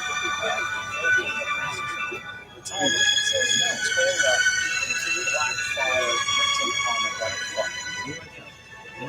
Places where the text is silent, not so much, could not be done in film. Therefore, in a feverish passage across the Atlantic, with a bizarre story as a whole.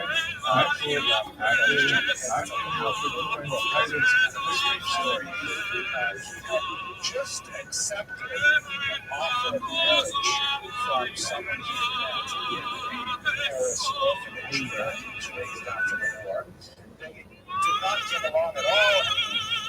Confused her standoffish and sometimes hostile relationship with him as a sign of love, but in reality she was deeply attracted to him as he was to she. And 2 days before he left, she called him up and said, please come meet me at a restaurant. And they sat down. She said, I want you to marry me. I said, why? And then we talked. He said, okay, fine. But I have to go to Brazil. Oh, is he going to Brazil? There was this strange episode where, this is, by the way, all described in his first volume of his autobiography. All of it exploits this. It's a strange situation where the Catholic Church was offering land grants in Brazil to Holocaust survivors in the early 50s. Holocaust survivors who were in Brazil for 2000.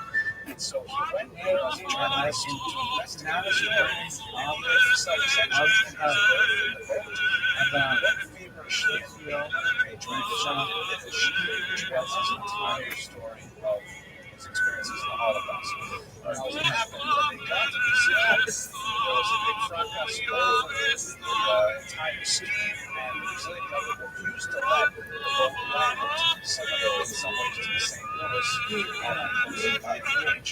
And so I had to spend several months going up and down the coast trying to figure out where they get that program. And then Zell emerged from his cabin and realized that he was on board about 600 of these Jewish Holocaust survivors that were in fact going to take advantage of this particular incentive for land. And he realized that he had the opportunity to tell the story of why they were doing this, and of course their regrets and so on, and ended up not doing it. But he's delayed of a couple of months, and the fact that he was offshore, I think that none of his letters to his beloved or her letters to him reach each other. And by the time he got back to France, she had assumed that his silence had been reconsidered, and so ended up not getting married. What was his name? Years later, he's in Brooklyn, actually, and married with children. I hope she's not in this room right now, because that would be embarrassing. But at any rate, he ended up, by the way, going on to marry, of course. Nutter butter was a weird thing. Snatch wells translator, were a thing too. and had a So son like these with her weird named after cookies, his father. they sometimes put But in like Knight, of course, he wrote it 800 pages in Yiddish, very powerful work. The Yiddish reading audience was very small, but the story was incredibly compelling. And so a French publisher agreed to look at it in his second major language, the language in which he would write most of his works. And it was published as La Nuit, The Night, later coming to American attention in the early 1960s. And of course, it's the basis for the award of the Nobel Prize in 1986. I read Night when I was an undergraduate, maybe my freshman year at the University of Toronto, and I was overwhelmed by it. I myself, identity is something that I find very fascinating, and I myself struggle with my own Jewish identity. There's your like, what about morning? Do What I about fit morning? on the Jewish spectrum? Which direction am I headed in? I'm experimenting with my own Jewish identity, and so So it should be like this man who came from an ultra-Orthodox he background. just jumped right past that. And he went through the Holocaust and retained He wasn't like his night faith, morning. not necessarily night his thought. observance. He was a heroic figure, someone that was inspirational to me, and tantalizing. I wanted to know more about his ideas and about how he crafted this, I have to say, romantic image of no man of faith to use Melbourne Orthodox thinker. What was that? This was something that deeply affected me, and so I always had a very close relationship with his literary works.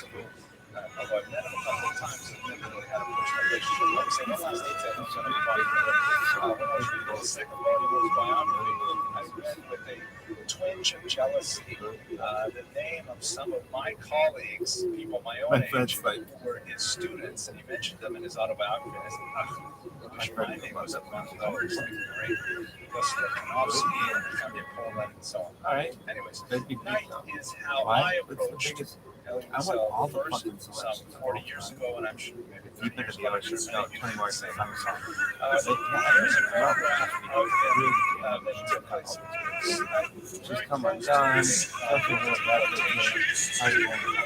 I mean, I don't think she can be the fucking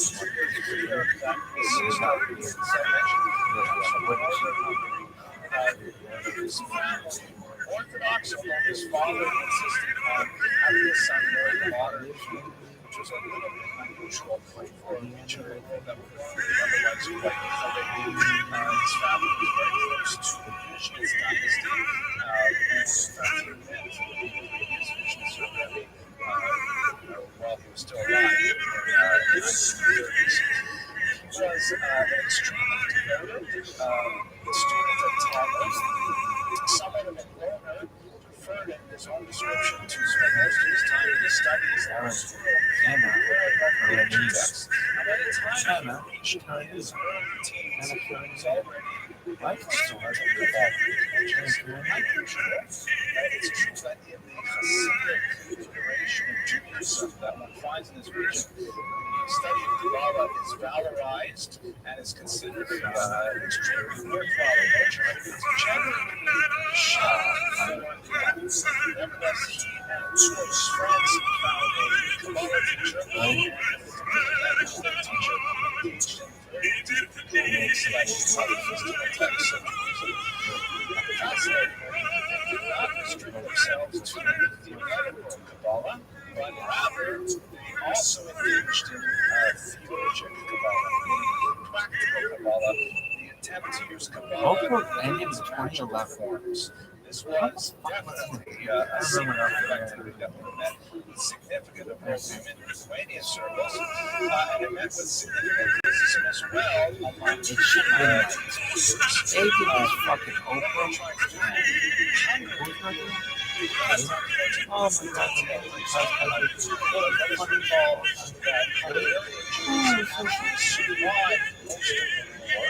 because Admiral Horthy was a somewhat reluctant ally of Hitler, and while his connection to the Third Reich was military in nature, you'll recall that did you mind me reading that? was a rock nation based on outrageous run by the Admiral. That's primarily because it was just a temporary rest of its former glory before World War I, and was deeply interested in expanding its boundaries. So Horthy linked himself to Hitler and his expansionist goals, hoping to gain greater territory. But he was not enthusiastic about the whole final solution business, and he resisted deportation of Jews, particularly the Jews with Hungarian citizenship until the very end. As many of the allies who were in this category, many of the allies did not have too much compunction about releasing non-Hungarian Jews, refugee Jews, or Jews of other nationalities who migrated to Hungary. But Hungarian Jews per se, Magyars, he protected them right until the very end. 1944, there was an internal coup and a much more right-wing government took over. You get back? Under Nazi influence, of course, because Hitler was deeply interested in promoting the object of the final solution, even at the expense of his own military expansion. He was prepared to sacrifice the movement of trains in order to guarantee more Jews being sent to the concentration camps. And so there was a rush at the end of 1944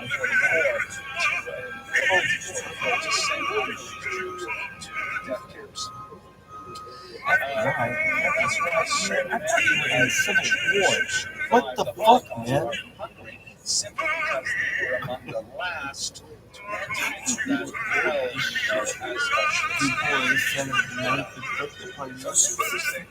Shit, you could have done it. Holy fuck.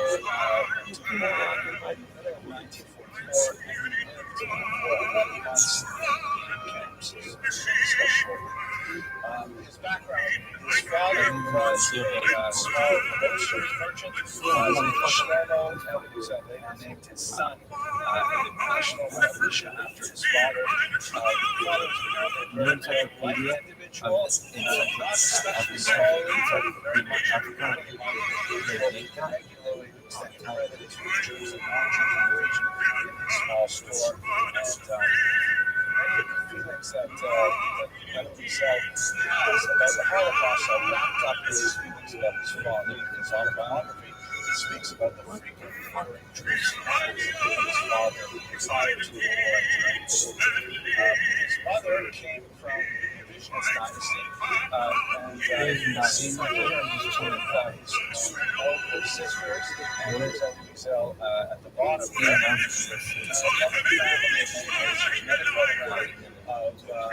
no. Another family in many ways. There's another photograph of his Wiesel on the right, his mother and his father, his mother, his younger sister would not survive the war. His two older sisters were family and they reunited 7 years later. One telling moment, I think, from his biography that's quite fascinating. When he was a young child, his mother brought him to Asian this generation who passed away in 1936 to receive a welcome. So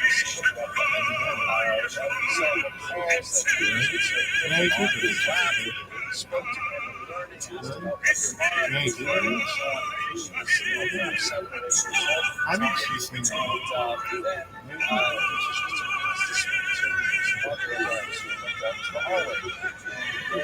I get it. She's very drinking about it, and it was cool about it. So,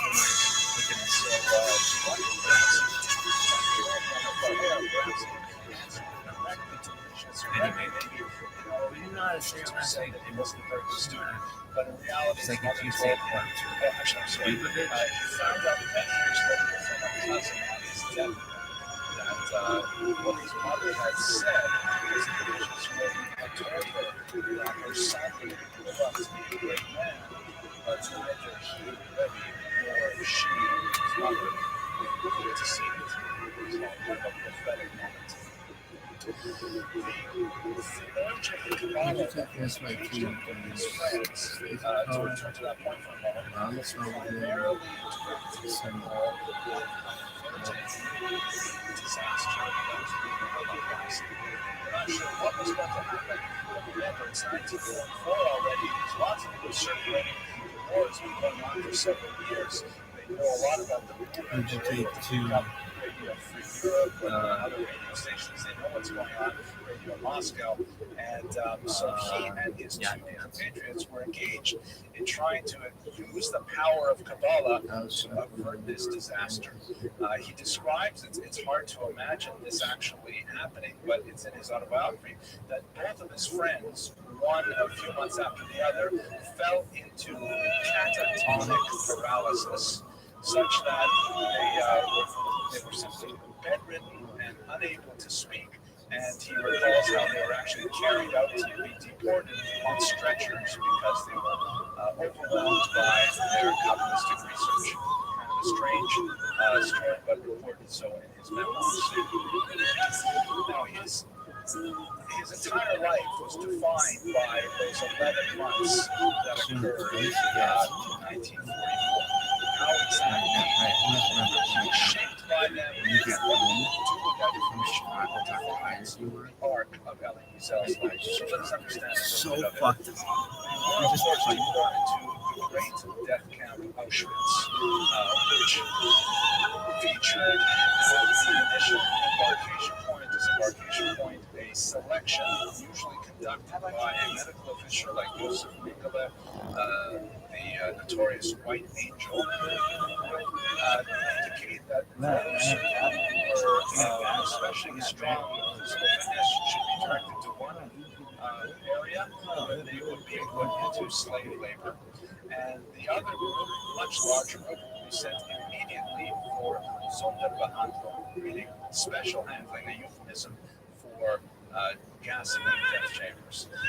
All of the property was removed, including things like prosthetic limbs, eyeglasses, dentures, jewelry, all of it, whatever possibly of value was removed from the Jew, and then they were sent to gas chambers where they died of asphyxiation by synthetic gas. These are all things which are terribly familiar to all of us, and it would be better to go on speaking about this for hours or to not speak at all about it and try to find a balance in the context of his life. This is the last he saw of his mother and his youngest daughter, who went off in the direction they were most likely killed, youngest sister, and they were likely killed within moments. He and his father were sent to a labor camp, and around Auschwitz were 5 of these satellite camps where they various goods for the Nazi war effort. For example, used acetone, an important chemical that was used in various manufacturing products, and his father spent horrifying 11 months enduring the incredible pain of forced labor and starvation. Knight explores this in tremendous detail and sophistication despite its brevity, and it's an absolutely mandatory reading, I think, for every young person to explore what the death camps really meant. I will only look at one specific issue, and that is the institution known as the Musulman, which is a very strange phenomenon, explored at great length, not only in Night, but also in Primo Levi's The Survivor, Primo Levi's books on Auschwitz, and also in Terence Despres's books, The Survivor. Many people who study these things, by the way, ultimately commit suicide afterwards, as did Primo Levi and Terence Despres. The Musulman, which is camp slang for literally Muslim, refers to a person who has been pushed so far past the limits of human endurance that they simply stopped caring about anything. Forget about caring about food, caring about sleep, caring about cleanliness, caring about pain. There are stories that the survivors tell of frozen logs falling on the feet of Muslim men and breaking the bones in their feet, and they show no reaction whatsoever because psychologically they've gone past that tipping point of humanity and they're existing in that kind of dream-like state, preparing to die. It is a fascinating and horrifying grotesquerie of the war. We know so little about it because this is beyond the limits of human endurance. But nevertheless, we follow Elie Wiesel as he himself gets virtually to that point in the death camps, and he is ultimately rescued at the very last moment by the English and American forces, bring him back to health. Unfortunately, the day before liberation, a day that remains seared in his memory and affects all of his work for the rest of his life, is the death of his father through starvation. He remembers the pain on his father's face and being helpless to do anything for his son, and that is the way in which he left this world, scarring his young son forever. It was fascinating. So it was fascinating. The culture of the death camps. This is just an example of it showing the tremendous complexity of so many different populations that coexisted there. We're all familiar, of course, with the star, but there were many different combinations of political prisoners, homosexuals, Jewish homosexuals, political prisoners. All of these things were cataloged to the last detail by the Nazis at the death camps, and people know exactly why everyone was there. We also know this by their serial numbers tattooed onto their forearms, and in fact, it's forbidden to refer to a person by anything other than its forearm, the serial number. I'd like to show you a couple of, one last point, and I apologize for the graphic images, but not to show in this context. Towards the end of the war, very quick, the Nazis were going to lose. So there's some chaotic activity trying to figure out what to do about the death camps. And it was decided in several of them that they would march the Jews on these long death marches to the interior. A combination of cattle cars if they had them, but otherwise they would march them to the interior. Wiesel and his father were taken on one of these long marches to Bergen-Belsen, to the Buchenwald complex, and there they were essentially left to starve to death. That is where the Allies discovered them and were overwhelmed by the sight of the carnage. Their bodies like this strewn all over the ground as people were just dying in situ.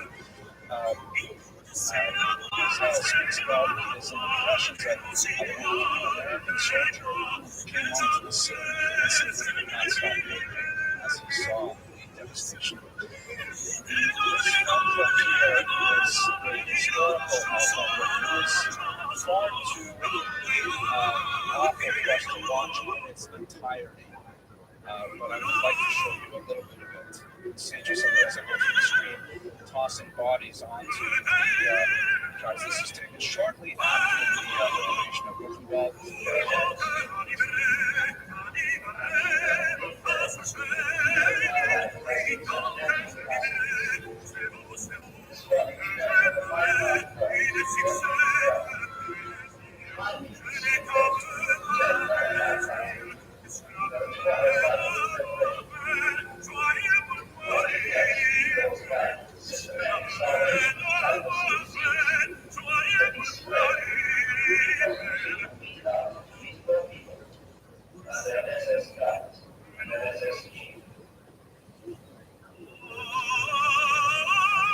This one, I'm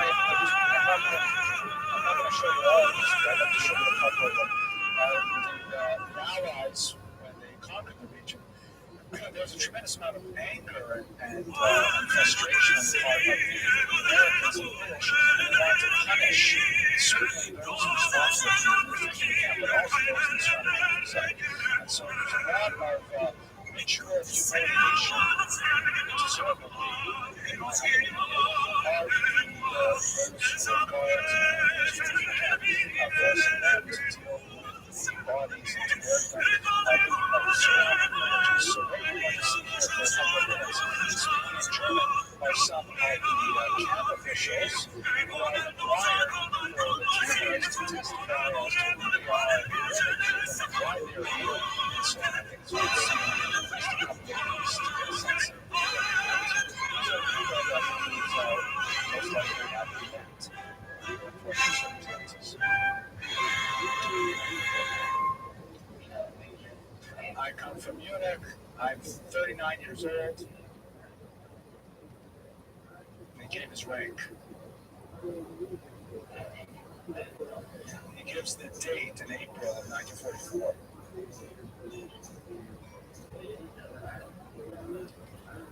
He gives the date as well. He says it twice because a lot of people know about it. He's 24 years old in the town he comes from.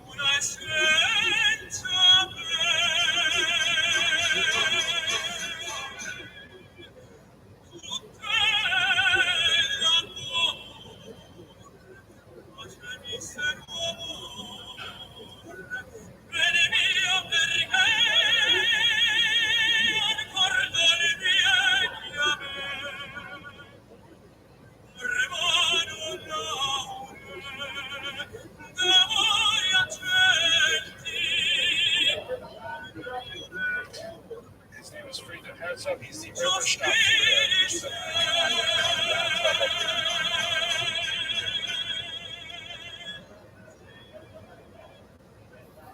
Another place he was placed in Belsen.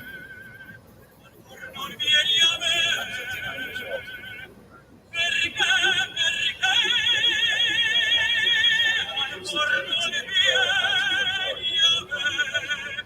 But he gives his rank. He's 52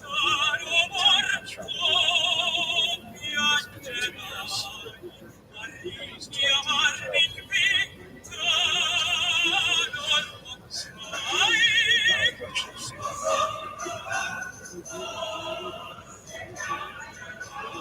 Choose the date.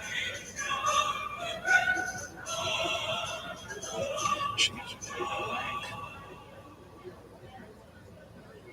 She's been there since 1949.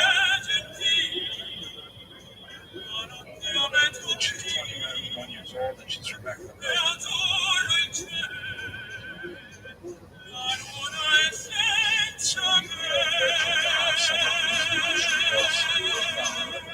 To give us a sense, just a sense of what it must be like when the end. Just imagine what it must have been like when the end was not in sight. It's hard to imagine how people retain their sanity. I'll show you one more that this is Israel shown in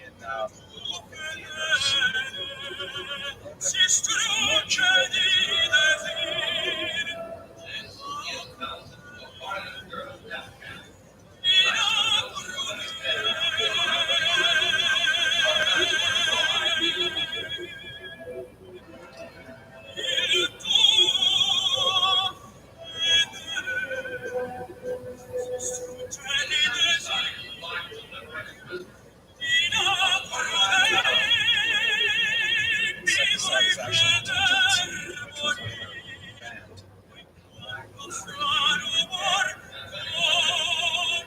So it was among these transports of children several months after the war.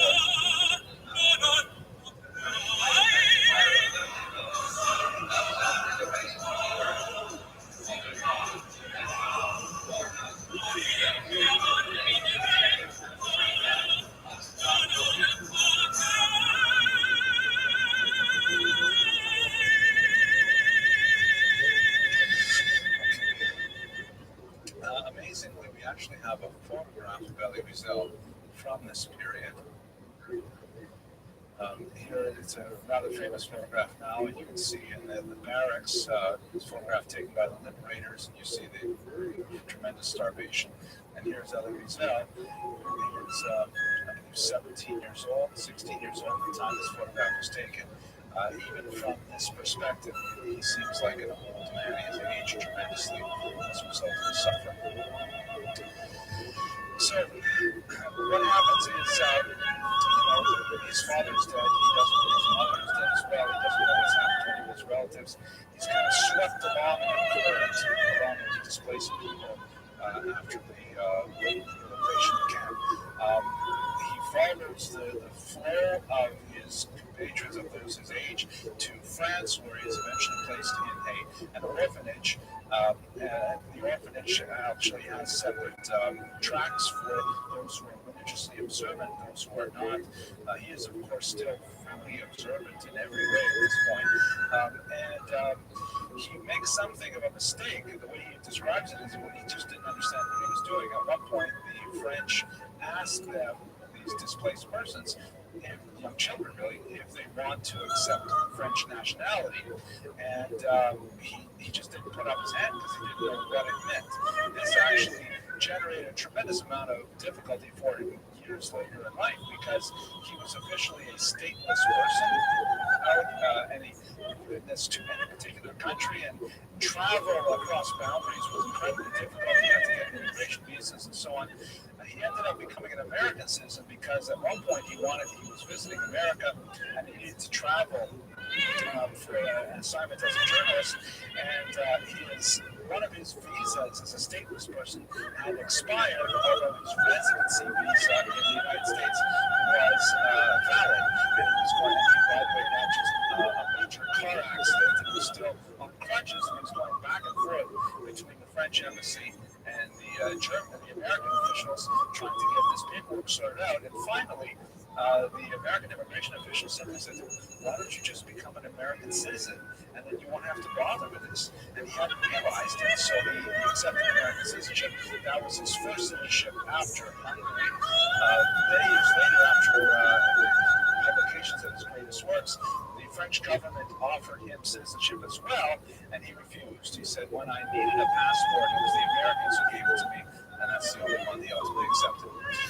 He wasn't sure what to do with himself. He was an intellectual. He read ferociously. He read widely in multiple languages as soon as he could get to a library. And he studied. He was an autodidact of tremendous proportions. And the only thing that he could really do at this time was read and translate and to some degree write. So he ended up falling into a British language newspaper in France that was associated with the right wing. We spoke about Jabotinsky a few weeks ago. So his movement was related to this, and his job was basically to translate Hebrew reports into Yiddish and later into French for a wider audience. And he actually didn't have much idea of the politics that he was associated with, although he identified with it heavily, especially after the Altalena affair of 1948, in which a conflict between Ben Gurion and the Haganah, the traditional left-wing armed forces, fired on a ship that was piloted by the Irgun because it had weapons aboard. There was a huge misunderstanding. Many Jews were killed. Wiesel was heartbroken that Jews in 1948 would be firing on Jews, and it would scar him politically as well for the rest of his life. Nevertheless, for our purposes, he worked for many years as a journalist in France, ultimately becoming a translator, and later becoming a simultaneous translator, being able to read several languages, to speak several languages, and simply work in various political contexts, including at the UN, where he would read or live translations. He occasionally got into trouble for this because it's hard to be a journalist and a translator for politicians at the same time. And on one occasion, he actually decided to quit his job as a translator because what they were saying behind closed doors was simply too good not to print, and he ended up taking it back to his journalism job. At this time also, he was studying for years with a mysterious individual known as Mr. Shushani. But someday I'd like to do a lot more research and understand more about who this person is, because he pops up from time to time in the 20th century in very fascinating ways. This is a French monograph on his life. I'm not sure how reliable it is. I haven't read it yet, but I'm looking forward to the translation of the subtitle is The Enigma of a Master of the 20th Century. Shushani is certainly a pseudonym. There are some who say his real name was Rosenbaum. Another theory is an individual named Pollock, if I remember correctly. But he's this mysterious figure that is active in post-war France in particular, and studies with some of the greatest minds that the Jewish world produced in the 20th century. Elie Wiesel studied with him for many years. He also studied with the great Emmanuel Levinas, very, very important continental philosopher, who all owe their Talmudic learning to this enigmatic figure called Shushani. The word Shushani means the man from Shushan. You'll recall that from the Purim story. Shushan is associated with masquerades, with jokes, with theater, and he hid his identity. He was, without question, a genius of Talmudic scholarship, unsystematic, highly eclectic thinker, very well read, and a strange kind of teacher for Elie Wiesel, Levinas, and others. Wiesel describes his reading when he was on a train and was preparing to give a Dvar Torah on the book of Job. And he was reading Job, and Shushani approached him, and he looked very disheveled with a heavy beard, not at all like the portrait in this picture, and accosted him and asked him what he's reading. And Wiesel didn't really feel like associated with this academic figure, but he told him he was reading Job.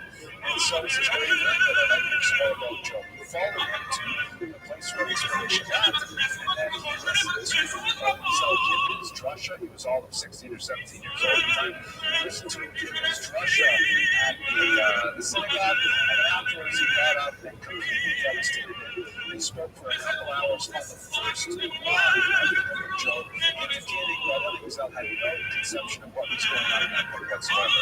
And from that moment on, he was his devoted student, and he was studying with him for the entire time he remained in France.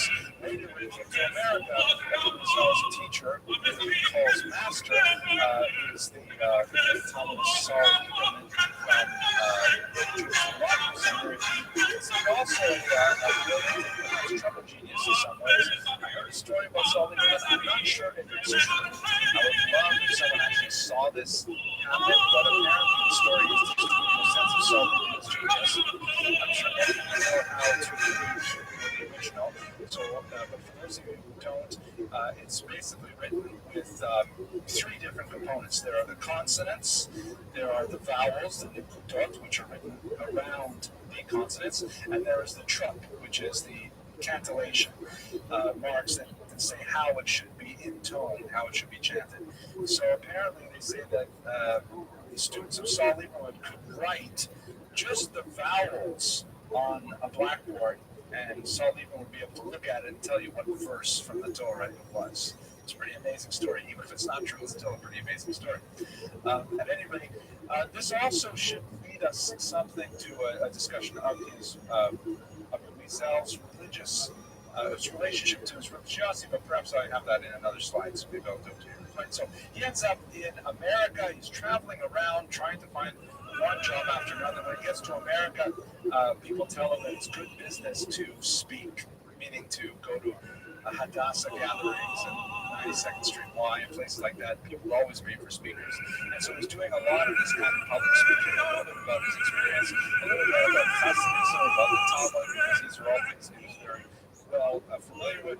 Later, he would, of course, become an academic. He would teach at Yale City College and a long time at Boston University, where most of my colleagues studied with him. It was in America, of course, that he met his wife and ultimately settled. And there are many travels here that I'll have to omit because of the revenue that we have there. So, what about themes of his life? What do we really see in Elie Wiesel's thought? What is it that makes it so compelling? Why is he a survivor like no other with so many, so few, in other words, who survived the Holocaust? Why is it that he has become, as it were, the voice of the Holocaust more than perhaps any other? So I'd like to identify three basic things in my mind about Wiesel that are highly personal, but I think nonetheless in the sense of where it comes from. The first is he felt from the very beginning and consistently through his writings this paradoxical nature of human goodness. On the one hand, he felt very forcefully that we need to do this, we need to document, we need to testify that the worst thing that could happen after the Holocaust is people forgot it. It was absolutely essential that the story be told, that there was someone there, a Sherry Dapleta, a surviving remnant that could actually relate against the Holocaust to another generation. This was like central to the core of his being. But at the same time, paradoxically, it was impossible to define and relate the Holocaust to someone who had not endured it. That the Holocaust was somehow ineffable, that it was somehow another planet that could not be accessed had you not spent time there. And so he was drawn always between these two poles of the impossibility of surviving the Holocaust on the one hand, and on the other hand, the absolute mandate, almost a Kantian imperative, to talk about the Holocaust. The magnetic pull of those two suns, the gravitational pull of those two suns, what gave him the energy of the orbit of his work. Wow, so many metaphors around orbit and gravity. I'll probably cut that out of the internet. Just do that sometimes. I should see your notes probably. And it was that paradoxical sense of having to tell the story and knowing that he's inadequate to tell the story is what gave much of his work energy. And also, as we saw at the beginning of our discussion, why he wanted the white spaces to exist because it's impossible to convey what's actually happening simply in the black spaces of the letters themselves. One very key central idea. The second important thing about his writings, which certainly catapulted his vision to a higher plane, is that he was not parochial suffering. To believe the idea that the Holocaust was one iteration of human suffering and that it could easily be replicated in totally different circumstances. Rwanda, or Bosnia, Ukraine, or China, where he felt very deeply an identification with victims who wherever felt to the core of his being that the experiences that he endured in Auschwitz were part of the human condition and unfortunately being translated to other peoples as well. His was a uniquely Jewish expression of man's inhumanity to man. Normally, by the way, I don't like saying man's inhumanity to man. I prefer my students, they're so non-feminist, I prefer them to say humanity, kind, but in this context, it makes sense. Man's inhumanity to man had a Jewish expression that you see specifically in the Holocaust, but that same phenomenon can be expressed anywhere and any time. So much of his personal energy as an activist was dedicated towards exposing and speaking about the suffering of people in other cultures as well. And finally, and this is something I alluded to at the beginning of our talk as well, something that I found, as a young man trying to understand my own Jewish identity, his struggle with faith. Where exactly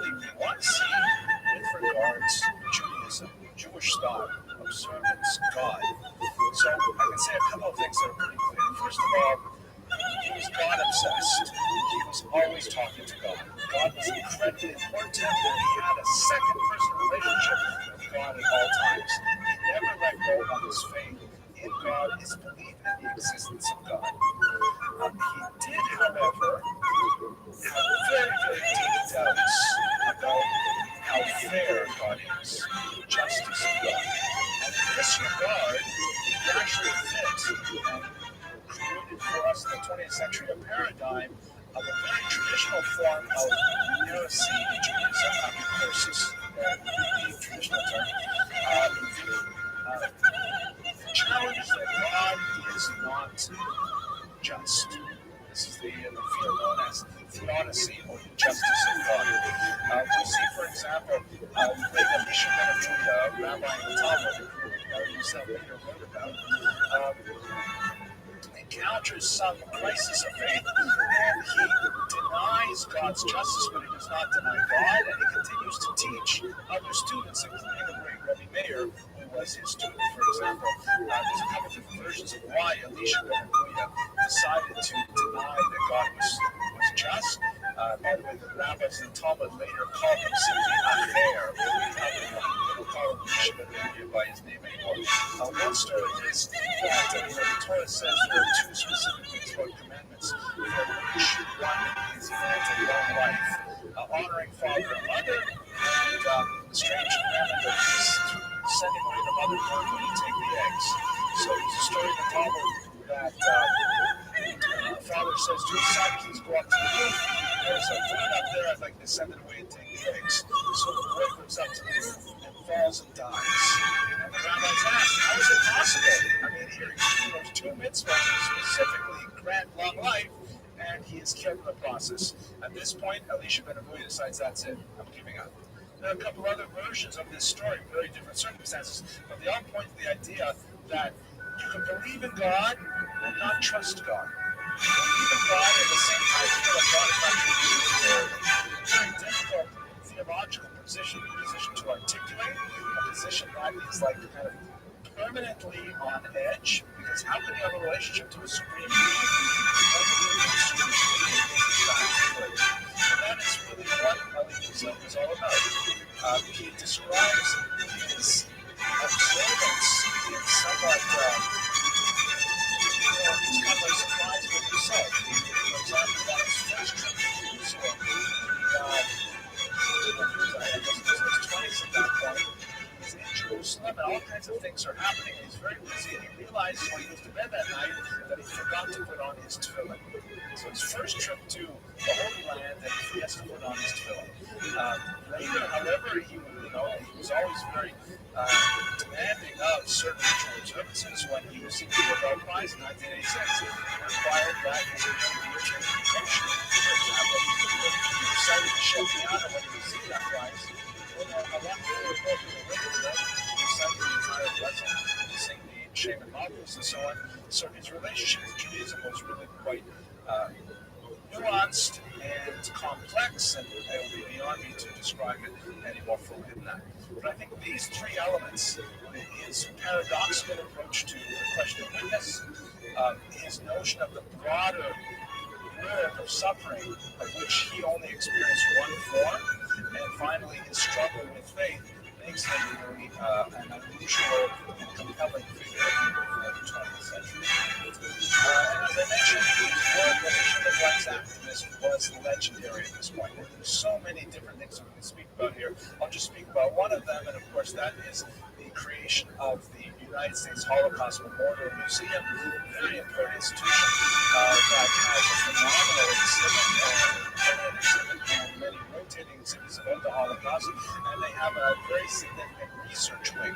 I myself am very privileged to have had two postdoctoral fellowships there, and I can tell you that the research wing in the back of the museum, where various scholars sit and look at archives and things like that, it's a really bizarre place because the architectural features of the building, which are designed to evoke unease, like windows that are bricked up or pathways that lead into walls, and of course, light fixtures that evoke barbed wire, gas chamber, things like that.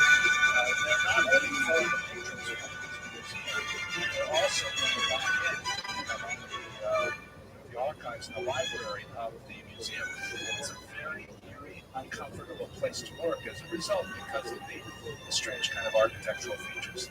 It includes this tremendous hall of photographs, which I believe was designed by another New Yorker, Yaffa Eliaf, that also recaptures the tremendous feeling of the place. I'd like to conclude with a chance to watch him one more time.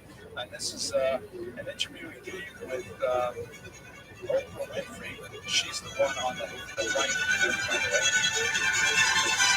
Sound was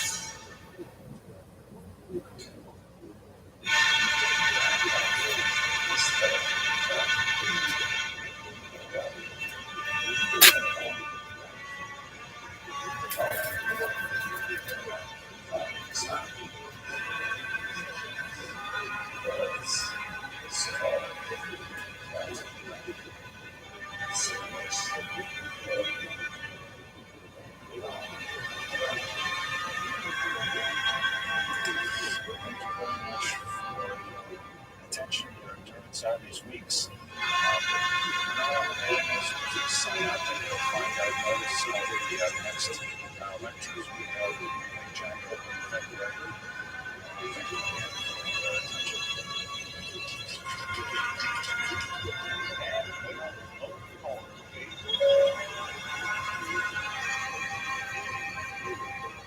The next stop is Avenue J.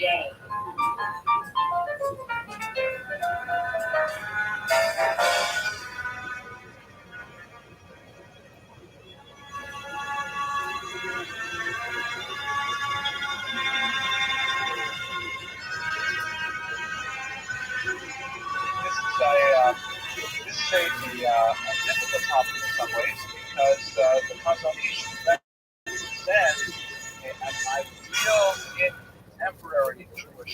society, particularly Brooklyn Jewish society. And although he is really a phenomenal, heroic figure in power and proportions, it's considered somewhat sacrilegious even to discuss him as if it were a regular human being. So I will do my best to try and assuage the concerns of the community. I will tell you that I am a big fan of the Chazanish. We have on our wall, one of the walls in our home, we have three rabbis photographs, Rabbi pictures that are put up there. It's people that are inspirational to myself, my wife, and we hope to our children. And one of them is the Chazonish. He's really an incredible individual, and so we've actually put a picture of him on our wall. I just want to say that I personally have a connection to Chazonish, an emotional, intellectual, spiritual connection.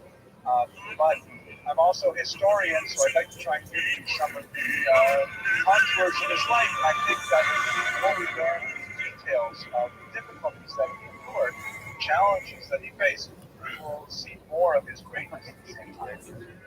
So first of all, the Chazon Ish is a pseudonym, obviously. The word Chazon in Hebrew means vision. It's a term that you find mainly in the Bible and Tanakh, being associated with prophets. In Chazon Yeshayahu, for example, the vision of Isaiah, it's a lofty word for vision. Like vision, like you say, a person has vision in the sense of perspective and the sense of consequence and things like that. And the word Ish, Hebrew, of course, means man, but it's an acronym of his Christian names, Abraham Yeshayahu. And Ish, the Aleph for Abraham, and Shin for Yeshayahu. So the term Chazon Ish means the vision of a man, or perhaps a man of vision. But that's the term that he invariably used for his publications from his youth, and as a result, that he's known as Chazon Ish. It's also the name of his massive work on halakha and Shua. So as is the thing that happens quite often in Jewish history, Jewish literature, the convention is that when a person writes a really famous work, I'm identified with that work itself. For example, hardly anyone refers to Rabbi TRILLIONAIRE and Kohen,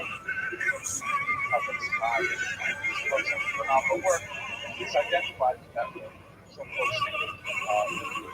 You can only imagine what people would call me if I read my book that much. I actually write quite a bit under a pseudonym. You may have seen that Stephen King. He's quite a bit. Okay, anyways, his years are 1878 to 1953. Tumultuous first half of the 20th century, and in many ways he shaped the second half and continues to shape our existence today in the modern world. I'm relying principally on two sources.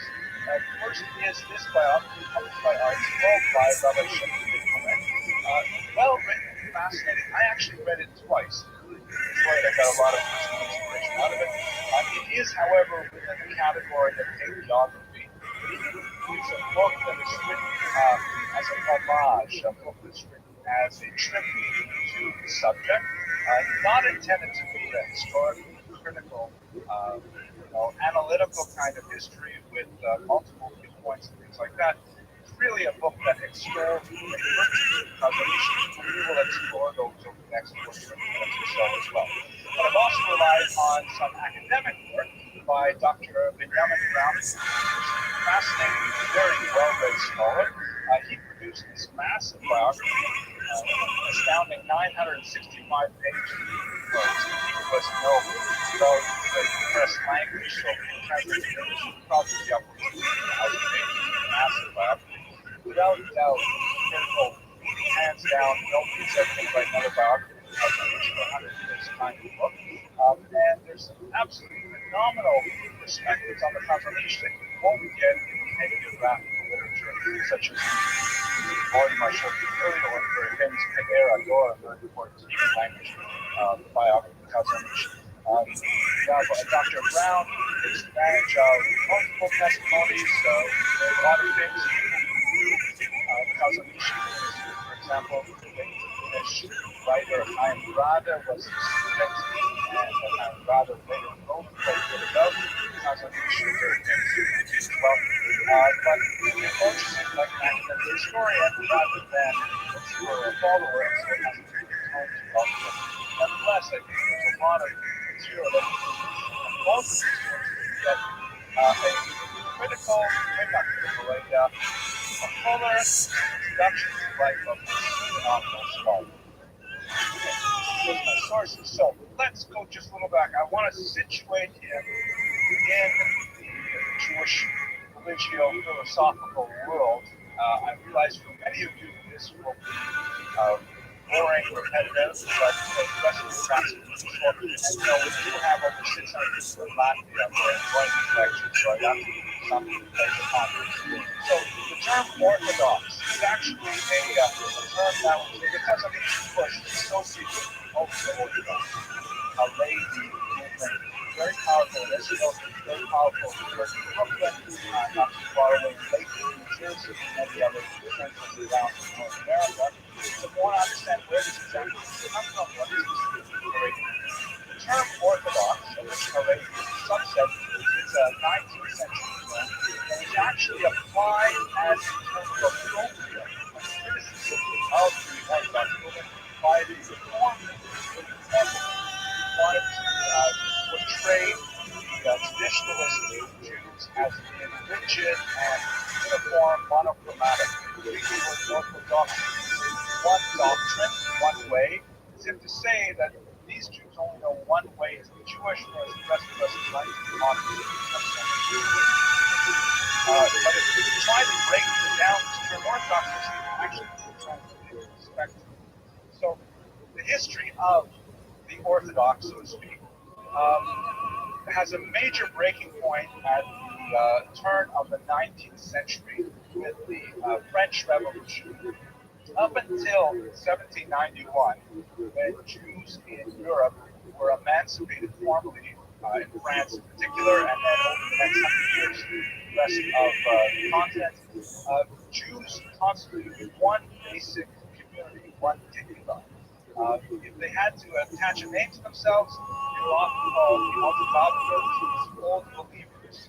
Meaning, this is what we do as Jews. We have Shabbos, we have Kashrus, things like that. There were certainly Jews who were nonconformists, were non-compliant. It is a fallacy to think that the off-the-derrick phenomenon is something modern. It is definitely a much larger phenomenon. We'll use for a second, but it was certainly not unknown prior to the emancipation of 1791. However, with 1791, all of a sudden, possibility was exposed to Jews, and that was the sanctioned departure from community norms. Meaning, prior to 1791, you had one Jewish community, one Jewish court, you had one authority structure, and yeah, people did what they wanted. People, perhaps were not so careful with Shabbos in their home, perhaps were not so careful with kashrus, especially when they're traveling and Chinese food readily available. But still, there was a sense that you were transgressing the norm. You were definitely not doing what the community tolerated.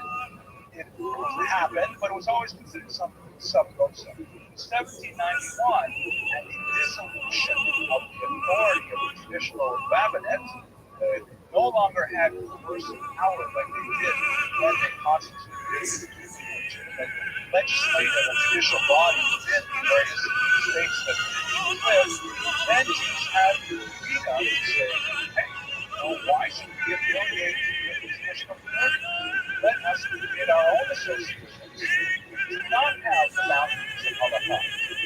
We have the vote of socially sanctioned anti-Orthodox movements that coalesce around synagogues and temples that do not conform to these standards. We'll see some of those in a second. So basically, Germany is the epicenter of these movements. You have a movement called the liberal movement, which is now in America called the foodporn. That's essentially the extension of it. And this is a movement that in many ways challenged traditional halakha in terms of Sabbath and kosher laws and many other things. And then there's a break off from the liberal movement in the 1840s, which is called at that time historical positivist or the conservative movement, as is known today in America.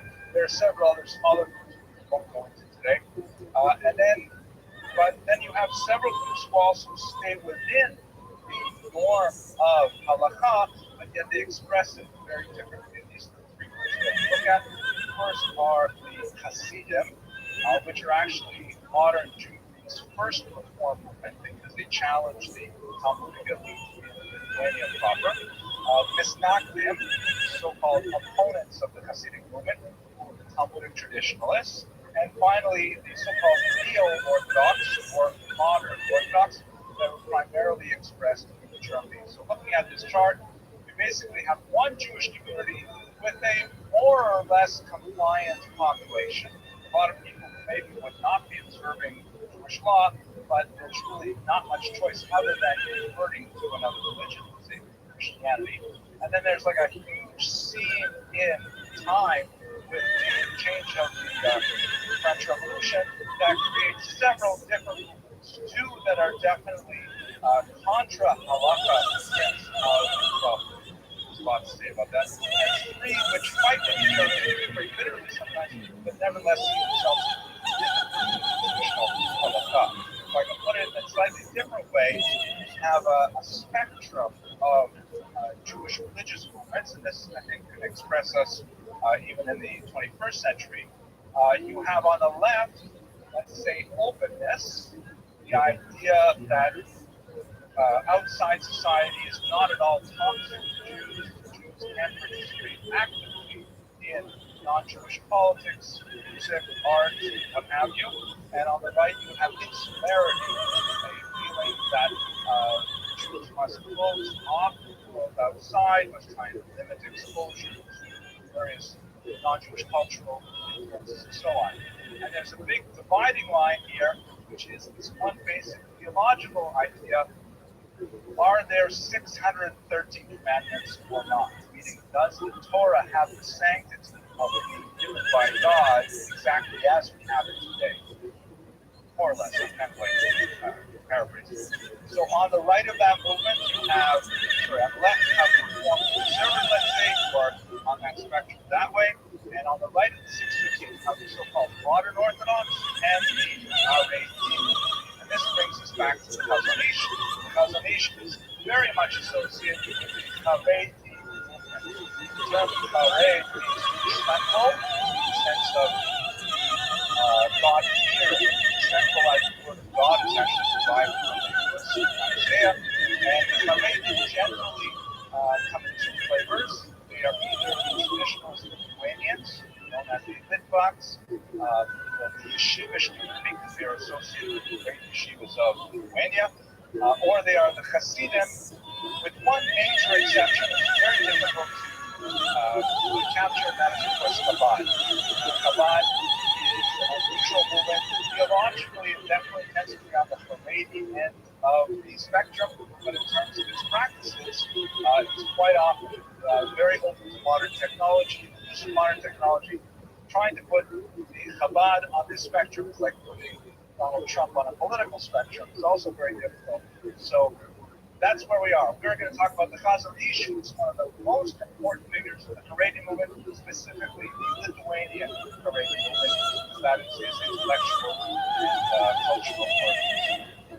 Okay, so he was born in 1878 in White Russia, Belarus, which is really Lithuania. If you look at a map of Eastern Europe, I'm not going to bring one up right now, but if you look at a map of Eastern Europe, the Jewish cultural boundaries do not conform exactly to the political boundaries as we understand them.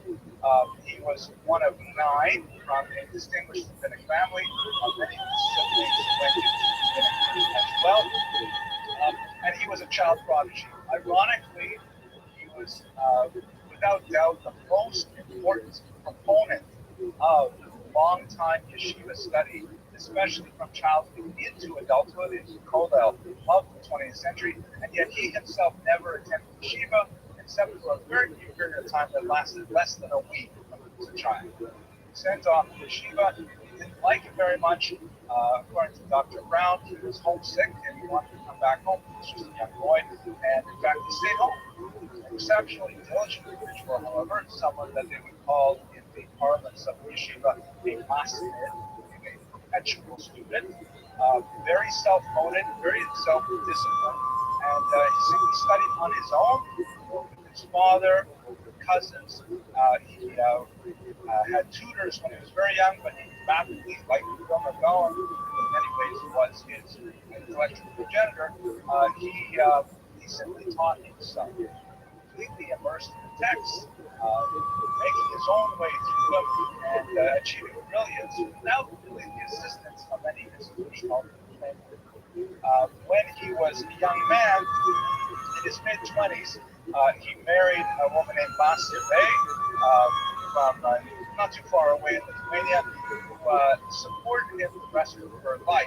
She worked in a textile store. She had her own store.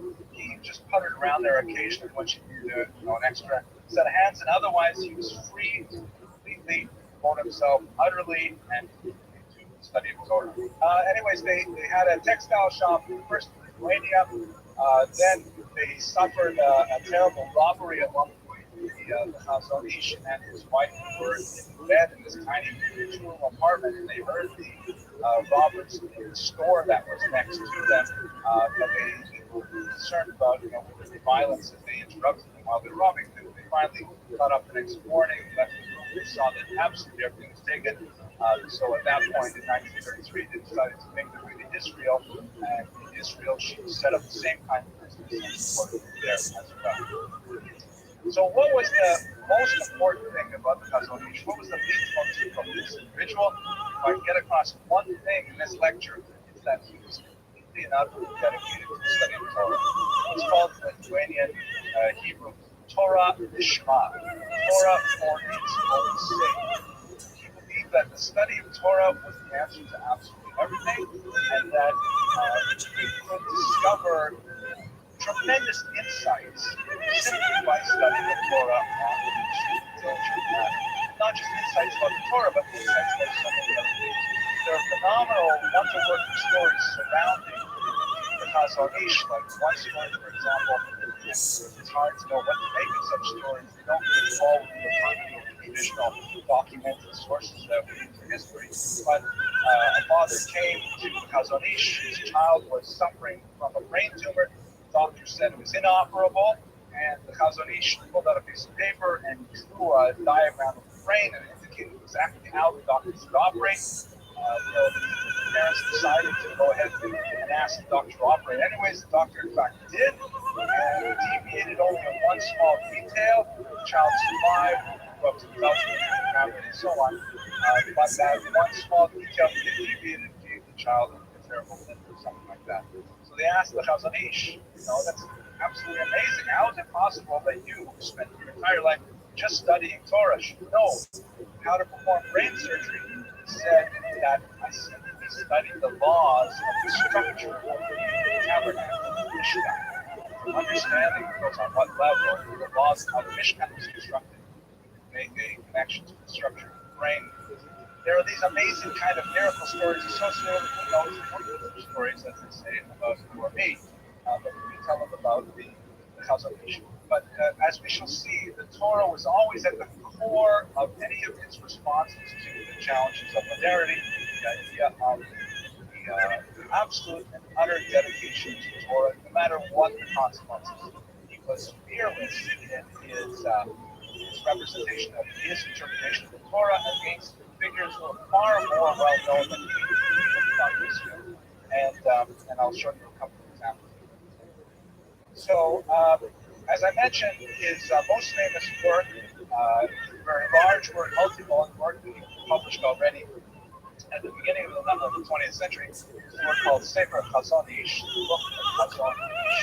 It's a very, very difficult work to render into English. In fact, I don't think there are any English translations, even of this tiny little book we'll talk about a minute called his Hebrew is incredibly ornate. It's not just old-fashioned.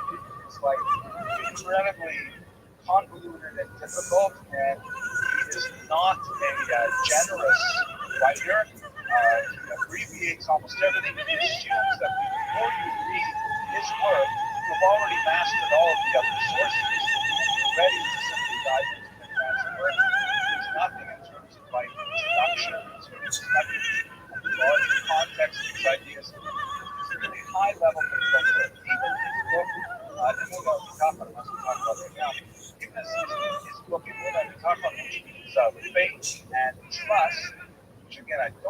hasn't been translated. Anyone know the translation of that? It's only about 60, 70 pages.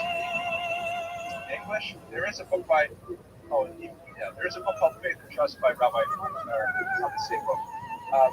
It's a very difficult work to read. He does use modern vocabulary. He uses, for example, the word microbes. I just reread it on Shabbos for his lecture.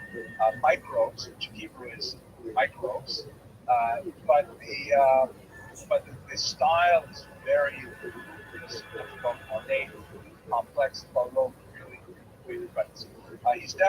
He's almost writing only for himself. Other people happen to be able to listen in. But cognoscenti, who know how to read his literature, are amazed at the kinds of things he comes up with.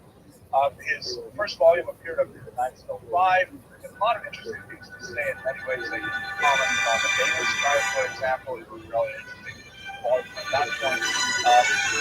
Emuna Bitachon is perhaps the most accessible of his works, which basically goes through a few short chapters about what exactly is faith, what exactly is trust in God.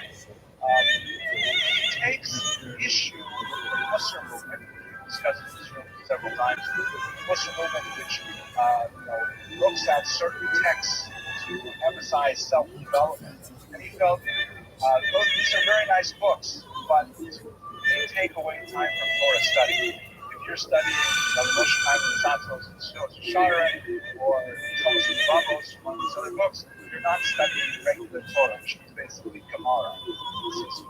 That's a very nice thing that you can read perhaps when you're walking or not doing something important, but when you're really sitting down, you should be learning Gemara. His vision of Emuna, of faith, is largely based on a deductive approach, and after wondering at the majesty of the world, he talks about the ecosystem on a scientific level. He talks about the wonders of the human hand. He talks about how amazing it is that the entire world is so interrelated and connected. He said basically, how can we not believe in God have a world like this around you? A few examples of this nature. And his chapter on bitachon, perhaps, though, is the most interesting, one that I occasionally reflect on myself. Bitachon is a word that is used in Yiddish Gas, the Jewish tree, meaning like, don't worry, everything will be okay, right? Have bitachon, just relax, chill, it'll work out. And he says there is a very mistaken interpretation of what bitachon is. Bitachon does not mean that it will all work out for the best for you. He says it could be disastrous for you. Bitachon is an attitude that whatever happens to you is not an accident. Bitachon is a trust that God is sending you a message. The message might be absolutely horrible, obviously, but it's nevertheless coming from God.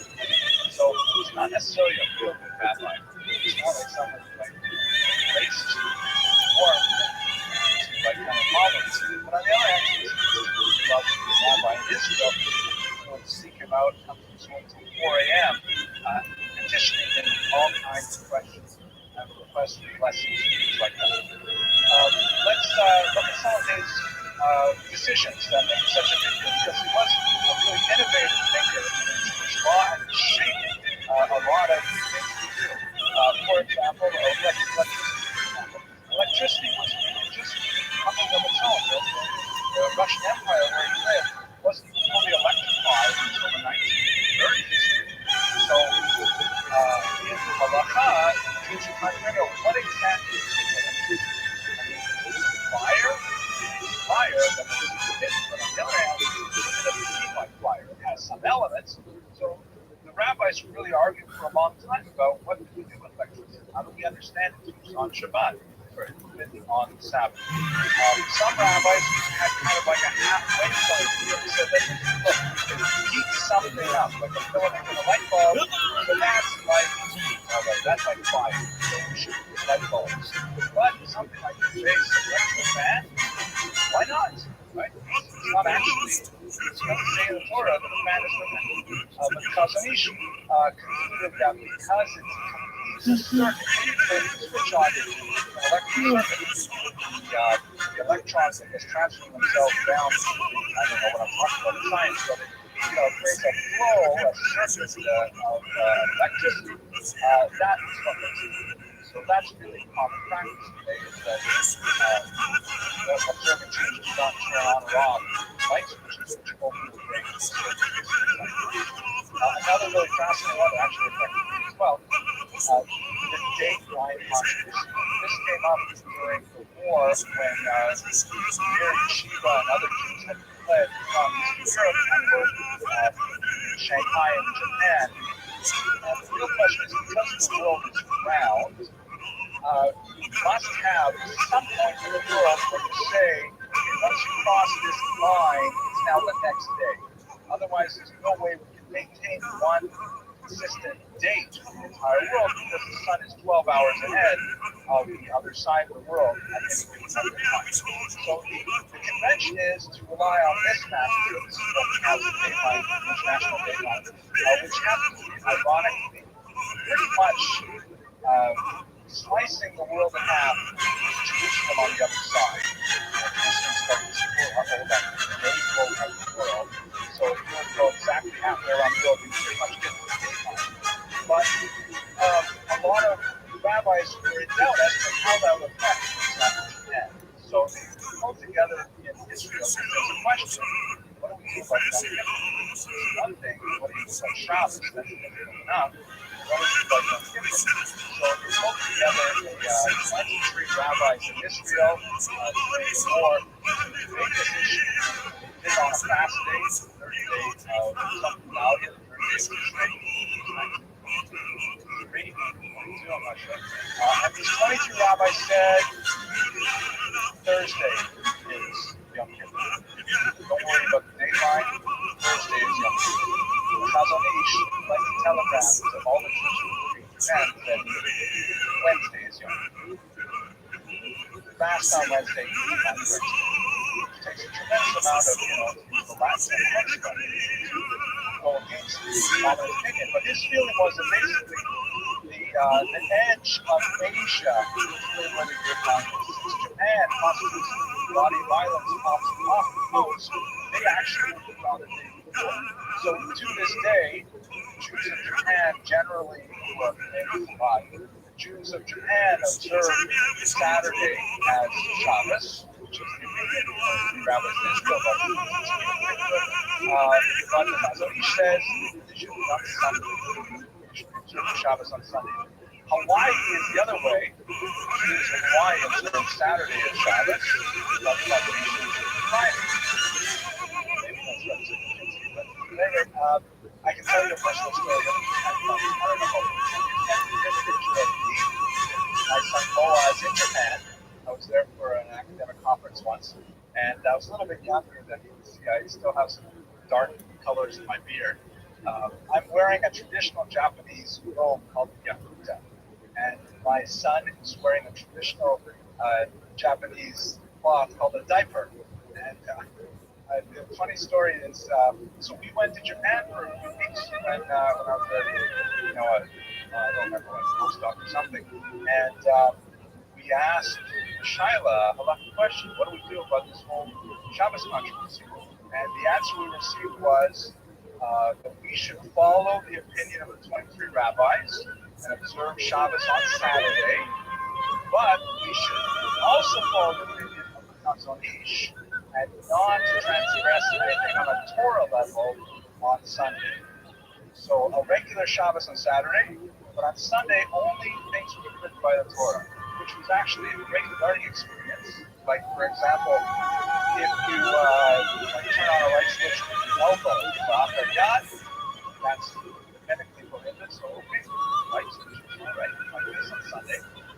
Asking a non-Jew to do something on Shabbos is a rabbinic prohibition, so that means on Sunday, you can have the non-Jew people things for us, like driving around in a taxi, for example. There are all kinds of ways in which we had that weird house Shabbos. So I'll tell you one last funny story. This might be here. The yakuza I wanted to mention. Here's the so weird thing. I don't know how much this is, but in Japan, how many people have been to Japan?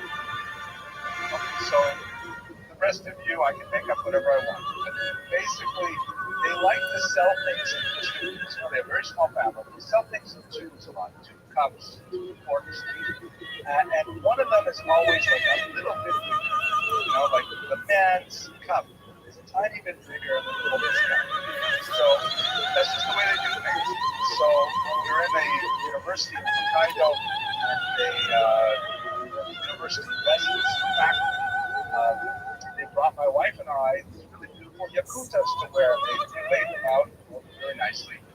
And the thing is, they were a little bit, my wife's fit perfectly, but mine was a little too long. And my wife and I are about the same height. So we explained with our Japanese dictionary, trying very hard to explain that, you know, could I get one the same size as her? And the maids were like really upset. Oh my gosh, what, really, that would be such an affront to your masculinity. They didn't say it like that. But, you know, so we convinced them, and they brought me one that was the right size. They brought my wife one that was smaller.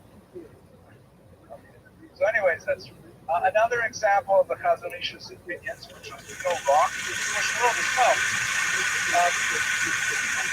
There's a lot more to say about this, but I'll try and make it quick. The very first question Talmud asks, if you spend time studying Talmud, notice to you, Talmud always asks, what is the shear? What is the size of this problem? If you're saying, for example, you have to fast on Yom Kippur, so right away, okay, when is Yom Kippur? How long is Yom Kippur? What is eating? How much is eating? Is eating? Is drinking eating? You know, you want to define the size of the problem. Size and shiurim are extremely important in halachic conditions. You want to know, have I fulfilled this spot or not? In order to fulfill it, I need to know how big it is. What is required to actually do this? So the Talmud gives very rough sizes. It tends to use terms like an olive's bulk, or the volume of an egg, or a cheek bulk. And these are very kind of like loose measurements. How do you measure an olive's bulk? What if they're bigger olives, smaller olives? What if they're species of olives? So for much of Jewish history, we tended to do this just simply by Masorah, simply by what did my father do, and okay, that's the size. Look, for example, at artifacts from the 19th century, the Kiddush cups are sometimes really tiny, Tefillin are sometimes really tiny, things that are considered unacceptable today, but that was the Masorah to go ahead and do those things. But in the 19th and especially the 20th century, largely because of the demographic losses of the Holocaust, no longer looked to what did my father do, how much bread did we eat, how much matzah did we eat. There was a desire to kind of codify these things, set them down to what exactly is measured. So a lot of rabbis coalesce around the opinion of the described, for example, the measurement of volume of liquid is somewhere around 3-4 ounces. But the Chazon Ish, he calculated everything bigger. He said, no, that's not large enough for his use. It's actually more like 4.4 ounces. And so the Chazon Ish shiur, the size of the Chazon Ish, is associated in the halachic literature with something really big. It's always bigger than the norm. In 1933, as I mentioned, he made Aliyah, and he moved to the fairly backward and relatively unknown city of Bnei Brak. And he essentially is identified with Bnei Brak more than anyone else. And Bnei Brak is identified with the Chazon Ish. He really made that city famous. Incredible, transformation as a citadel of Torah, largely because of the settlement. And all of a sudden, in Israel, we have phenomenal possibilities for halachic. There's so many questions that have not been addressed. Now, with the beginning of a major settlement of Jews, there would be actually, for example, all these mitzvot, these commandments associated with the land, priestly ties, trumos and maestros, that when you eat food that's grown in Israel, you have to give part of it to a Kohen. How do you do that? How much do you do? What do you say when you he created all of the legal infrastructure around these mitzvot, which are described in the Torah, but no one knew how to do them for 2,000 years. Based on phenomenal research, he essentially told Jews how to behave in Israel. He was somewhat controversial in that, true to his form, he took sometimes very strict positions. For example, you'll recall when we discussed Rabbi a few weeks ago, one of the major difficulties of living in Israel on an economic basis was the sabbatical year. One every 7 years, you have to let the land lie fallow. You can't produce anything off the land. You can't encourage growth. You can't even prepare the land for next year's growth. You just have to let it go wild. What do you do with all this stuff? So, according to Rabbi Cook, he relied on the earlier precedent of what was called the Heter B'Shura, the permission sale, which they described a sale of the land to non-Jews, somehow exempted from the prohibition. Many other rabbis, and in particular the Chazon Ish, which exception to this, said, first of all, it's legal fiction. Nobody is really selling the land. You don't, when you sell your chametz on Pesach, if the non-Jew wants to keep it, he actually does get to keep it. It's true that you inspect it back, but in fact, we have lots of precedent of non-Jews saying, you know what, I'd rather have the chametz and he has to keep it. But the land of Israel, that's not a risk. You're not selling your land like that. Secondly, who says it's even permitted to sell the land? Who said it's the birthright of the Jewish nation? How can you just sell it to non-Jewish, owners like that? All kinds of objections to it. He said, absolutely not. The land must lie fallow. However, he wasn't just a no person. He realized the economics, stress that's put on the community, and he found halachic innovations that would allow the land to nevertheless be utilized within an acceptable format. For example, a person could give his entire field to the Jewish court, and the court could collect up the fruits with no prohibition against harvesting fruits per se. It's just like kind of doing commercial business with them. That's the problem, because they are ultimately heftier. They are like anybody who wants to have them. So the Beit Din can say, okay, we'll go in there, we'll collect up all the oranges, and then we will offer them to people. And the way they would do that, and I lived in Israel and shopped at a store like this, you would go in, let's say you wanted half a dozen oranges, you would go in there, and the whole pile of them, as many as you wanted, and then you bring a big plastic back to the counter. You would not weigh your oranges.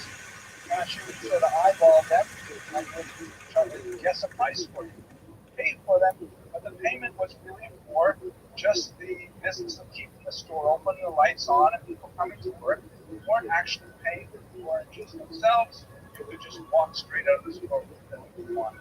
It was like something that would still allow the food to circulate in the state, but with halachic acceptability. There's a lot of other weird things about how the change was handled and stuff like that, but he essentially kept people from starving by allowing these kinds of halachic innovations.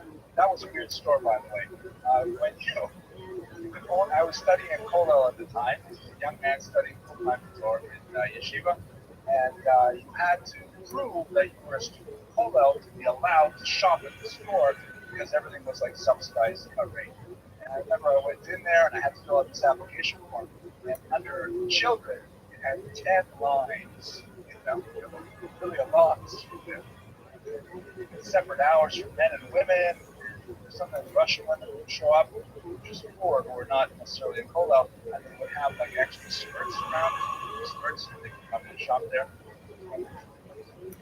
He was also, on a political level, really deeply involved in what Dr. Brown calls the third way in Israeli Haredi politics. This is an extremely important thing because the Chazon Ish articulated for Israeli Haredim a way to relate to the state that allowed them to keep their cherished beliefs, and at the same time, it coexists with a very secular governmental apparatus and society.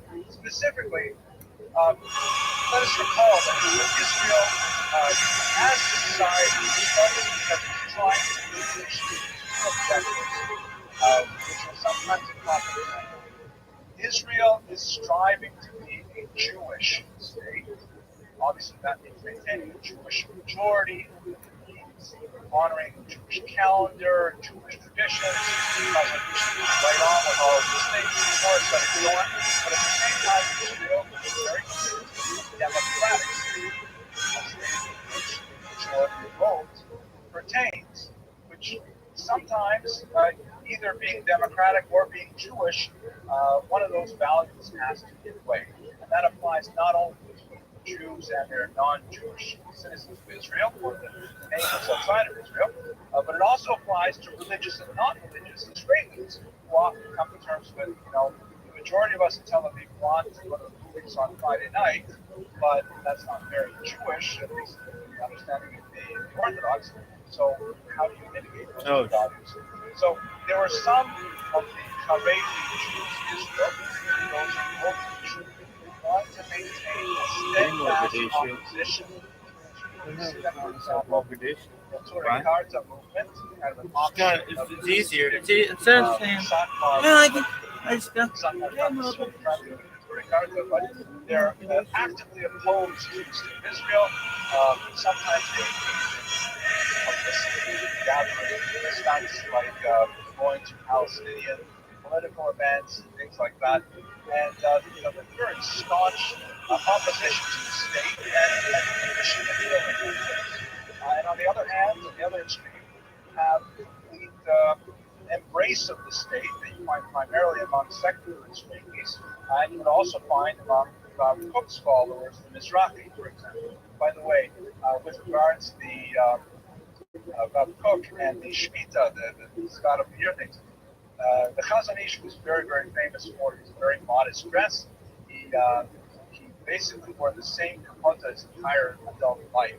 He used to have anyone buy him new clothes. The only way he could live, besides the pittance that he got from his wife's textile members, was because there was a very important patron who insisted on having all of his friends and all the other sources that he supplied, that he supported. They all had to buy the Chazon Ish's books. So the Chazon Ish was able to support himself with the sale of his own books, largely because his patron was saying he won't take money from you directly, so you guys have to buy his books, and that's what kept him going. Anyway, the Chazon Ish wore a shtreimel once in his life, and that's when he went to meet Rav Kook when he first came to Israel. Since Rav Kook had a Hasidic background, so the Chazon Ish wore a Hasidic shtreimel at that point. He also, when he first heard Rav Kook speak in a public gathering, he stood the entire time. He refused to sit even for a moment. He stood the entire time. He used the very rare honorific Maran, which means leader of the generation, to apply to Rav Kook. After a few years of living in Israel, however, they had a halachic dispute over several issues, most notably Shemitah and their relations. It's not that they soured, but the Chazon Ish did not even by name his important book, essentially disagreed sharply with Rav Kook's opinion on the Shemitah. But a tremendous respect for Rav Kook, particularly for the most 30 years. And so anyway, where am I going with all this? The third way. So the Chazon Ish said, we're not going to join with those who oppose the state of Israel. We are not going to join with those who embrace the state of Israel, because it's all about Torah. What is the political posture that will most guarantee the unfettered study of Torah? And that is what historians have later called the third way, in which it's a kind of a standoffish attitude towards government policies, with major exception of support for Torah study, because he believed that the real battle, primary and secondary levels of study. So that's really where most Iranians today find their niche and their relationship with the state as a whole. Very much in favor of state subsidies for yeshiva students, for example, but not necessarily enthusiastic support for serving in the armed forces, which can cause a lot of friction and imagine. One of the best examples of this third way was in a famous meeting he had with Ben-Gurion, first Prime Minister of Israel. And the results of that one very important meeting, in which Ben-Gurion came to see the Chazon Ish in Bnei Brak. You have to imagine this, like Bnei Brak is trying to go backward down. Because he's the person who's never had held any official political post in his life, but nevertheless he was regarded as a sage of Israel. And Ben Gurion, the prime minister of this new state, came to him to work out some basic ideas how are people to relate to one another. And they had a lot of strong opposition to each other. For example, Kazanish maintained an absolute firm line of sand: women may not serve on horses. Conscript women would be a travesty, and they would go to their deaths to fight such many other issues of this nature. Exemption for people who study for a full time, things like that. Also on the table. The meeting ended with one really famous story that Ben Gurion was trying to have his way, so he was instructing the state teacher manpower to get a couple of guys up in yeshiva and horses. How do you expect us to do this? And so the Chazonish said that there's a famous passage in the Talmud: two camels meet each other at a narrow bridge. And there's only room one camel to pass at a time. Right? One camel comes from the north, the other camel comes from the south, and they're separated by a narrow bridge. Which camel gives way? And the answer to that conundrum is the camel that is laden, the one that's carrying baggage, has priority. The camel that is unladen has to give way. And he says to him, look, I'm carrying the weight of 3,000 years. You have to give way to me. And Ben Gurion did. Okay, that's it. And they agreed on this status quo agreement, which basically lasted the entire 20th century, slowly, significantly, last decade or so, but it was largely a result of the force of personality and the charismatic authority of this small man, small in stature. So his legacy is incredibly important. The Chazonish articulated a path of life for Haredim in Israel that allowed that society to flourish and go beyond, I think, even his wildest imaginations. It also collaborated and corroborated the Haredi way of life in America as well, although obviously some adaptations to the unique social and economic conditions of this country. His single and unyielding devotion to Torah study often put him at opposition to the greatest rabbis of his era. Nevertheless, his opinion prevailed in many circles, and he is universally revered as a paragon of the unyielding study of Torah as a lifelong pursuit. Thank you very much for coming. Stand clear of the closing door, please. The next stop is Avenue J.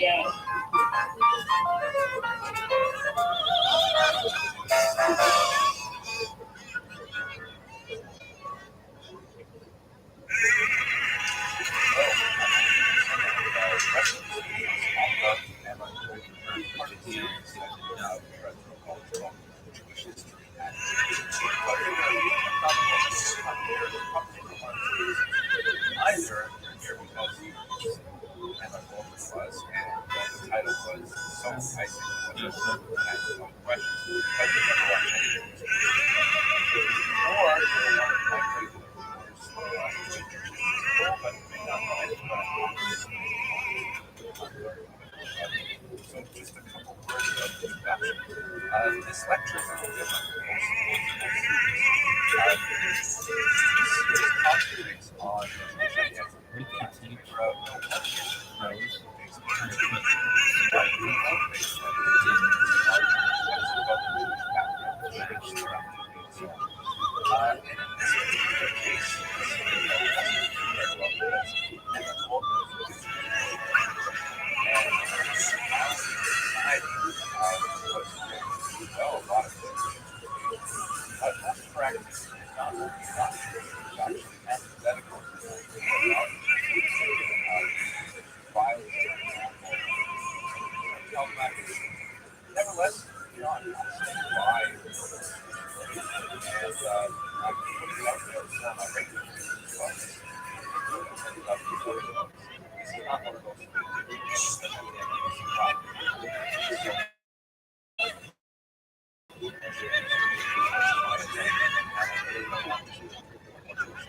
which is also one of our basic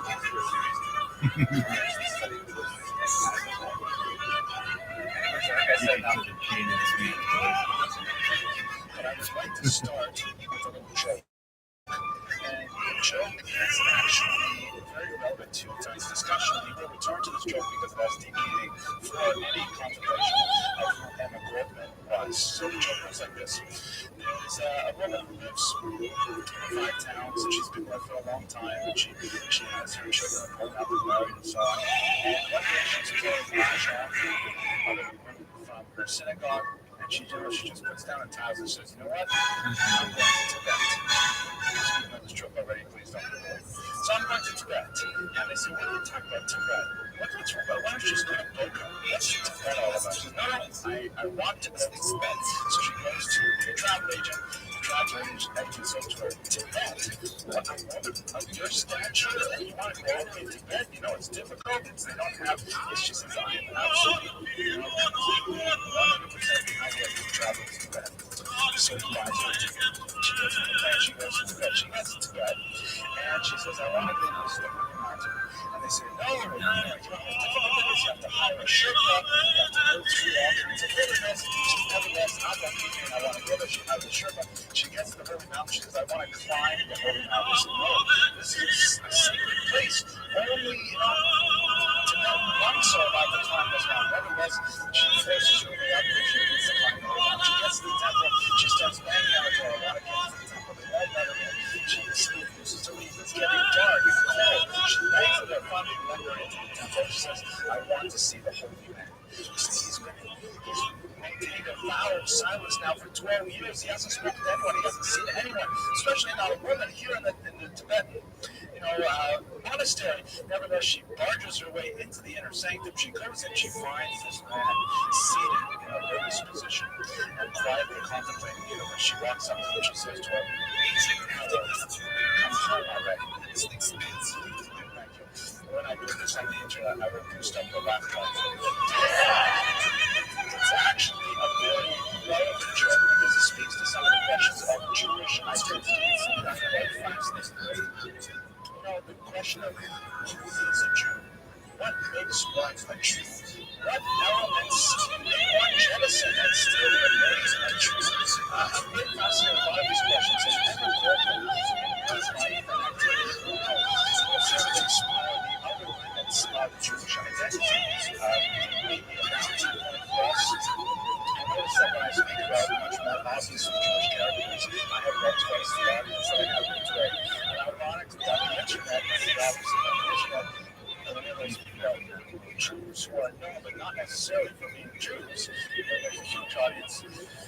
Well, this is going to be Brooklyn. Okay, so there we go. Tonight's lecture is sponsored by the Friends of Jewish History, which means we didn't actually get a name to sponsor for tonight, so we bought the cookies with leftover funds from previous sponsors. If you would like to sponsor a lecture, we would be so happy to put your name up on the screen there. You can have internet internality because we're always associated with because it's also interesting that of all the characters Emma Goldman doesn't get a sponsor when we're lecturing abroad with them. But really, the point of the Friends of Jewish History is to maintain this particular lecture series. The point of this lecture series is to try to increase awareness of the people who do go to the college and try to raise donations for student scholarships specifically. If you visit the website, you'll see all kinds of information there, but the website doesn't take too much time. So, as Emma Goldman, as always, tonight's class is highly dependent. I did no original research. I just relied on a few biographies in particular. Once again, the tremendous Jewish Live series by University Press. Vivian Gornick shown here on the right with this wonderful biography that we've been. I will tell you, by the way, that it's really an all-written biography in a lot of places, especially for the verified spiritual environment of Yale College. I didn't read it on campus. I actually left campus to read certain sections of it. But I will also be sort of skipping over some of the elements of Emma Goldman's background. colorful personal life that is not necessarily germane to the question that we're going to explore.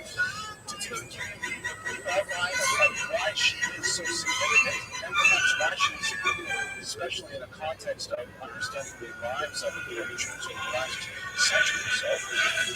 She was born in Kaunas, which is also known to Jews as Kovno, in northern 1869. During that time, we speaking about the last couple of lectures, that time of fathers and sons, tremendous generational change in the younger generation that had a phenomenal impact on how Jews saw themselves and the world around them. She grew up in America to become a fiery orator, extremely militant activist, and a very notorious jail so many times that she got into the habit of always carrying a replica when she would have to spend many hours in a cell.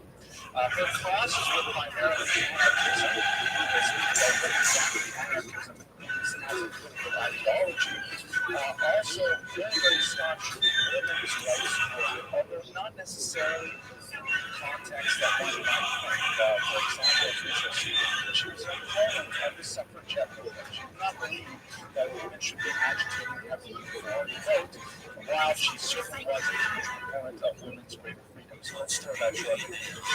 She was not a friend to Judaism in particular, or religion in general. She, along with much of the radical left, criticized religion as a stifling factor and ideology that prevented people's freedoms, and this certainly places her outside of the pale, beyond the pizza, beyond the wall, the rest of the Jewish world, so to speak, but nevertheless, that would be part of our discussion of the boundaries of Jewish identity. She was also critical of Zionism as a national movement. She felt that the direction of the correct definition of society had changed for all ours. So even with these caveats, she was an incredibly important figure in American society, although a controversial one.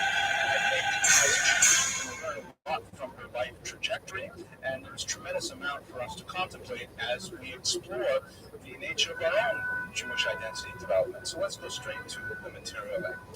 Here's the map I like to use of the Pale of Settlement. You recall that this is the region that since Catherine the Great of the late 18th century, Jews were allowed to live in the former Russian Empire.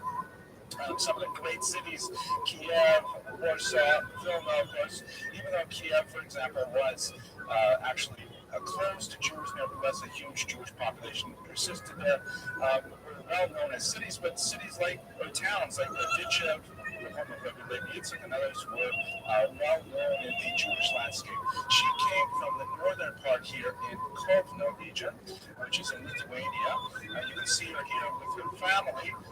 This is Emma standing here. Her mother, Tova, was actually married before and had two daughters from that marriage. Her marriage to Abraham, which is not a happy one, as we shall see shortly, produced several other children, many of whom did not survive infancy. The family, much of our material, she was Emma was a very prolific writer, both in terms of ideological material supporting her various causes, but also as an autobiographer. And she was sought after as a writer in English. Her massive autobiography called My Life actually had to be abridged several times because it went well over 1,000 pages, and the publishers didn't think it would sell quite that well.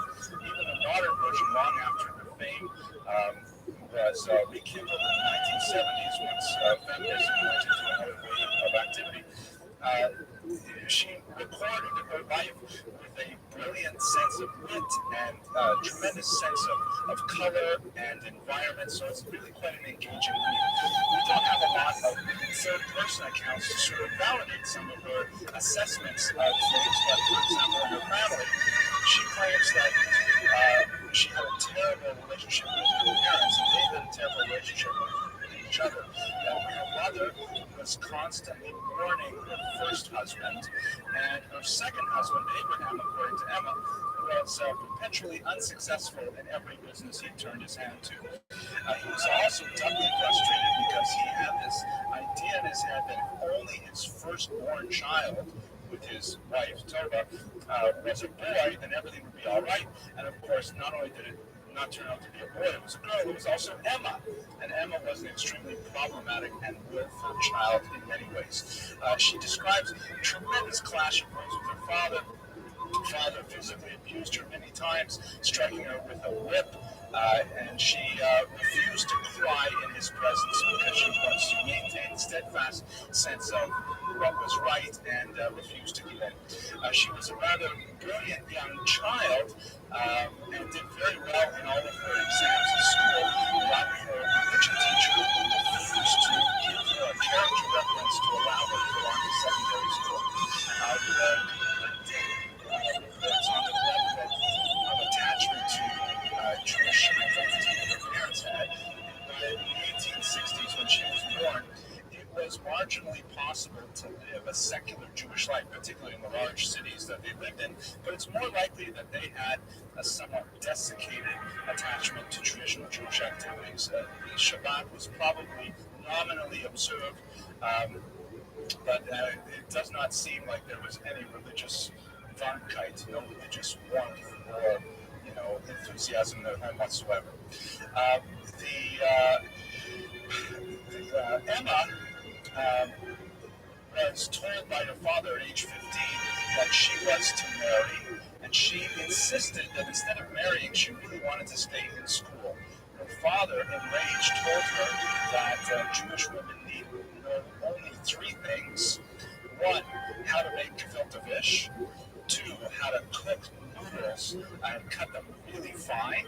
And three, how to provide their husbands with children. And I have to tell you, I'm the father of several daughters. I'm pretty sure that my daughters don't know how to make gefilte fish from scratch. They can probably, boil the raw ones. They can certainly buy a jar, but making it, and cutting noodles fine. I've never seen any of my family members cut noodles. So the only thing that's left is children. Getting a horror. I'm ready for grandchildren. Not quite there yet.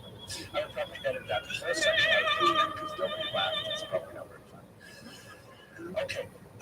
So she was absolutely furious, and she threatened to throw herself into the Yama River and drown herself if her father did not allow her to immigrate entirely from the Russian Empire. He eventually capitulated, and she left to live with her older sister, who at this time was living in upstate New York in Rochester. And that's where she made her American landing. Now, before she got to America, though, she did receive something of an education in Jewish radical politics. So we're going to look at a couple quick versions of this chart. I know you've seen it if you came to the last two lectures, but we will skip past most of the important materials. You'll recall that Jewish politics at the time was really divided along two axes, the socialist versus capitalist axis on the X line, and Zionism versus diaspora on the Y axis. We also have, as we talked about in the Rabbi lecture, a Z axis of religion, but I've eliminated it for simplicity. So radical politics generally refers to everything to the left of center. So we're not going to talk about anything here going on the right, but you'll recall we spoke about Jabotinsky up on the right, and also very few Jewish radicals were also socialists. So everything above this line is not relevant. In reality, Jewish radical politics, normally understood in the Russian Empire, concentrates in this quadrant. The most significant party was the Jewish Workers' Bund, or League, run by a man named Yevin. But this movement received a far more radical training to the left even of the Bund. In particular, she was deeply moved by a crucial novel written in the 1860s called Shchot, What Is to Be Done, written by this man, Nikolai Chernyshevsky. It's a rather bizarre book that describes the travails of a young couple who try to imagine new ways to completely re-envision society. I mean, radically re-envision society. Like one of the heroes, for example, realizing that in order to build a new society, people have to be tougher. He starts doing things like sleeping on nails and eating ground glass mixed into his food, little bit by little bit, in order to toughen up his intestines, which is pretty stupid when you think about it. But that's like the kind of super radicalism, and the book is written. It's not a joke. I mean, Chernyshevsky was, using these as real examples of how people could toughen themselves up for the new reality. It's almost parodic. Is that a word? It's a parody. Paradised.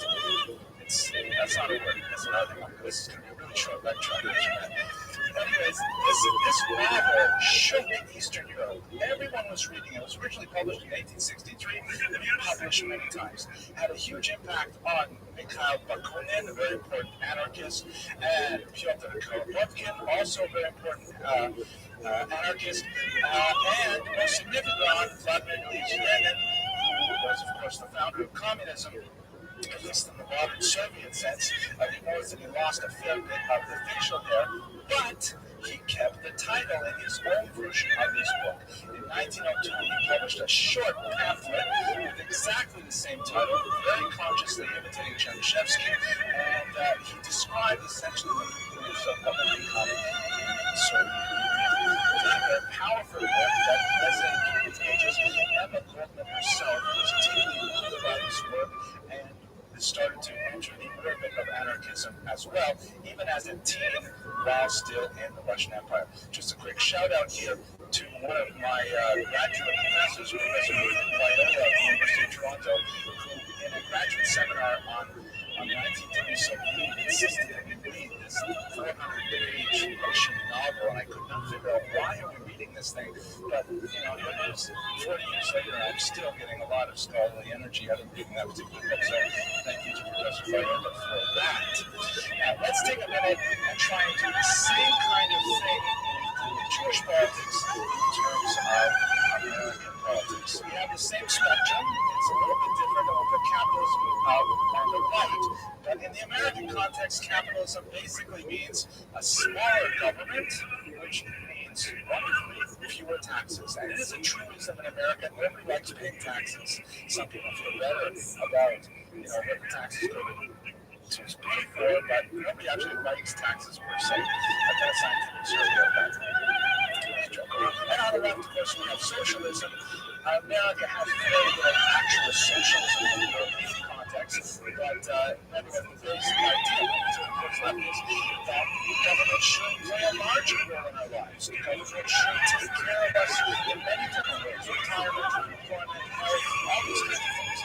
Of course, nothing is free. So therefore, in order to pay for those things, you must charge more taxes. That's a basic binary choice. Smaller government, less government services, but also more personal income. On the left, more government, but more taxes as well.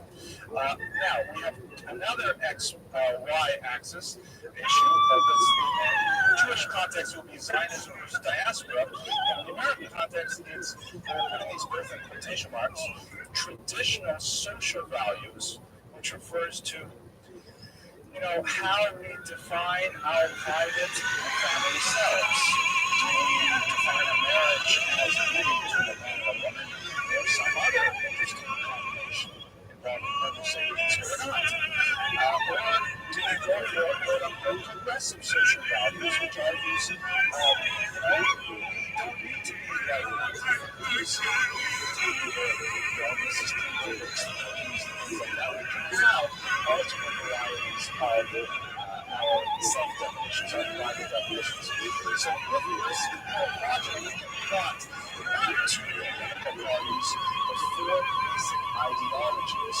And those four basic ideologies imperfectly translate into two basic political parties. Here are the four political ideologies. The first, of course, we recognize conservatives feel that the government should be smaller and therefore fewer taxes. They relegate the things they expect from government to a smaller realm. But they also believe that the government should defend traditional social values. And in fact, they're willing to pay more taxes to have the government police traditional social values. They would create more laws, for example, to restrict reproductive choices because they feel that's a misuse of their money. It's one of the traditional social values, even though the government somewhat advocates to do so. This problem have liberals. Liberals are people who believe, no, the government should have this huge role in our society, and they should tolerate, the government should tolerate whatever basically people are willing to, all kinds of consensual activities should be acceptable in the government schema. Now we have these two other quadrants here, which are less well known. The first, of course, are libertarians, who agree that the government should be smaller, like the conservatives, but they disagree that the conservatives should not be able to mandate a traditional social lifestyle. Libertarians feel government should essentially stay out of people's private lives to a much larger degree. And finally, we have the populists. This turns off their views, but usually means people who believe that the government should be large, should take care of people, the social safety net, welfare, and so on. But the government should also be defending a certain way of life that's associated with a traditional kind of nuclear family. These are the four ideologies that exist in American politics. Where are the anarchists? Well, it's a little confusing, but they occupy two distinct spots. There are anarchists who are absolutely on the radical side of libertarianism, but there are anarchists who feel, on the other hand, that the government has a role to play in creating greater economic equity in society. And so therefore, in anarchism, which as the name implies, anarchy means no government, that's a misnomer. It doesn't mean they want the government totally gone. They just want the government to only do those things that they really want them to do, which sounds pretty much like every political party, but it's a much more limited version of this. Now, once you have this kind of map, where do you think Jews traditionally live? The lower right, conservatives. When I say Jews now, I'm saying all Jews. Everybody says Jews. Upper left liberals.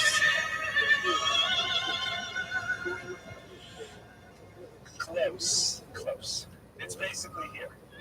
Traditionally, Jewish voting patterns since the 1880s have been largely in the populist region. Now, there are definitely Jews who are at the forefront of liberal movements. That many Jews have that very strong, that they're very visible because they tend to, lead a lot of, they're vocal and they're obvious and they're visible almost. But when Jews actually go to the polls for most of American history in the 20th century, they've been voting in here. They've been believing that, the government should be basically supporting the traditional lifestyle, but they like things like Medicaid and Social Security and things like that. And this is interesting because for most ethnic groups in America, they tend to move from the left to the right within a couple generations of arriving in this country because they get wealthier. Wealth is definitely correlated with the right-hand side, primarily because, well, not exclusively, but primarily because if you pay less taxes, it's better for you, whereas if you're on the left-hand side and you're poorer, then you collect the taxes instead in the form of services.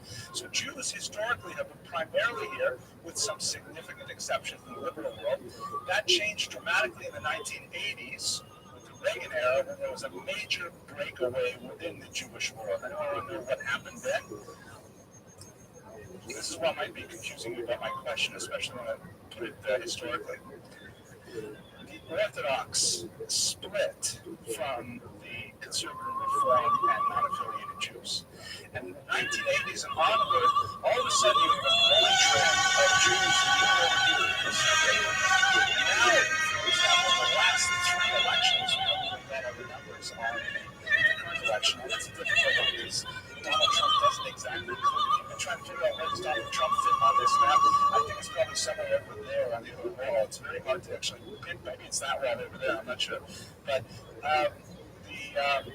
many Orthodox Jews migrated over here to the conservative ideology, leaving behind traditionalist liberal, or I should say liberal, reform conservative Jews in the populist range. And that's why so many Orthodox, in the last two elections, for example, President Obama,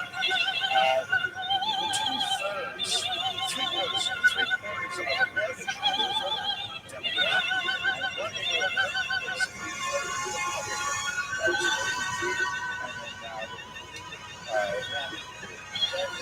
Republican. Orthodox Jews first.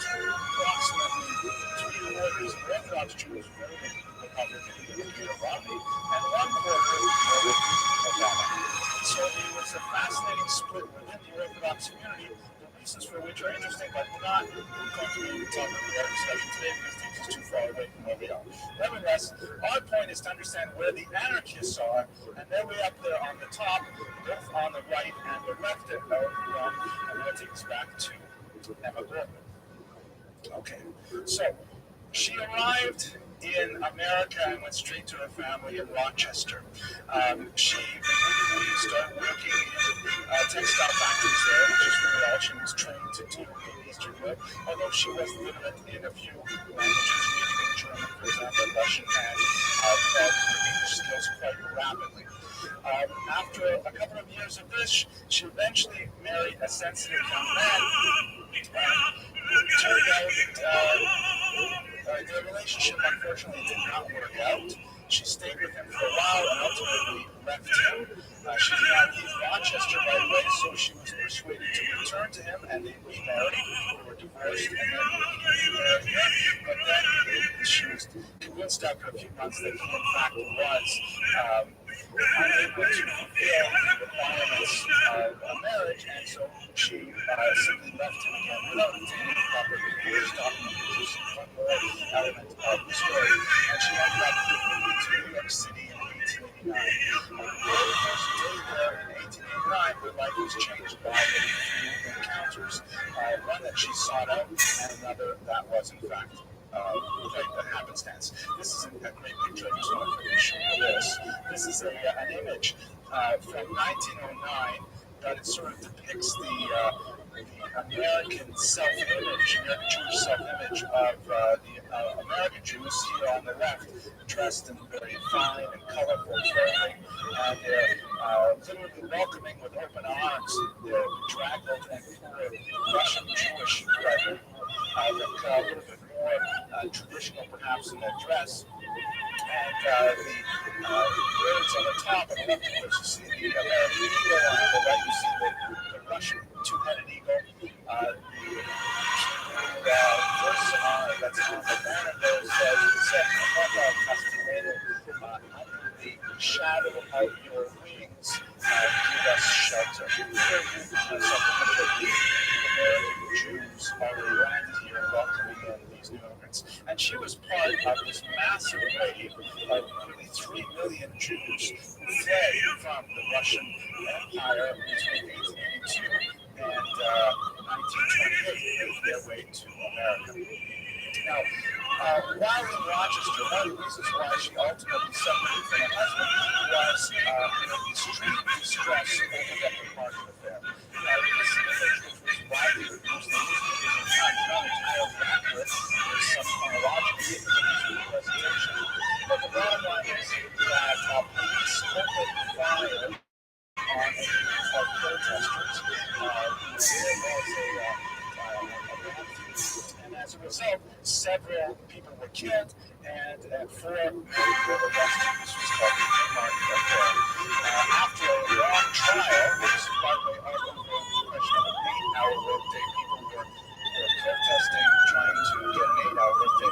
After a year-and-a-half long trial, 4 of the activists of that Haymarket affair were hanged, and Emma Gordon was shattered to her very core. She felt that the reason for their initial protest was entirely just.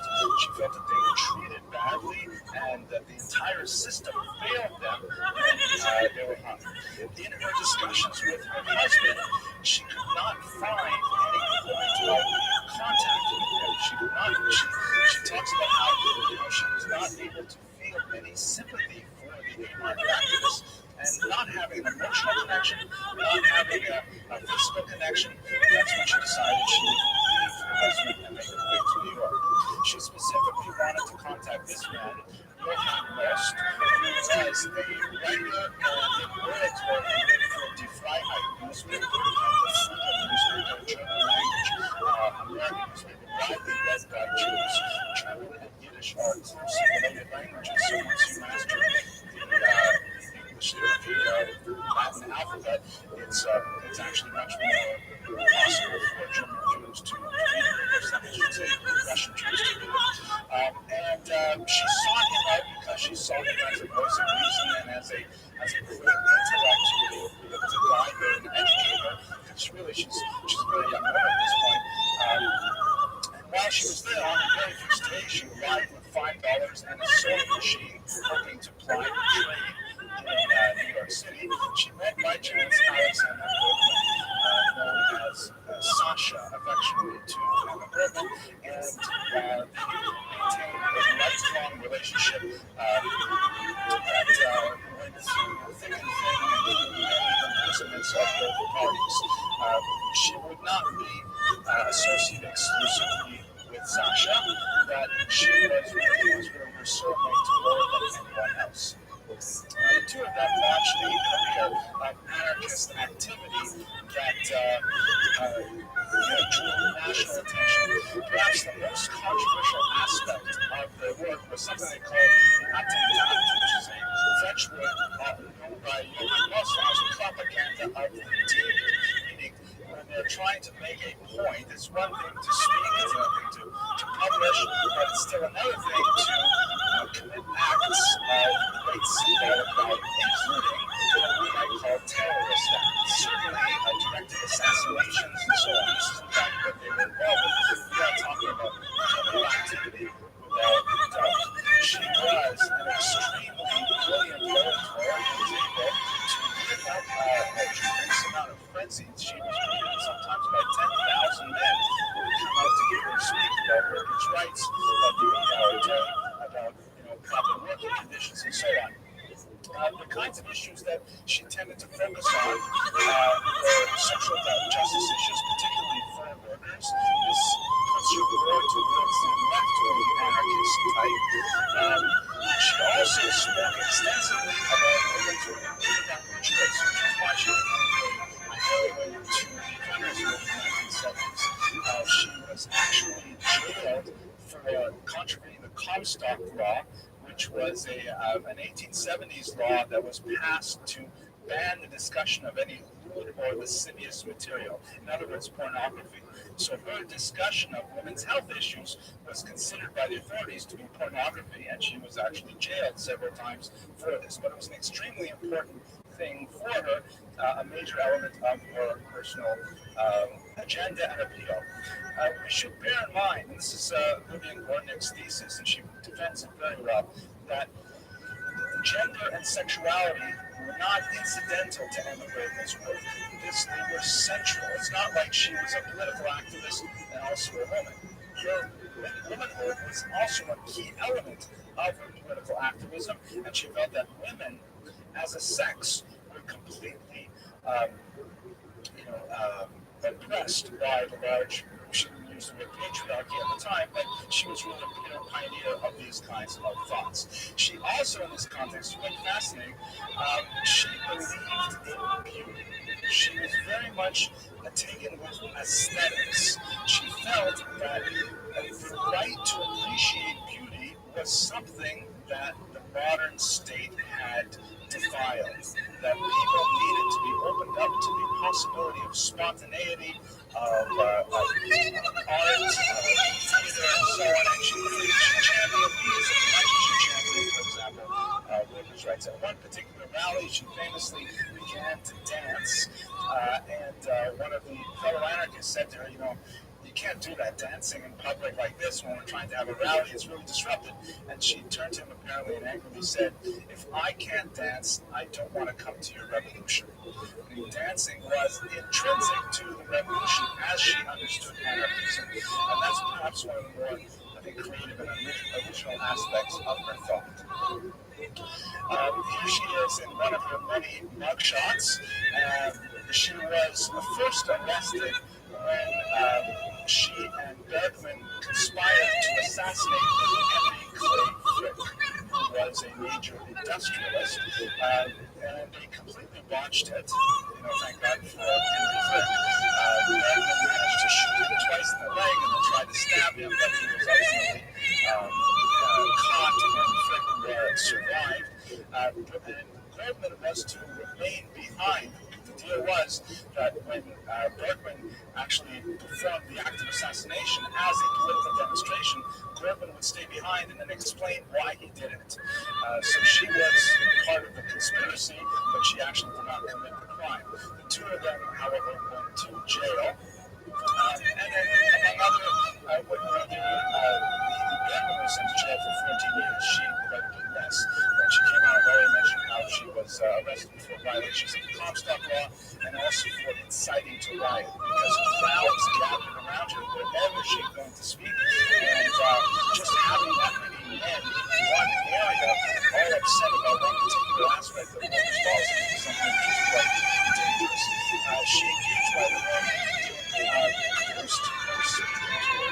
She never married after her first marriage, and she was incapable of having children. So the anarchist revolution was her life, and she spent her entire energies going from city to city with really amazing, powerfully exhausting agenda, speaking in various cities where she drew tremendous crowds. She placed this within the context of pre-distance celebrity status back in the age when newspapers were available. Then, she had carried an aura about her, about this woman. The fact that she was a woman was definitely something that titillated and attracted many other actors. This woman was coming out speaking about radical politics. There was an element of sexuality to her discussions, and so she drew massive crowds to her.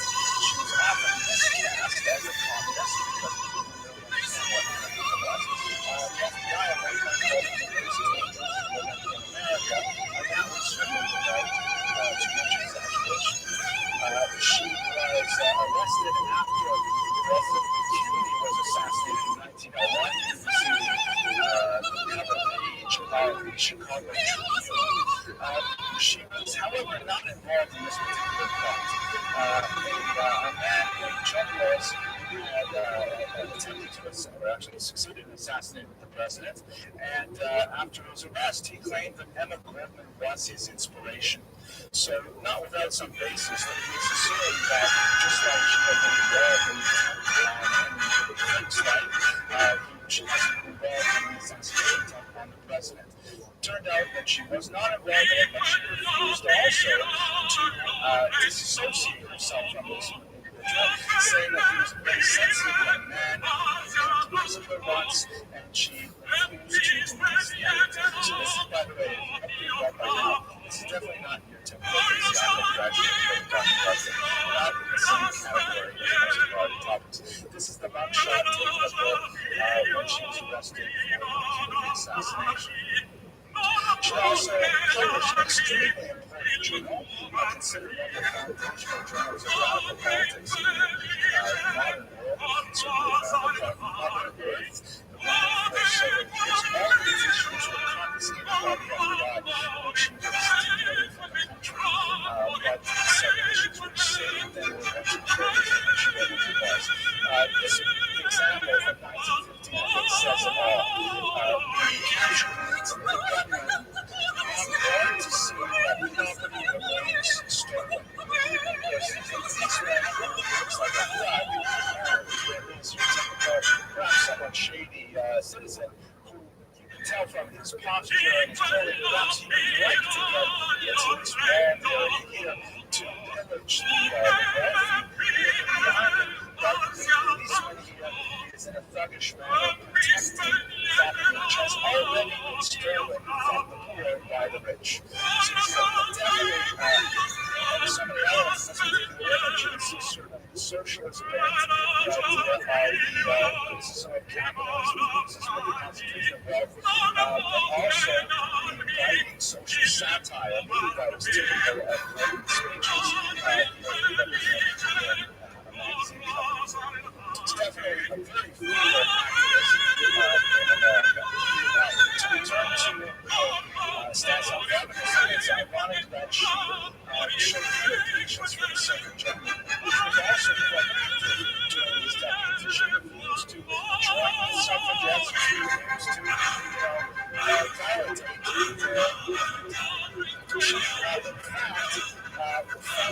and this is in line with traditional principles, she felt that the idea that vote was a black and white, it was a imposition.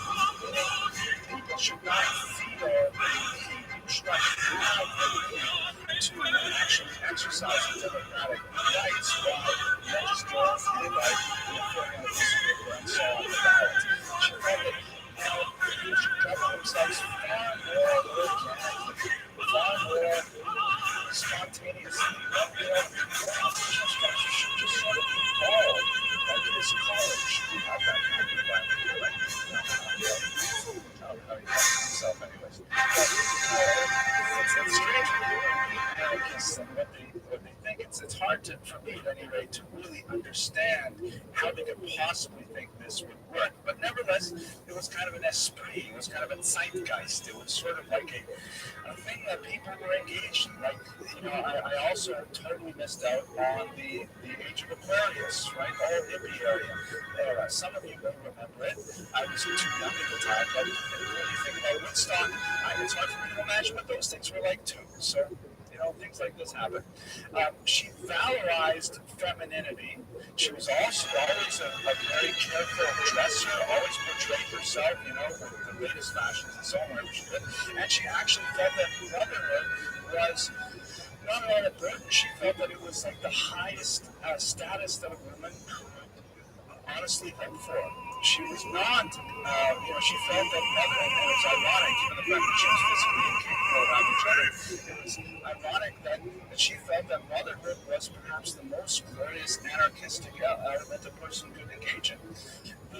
She wrote, the demand for human rights in every location of life was just and fair. Not only she tried to condone arrest for the same way and things like that. However, she wrote, but after all, the most vital right is the right to love and be loved. This is something that was deeply important to her and relates to the idea of the aesthetic and so on. You see her personal love letters with Sasha Berkman, with Reitman and several others that she had relationships with. That being loved was deeply important to her. She felt it was a very feminine aspect of her personality that should be cherished and encouraged, and that was ultimately the goal of anarchism, was to spread love and the development of a loving society. 1917, she spoke out against the Selective Service Act. If love was the highest thing that a person could attain, then certainly hate and war would be its opposite. And so she very much strongly condemned the American conscription law that was imposed in 1917, obviously to gather recruits for World War I. As a result, she was arrested and she was tried for sedition because, after all, she was encouraging young men to desert, to avoid the draft, to not serve in the armed forces.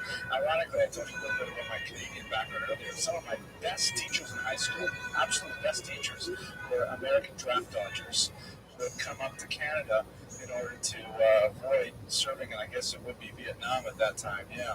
But they were really great, and we drove motorcycles and all kinds of things like that.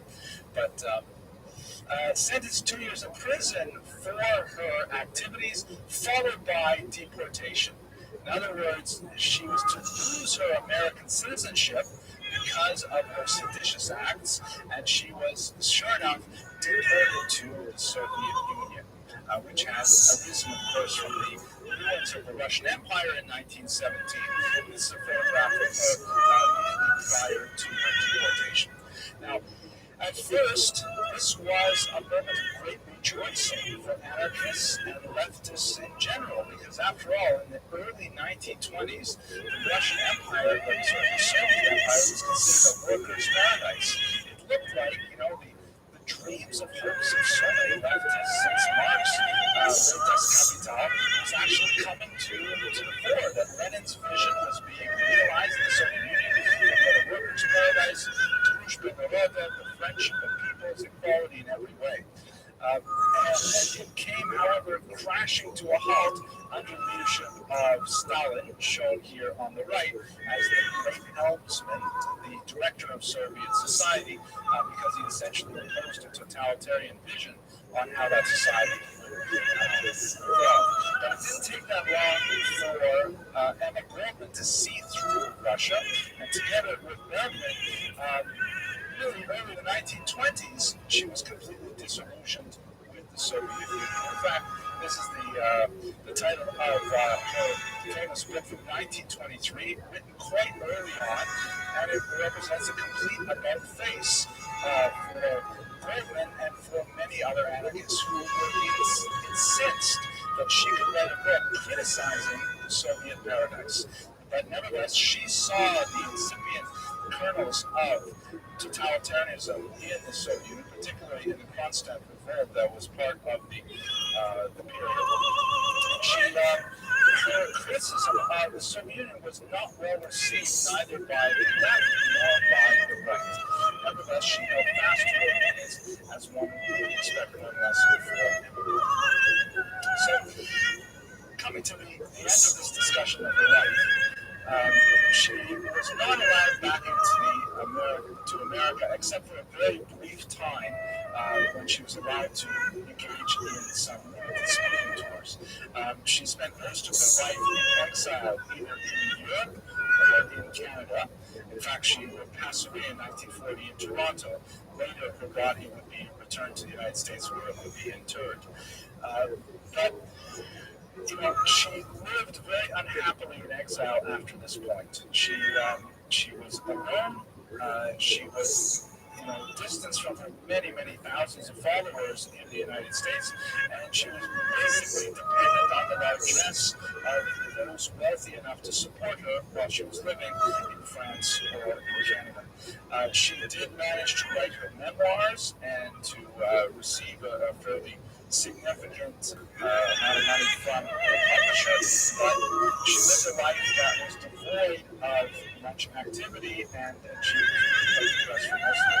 This changed to some degree with the Spanish Civil War of the 1930s, when she once again was caught up in the anti-fascist struggle of the time, but that turned out to be not. I have here a short video clip of her during her brief return. Let me see if I can quickly show you that video clip so you can hear her in her own words. Can I play this? I think so. It's only a couple minutes.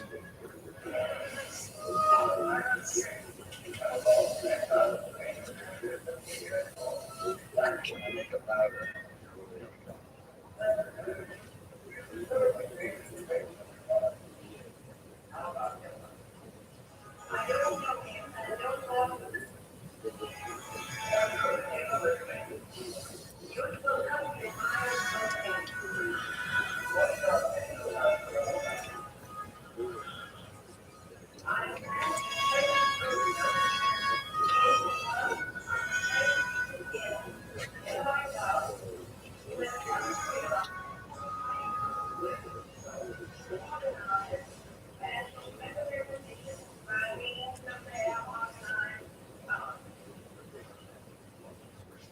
So it's fascinating. The comments she makes on Hitler, she has never met him, and she never wants to. Unfortunately, very nice, minus Mussolini. Roosevelt, she pauses for a second there, because after all, she's so critical of the United States government that has supported her, but at the same time, she's there as a guest at their largesse, and therefore, she very carefully says, well, I don't know Roosevelt thinks, and she says things that she knows. So we can return for a second to the question of Jewish identity politics. In the last 4 minutes, unlike the rest of the talks that we have slated for this evening, almost entirely about Jewish identity community. It's secondary at best that she distances herself from affiliation with the Jewish religion. She distances herself from formal association with many Jewish groups. In fact, she condemned many popular Jewish movements websites. The vast majority of her closest associates were always Jewish. And in this sense, we have to wonder, like, how much of your identity politics was made up of your Jewish worldview? Rothschild that was somehow transformed in a radical context to be expressed in terms of education. Certainly, there are elements of your life which I am sort of trying to augment the values to be sure is the top of that list. But at the same time, we have to admire the tremendous force of character that she represented and the tremendous desire that she had to fundamentally the lives of the society in which she lived. It would take a much deeper dive to try to unearth whatever kernels of Jewish thought may have inspired her, perhaps the Torah and Shua, perhaps the occasional thing that a religious teacher might have taught her. But I think it would be a quixotic enterprise that would require at least a couple of PhD dissertations with a very careful psychoanalysis. I'm fascinated, nevertheless, with the idea that on the boundaries of Jewish identity, we have many figures like Emma Goldman. And like Harold, in our opening joke, we want them to come home as well. We want to understand them as part of the larger body of the Jewish people and its contribution to the world as a whole. Now, I don't want to give a sermon here because I'm not licensed as a rabbi, just as a historian, but I wanted to just say a little bit about Emma Goldman's life, try to understand it, try to place it as much as we could within its Jewish context, and leave the deeper contemplation to all of you. Thank you very much once again for your attention and your indulgence, and I hope I'll see you next week.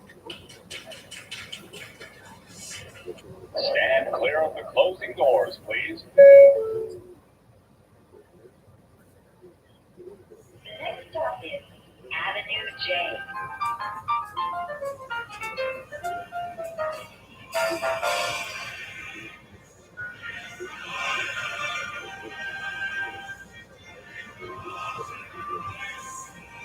Franz Kafka, absolutely fascinating individual. I think you have to be a psychologist of, global proportion to have any kind of understanding insight into his work.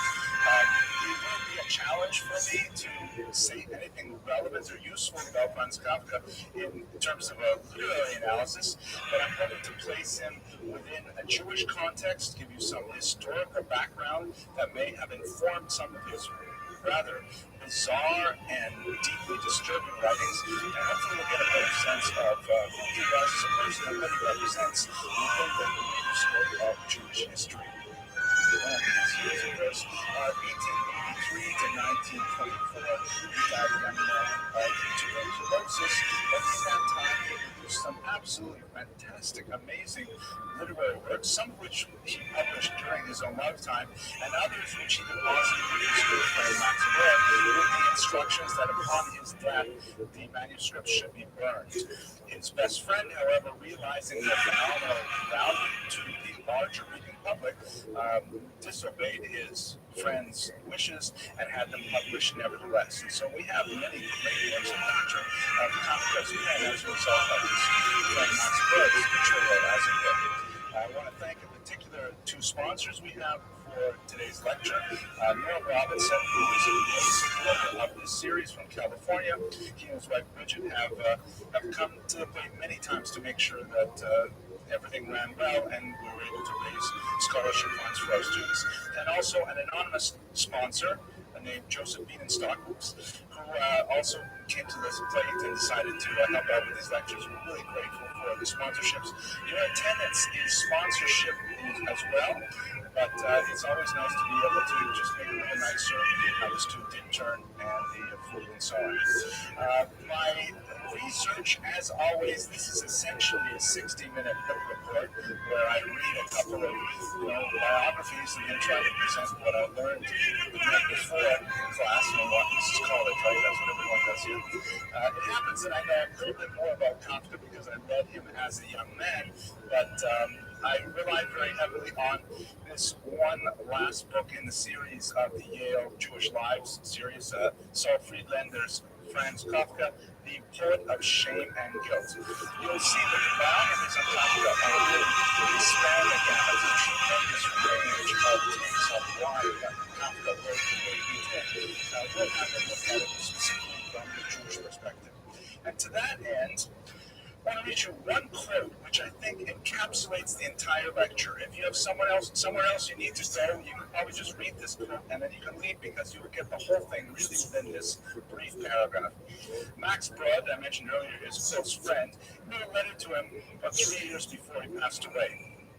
He wrote, most young Jews who wanted to write German, meaning write in the German language, write for a German audience, wanted to leave Jewishness behind them, and their fathers approved of this, but vaguely.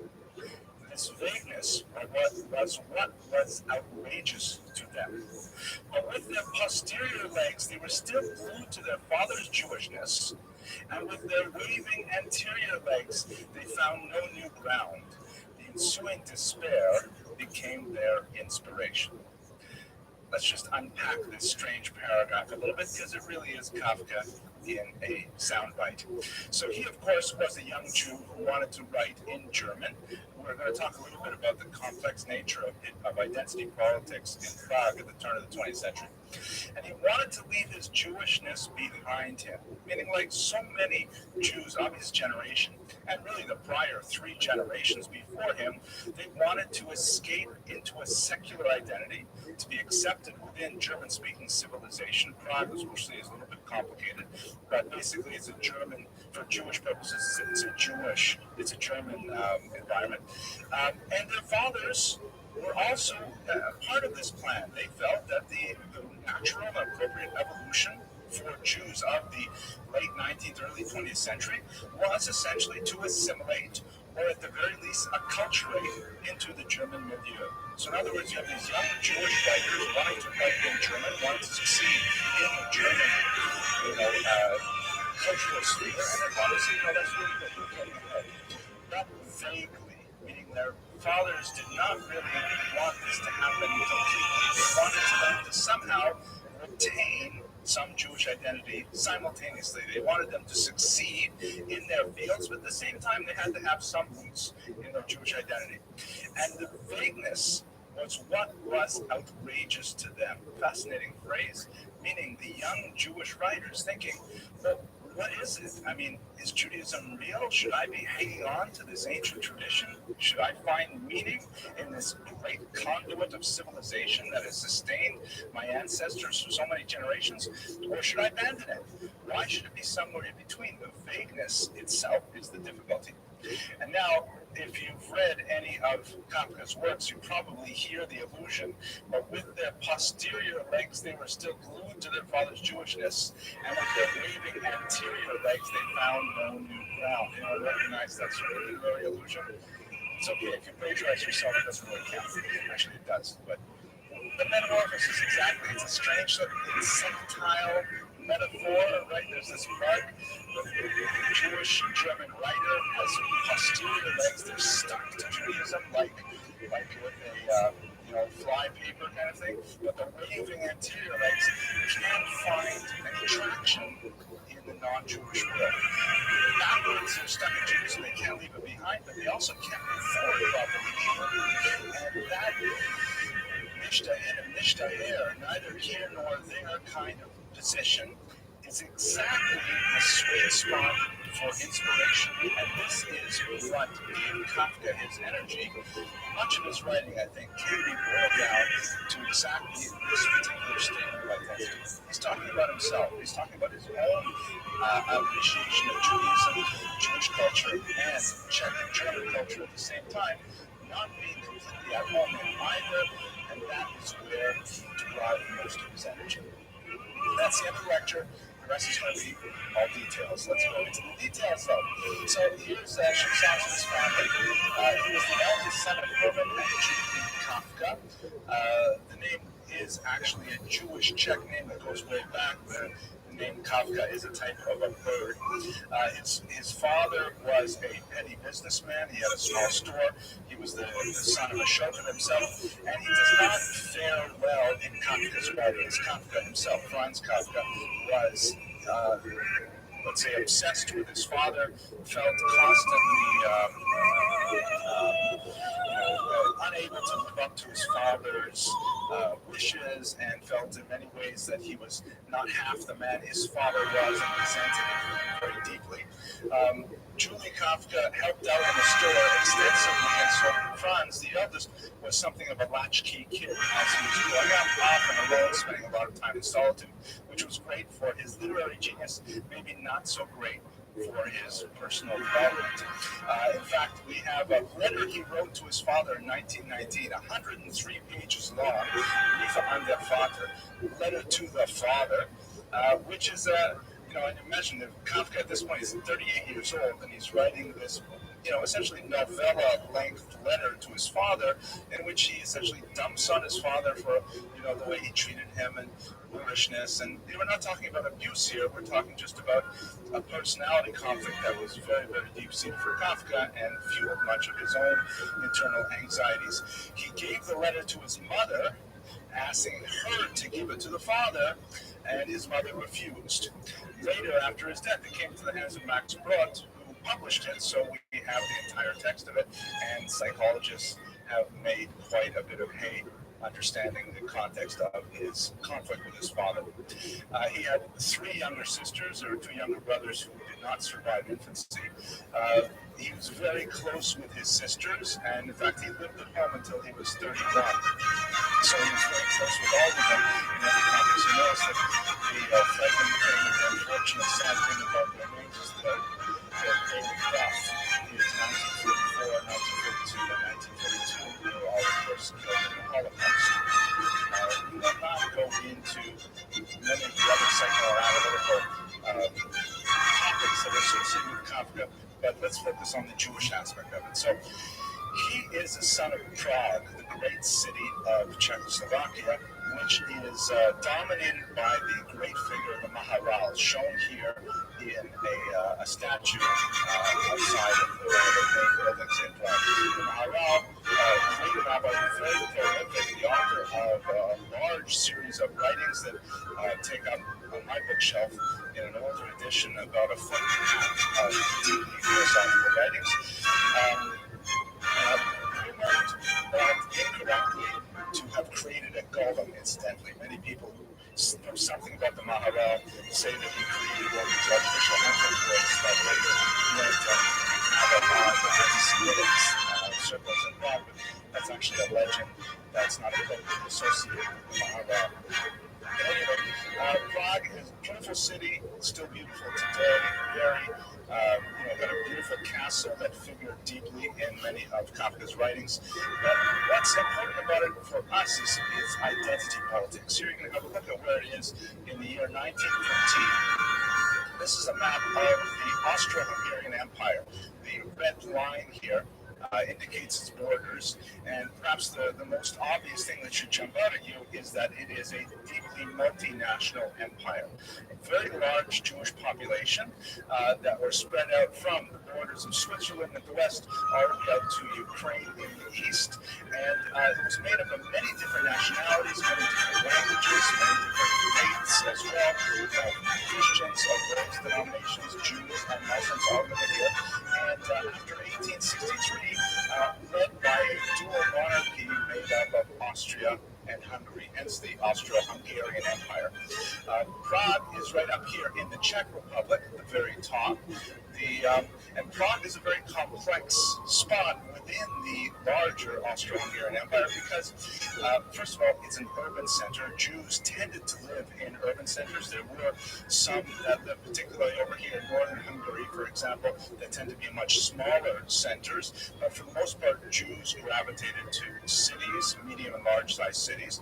About 6% of the population at the turn of the 20th century was Jewish in Prague, which is a little bit lower than many other cities.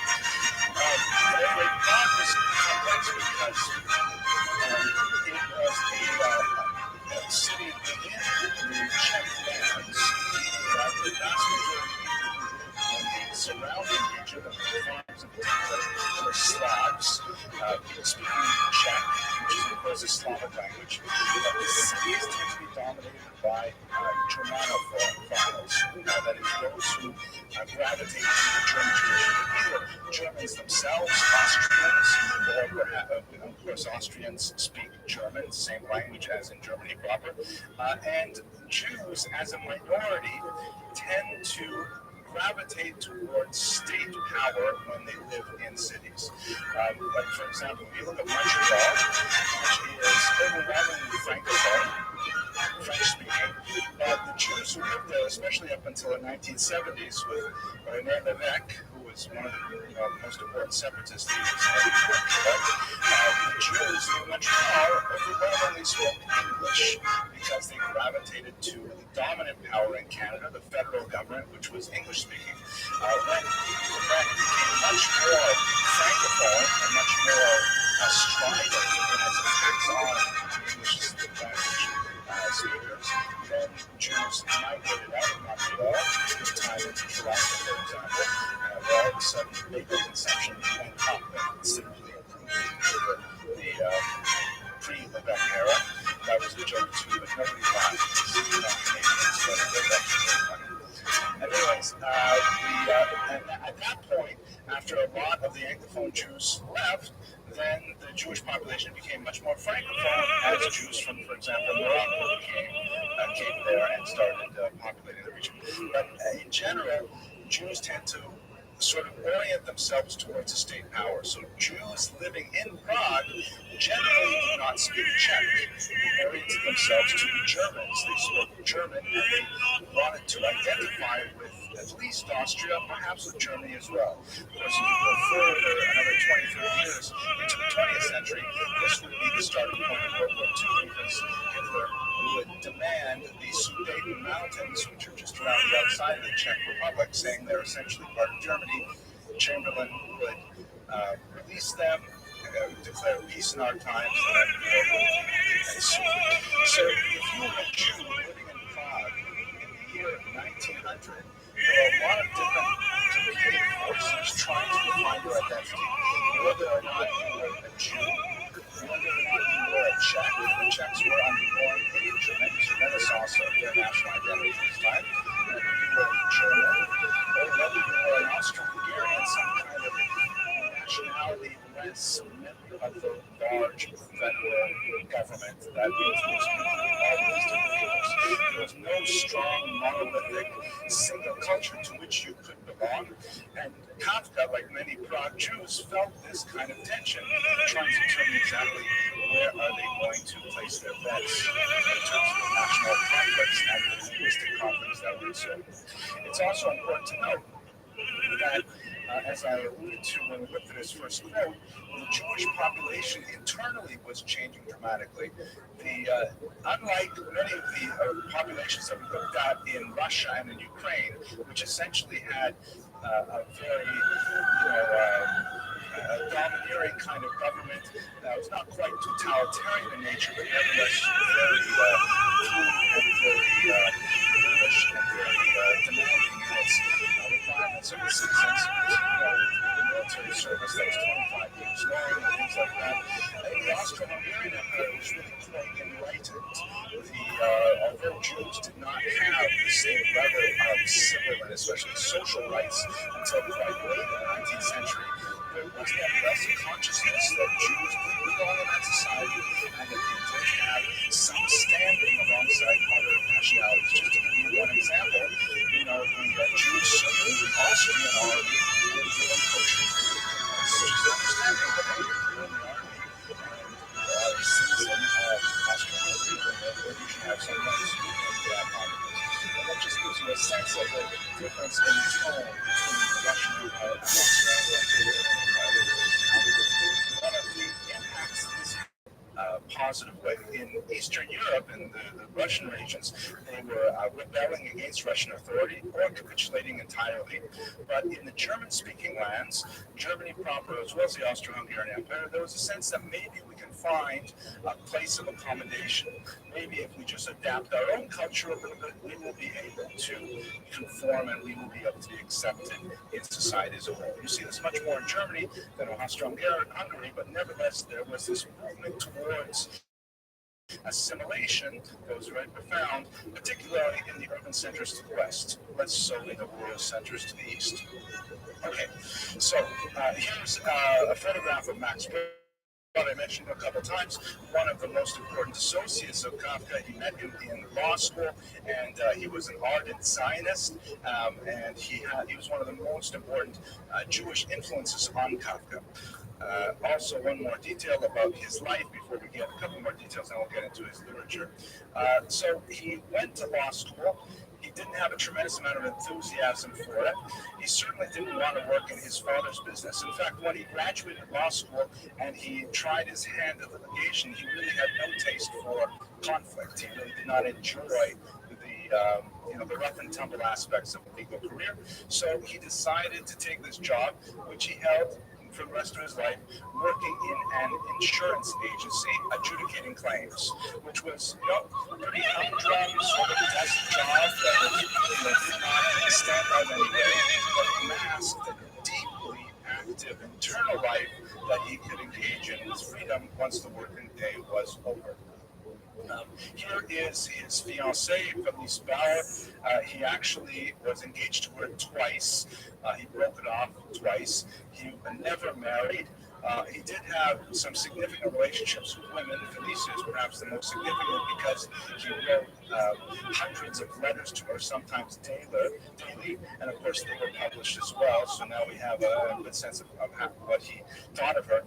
Actually, you add that to his diary, which was also published, and we have really quite a 360-degree view of Franz Kafka and his relationships with women.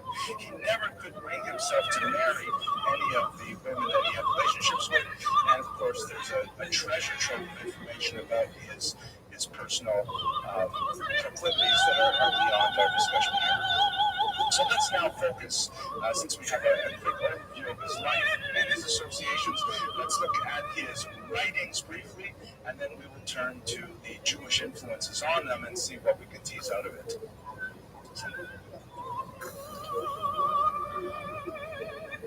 Just before the lecture, we were having a little conversation about the word Kafkaesque. This is, of course, a word that has entered the English language as a result of Franz Kafka's works. The word Kafkaesque tends to mean something which is bizarre, absurd, confusing, strangely cruel and cold, and it really characterizes much of his writings. Now, Franz Kafka was fond of describing these surreal landscapes of the mind in which, people never find out why they're being abused. There's often a lot of pain and torture involved. There's sudden, unexplained death. There are characters that seem to have internal motivation other than pushing forward the grinding wheels of a cruel democracy. It's definitely a very unusual and bizarre kind of writing. I will describe the plots of a couple of these in a second. Usually, Kafkaesque often implies that there's inevitable doom at the end, that somehow things are not going to work out right. There's often a lot of conflict with fathers and sons, with fathers often dragging their sons to death, sometimes to suicide, and it's not hard to read some, family conflict stories into Kafka's works. But they have that kind of incredible power and attraction for the human imagination. You read these stories, and it's very hard to get rid of them. So I'll give you one example here. Perhaps the most famous, well studied in college, is the Metamorphosis, which begins with this unexplained transformation of Gregor Samsa into a huge insect. He simply wakes up one morning and he's a bug, and he doesn't know what to do about it. He tries to communicate with his family, still living in the apartment with him. They are, of course, repulsed by him. They lock him in his room. He spends much of his time listening to his sister play the violin.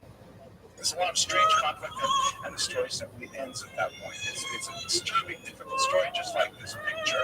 And by the way, this picture is a shout out to one of my friends. He looks much better over here, Michael Kegel. He's, I guess you call him an internet personality. He puts out a lot of videos and things like that. Very smart guy, Rabbi, Dr. Michael Kegel. Went to high school with. He reminds me of Metamorphosis because we read it together way back in the 1980s or 70s, I guess. And the Metamorphosis is deeply disturbing. There's no explanations. Why is he transformed into an insect? And it's told, by the way, from the insect's perspective. He never seems to wonder deeply why I am an insect, but he worries about how he will relate to his sister, how he will relate to his parents, and how the furniture is cramping him in his room. They have to take out the furniture to make it possible for him to run around the room, all kinds of things like this. Very difficult, disturbing stories. Nothing obviously Jewish about them, but as I think we shall see, there are some deeply Jewish elements that run through much of his writings. Another book, one that's my favorite in many ways, is The Trial, in which a character named K, of course, it's hard not to connect K to Kafka, finds out that he has been arrested, that he is arrested for a crime. And no one can explain to him exactly what his crime was, who is accusing him, what is the punishment, and it's all this lead up to a massive trial, and the entire novel is, him worrying about why am I on trial, what did I do, who is this accusing me, what's the basis of the accusations, and it's just set in this kind of like nightmarish kind of scenario, suspended in a universe that has no center of gravity to it. Very, very difficult kind of writing. Really great for undergraduates in their 20s, I think, who are, amazed by those things. But when you get older, I think it's very tedious. My wife would actually hate reading Kafka.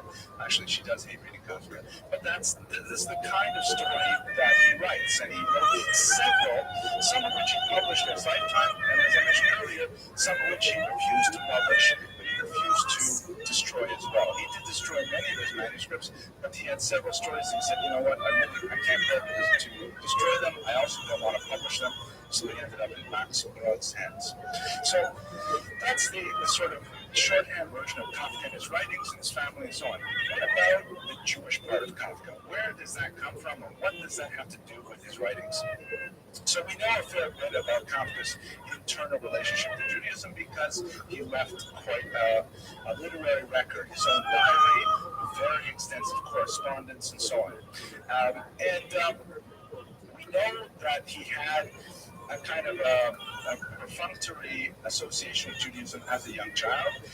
He did have a bar mitzvah, which he felt was a singularly meaningless act in which he just memorized some things to say, and he went to the synagogue that his father went to 4 times a year, and he recited that which he had memorized, and then he moved on with his Jewish life, which was really quite tenuous, to say the best. But as an adult, he encountered first the Yiddish theater, and he was quite amazed by it. And I think, and this is just me and my amateur literary sensibility speaking here, I think what probably amazed him about the Jewish theater, the Yiddish theater, was the fact that there was a dynamic, living tradition that he encountered that was far different from his bourgeois association of Judaism as being something dead that his father basically paid lip service to. The idea that these were young people who could get together and could put on a play in Yiddish, a language which you realize at the turn of the 20th century, Yiddish had barely been considered by Jews as a real language. The spelling had not been standardized until about 20 years earlier.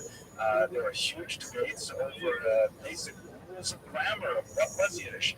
My own grandmother, who I mentioned twice already, she never used the word Yiddish to describe Yiddish. She used the word Jewish. You speak Jewish, which of course Yiddish is the translation of it for Jewish.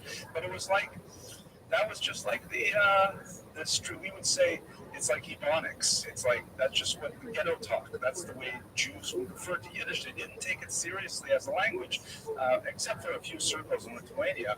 And there were very, very few literary works that they could really stand on saying this is the literary tradition. So to see people using this kind of, jargon as the basis of a living piece of theater was something that impressed him deeply. He had a brief and powerful flirtation with Jewish literature. He read Gretz intensely. Heinrich Gretz, very important 19th century historian, who was one of the first to really write in German a heroic encyclopedic history of the Jews that portrayed the Jews in a positive light, as opposed to Christian histories, which essentially tended to talk about post-biblical Judaism as a kind of an accident in history that had no real basis in historical validity, and it was doomed to eventually simply fade away.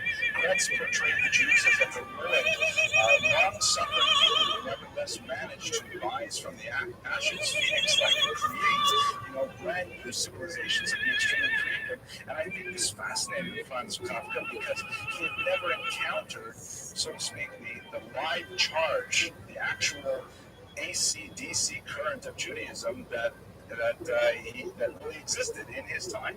And he went from there to explore many, many other sources of Judaism. He became quite an ardent Zionist for a while, even toyed with the idea of traveling to Israel himself. He once wrote in one of his letters that if he did not leave for Israel himself, he would at least have traced the route on the map many times with his finger. Meaning he contemplated heavily, wondered if he should throw his lot in with these young Zionist pioneers. In fact, really, that's the question. Where would he grow his identity? He had seen with his own eyes this bourgeois assimilated background, which did not take anything Jewish very seriously at all. And all of a sudden, as a young man, he started to encounter people who took Judaism with great seriousness. One of his friends became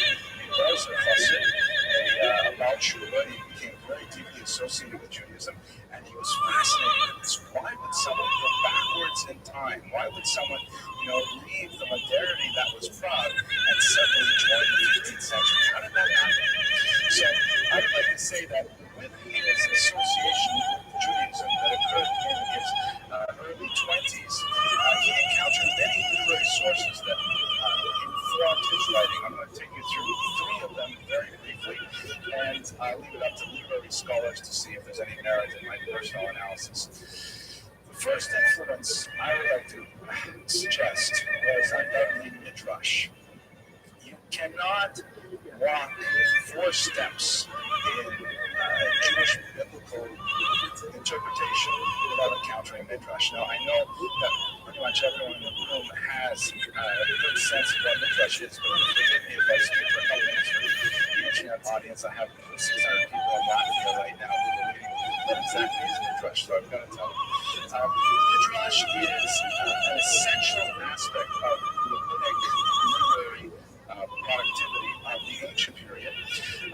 According to Orthodox theology, Midrash comes from Sinai, meaning it has the same kind of authority as the biblical text. It does not have the same authority in terms of how it is read, however. Meaning the rules of hermeneutics are quite different from Midrash than it is for biblical text. For example, as a Midrash does not necessarily point to direct and clear conclusion. I'll give you one example that I just read this morning, for example. So this week is Parshas Toldos. We're reading about the deception of Isaac by his son Jacob. And in the context of describing the relationship between the father Isaac and his 2 sons Jacob and Esau, the verse says that Isaac loved Esau because game was in his mouth. Game meaning not like he's got game like white guys playing basketball, but game like birds that you shoot and eat.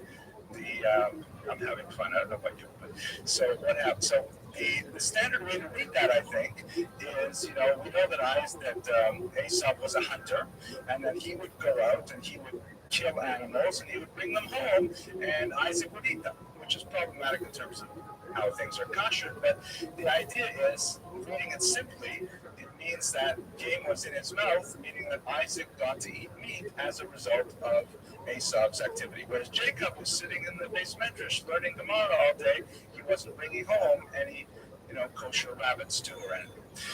But Rashi quotes a midrash that says, wait a second, you assume too much with the pronouns here. Game was in his mouth does not refer to hunted food that was in Isaac's mouth.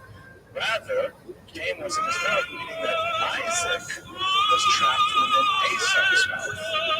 For Isaac loved Esau, for he was game in his mouth. Meaning that Esau had completely fooled his father Esau into thinking that he was a very special and honorable person, not the case. And Isaac was helpless before him, like a rabbit in the jaws of a hunting dog. So that one little midrash that simply points out the ambiguity of the pronoun who was in whose mouth is higher than the Torah. Interesting, left and right. Some of them, however, are much more enigmatic and difficult to understand. For example, one that my good friend Rabbi Trump spoke about in one of his classes recently, which is on the web. Maybe I'll put a little link to it here. The Medrash says, speaking about Abraham, that, and this is a very Kafkaesque Medrash, by the way, Abraham was walking along the way, and he saw a palace on fire. And he said to himself, wow, this palace must be ownerless, right? Like, let the palace go on fire. And the owner of the palace sticks his head out the window and says, no, this is my palace. And that's the end of the Medrash. It goes on to connect it to say this is referring to Abraham's discovery of God. But the problematic thing is, why is the palace owner staying in the palace if it's on fire? Why is the palace owner not asking Abraham, hey, put out the fire? What's happening in the story? Why is it on fire? It's a very, very complicated, difficult midrash, which Rabbi Trump, following Rabbi Sachs, says it's the unstated material in the midrash is what's important. That really, the owner of the palace is saying to Abraham, I am the owner of this palace, I'm completely aware it's on fire, and the reason it's on fire is because I want you to act on putting it out. Similarly, the midrash is that God has left us in an environment that is imperfect, where there is cruelty and there is inhumanity, and our obligation is not to simply observe it, but to interact with it and to try to put out the fires, so to speak. Very appropriate, I think, in the context of what's going on in Israel today, for what is wise out of it. But these kinds of midrashim, this difficult way of teasing out meaning in the biblical text is essentially Jewish. It's been the Jewish way of studying the Bible for thousands of years, literally. Kafka certainly came across this, and in many ways, his stories are sort of twisted, midrashim. They're strange, enigmatic. They end up badly, unlike the midrashim that often end up very positively. But I'm sure that this literary influence was heavy in his mind. Okay, that's number one. Number two, Zionism. Like I mentioned in the context of the theater, I think just the audacity that the Jews would want to pick up and create a new national homeland in the ancient territory of Israel, that is such a shattering kind of idea. We, thank God, we've lived with it for 70 odd years. So for us, it's like, well, of course, there is Israel. But to put yourself back even just 110 odd years to the turn of the 20th century, to try to imagine what it must have been like for people to suggest that the Jews, who are a minority everywhere, decided to go back and retake a territory that they had lost 2,000 years ago. It's astounding. It's hard even to imagine such a thing. But people were serious about it. It was a very, very powerful movement. It swept up Jews all over Europe, and it engendered tremendous change. And Kafka, encountering Zionism as a living, breathing force, certainly had a strong impact on this. We know this from his diaries. But I believe that this channel of meaning, this huge conduit or river of energy, is something that affected him. But if you recall, I think that Kafka was scared to step into these rivers. I think that he was fascinated with them, but I think he also felt that he would be drowned in them. He would be overwhelmed by the tremendous surge of meaning that these things would impose on him. That if he were, for example, to become completely engrossed in biblical study, what would that say about the relatively comfortable and, placid pedestrian life that he had created in the insurance industry? All of a sudden, would it demand changes of his own lifestyle that he was not necessarily ready to impose on himself? He also harbored a tremendous degree of self-doubt and even self-disgust. His diaries are filled with all kinds of passages about his disgust with his own personality, his own body in particular, his sexuality, and the idea of connecting himself to a source of meaning as powerful as ancient Judaism or Zionism was something that threatened him deeply, and he was terrified of it. Finally, the last influence I think is very significant would be Hasidism in particular. Hasidism was enjoying an interesting renaissance in the 20s and 30s in particular. It was the biggest in his time, but nonetheless the roots were there when he was becoming more engaged in Jewish things. Martin Buber, of course, wrote this famous collection of tales of Hasidism around this time. And Hasidism was discovered by assimilated Westernized Jews as a source of tremendous poetry and meaning that could be actually applied within the Western context. We did not view the Hasidism, the Hasidim, as kind of backward peasant type Jews. Rather, they were actually somehow holding on to truths which were inaccessible to the Western mind. In particular, Nachman of Breslov was a huge influence on Kafka. It's according to a friend of mine who did some research on this area. I didn't actually have a chance to run it down myself. But Nachman of Breslov certainly makes a lot of sense. Nachman of Breslov was one of the most enigmatic Hasidic leaders of the 19th century. He was also fairly prolific, at least in the stories that were reported by his major disciples. And these stories often have, if we use the term anachronistically, a Kafkaesque kind of element. So, a couple of examples. You can see the Kafka echoes in a famous story of Nachman of Breslov about the prince who thought he was a rooster. So it's a famous story that basically goes like this. There's this prince who thinks he is a rooster, and he spends all his day naked on the floor, picking up some corn or whatever he can to eat. His king, the father, his father the king, by the way, in the rest of that story is the king is usually a metaphor for God, is distraught and has no idea what to do. So he calls all kinds of doctors, and no one can cure his son who thinks he is a rooster. Finally, this one sage comes, and the sage says, the rabbi says, I can cure him. So the king says, really? He says, yeah, the only thing is you have to do whatever I say. The king says, I don't need to cure my son. So immediately the rabbi takes off all his clothes and goes under the table with the son. And the prince looks at the rabbi and says to him, what do you do? He says, what do you mean, what am I doing here? What are you doing here? He says, well, I'm a rooster. I'm eating, crumbs off the floor. And he says, I'm also a rooster. I'm also eating crumbs off the floor. So the prince accepts that. Then the rabbi signals to one of his attendants who throws him a pair of pants, and he puts on the pants. And the prince says to him, what are you doing? He says, what do you mean, what am I doing? I'm putting on pants. And the prince says, but you're a rooster. And the rabbi says, you think a rooster can't wear pants? Look, I can wear pants. So the prince looks at him and says, I guess so. And then he calls for a pair of pants. He puts on a pair of pants. And this goes on until eventually the prince is sitting at the table, fully dressed and behaving like a prince in every way. So that's a Breslov story. It ends there. And of course, you wonder, well, what happened here? Was the prince actually cured, or did the prince simply learn to adopt those behaviors that would be considered socially acceptable? Nachman of Breslov does not give you that answer, but nevertheless, it's got that kind of Kafkaesque feel. It's got that bizarre element to it.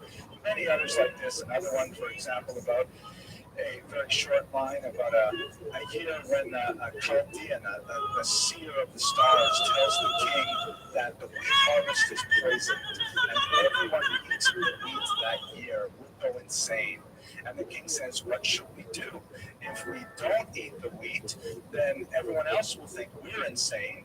But if we eat the wheat, then we'll be insane too. So the Chaldean says, don't worry, I'll mark your head and mine with ashes, and then we will eat the wheat. It's true we will go insane, but this we will know that each of us is insane. Bizarre kind of story. I think also very complex. If you read Rabbi movie stories, they're also read like Franz Kafka, right? Because they have that kind of strange, enigmatic, where are they going kind of stories. Many of these kinds. So I would argue that these three elements, his encounter with Midrash, his encounter with Zionism as a monopolitical force, and his encounter with Hasidism, particularly the stories of Rabbi Nachman of Breslov, really find their voice in Kafka's own writings. Now, so taken all together, like last week we spoke about Anna Goldman. I have to say, I found that a very difficult lecture because, I was excited to learn about her life. Her story was in the history of the reading all year, and she's a crusader for women's rights and social justice and things like that. But by the time I finished my research and by the time I finished the lecture, I felt like, wow, that was kind of like unsatisfying. It didn't have like an uplifting feeling to it. I didn't feel like I got anywhere as a result of it in terms of my own Jewishness. But with Franz Kafka, I think there's something very different here. With Franz Kafka, even though he himself remained a secular Jew, in many ways he was, he viewed certain aspects of Judaism very negatively. Nevertheless, I can find a point of contact with him in my own personal, journey into Judaism. And I can understand where he's coming from. I understand the idea of, not feeling at home in any culture. Feeling so cosmopolitan that I don't have roots in, this culture, that culture, this language, that language, even English, my mother tongue. Why is it my mother tongue? And sometimes I read books in Hebrew and I think, will my great-grandchildren be able to read anything I publish in my own language? Want to read anything I publish in my own language? This is fun for me. Thank you for, therapeutic moments. But Kafka's alienation from Judaism creates kind of like a magnetic dynamic where he's drawn to Judaism, repelled by it at the same time, wants to get drawn into the orbit of Judaism, at the same time wants to maintain his own trajectory. And that huge tension between wanting to be absorbed within Judaism and at the same time wanting to maintain his own way of thinking about things is really what generated a huge amount of energy that was ultimately expressed in his literary works. So I think reading Kafka, even though it's painful, it's sometimes very difficult. Especially with the short stories, those things we look at even in the trial of the Holy Moses. But reading them again, thinking about the Jewish tradition, I believe will generate positive and powerful insights into the nature of Jewish identity in the modern world. And with that, we have to conclude with his death. He contracted tuberculosis in 1917. He broke off his engagement with Felice in large part because he saw that at the time this, of course, was an incurable disease, and ultimately he passed in 1924. But his legacy, is phenomenal. He is a truly original writer. There's no one at all like Kafka in the Western canon of literature. He had a huge impact on all post-war writers, to be sure, because of that ambiguity and of the lack of meaning, or the desire for meaning with the lack of it present at the same time. So he's had really a phenomenal impact on thinkers for the last century. With that, I want to thank you again for your attention and your endurance. You've really been great to talk to. I've learned a lot about myself in this psychoanalytic session. Thank you very much for coming.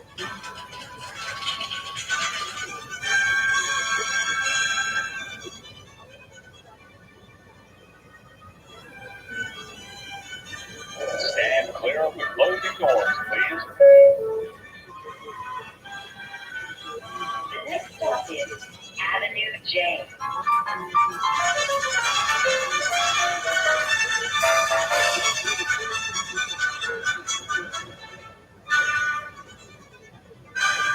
everyone. Thank you for coming. I'm especially grateful to you here today because it became clear as I was doing research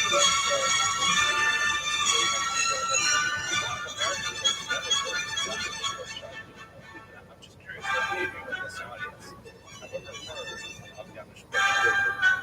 So for everyone in Latvia, I think we're looking at about 10 to 15% of the audience is from Yamish Porkchop, which is amazing because it's such a phenomenal story that goes along with his life. And I'm really grateful to be the one to give so many encouragement back to this inspirational.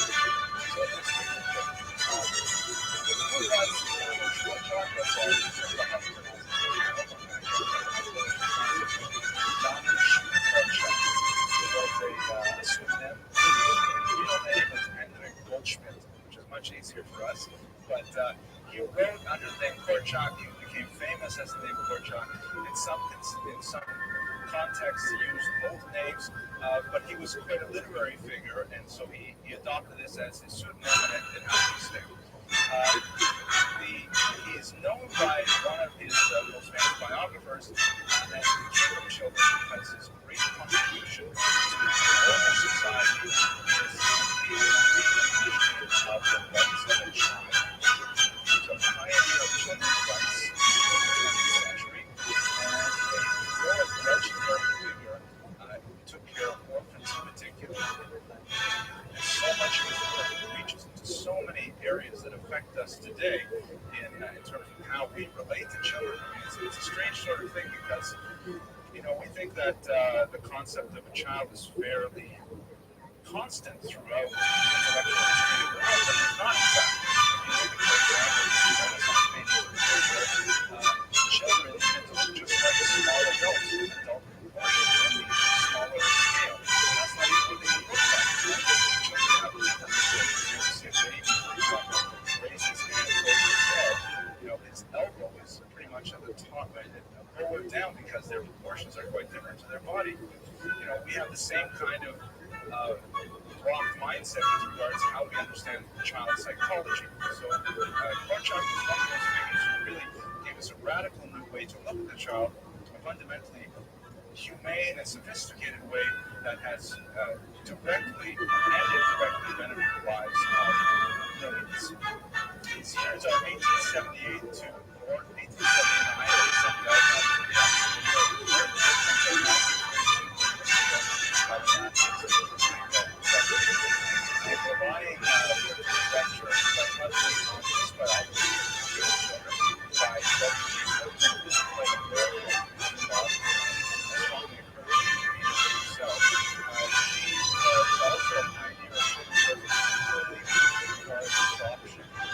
She titled her own memoir Twice Born, and it was a story of her search for her own birth mother and the kind of innovations and the kind of promotion that she put forth towards the rights of adopted children has changed much legislation in this country and elsewhere to release information about adopted mothers to their children as adults. So, and by the way, her husband is also a very famous historian, Jay Lifton, who wrote some important works on the Holocaust. She researched this book while she was traveling with her husband doing his own primary research as well.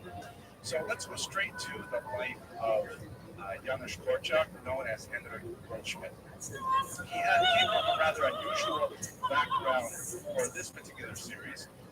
He came from an upper middle class Polish Jewish family, member of the intelligentsia, which is a class that you find in Eastern Europe that refers to people who are literati, professionals, often doctors, lawyers, and so on.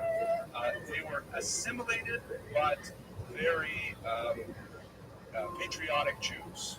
His father and his uncle wrote regularly about Jewish causes, about Zionism, about Polish Jewish patriotism, although they were not themselves religiously observant. His father was a lawyer and quite active in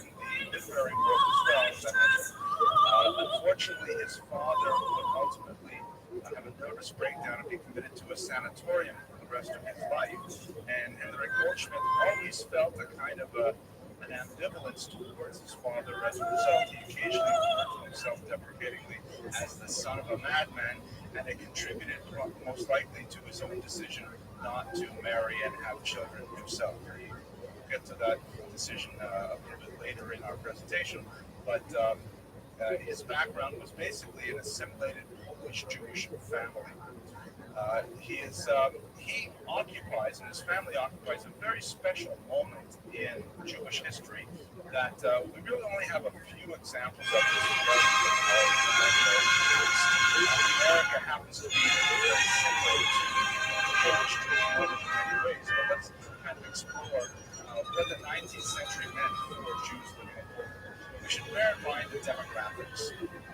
Poland, of course, is home to Jews for about 1,000 years. Major immigration of Jews starts in the 14th and 15th centuries, although there have been Jews living there quite a bit longer than that. As Jews are kind of forced out of Western Europe by colonial anti-Semitism, Jews are invited to Poland by the local lords and by the kings who saw the Jews as economic development. Jews were often minting coins and very active in peace swapping, things like that. So there's a massive number of Jews in Poland, and we're not really penetrating into Russia because Russia had an anti-Jewish position from the 15th century that made